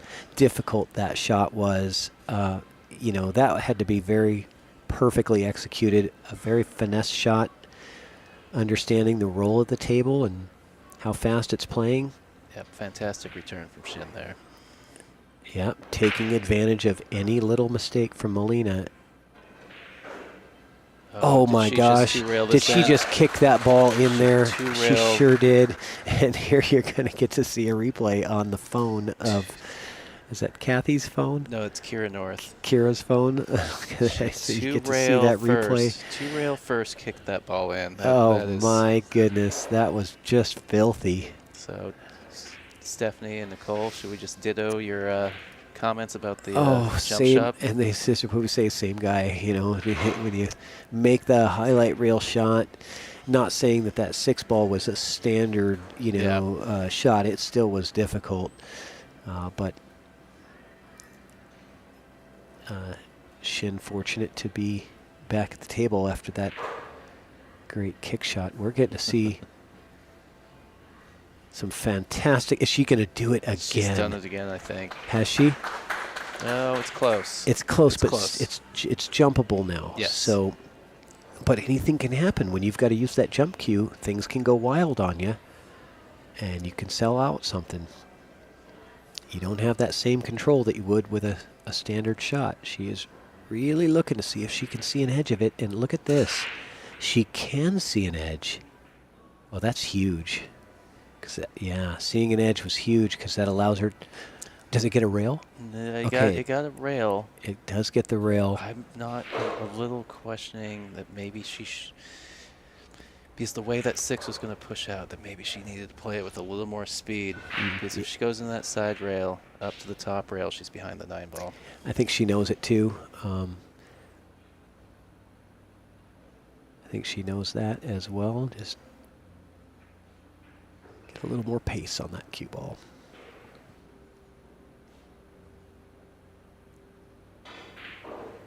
Oh, good watch. Okay. Oh my Good goodness! shot. Another round of applause. This crowd is loving this rack.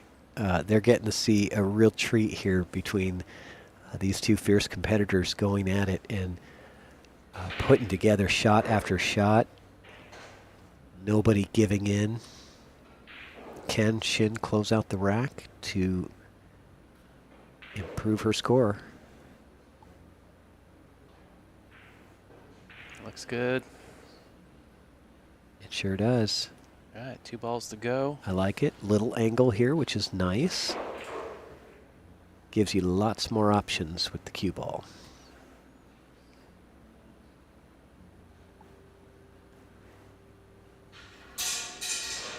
Oh, a cue hitting the floor. Doesn't seem to distract her at all. But you don't really have...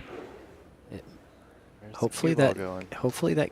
Oh, she's gonna boy. get perfect. Oh my gosh, that was a little bit, you know, I think her heart was in her throat, you know, a lump in her throat there. Is that going to go too far and Yeah. stick to the 9? But Yep. it came out absolutely perfect. Well, you know, And using the bridge, not taking any chances here of leaning over and shooting something. So obviously being a left-handed player, that's not a shot that you can just lean over and take.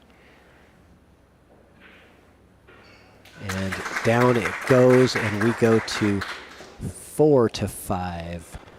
Still in favor of Molina, but definitely giving us a good treat to watch. This is a close match as we expected. Yep. And I think it's going to continue to be close.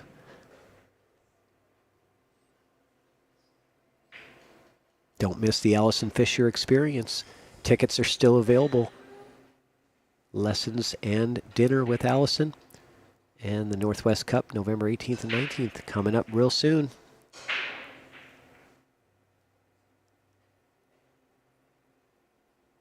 Whether you are an Oregon fan or a Washington fan, get out here to Ox, get your tickets. It's sure to be a good time. All right, it looks like the players are taking a 5-minute break. Oh, perfect. I was thinking I needed a break as well, Yep. so Yeah, I we could will be back in 5. definitely stretch my legs for a second.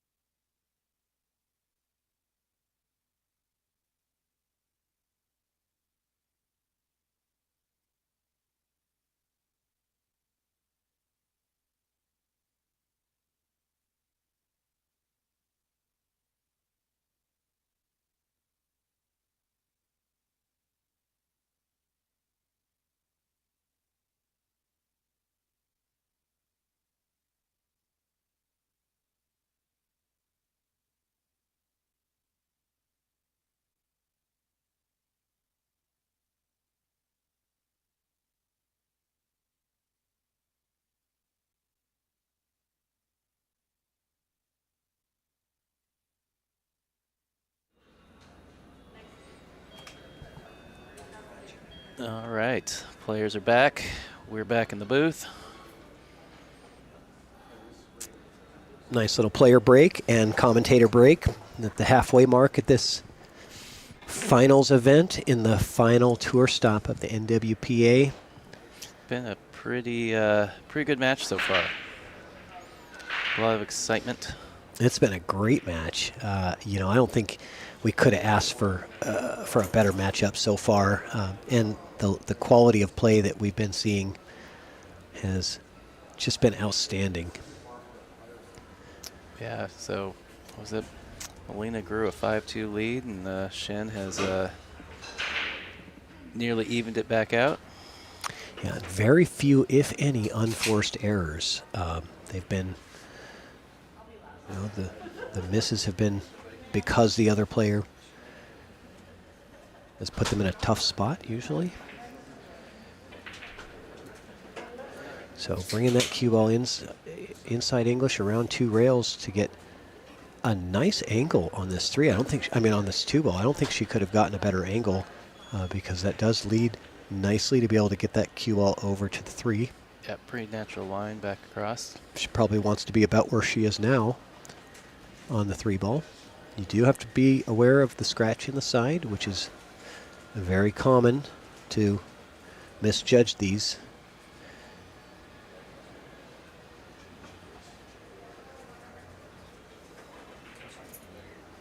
Oh, hit a little thick. Yep, just undercuts it a bit. And maybe that scratch in the side was just kind of in the back of her mind there, focusing on making sure that she takes care of that cue ball.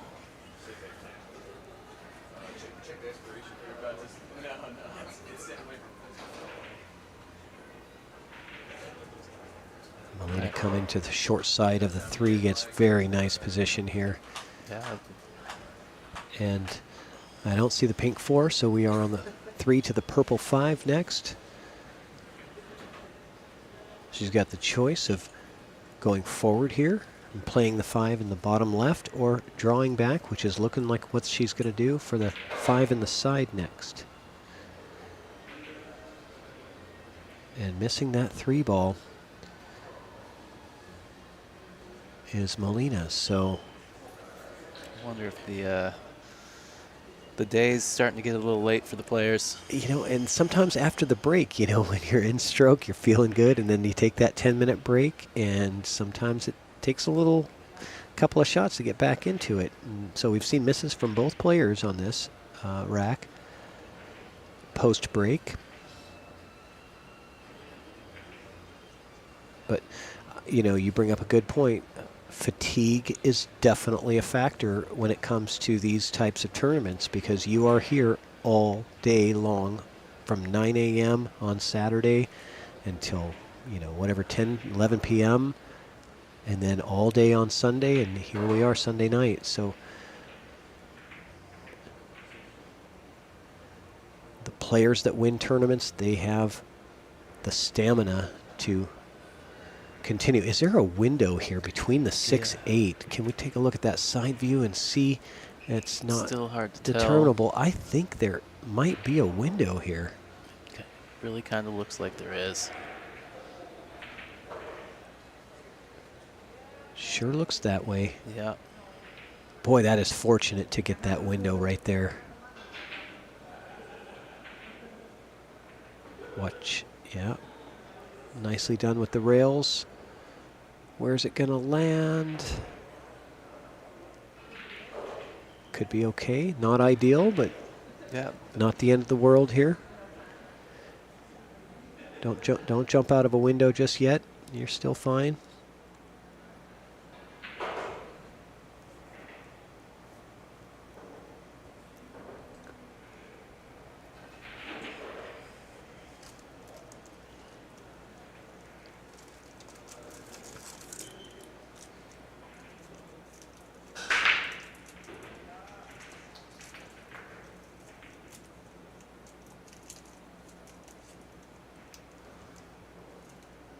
So, nice shot on the purple 5 to stay in control of the table.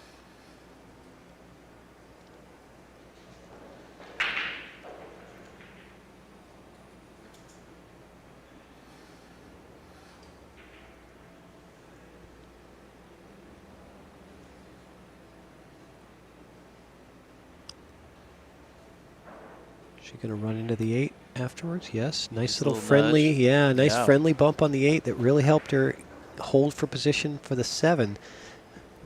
Very savvy move there from Shin, knowing that she's coming into the 8 and use it as a tool to help for position, and absolutely perfect on that 6 ball to the corner. And I like her odds from here.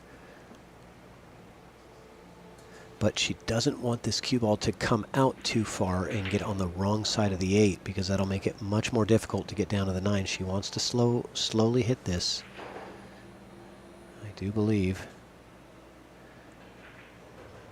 Yeah, there you go. Staying on the correct side of the 8 here is really important, and she did. That allows her the opportunity to really float down for this 9. You get on the wrong side of that 8, and you have to really do something special to get over to the 9. It's amazing how much that extra couple inches it changes the difficulty of the out.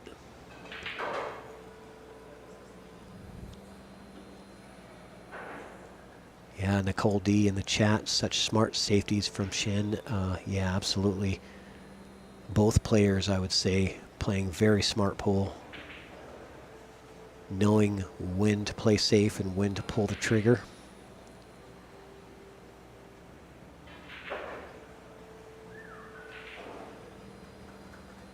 Good shots. Excellent jobs. Managed to stay away from the rail. Yep, good point. Keeping that cue ball off the rail.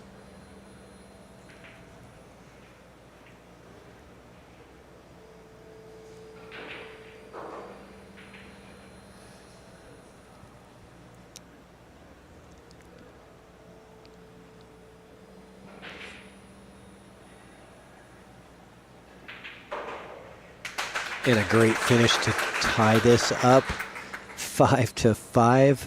All right. This is definitely a match that is guaranteed to entertain, and there is the trophy for the winner tonight, the winner of this match. That is the tour.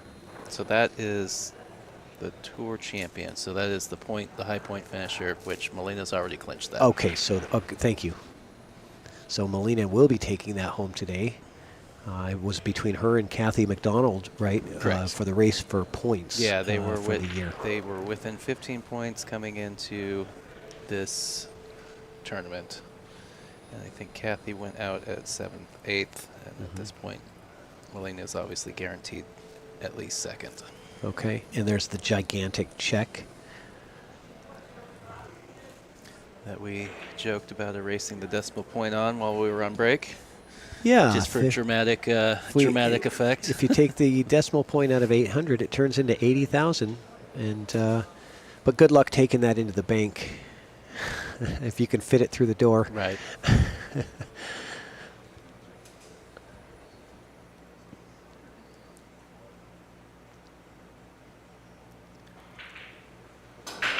And there's that monster break from Melina.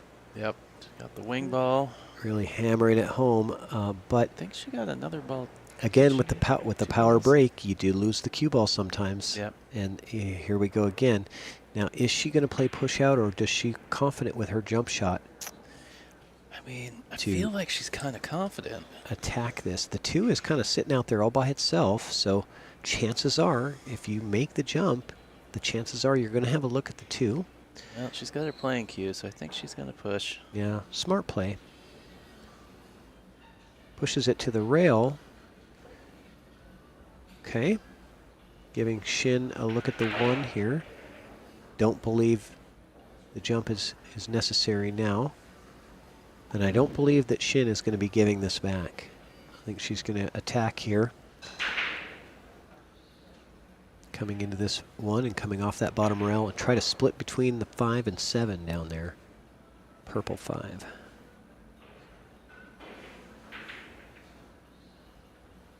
Gets a bit fortunate. Yeah. She gives the wave of the hand. Sorry, not sorry. Right? Yep. Absolutely. I got lucky, but I'll take it. Right, exactly. It's part of the game. You're going to give and you're going to get those. And Molina Good says, contact. no problem. I can get a good hit from there. It's gonna slow down. And I love this because both of these players are so smart and such good safety players. This is the kind of game that I really enjoy watching. I mean, I like runouts too, but I like the tactical battle, really fighting for that first good opportunity at the out. That's what it's all about. Okay. I Shin. don't think Shin's gonna like this. Yeah, she didn't get the coverage, Yeah. but she did get distance and does get the cue ball on the rail.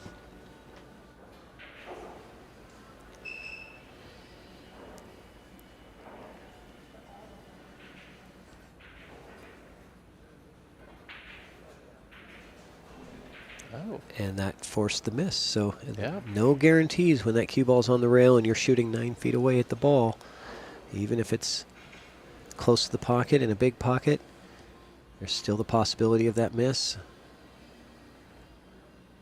So although Shin's safety was not as perfect as she wanted it, it did work.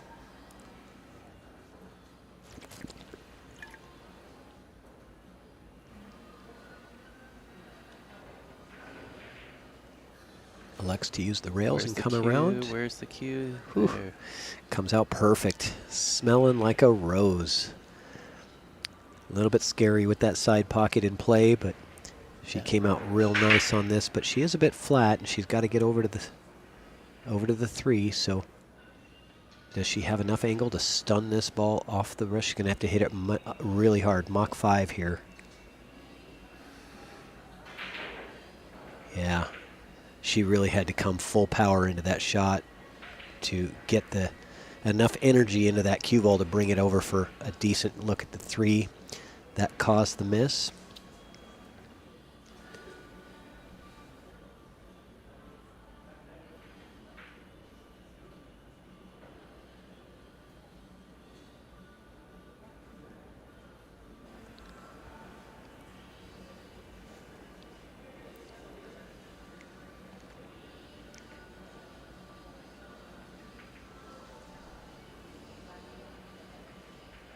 Oh, nice little bump there.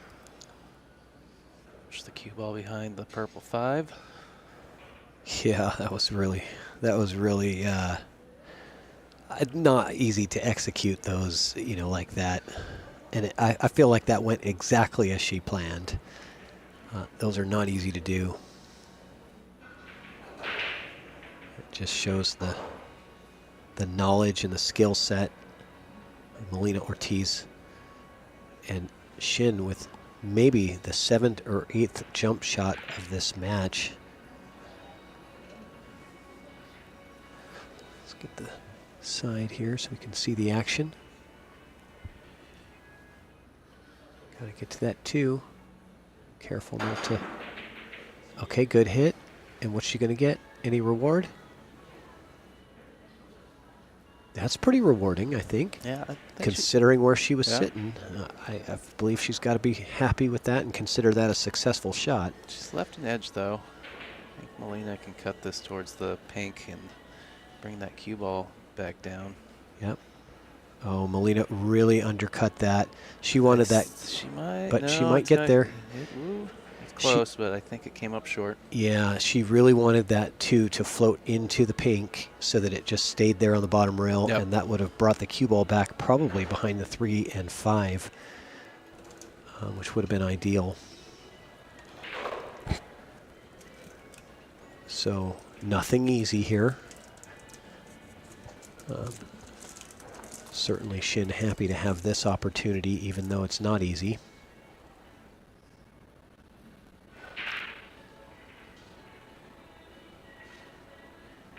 Okay. What's it going to be? So we're getting some stuff tied up down here. A little bit of a cluster going on with the purple. A little tree topped on the 8. Tree topped on the 8. Yeah, and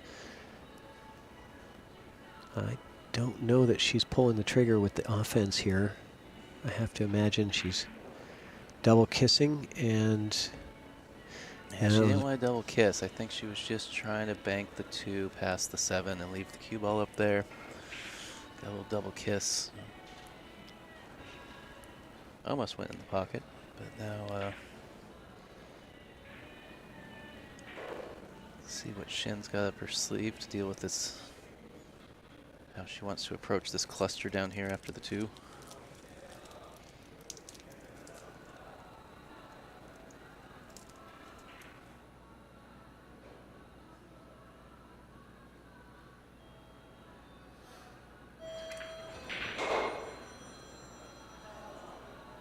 Okay, I think she likes that, wanting to get the angle on the 3 here. And I wonder if the 5 ball has enough real estate on it to play. I think it does. Yeah, I think if you... But you're going for the 4, though. I forgot the pink 4 is down there. Yeah. Yeah, but it is interesting. You do have to wonder if the purple 5 is going to be playable down there. Okay, she had to reset there because I saw her down on her stroke, and then she took a moment to look back at where the 4 was and then realized, I better get back up, right? The last thing you want to do is take your eye off the ball, turn your head, and then turn it back and then execute. You got to get back up and reset, and she does. Savvy move there. Absolutely. I don't know how many times that I have Watch out. been guilty Oh, of boy. such offense.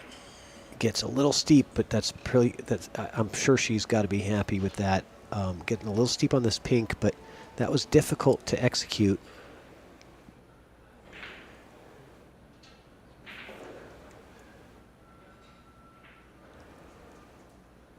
She doesn't seem too concerned about the 5, so it must play by the 9. And she's got to avoid this 8 ball if she brings the cue ball back down table and back. Is she going to avoid the 8? She does. She gets a bit of distance here, though. Up to 99 viewers. We're 1 short of hitting our... 1 short of 100. Come on, let's share that. Share that stream. Let's get to triple digits here. We're at 99 combined between the channels.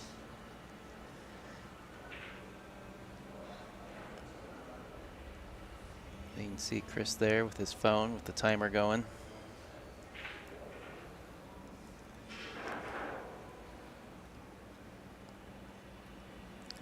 This might be where she had taken her extension. I think when Chris nodded at her that she had asked for it. Okay. Smart. It's a good place to use it. Very good shot there, and 9 ball moves out of the way. She has an opportunity here. A lot of distance, but many of the shots that she's already taken in this rack have had lots of distance, and boy, this young lady is really showing us what she's got here.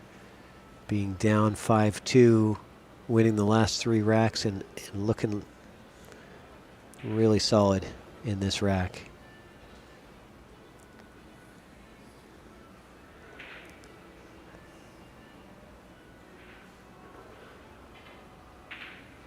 Oh, heartbreaker. Yeah, after such a good shot on that tight... I know. That tight purple 5 ball.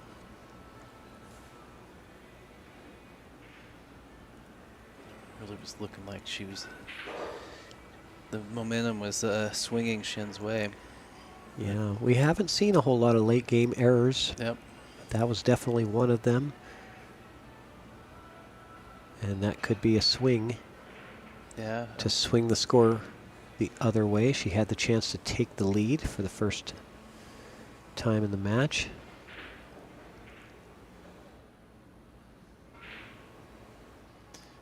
Lena here, an opportunity to go back up on top by a game.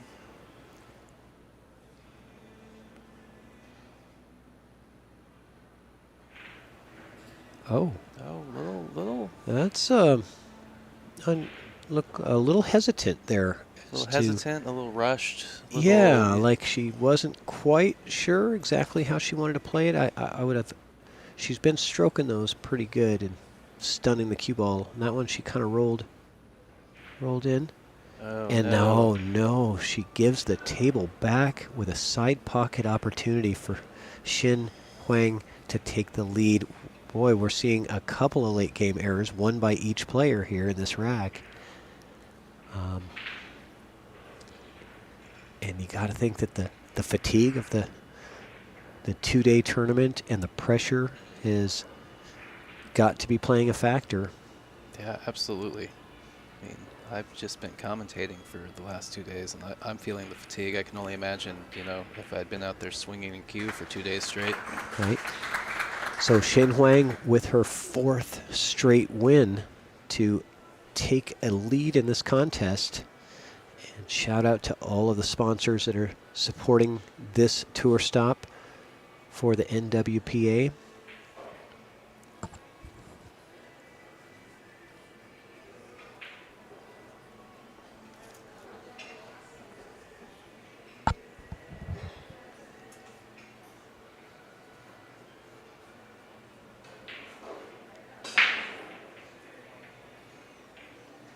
Oh, we're up to 109 viewers. We're getting there. There we go. See, you just ask for some shares, and the crowd helps you out.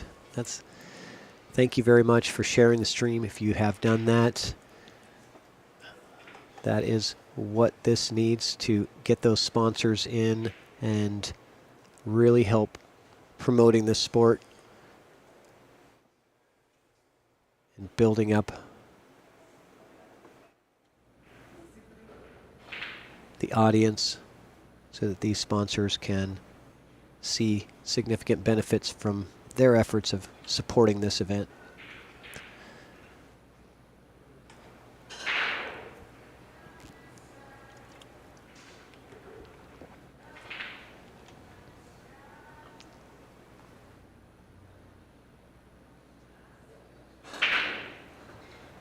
Okay, I love her break. It's just so powerful. The wing ball and another ball on the side. And the 1 ball's down, so she's on the 2. So I think. All right, so it was the 1 ball that went in the side pocket then. Yep.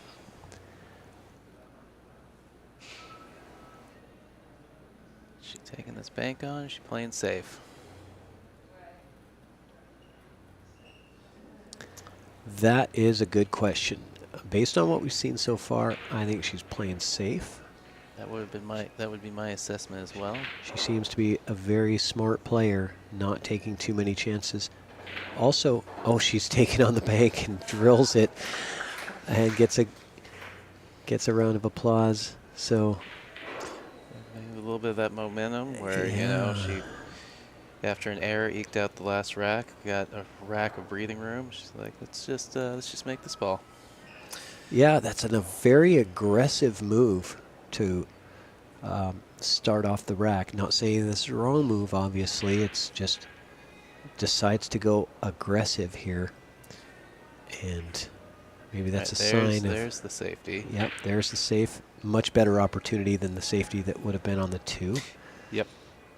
Maybe recognizing that too, knowing that if she banks that 2, she'll have a better opportunity at getting safe. And cue ball control for Shin has been on point with some of those safeties. Yeah, it makes me wonder if the bank was a looking for see what opportunity presents itself after the bank. Yeah, I think so, yeah. So successful jump shot here. However, the 3 is going to get right in front of the yeah, side. this is going to dress up really nicely for Shin. 6 balls left, and this is a ghost ball drill where you just roll the 6 balls out and you take ball in hand and you try to run out. Yeah, so the one interesting thing is you're moving back, you're going back and forth. So you got an easy ball right in the side, but then you got a ball down table, your next ball's up table, your next ball's down table, your next ball, excuse me, up table. Very good point. So a lot of cue ball movement here. So got to stay in line. That is a very good point. 4 to the 5, to the 6, to the 8, to the 9. Yeah, everything is back and forth the whole way. Good observation, Tyrell.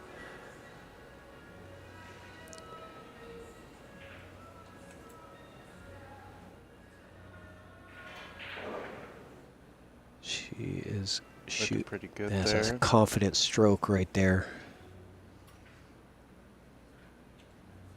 Now does she go and try to get short side on the 6?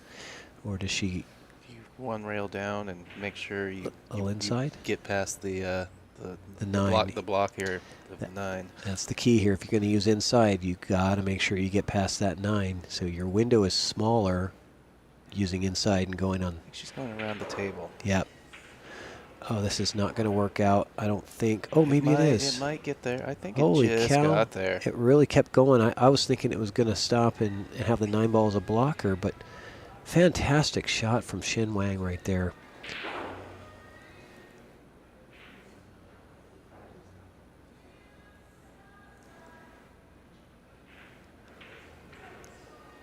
She's got the first back and forth. Can she do it 2 more times?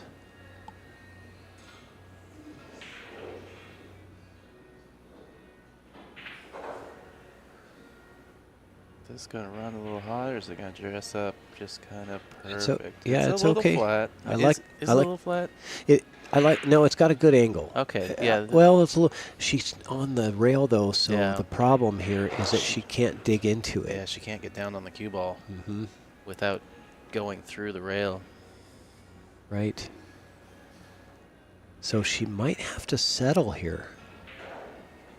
You know, settle for a difficult 9 ball instead of trying to, do something crazy and really try to, force something that really isn't there. Yeah, just go. Take your medicine. That's what I back and think. forth. Yeah. Take your medicine. Get yourself a decent look. Yeah, I think that's the only choice she really has. And she knows it as well. She's taking the medicine and she's going to take on this 9. And this is the shot where you want to overcut it. If you miss it, you miss it by the overcut so that it comes back to mid-table down on the rail and the cue ball comes back to the other side. You're not selling out a shot. So if you miss it at all, you always want to miss it on hitting the side rail, overcutting it.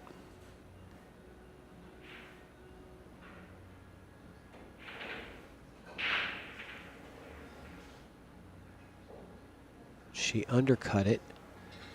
I think Giving a little long, but I think this is going to be. Melina's going to be happy to Yeah, have a look at the 9 ball. opportunity to tie it up. Yeah, Shin couldn't do much when she got on that 8 ball. When the cue ball was on the rail, if that cue is off the rail 2 inches, it's a whole nother story. Yeah, she can get down the cue ball, but yeah, on the rail you don't want to be spinning the ball. You just No. so I many bad agree. things can happen. I totally agreed with how she played that. And she's going to get another opportunity. Well, So- Melina hasn't been getting a lot of opportunities at the table, so I feel like she's gotten a little cold. Yeah, well, this is the second 9 ball she's missed. Now, both of them not simple 9 balls, but certainly well within her skill set to make. Yeah. I mean, on most days you set that shot up, and I watch Melina shoot it, and I'm thinking she's making that 90 out of 100 times.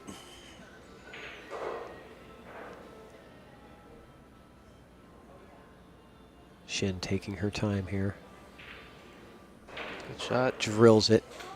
And that is now is at 5 straight racks from Shin Wang. And now taking a 2-game lead, 1 game away from being on the hill. And Melina's got to be feeling the pressure. She was comfortable at 5-2, not so comfortable when it's 7-5 the other way. Yep. I'm not sure who called the first break. I feel like it was Shin, because I feel like she was about. Who Well- broke first? Well, no. When they took the break, I feel like Shin walked up to the table and said something to Chris, and then we realized we were on break. So I was just asking who took the first break. I was wondering Oh, I don't know. if if Melina still has a break that she could use or not. So is that each player has the option to? Yeah, I believe each player gets one break. Okay. Not that you would need 2 breaks in a race to 5, but a race to 9 Yep. maybe, right? There Yep. might be an opportunity later to use that timeout.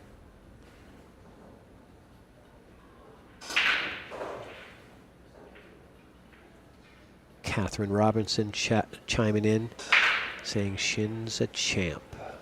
Well, she is playing like one right now. It is well within her sights to have the opportunity to take down this event.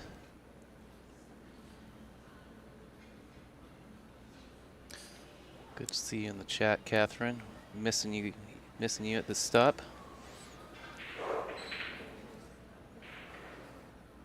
Another missed ball from Melina. Yeah, you have to, you mentioned it earlier, is that she hasn't really been at the table that much because Shin has just been really on fire this last few racks. And, it's funny about that is the funny, craziest thing about pool when you're playing in a race to 9. You get that momentum, and it has the opposite effect of your opponent on your opponent. Right. The hotter you get, the colder they get.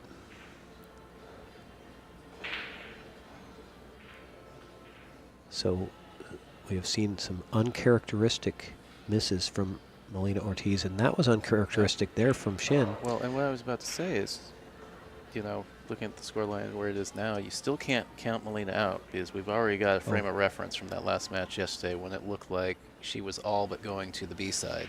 Mm-hmm. That's right.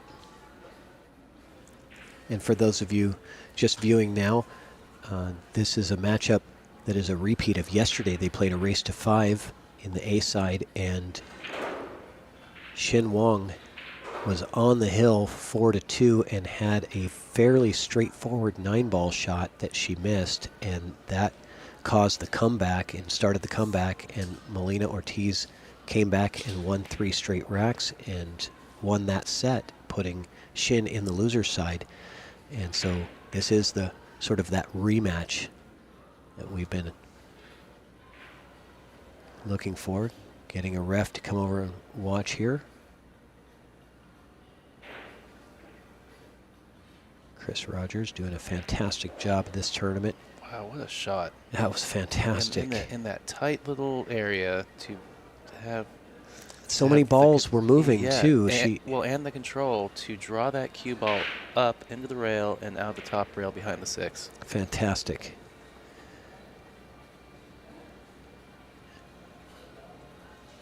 And everything is spread open now too. So not only is the safety successful, but all the balls are opened up. Very critical that she doesn't give up ball in hand. Is she going to go 2 rails here and kick into the back of the 2? I like that idea. Yep. Yes. And there's your cue ball. Oh, okay, but tying up the pink, the pink 4 and the 6 are a bit of an issue now to deal with. So not a straightforward rack here. Yeah, because it looks like you have to be on the short side of the pink 4 if you can play it into the upper right pocket, but I don't. Is she gonna get an angle or is she gonna be straight? Looking pretty straight.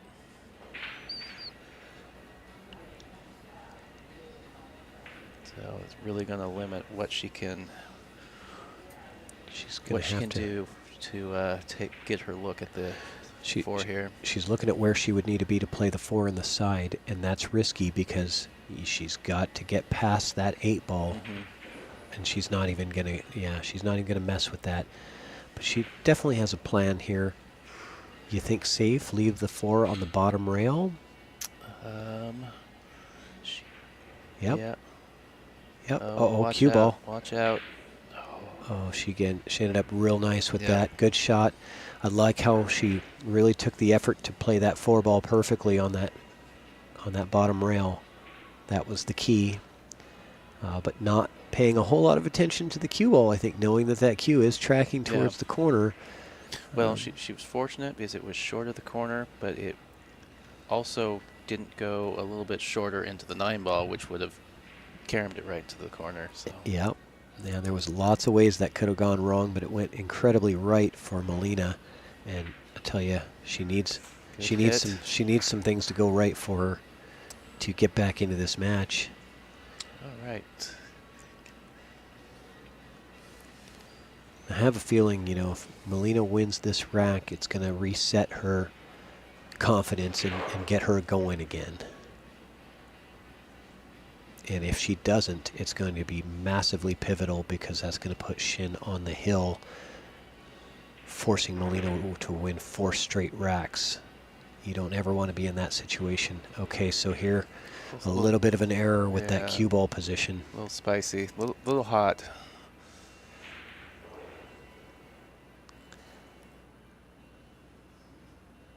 Where are you going here, Tyrell? I'm not seeing it. I mean, I can't tell. It kind of looks like she's playing for the corner, or no, she's just pushing it to the side. Okay, smart shot. Just containment. Yep, not giving away. Just trying her best to get herself another opportunity at the table.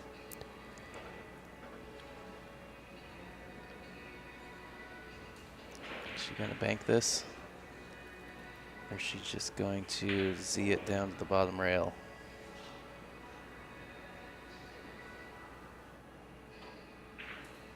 Safety. Oh, she's made it. She did play it. Wow, what a shot. And, you know, it was a two-way, though, right? Yeah. If it doesn't go, she's got that cue ball on the bottom rail. What an incredible shot. Getting to see a replay on the phone of the viewer here. That was incredible. That was a great two-way. Absolutely. She played that good because she's got an opportunity. Even though the cue ball's on the rail, she's kind of close to the 6. So it doesn't make it too difficult. But she's got to stay down and stay through this shot. Remember your fundamentals here.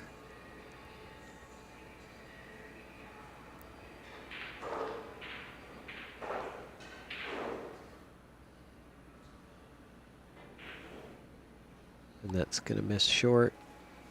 And Molina with the golden opportunity now. Railbirds in the chat. Amused by Christian's creative replay technique. Sometimes just happens, you know?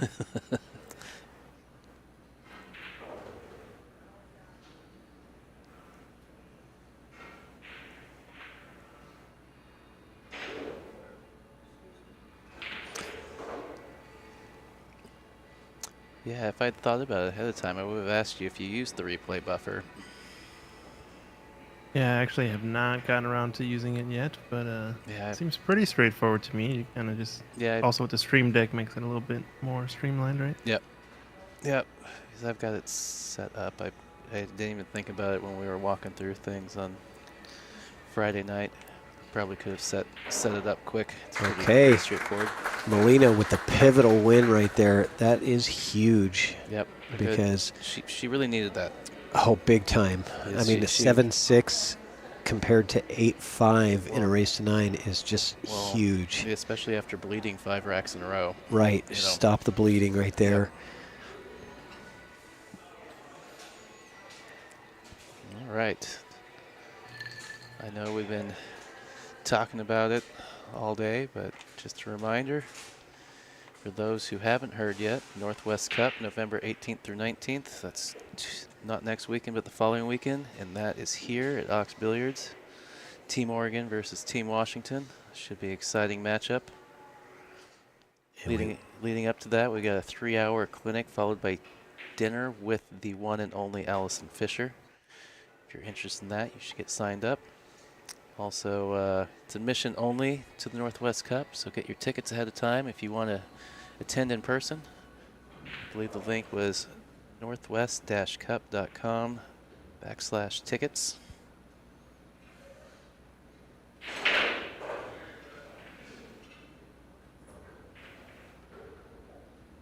Shin with a nice break. Again. Yep, and the one, I'm not sure if it passes the 9, but I don't think you want to play the 1 anyway. No, so because of where the 2 is, I'm saying take the chance at the 9 ball here. If the 9 passes the 2, I think you go ahead and take that chance here, because the 2 is in such a bad spot. Yeah, you're not really risking giving up a run out Yep, I'm not opposed to that option.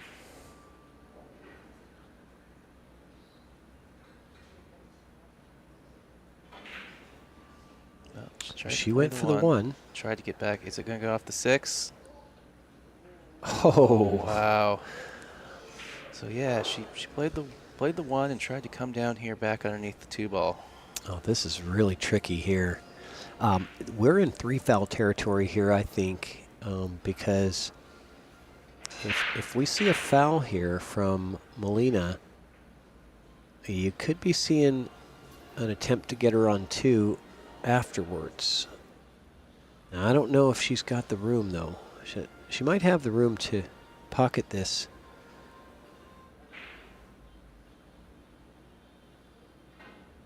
Oh, she does. Okay. Oh, it's flattened out. But it scratches, and that really puts the 3 foul into play. Yep. Now that the 1 is off the table, I think that the correct move here is to play the lockup safe on the 4, moving the 2 up table, freezing that cue ball behind the pink 4. Yeah, that was crazy. That ball played really flat out of the. Yeah, Shin knows right away where she's placing that cue ball. I can't imagine that she's going to go for a breakout here and play offense.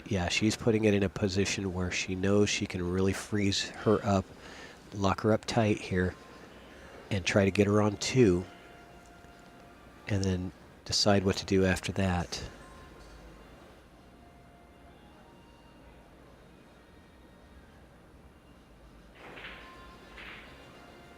Okay. She played it. Okay, I didn't realize the 4 Oh, played 4 to the goes- side. Okay, yeah, I see it All now. right. I was thinking, she would have had to break out the 4, but if it plays to the side, all the better. Yeah, if the balls go, why mess around with? Right. Why let Molina back to the table if you don't have to? Or ending up making the table even worse.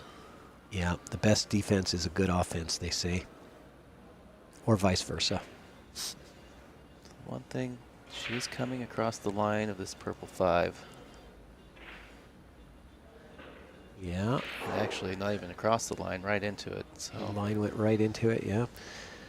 What do you like here, Tyrell? well, in retrospect, if I knew the line was going into it, I would have played that last shot harder. But she gonna do kind of what she did earlier, bank this up towards that top corner pocket, or is she just banking to the side? I think she's banking to the... Yeah, she's trying to take banking it to for the top safe. rail, yeah. And she gets it very nicely. Great separation, and I believe blockers. There could be a window to see the edge of the... to see some of that purple 5. There might be a window here.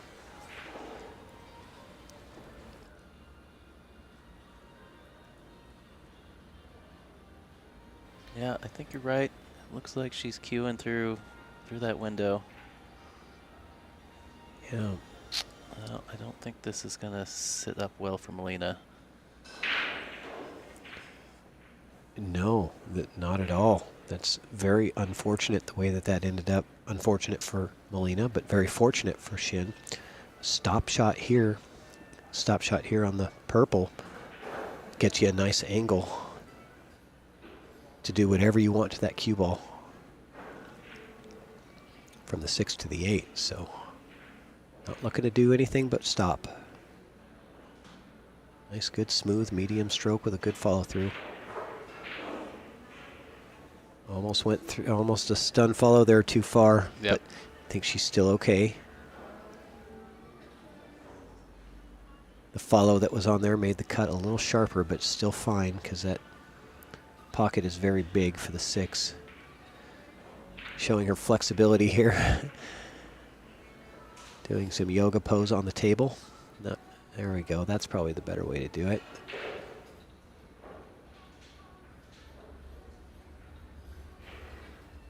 Okay. Bit of distance here. Yep. She's got a good angle though, as long as she doesn't. Is the angle the wrong side though that you like? I mean, you don't want to have to hammer this so hard that you to stun off the rail and back out. I don't think she needs to.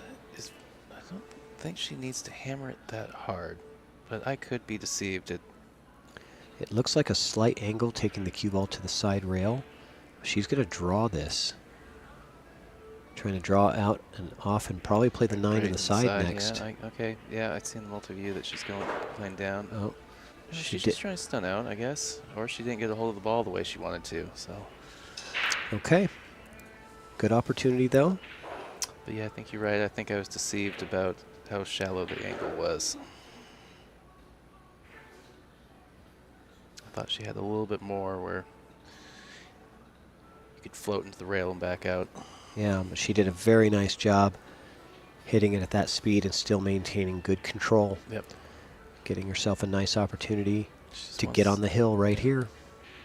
Take some time. Yeah, she just wants to make sure she takes that cue ball to the side rail above the side pocket.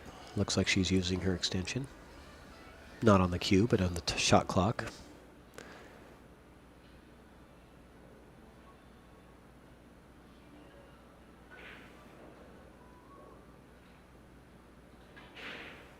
I think she missed it. Oh, heartbreaker for Shin, but It- doesn't it- sell out anything. Yeah, Gets quite a bit of fortune there.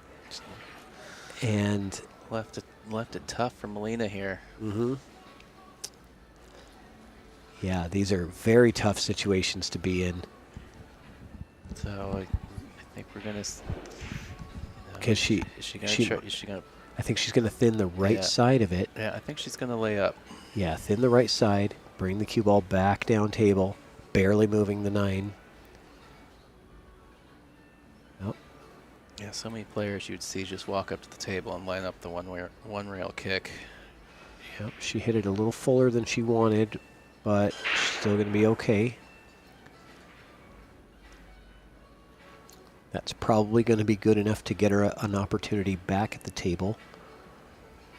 And I think Shin, already having used her extension, might have to only use up the 30 seconds here that she has to make a decision.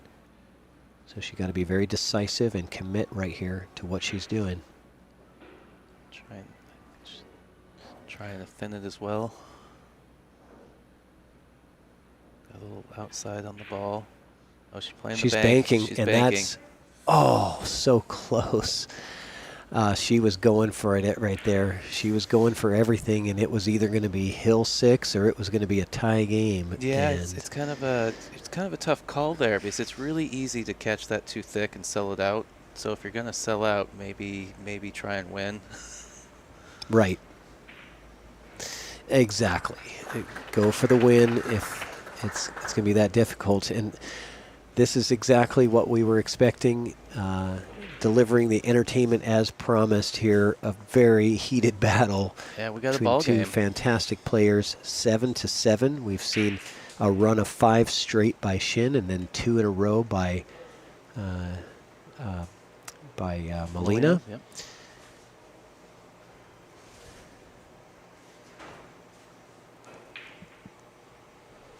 And let me just check to see. Oh, yeah, we're showing up the Veterans Day Oh. event on Chalkbox Productions. That is my stream, Patrick Nix. Jump onto the Chalkbox Productions YouTube channel or Facebook page and subscribe. We're going to be airing that Saturday, November 11th, a week from today at 6 p.m. Pacific Time. Army versus Navy. And make sure to follow the NWPA for all of the updated news and events on what's going on in the Northwest Women's Pole Association. I think I'm.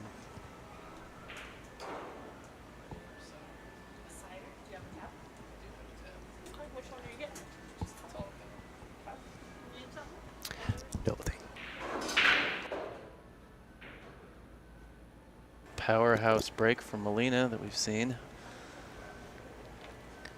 9 ball doesn't budge at all on No. this one.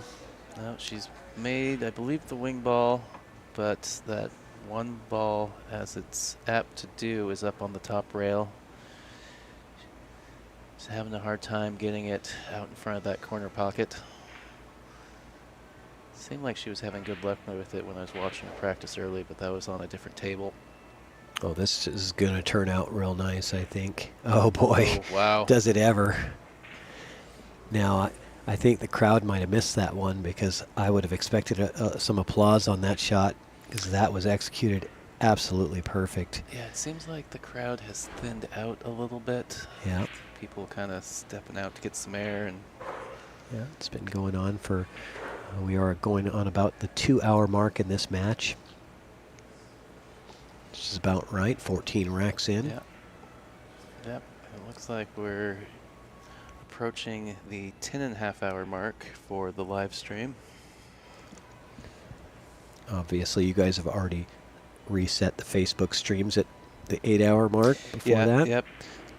Thankfully Christian was here because I have not used Restream before. I didn't realize with Facebook you just had to toggle the thing. I thought you had to hit the, we had to stop the whole thing in OBS and restart Oh, it. that was an excellent try by Shin to kick 4 rails at this. Kicking 4 rails at the one comes very close to making it. But yes, I always set a timer on these that goes off at about 7.5 hours, so I remember to toggle it on and off again. Yeah, leading up to this, I'd only been streaming on the NWPA's YouTube. Mm-hmm. YouTube, they can let you go forever. Well, they let you go for 12 if you're. Is that? If you want it saved, the stream can continue after 12 hours, but they'll quit saving it on the server end. So when Oh. you go back to watch it, it'll cut off at 12. Oh, okay. I record on my machine while I'm Yeah. streaming, so I don't really need that. So. Yeah, the very Yeah. first time I streamed, I didn't record, and the first day we went a little over 12 hours, and one of the girls that was playing went Yeah. to watch her match afterwards, and I got a text message, why? It just stops. Oh, And I was like, it's too bad. Learned the Oh. hard way. Okay, so a difficult jump shot here. She's got to miss the 7, jump over the 3, miss the 7, and cut the 1 in the corner. Get your camera ready for the highlight reel right here from Shin Huang. Not quite. Okay. Where's that 9 She ball really going? wanted Okay. that one. Well, So the luckily 6 that 9 ball didn't sit in front of the side pocket. There was a second there where I wasn't sure what the speed was. Right, and you know, from the purple 5 to the green 6 is going to be a problem. Yep. For whoever gets to that point first. And Melina, recognizing that this is not an easy rack to run out, is going to play a second safety here. Got to make sure you get a rail here, though. If you're going to get behind that 7 and that 1 ball goes into those other balls, okay, that's the right way. Might have gave up an edge here. She might have gave up the whole ball, actually. Yeah, it kind of looks like it, doesn't it? Yeah. The only thing I'll say about the 6 is, you know, you don't normally want to shoot a combo, but the 8's not terribly far from the pocket. I don't like that combo at all because the 6 is really close to the rail and the 8 is off a bit. So you'd actually have to sort of either bank that 6 into the 8 off Yeah. the side rail and back. I don't like anything Well, about that one. I'm also completely not even addressing the fact that the 7 ball is directly straight across from the 6 on the other side of the table. so- Right. Yeah. Yeah. There's all kinds of problems here in this rack. We're going to see some strategy play for sure. Oh, she just tried. I think she tried to bank that in the side. Do you think? The speed. The Yeah. speed on that shot. Yeah, it's true. Because if she's trying to go to that top rail, she needed more speed. Yeah, good point. Because if it does go on the side, she's got a safety to play on the 2. Yep. Yeah.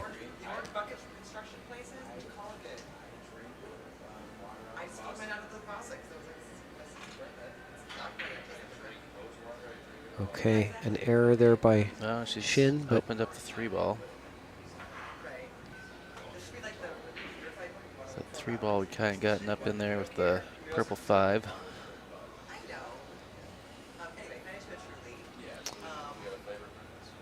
So can she move? Can she go to the bottom rail and move this 8 ball? Or she just play safe? But she's left a shot. yeah. I thought maybe she could cut it in and move the 8. So about 10 shots into this rack, and we're still got 8 balls on the table. That's how difficult this layout is.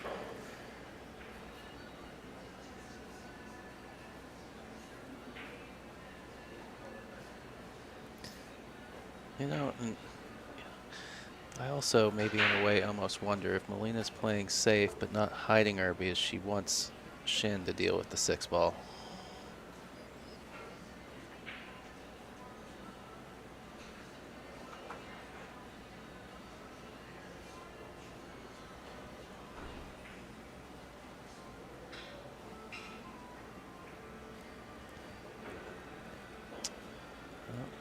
Purple 5 has moved out of the way. Always some questions when you run into a ball, what the end result is going to be.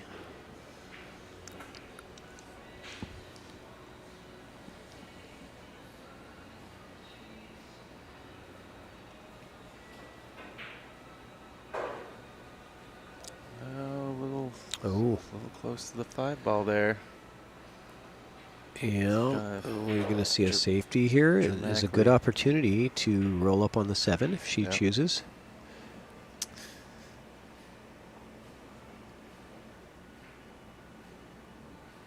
Nicely played. Not as tight as she would have liked, leaving that 1 rail kick to the 3 available for Shin. Mm-hmm.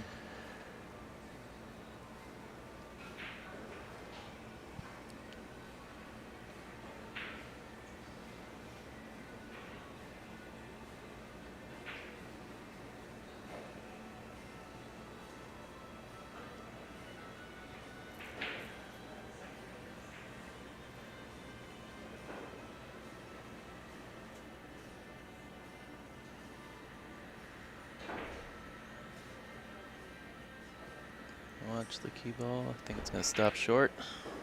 It is. It was tracking. But so now we're going to see what Molina has in store for this rack, because we're getting down to that decision time. What are you going to do with that 6 ball? I think when you get to that 6, you got to plan for the safety to lock up to the 9. So yep.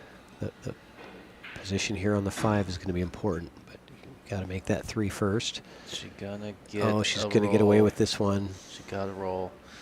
Face man, yes, this is the finals. It's a single race to 9. At this point, it's we're at the point where it's a race to 2.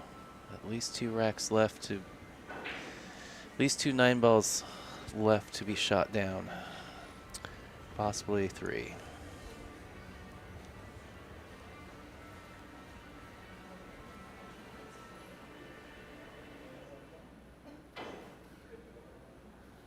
That was tough. It looked like the 2 rail was pretty tight to get the hit on the 3. She did pretty well though. She just barely missed it. Yeah, good attempt. Difficult shot. So now Molina's looking, okay, where does she want to be on the 6, right? That's the plan here. Plan out where you want to be for position on the 6 so that you can play that, execute that safety perfectly, bumping the 6 out and freezing to the back of the 9. That's your goal here, is 3, 5, and getting ideal shape for the 6.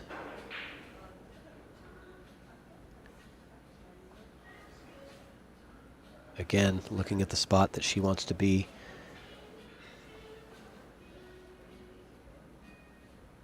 Really, anywhere around where the cue ball is right now affords her the opportunity to play a nice safety on the 6.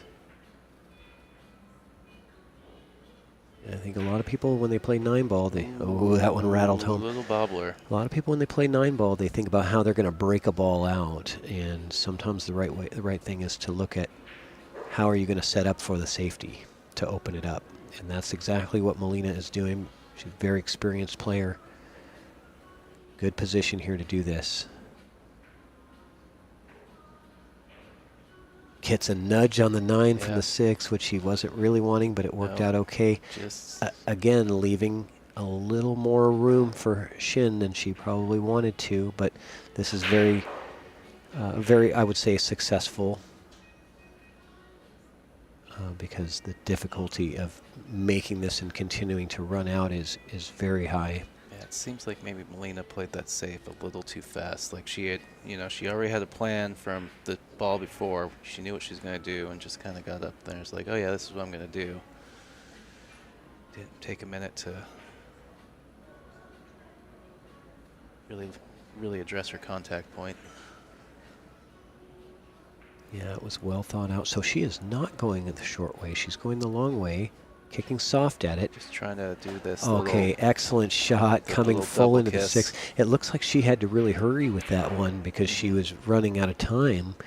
And Right, we think being rushed, that was an excellent shot. Because if she comes off the side of that one way or the other, it's not good. Right, I'm trying to remember. Do we think that she ever used her extension? I really can't It's- say for sure because we don't really hear. Oh, Right. man. Melina plays this perfect. Gets the split. Gets a tap from the table of respect from Shin, knowing how good of a shot that was.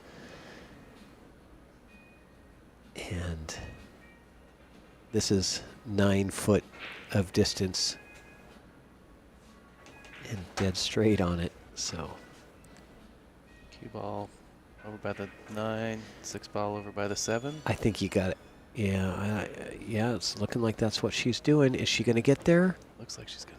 Oh, it's. Oh, that is really close. Really close. Yep. Really close. I think we'll get an idea by how Melina looks at it when she gets up there. At any rate, it's not easy. Oh, she may have already been able to tell. 'Cause Yeah. She didn't even have to look at it. She just stepped over and got down on it. Boy, that was close to getting there. Okay, but it was a difficult shot. But is she going to? Has she doubled it? She has.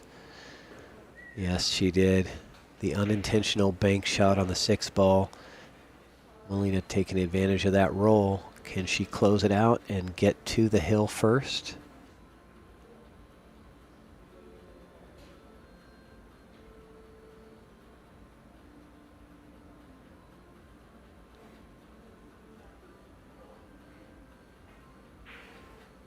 Nope. No good. Drama. If you guys aren't on the edge of your seats right now, I don't know what you're watching because this is drama right here. And this is going to be a straightforward bank. She's got to just come right into it and confident stroke here, holding that cue ball and drill this bank shot.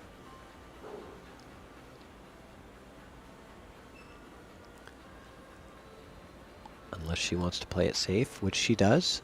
Oh, no. No. Okay, she's Okay. good. Yeah. I was going to say the safety is in play. Now that I looked at the side view, I'm like, yeah, safety makes more sense. And smart play by Shin. Knowing that if she goes for that bank and misses, it's a potential sellout. Looks like Melina has the edge of this 7 here. So another good play by Melina, getting that 50-yard line Yeah. and distance. They're making it look easy to get those kind of positions, but they are not easy. So many times as players we try those shots and they go wrong. Shin's going to try and come underneath the 9 and the 8 again. I don't Not think she's hitting got it the hard speed. enough at all. No, I don't think it's going to slow up right before the 9 ball. Yeah. She had a good plan, but yeah, the speed was just a little soft. Yep. A little soft, maybe a little thick on the hit too. Yep, a little bit thick on the hit, yeah. And this 9 ball is really big here. She's got to clear the 9.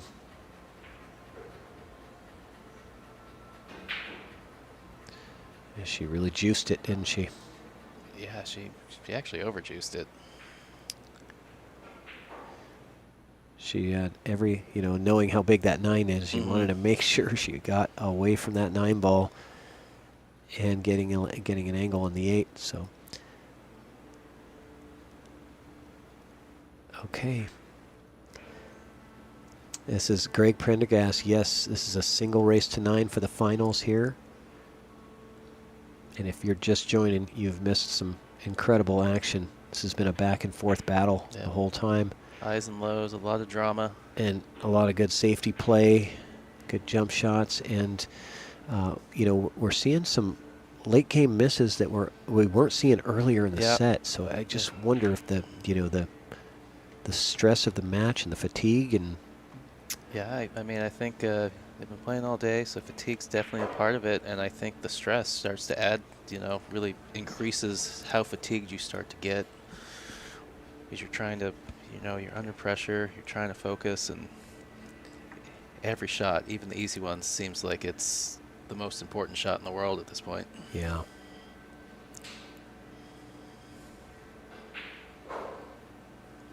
So not easy or guaranteed position here. I think she's got to load up with inside and go 3 rails with the cue to come around the table. Ooh, see, a little bit more drama, And a that little wiggly was on the way in. absolutely perfect, though. The position. The position is great, but the 8-ball, little, It probably wiped skipped its a heart. fit. Yeah. Heartbeat skipped a beat there.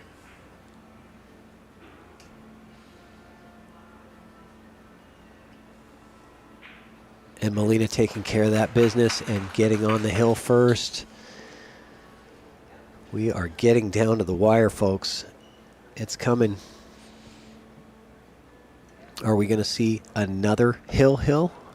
Or are we going to see, why a wouldn't we? 9-7? Why wouldn't we? Why wouldn't we? So I mean, the way that the matches have been going, at everybody. at this point, I want to see 2 more wrecks. We've come this far. Why not, right? Yep. I think the crowd here agrees. Crowd wants to see 2 more racks. I think the only person that doesn't is Melina Ortiz. She wants to close it out right here and take home the prize. She's already locked up the tour Tour champion. tour trophy, champion yeah. trophy from points, but she wants that gigantic cardboard check as well. Yep. To really, just put the final nail in the coffin for the tour this year. She did it all. And here we go with the break. If we could, Oh, yeah. sorry. I'm looking at the chat. Thank you. Because I don't know. It's pretty gray. I don't know if it's the lighting or what, or that camera angle, Mike. White, gray, what's the difference? I mean, there's a little white in there, but it's pretty gray. It's seasoned.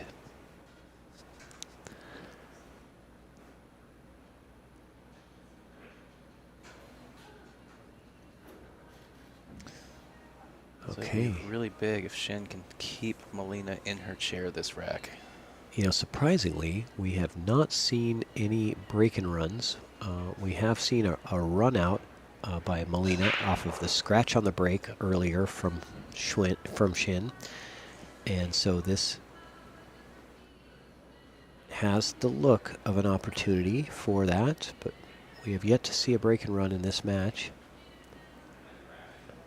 Knowing that both these players are capable. Just been some kind of funny layouts for the most part.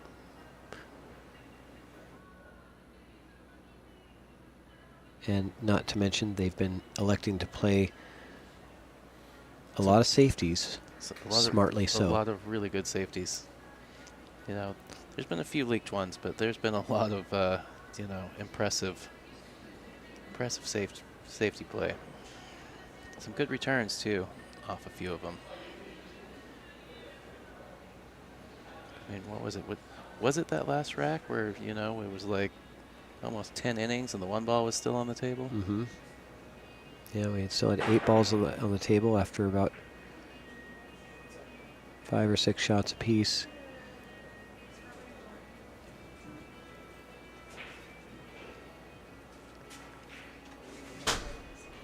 Well, 3 is far enough off the rail that it looks like it plays in the side pocket. Shouldn't Yep. be a problem. And this is exactly what Shin was looking for with that safety, looking to get a better opportunity. She could have gone for the offensive shot on the deuce last time, but knowing that she might be able to get something better if she plays a good safety, and she did. This is really ideal.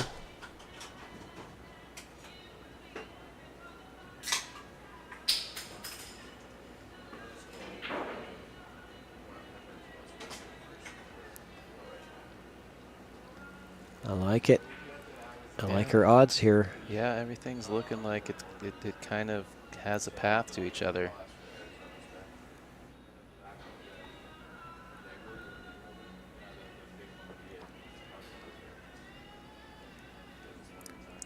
going low on this cue ball. Just trying to get some stop on it. Keep the cue off the rail, because I think 6 on the side is ideal here. Stop shot on this pink 4 should get you where you want to be. Maybe just a touch of draw, but you don't want to draw back more than an inch or so if you do. Kind of slides over. She did have a little angle. And it's going to move the cue ball away from the 7 a bit.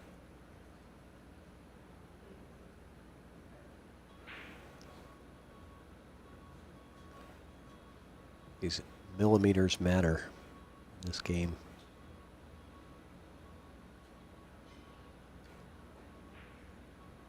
So moving the cue ball away from the 7, she might elect to go to the bottom rail and back out if she's feeling good, and she does. Very nicely played. Millimeters and the angle of the degree of angle that you lay on balls really can change what shots and paths that you have. Yeah, it's amazing how just such a small difference in angle makes the difficulty increase or decrease dramatically. So looking for a draw shot here to draw back for the position that it is right now, I believe. She's coming into the 8. Oh, this looks like a shot that she had earlier where she drew into the ball and really ended up pretty perfect on it. So going to be a bit of a reach for her here, though. She's not the tallest of players.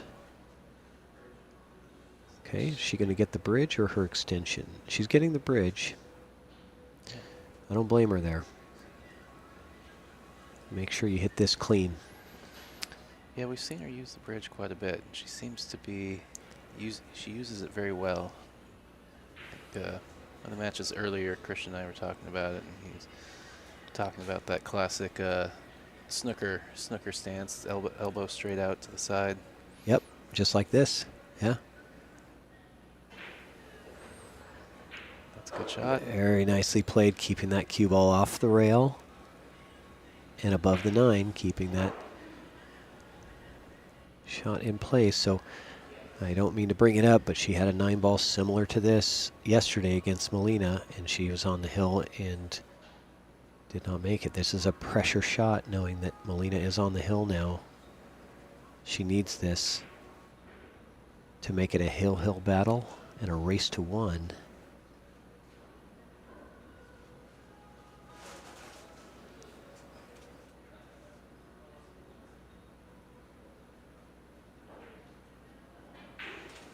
And drills it. Here we go. Action, ladies and gentlemen. We've got action. We've got hill action. What did we tell you? I said this thing is going to go hill. Oh, I hit the wrong. Sorry, that was the wrong way.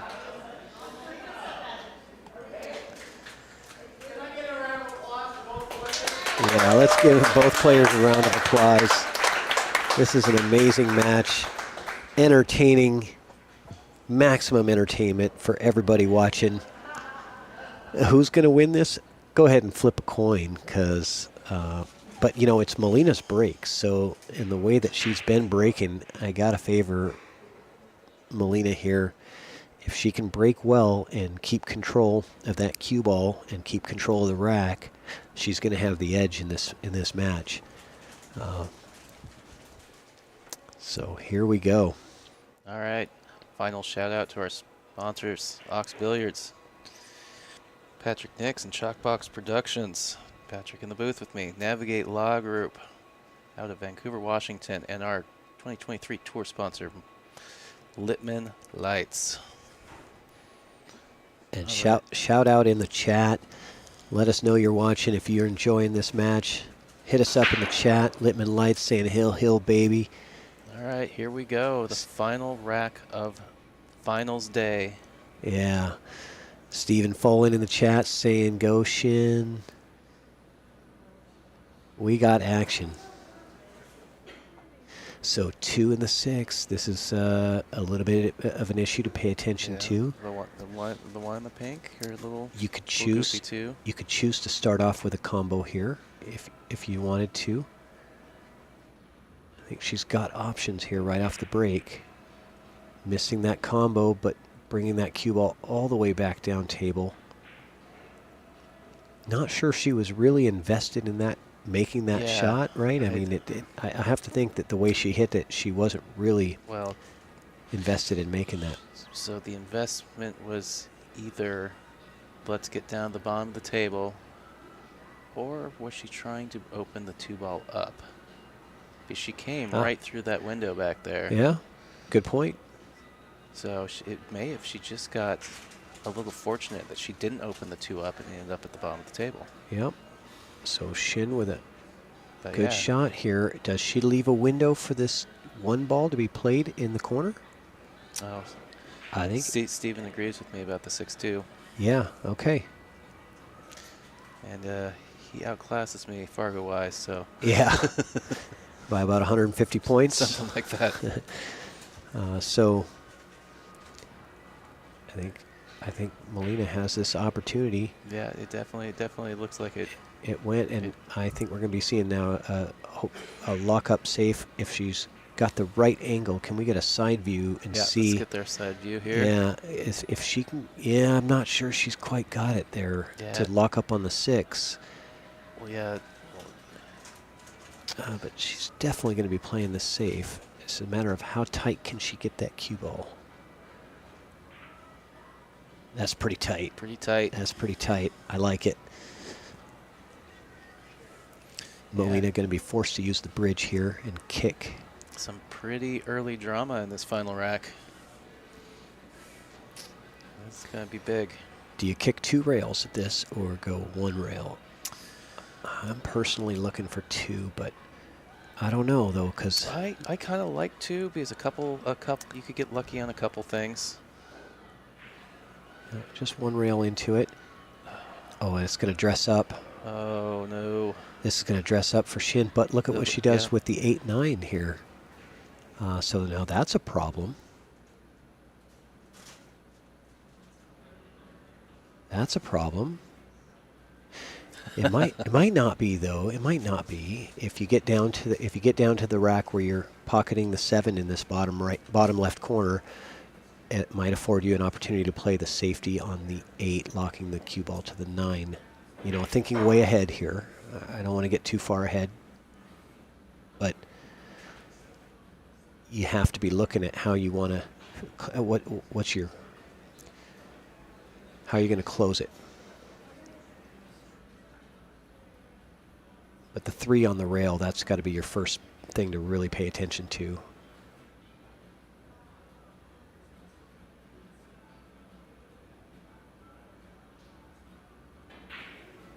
Oh. Well, you could just cut the tension with a knife in this room. Everybody's on the edge of their seat in this room.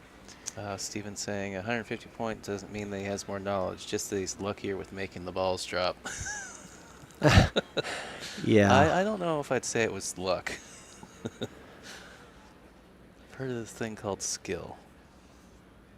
And Steven also saying that he liked the 1 rail kick back there better. More likely to make a rail, yeah? Yeah, that's fair. I agree. Because of the way where the 6 was, I agree with that. Because the 1 would have went into the 6. Oh, is it going to sit up? Oh, it there it goes. drops in at the last second. And it would have been good either way. It would have been a good 2-way if it stays there. She wouldn't have a clear look at it.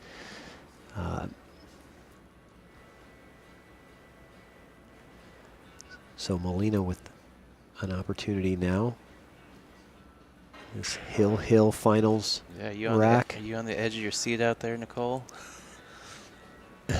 Nicole making her little grimace faces in the chat, but I can see her through the booth window. Oh, she probably can't hear me though.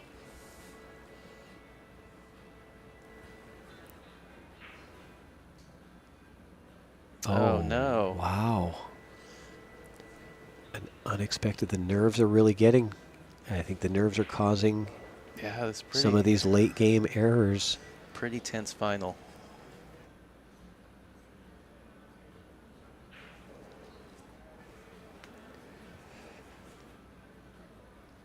I just hope it ends with a great, couple of shots. I don't want this to end with a missed 9. Right. I just or just batting the 9 ball around Yeah. for an inning or two before before somebody sells out or before something. it just stresses up for Yeah, one of them. Yeah. I don't want that. I want to see fantastic finish here, but we're Yeah, not in the so- control of that. Nope. So the 7 to the 8 is going to be where it's at here. Yeah, and like I said, I think the play here has to be playing that 7 in the bottom left corner and setting up for the position to play a safety on the 8. But you have to get that cue ball to the bottom rail for that to be successful, I think. For that to be a successful option.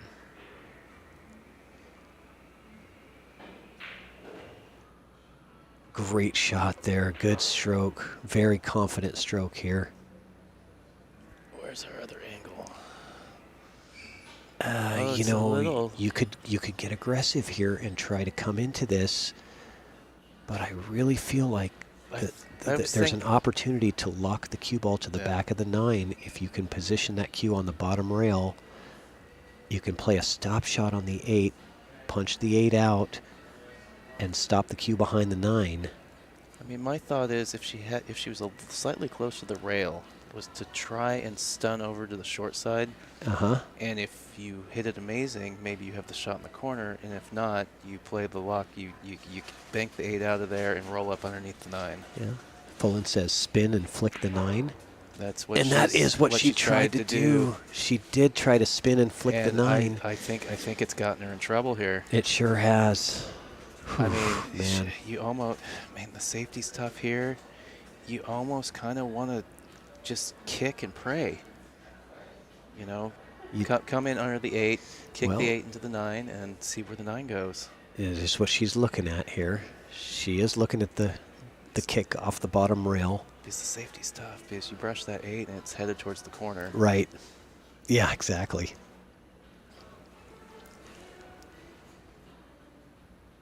So Chris Rogers there to watch the shot. I mean, there's the other opportunity where maybe if she comes in sweet, that she, kick the 8 ball away, and maybe the 9 ball or the cue ball just bumps into the 9 and creates a blocker of some sort. But big shot here. Good hit. Yeah, I think that's what she tried to do. I think she tried to kick the 8 ball away and hope that the secondary bump on the 9 ball pushed it in the same direction of where the 8 was going to end up. Yeah, she hits that a little harder and it gets to the bottom rail. She's Yeah. really good, but this is a tester, though, for Molina under Yeah. this kind of pressure. That's kind of why I was thinking maybe you need to hit it with some speed. Yeah, the hit and hope, Steven. Drills it. One more shot from Molina Ortiz to close out this. Here's our replay. There's your creative, Creative. The creative instant replay from Christian Youngers, helping us out from Virginia. Okay. Nothing to do here but just bear down and put it away. And she does. Molina Ortiz takes down the final tour stop of 2023 in a dramatic hill finish. Wow, that is one of the best, and to end the season, that is one of the best matches I've seen all season. Round of applause from everybody here. I know that Congratulations to Molina Ortiz, and congratulations also to Shin Huang for a fantastic effort into getting into this finals in the first place after losing to Molina yesterday. Yep. Battling back all the way through the B side. And there is the award, there is the big ass check. the gigantic cardboard check. Yeah, that is one of the best matches. Some people might nitpick at some of the errors and the fatigue at the end, but man, regardless, there was some good ball pocketing, some good safety play, some drama. Absolutely. It had a little bit of everything, and it finished hill. Yep. And it finished like we wanted with some good quality shots. Yep. And Yeah, Melina had to come oh with man, it two was solid shots. the spin and flick to the 9, just like Stephen Follen was saying. She did exactly that. She flicked the 9, just didn't quite grab a big enough piece of it. I mean, she grabs a hair more of that 9 ball and she's going to open it up. Yeah. She caught a little bit more of it. But yes, very good play. Congratulations to both these players. Thank you so much for spending the day with me, Patrick. Oh, it was a pleasure. So fun commentating this match, this event with you, Tyrell. I'm glad I could make it out here, and it was my pleasure. Honestly, this is a lot of fun for me. Well, I appreciate having you in the booth, and Christian as well, helping out from Virginia, because I've had a couple tour stops that have been pretty lonely on the mic, and it's so much more fun to have somebody to banter with. And yeah, you got to have somebody in the booth with you to bounce ideas off of. Bounce ideas, and keep you honest sometimes when you start coming up with crazy ideas about, this shot and that shot. Oh yeah, the hear me out shots. Yeah. So, wait. Hear me out. All right, guys. Well, this is thank you, everybody. Patrick Nix and Tyrell Datweiler. It's been a pleasure commentating and doing the stream for the women this season. Hope to be back next season, and I hope to collaborate with you again sometime, Patrick. It's been fun. Yeah, absolutely. I'm sure we'll have another opportunity in the future. And thanks for the opportunity, Christian and Mike Dominguez, Ox Billiards, for hosting this event. You guys never fail to impress at the events that are put on here at Ox Billiards. It's a class-fact place. Yep. Well, thanks again, Patrick, and thanks again, everybody who tuned in. We appreciate you watching, checking out, giving attention to our sponsors. It's about to get kind of noisy in here, so I think we're going to sign off for the night. That's it. All right, guys. Enjoy the evening, and we'll see you soon. All right. You need anything else from me, Christian?